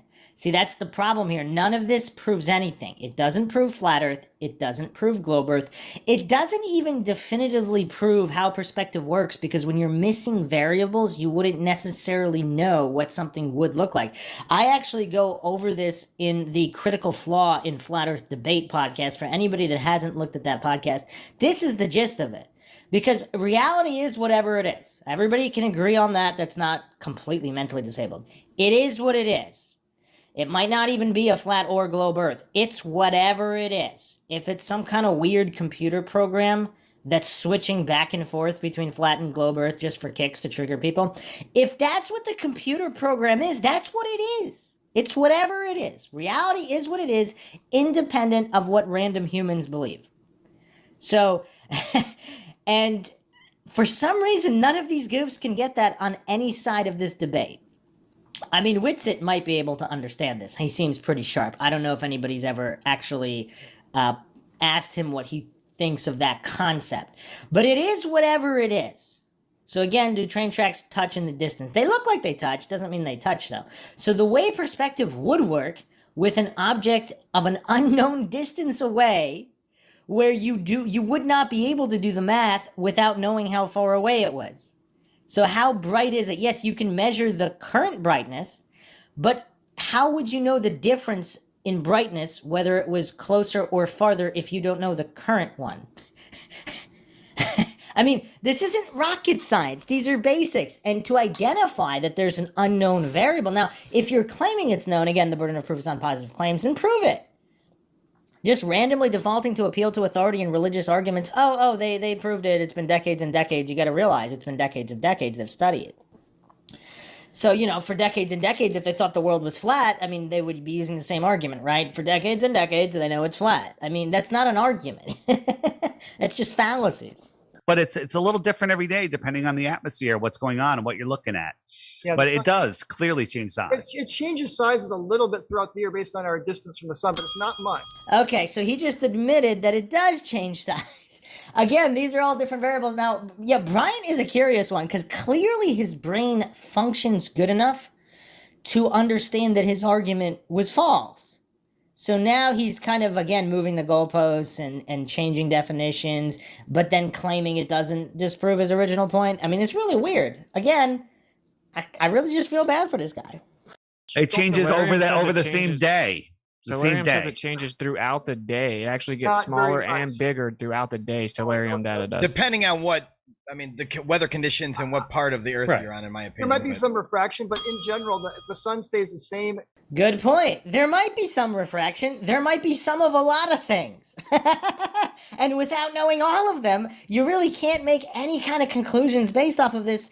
I mean, so I don't know how Brian doesn't understand that. I mean, it's quite basic. Size during the whole. It also can magnify at times too. It's an optical illusion, in my opinion. A little bit. And Brian didn't do it at all. I'm the same distance. I'm straight over this ball, and the other ball is pretty much the same size. But that's not the perspective works. That's exactly how perspective works. No, it isn't. Perspective is from your eyes going out, Dave, not from the top looking down. Well, when you're looking at the sun, is it your eyes going out, or is your eyes looking up? Same thing as looking down. When you're looking at the sun, if the sun was right in front of you, literally in front of your face, and went away, it would get smaller. But because it's up high, so your sun's this would be their sun, and it would get smaller, sure. But because it's up high, you don't have that perspective. Picture looking that in this. That's in the sky. Don't picture like we're looking down. Flip it up in the air. I'm looking up in the sky. Here's the sun at noon, and here's the sun at sunset. I have a question. Has Brian ever been in a planetarium? Does he not understand how any of that works? Now, again, I'm not claiming that that's what's going on in the universe, but if it is, theoretically, it could work that way, right? Because it works that way in a planetarium. Yeah. That's how perspective works. I'm showing you. That's not how perspective works. So just basic, flat-out denial. I mean, that's what he's been reduced to. Just blatant. No, not how it works. He can't disprove any of it. He just, says, oh, well, the math works. Well, even if the math works, again, how many variables are being considered? That's why the scientific method is important. You need controls, dependent, independent variables. I mean, there's so many unknown variables here. How can you make any conclusive claims in either direction? But okay, we're looking at it. All right. Listen. All right. This is It's okay. Listen, guys. This is okay. We can agree to disagree. Yeah. Everyone makes up their own mind on how that one worked out. Let's go to the next point. I know, but this is okay. This is perspective. This is how perspective works. But okay, we'll just move on. That's not. Hold on. That's not. I'm not gonna let you say that. That's not how perspective works. A meme, not at all. Reality. No, it's not. It's a calculation of. This is angular resolution. It's based on this arc. Okay, but nobody ever is seen from the side view like this ever. That's not how perspective works. Well, it's not from the side. It's just trying to show you this is the equation for calculating how your angular resolution when an object goes off in the distance. So it's just a fundamental lack of understanding of burden of proof. So again, doing perfect math with unicorns and Superman and flying spaghetti monsters wouldn't prove that they exist even if the math works. It's just weird. Brian can't grasp that children's level concept for some reason. It gets smaller. Halves and doubles, right? This is a known perspective. This is how perspective works. When you look at something in the distance, it gets smaller by this relationship. Halves. It's called halves and doubles when they talk about art. In art, perspective is halves and doubles. Arctan is not. But this is just it's a pretty well known equation that even opticians and optometrists know for for angular resolution. And so when you take this idea, it's just a simple. No, but that's not how we see things. That line that you've I drawn know, there. but the sun can never set and get close. In fact, That's you not have true. to go like 1,000,000 miles away. No, no, no, no. So imagine that you're in a Brian. Imagine you're in a big room. That's the room that you're in right now. Now, picture that it's 5 miles wide. Okay, just picture you're in a 5 mile wide room like you're in. If that light above your head started to go away from you, would it not connect with the floor very quickly? No. What do you mean? So you're going to see Not on this. No, it's based on. I asked you to take the room that you're in. Imagine that it's 5 miles wide. Okay, 5 miles wide in every direction, and the ceiling is still there. Now, the light that's on the ceiling, if it starts to go away from you, it's going to merge with the floor, hit the floor, and set. And it'll even get dark where you're at. In your location, it would get dark, and it would light up the other end of the room. Okay, but again, the ceiling is very close to 5 miles. So is the away. sky is very close to the earth. Again, it wouldn't matter even if the ceiling was much higher. The same. I mean, it'd have to go farther, but it would be the same effect. And again, Brian's just grasping at straws here, not to give them credit for the example. Now, that doesn't mean that's what's going on outside. Jeranism just asked him as a thought experiment to understand how it would work if it was that. Again, there's an old quote. I don't know if it's attributed to Aristotle or Socrates, whatever. I mean, they might have not even said it, but it is the mark of an educated mind to consider a concept or idea as true without believing in it. Without believing in it. Nobody's asking Bryant to believe that that's what actual reality is, but just to understand the concept. It's very simple. Giant warehouse. You know, David Weiss made those points too. Those are good points. Those are good points. That doesn't mean the earth is flat in any way, but it does mean that it could theoretically work like that. Obviously, you'd have to prove it. The flat earthers haven't provided any proof that that actually is the flat earth, but they have completely dismantled Bryant here. Just complete annihilation in terms of argumentations and fallacies used. Also, what's interesting, the flat earthers haven't really made too many positive claims either. They're just dismantling Bryant's arguments, which are all based on faith and fallacy. In the brightness, the point is to the brightness of the sun. You're not going to get something as bright as the sun down a hallway, because if you did, you would see it. Well, again, now he's plugging in the parameters, like it's again using Bible quotations to prove God. If someone doesn't believe in the Bible, like why are you using the parameters of a model? It's just, again, children's level concepts here. Because again, it's photons that hit your eyes, it's not Brian. about resolution. Also, he went red herring and moving the goalposts again because he didn't address what they specifically said. He actually, to be fair, he did address those points regarding the Aristophanes sticks and shadows alleged experiment, where obviously it could work either way depending on the variables. He did acknowledge that, but for some reason, this was I guess his cognitive dissonance was too extreme here. He's too triggered. Brian, is it possible that you've never seen my Sunset Kitchen? Vamos a hacer de cenar rapidín, pim, pim. These little.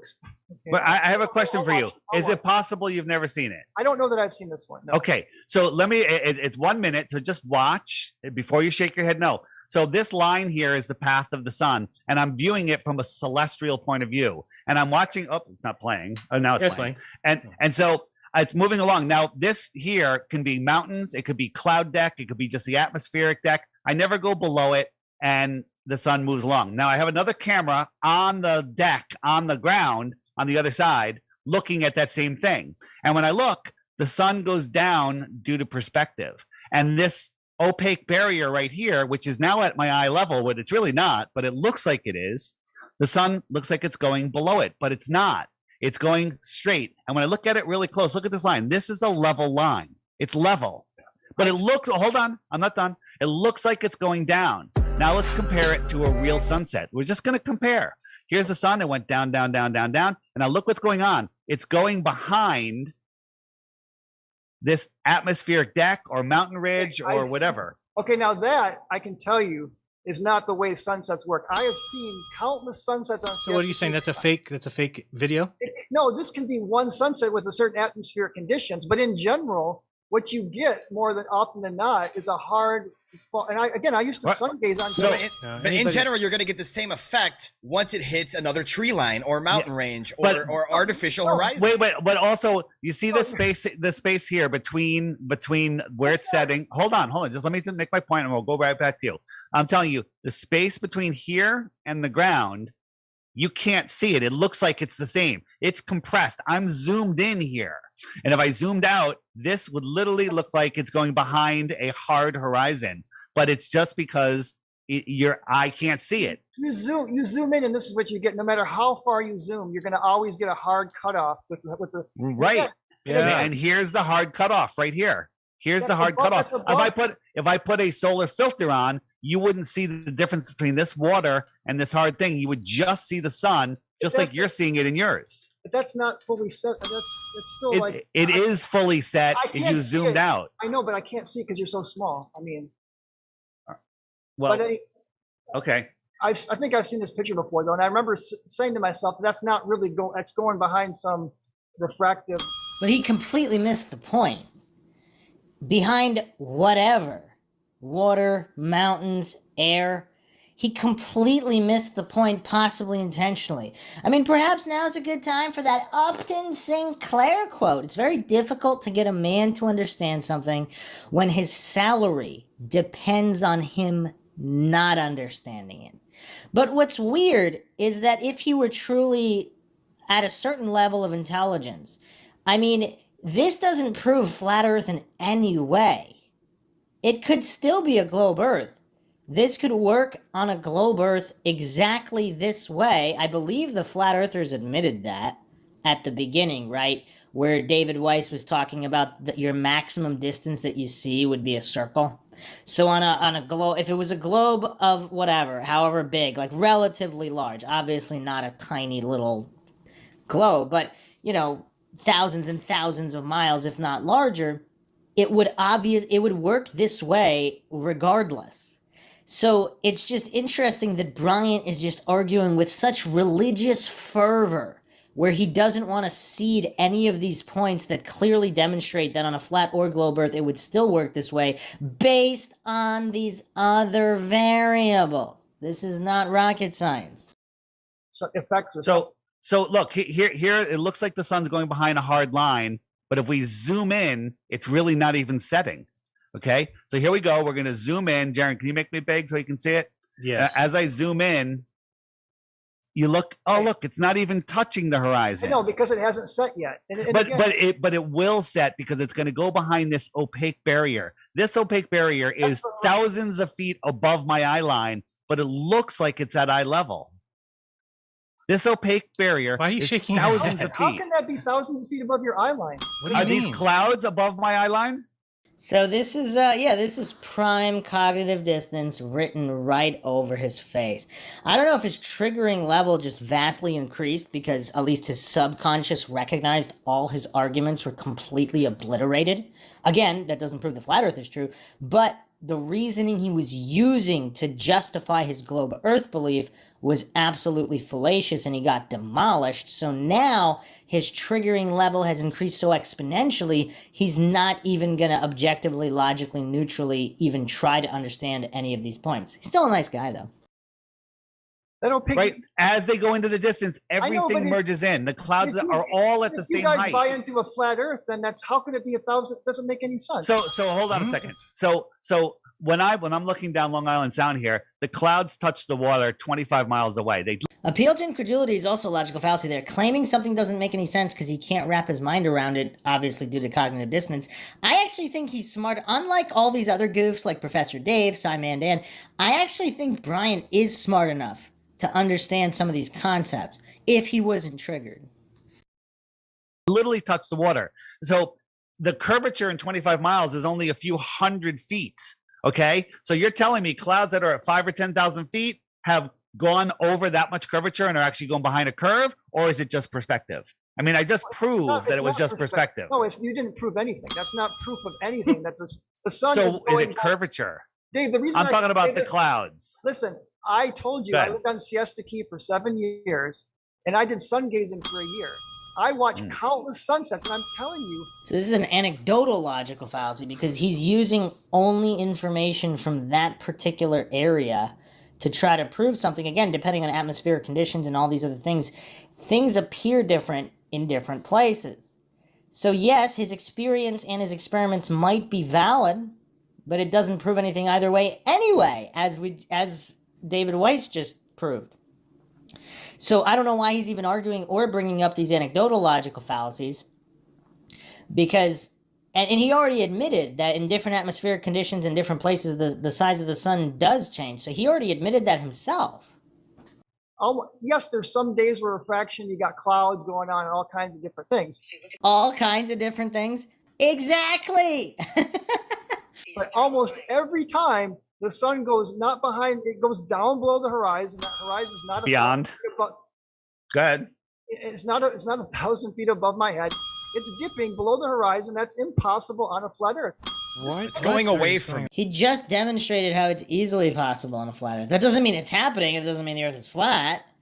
But you got to give David Weiss credit because he demonstrated clearly exactly how that would happen on a flat Earth. It would happen the same way on a flat or globe Earth, on a large globe Earth. So, like, the fact that Bryant can't even recognize how this is completely useless argumentation, except for educational purposes, and for those that find all of these fallacies funny, for entertainment purposes, in analyzing this debate logically. But if you're really trying to figure out the shape of the Earth, I mean, this is not what should be discussed. No way. What's going on? No, it's dipping. It's below the exactly what horizon. would happen if anything in the sky was going away from you. What do you think you're supposed to be seeing if a local sun was going away from you? What do you think you'd be seeing? You'd be seeing it. You wouldn't fall below the horizon. It's impossible. So what would it do? It's gonna set way. Dave, can you get your Legos out? It's gonna get smaller, and it's gonna go. No. No. There The was video. no atmosphere. He just said that you and there can't was drop no something below a artificial horizon. If you have a local sun, that's perspective. It should get smaller. I've even seen. And sometimes it does. It has, in some conditions, it has, Bryant. That's what we're saying. Sometimes it does, depending on the weather conditions, depending on if it's dry, if it's humid. Also, there's the presupposition if the sun is a physical object. If the sun is some kind of hologram or reflection, would it get smaller? Again, that's something Bryant fails to realize because he's plugging in the parameters of one particular model and using those to disprove another. All tied in to the circular reasoning logical fallacy. Everything. Wait, here's one where it was dry and humid, and the sun should just be dropping below, but it's going away. It's getting smaller. That's it's getting the dim. camera. That's the camera. If you get the right filters and the right, filter, it's always the same size. Any really good photographer that takes pictures of the sun knows it stays relatively. Again, Are you watching Dave's screen or no? I'm seeing it right, but that's through a camera. That's through. Who knows if it's auto exposure or you're set to manual? I mean, to really get a true picture of the sun, you got to set to manual because I know. But wait a second. Regardless of the settings, I mean, obviously it would look different with different settings, but why would it? What's the explanation for why it looks like that?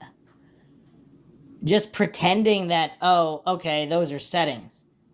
But that still wouldn't explain it. Yeah, with different settings, it wouldn't have as much haze, or the circle, let's say, would be smaller in the first place, whatever. That doesn't mean it wouldn't be getting even smaller. Or even if it did stay the same size and didn't get smaller, why does it look like it's moving away instead of down like in other videos? Again, because of all these other things and all these other variables, but Brian is just pretending it's just the camera? What? Because I know some telescopic cameras will they like make things look distorted because that's autofocus is doing stuff like that. I know you said you saw my sun fade out videos. I have a whole bunch of them. You have my app. I have them all on there. But the sun went down, down, down, down, down. Forget the fade out. It went down, down, down, down, down, and then it stopped. And it sat here. It doesn't stop.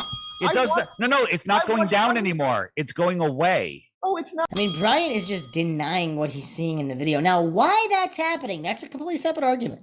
Nothing to do with flat Earth or globe Earth. But he's just, his cognitive dissonance. I mean, look at his face here. He's just so triggered that he can't even handle the points being presented. I mean, you don't have to concede anything in terms of what that means for the shape of the Earth, because again, all these unknown variables, but the cognitive dissonance and the triggering is so extreme that he's refusing to even address what's right in front of his eyes. God, David, I've watched It's hundreds of it's going sunsets. down. Are you talking to people that don't live on the beach? You must be talking. No, to no, people that live but at- no. Actually, during the filming of this one, I was talking to people on the doesn't beach. happen. Hold on. I was on the phone with my friends that were at the beach, and they saw the sunset from the bottom up 10 minutes earlier. Yeah, I mean, again, there can be exceptions. Whoa! There can be exceptions. What? So, see, the thing about science, like if you're claiming something works a particular way, like it either works that way or it doesn't, or there's so many other variables in play that would cause these exceptions. That's why you can't make these absolute claims when there's this many variables causing this many exceptions. When you have some type of refractive things going on, but you're never gonna. I've seen hundreds of sunsets, Dave, and they go below the horizon. They don't. Well, you're seeing the same thing 100 times. You are seeing the same thing. You just don't understand the power of perspective and the power of the opaqueness, the opaque deck. It's just going beyond it. I know, That's but all. Perspective makes things smaller. It doesn't keep them the same size. And they sometimes get smaller, but when you're And you looking just out over admitted that. water, Not water sometimes. is the thickest. The atmosphere, the non-uniform transition zone. I probably got that half wrong. I'll tell you what, Dave. Take that picture of the fade out and pull. Go to Siesta Key or some beach and pull 100 people and ask them, is this what they see every night when they watch? No, they would never see this at Siesta Key because they're on the ground. It's from a drone, Bryant. And this is not over water, and it's below freezing. No one's going to be on the beach because they're going to be freezing. Even if you're high up at an altitude, you're going to still see the sun go down below the horizon. Over the water, yes. Right, but it just doesn't. I mean, That air column, as you're looking farther and farther, it becomes opaque. Period. Well, again, without knowing the height and distance of the sun, how would you know? Again, just these fundamental failures to understand the basics by Brian. It's also Right? magnifying. You can't the see sun. through atmosphere like The that. water. It becomes opaque, and when the sun goes beyond it, it just goes beyond it. it just. Let's just move on. This doesn't. All right, move Okay, on. No let's problem. move No on. problem. Again, Can I Great to move on. Can I show a video about perspective though, real quick? It's a short one, but I think that No, I don't want to watch any perspective. All right. He doesn't want any of his claims rebutted. He doesn't want an open scientific dialogue where burden of proof is called out. He does not want anything scientific here.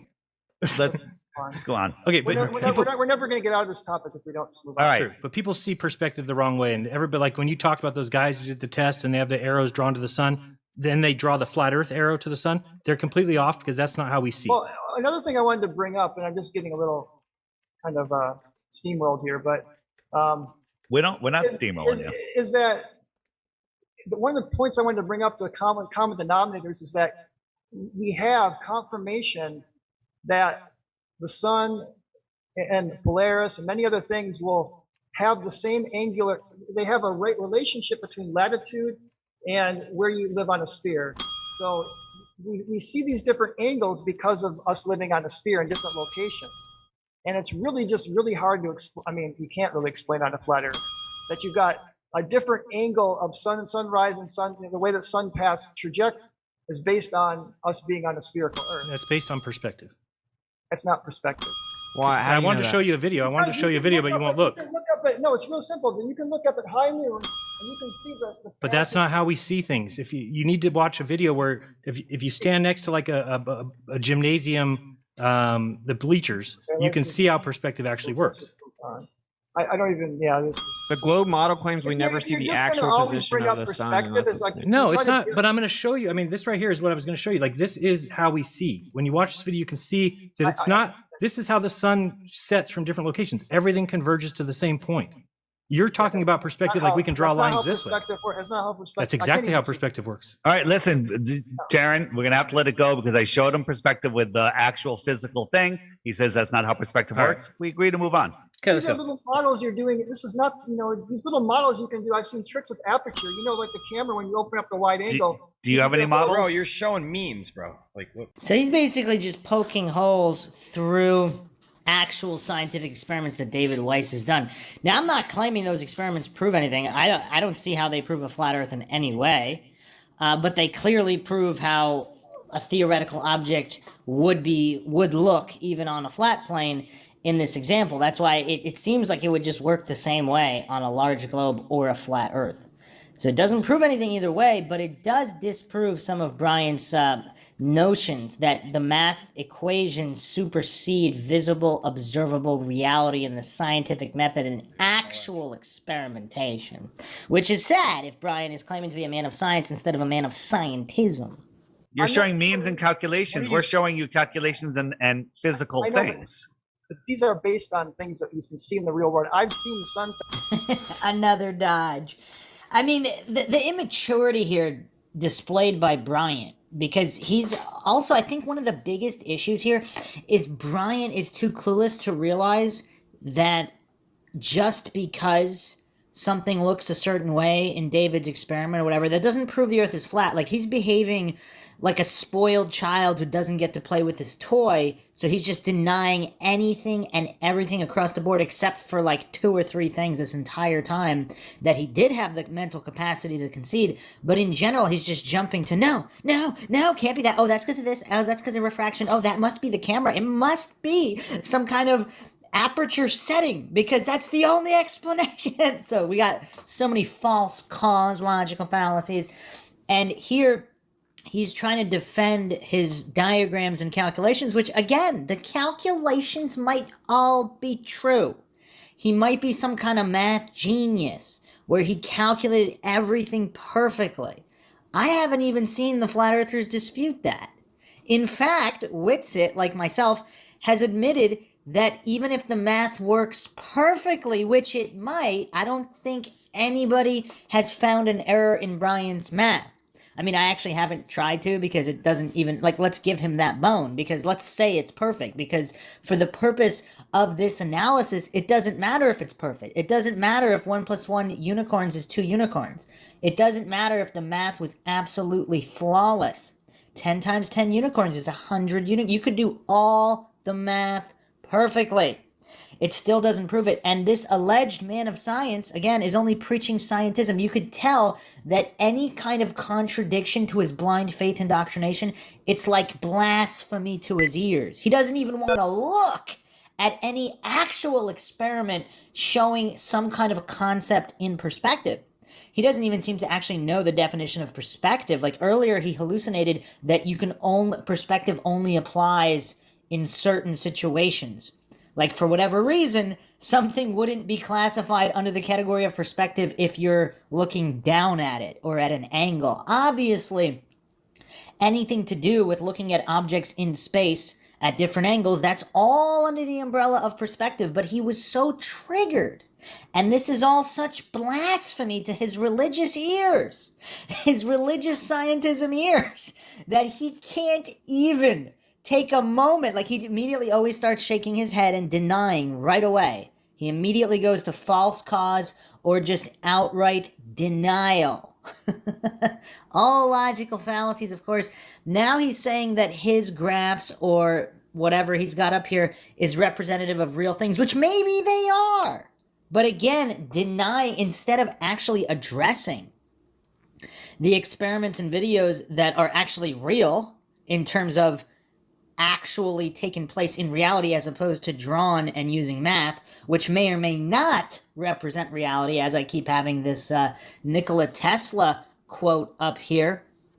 Today's science have substituted mathematics for experiments, and they wander off through equation after equation and eventually build a structure which has no relation to reality.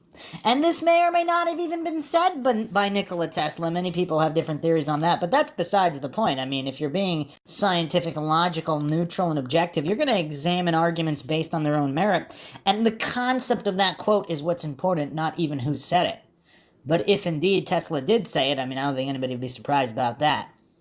So, Bryant here is the living embodiment of that quote, because he's so obsessed with his equations and whether or not the equations are accurate, and his only defense is, well, it was decades and decades of astronomers did this. Do you not understand astronomers?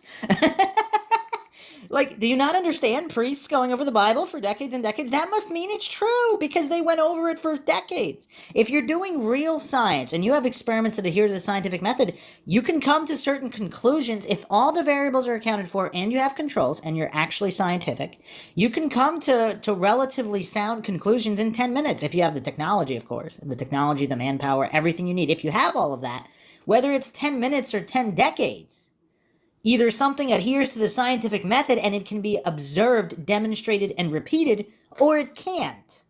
But this goof is so obsessed with his equations and predictions, or more accurately, postdictions, as Whitsitt astutely pointed out. He's so obsessed with it, and then all he does is default to the tu quo qui logical fallacy, where like, oh, you guys don't even have a model. You guys don't even have a map. You guys can't even explain eclipses.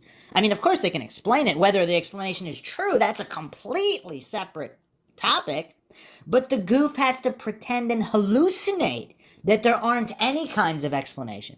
Clearly, the flat earthers here have come up with many, many explanations, including scientific experiments. Again, I'm not claiming those experiments actually do adhere to the scientific method, but you can easily grasp the concept of the videos David is presenting.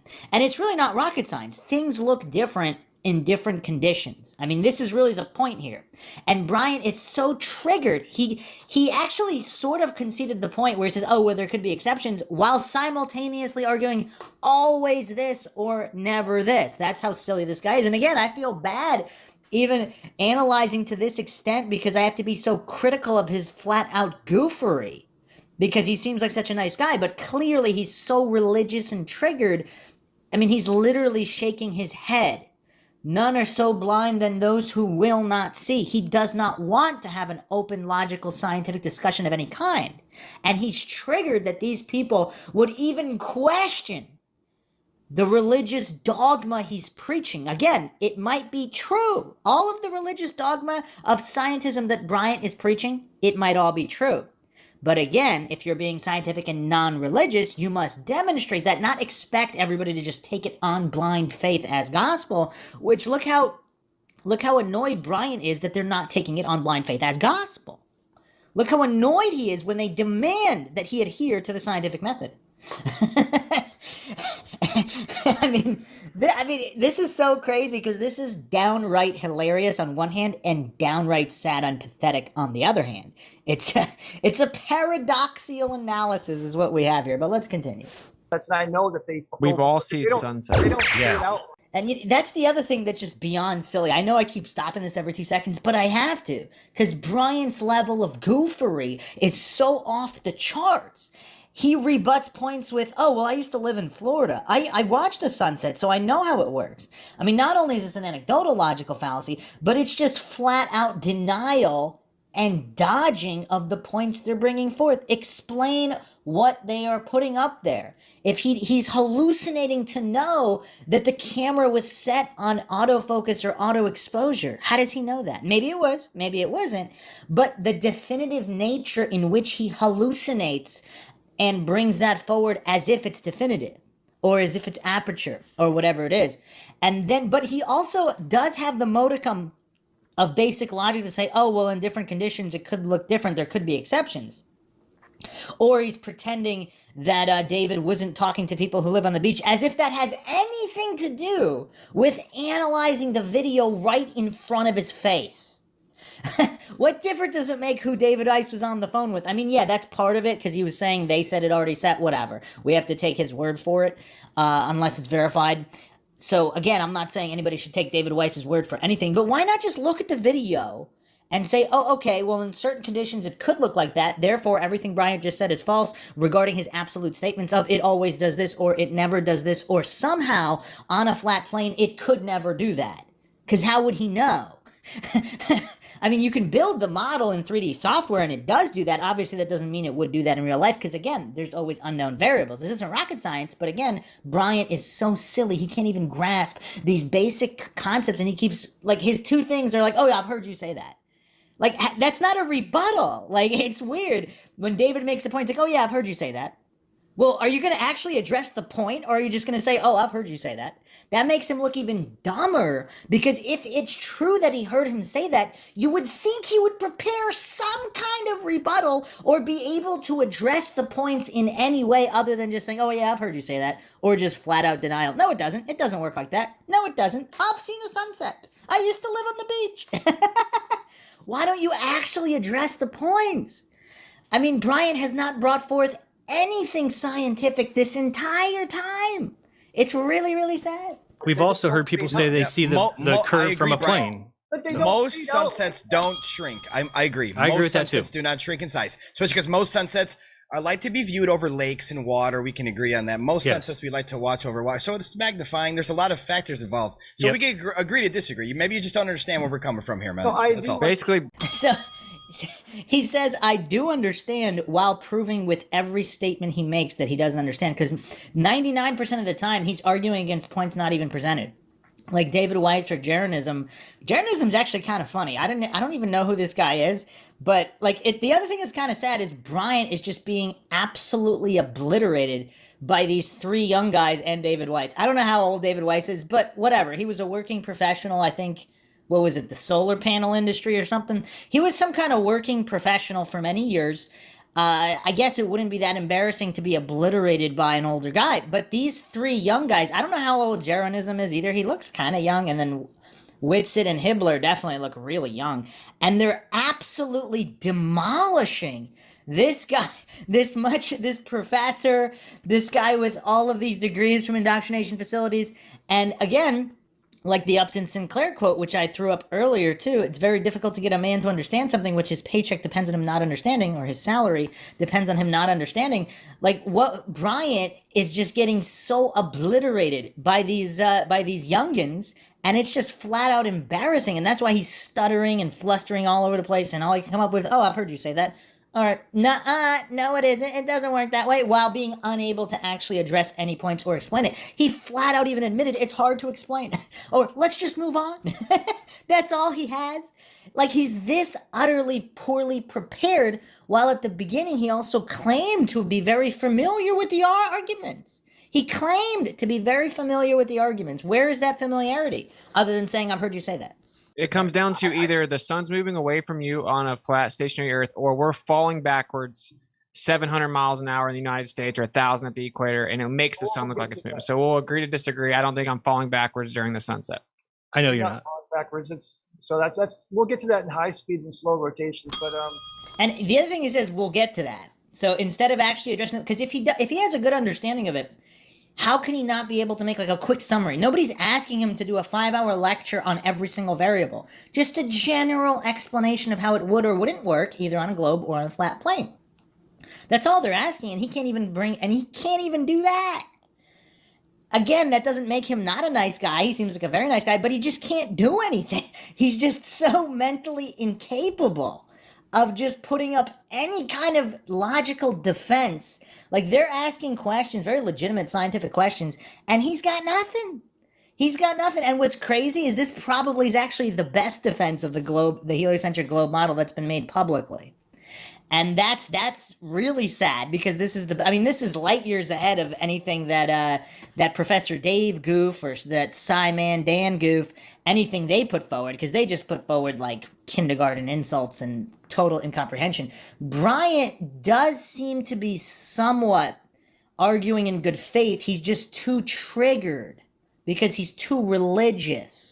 They're blaspheming against his scientism, and since he doesn't even, part of the religion of scientism is not understanding the difference between real science and the religion of scientism. And that fundamental lack of understanding is actually why we're seeing all of this. let's just move on to gravity, because I don't think this Yay. You're just going to use the same perspective arguments for. They're just going to use the same, oh, look, here's a video. This is what it looks like what humans see, which doesn't match the equation that he's claiming represents reality, which even if the equation is accurate, if it doesn't take into account other variables, then it doesn't accurately represent reality. So he's just... He thinks it's a detriment. Like, he thinks it's a problem to be scientifically skeptical and to demand burden of proof from him because he's making all these claims and he can't back any of them up, other than the equations, which ignore many other variables. It's not an argument. It's reality. We're not giving you anything that's not. Memes. We're not. I've seen some of your perspective like videos, and it's not.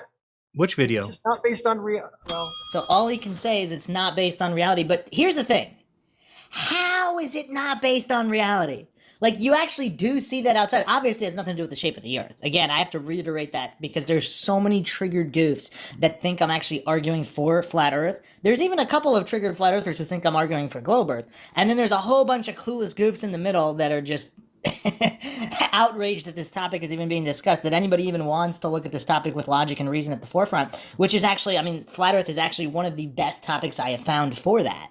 So it's just very, very educational across the board. But that's it. That's really the issue here. He actually can't explain anything. All he has is denial. It doesn't represent reality. No, it doesn't. That's not what it is. And he also refuses to look at the evidence they want to present. He wouldn't even look at a 1 or 2 minute video from that Jeremitism wanted to present.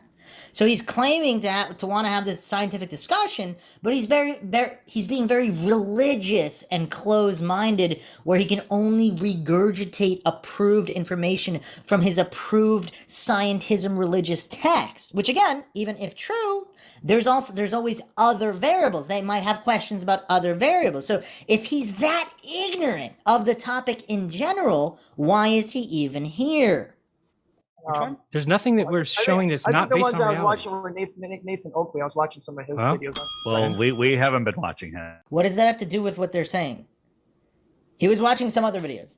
Like, what does that have anything to do with the points they're presenting and what's on the screen right now that they wanted to present? Or him not wanting to even watch a 2 or 3 minute video? Like, they're willing to go through all of these diagrams and videos that Bryant is presenting for hours on end. He wasn't willing to give Jeranism 2 or 3 minutes, or even less. I don't know how long that video is.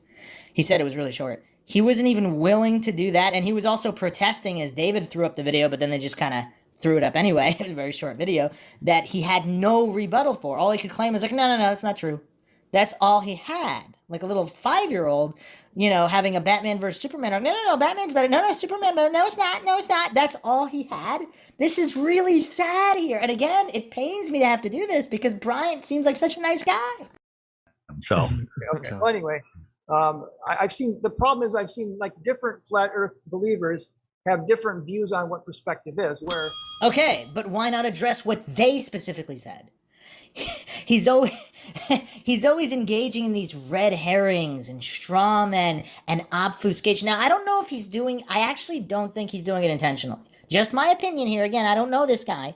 Goofs like Professor Dave and Simon Dan, they're so disingenuous and intellectually dishonest as well as possibly mentally disabled, but they might be both, whereas Bryant, I don't think he realizes how illogical and goofy he is, because I think he might actually have a problem. If he watched this video, I mean, I hope I don't make him cry, but he's being so anti-science here, and anti-logic. All he's doing is trying to shut down all logic and reason to maintain some kind of establishment dogma, which even him, like Whitsitt, I don't know, maybe he didn't do it yet. I've been watching a few different analyses, debates here to analyze for analyses. He might have not brought it up here yet, but Bryant is also, I don't even know if Bryant would claim that he knows 100% of the so-called establishment-approved physics and science or whatever. So there's certain things that he's not taking into account, and he just flat out denies that some of these variables could be the reason for it. Again,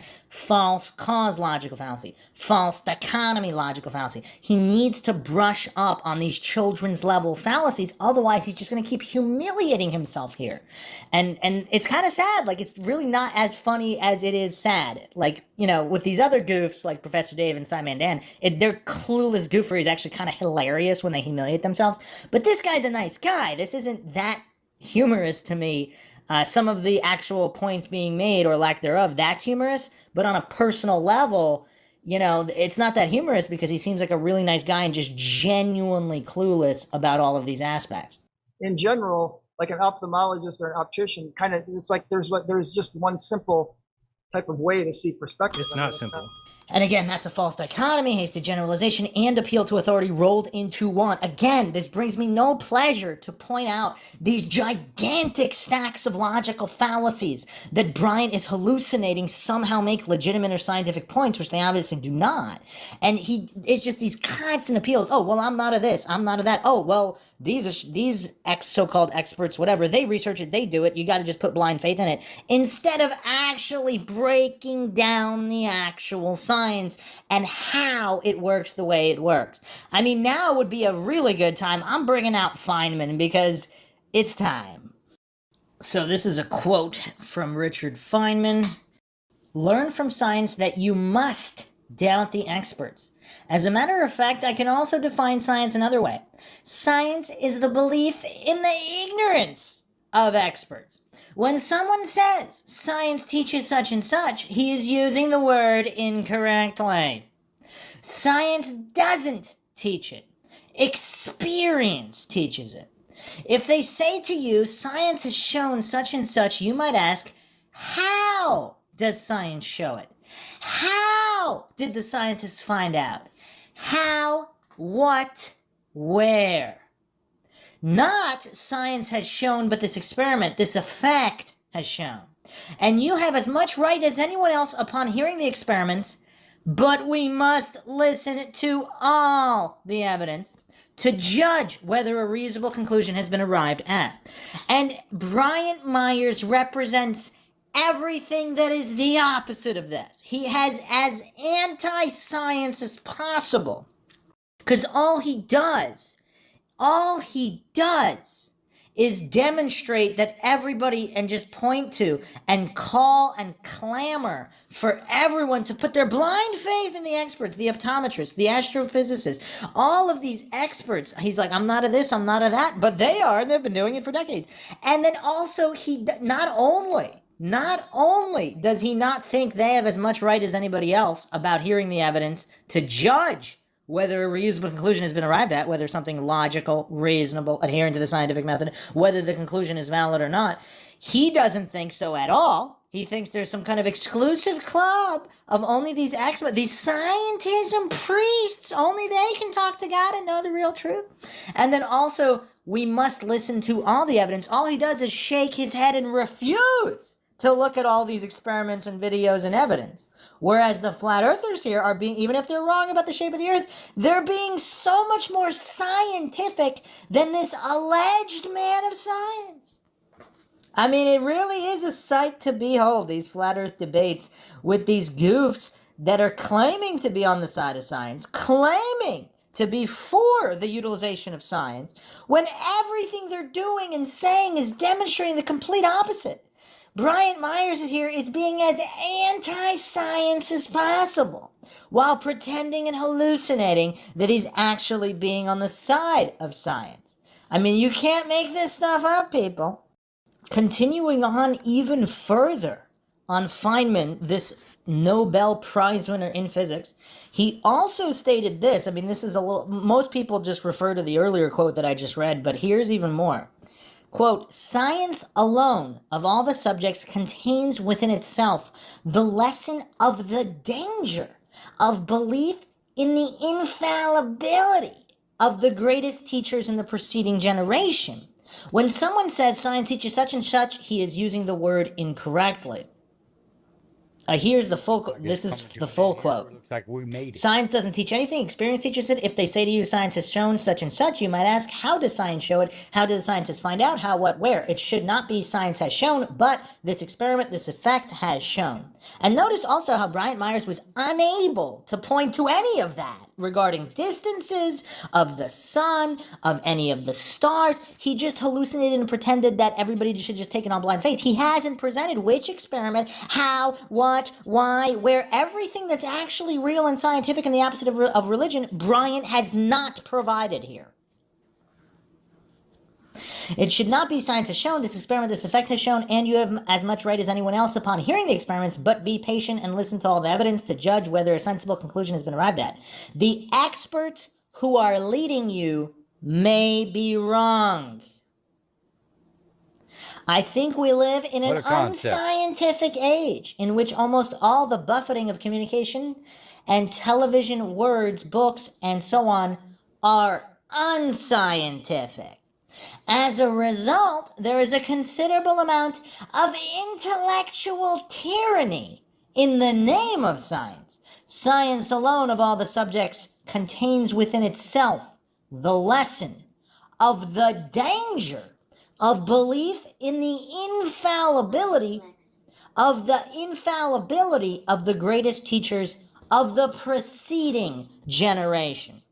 And if anyone needs to heed these words more than Bryant Myers. Yeah, Schneider, you're right. I think he just plays that way. He tries to stay non-biased, so he doesn't make any claims. But he's actually got some degrees. Not that we appeal to him, or neither does he. But he's got a degree in psychology. He's very smart with the analytical breakdowns. But there's no way he can know what he says and not be a flat earther in my book. It kind of speaks for itself.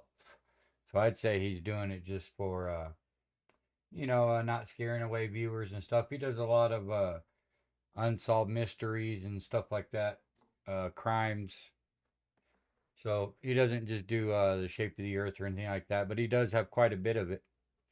I'd recommend watching subbing. He does have some good stuff. But it looks like we're going to be wrapping it up here, guys. We made it over 8 hours. I think that's pretty epic. We're going to play It's Fucking Bedtime song just for shits and giggles.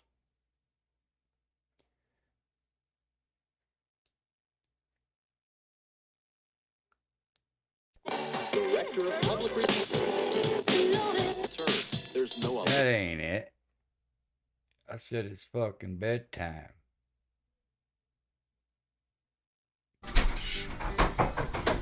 What the fuck? I told you guys, no fucking music, it's fucking bedtime. Oh my fucking, I told you 3 fucking times to turn that fucking light up. I swear to God, I'll fucking kick the light right. It's fucking bedtime! I love that one. It's pretty epic. But yeah, no, man, I appreciate every one of you guys for hanging out. It's been epic tonight. I really appreciate it, and couldn't thank you guys enough, man. You guys are very important to the truth community as a whole. Each one of us has a role to play, and just by you guys being here it speaks a lot of volume to me, and I just want to show my appreciation and tell you guys how much I appreciate you. But that's going to do it for the night, fam. I love you dearly, and we'll catch you on the next one.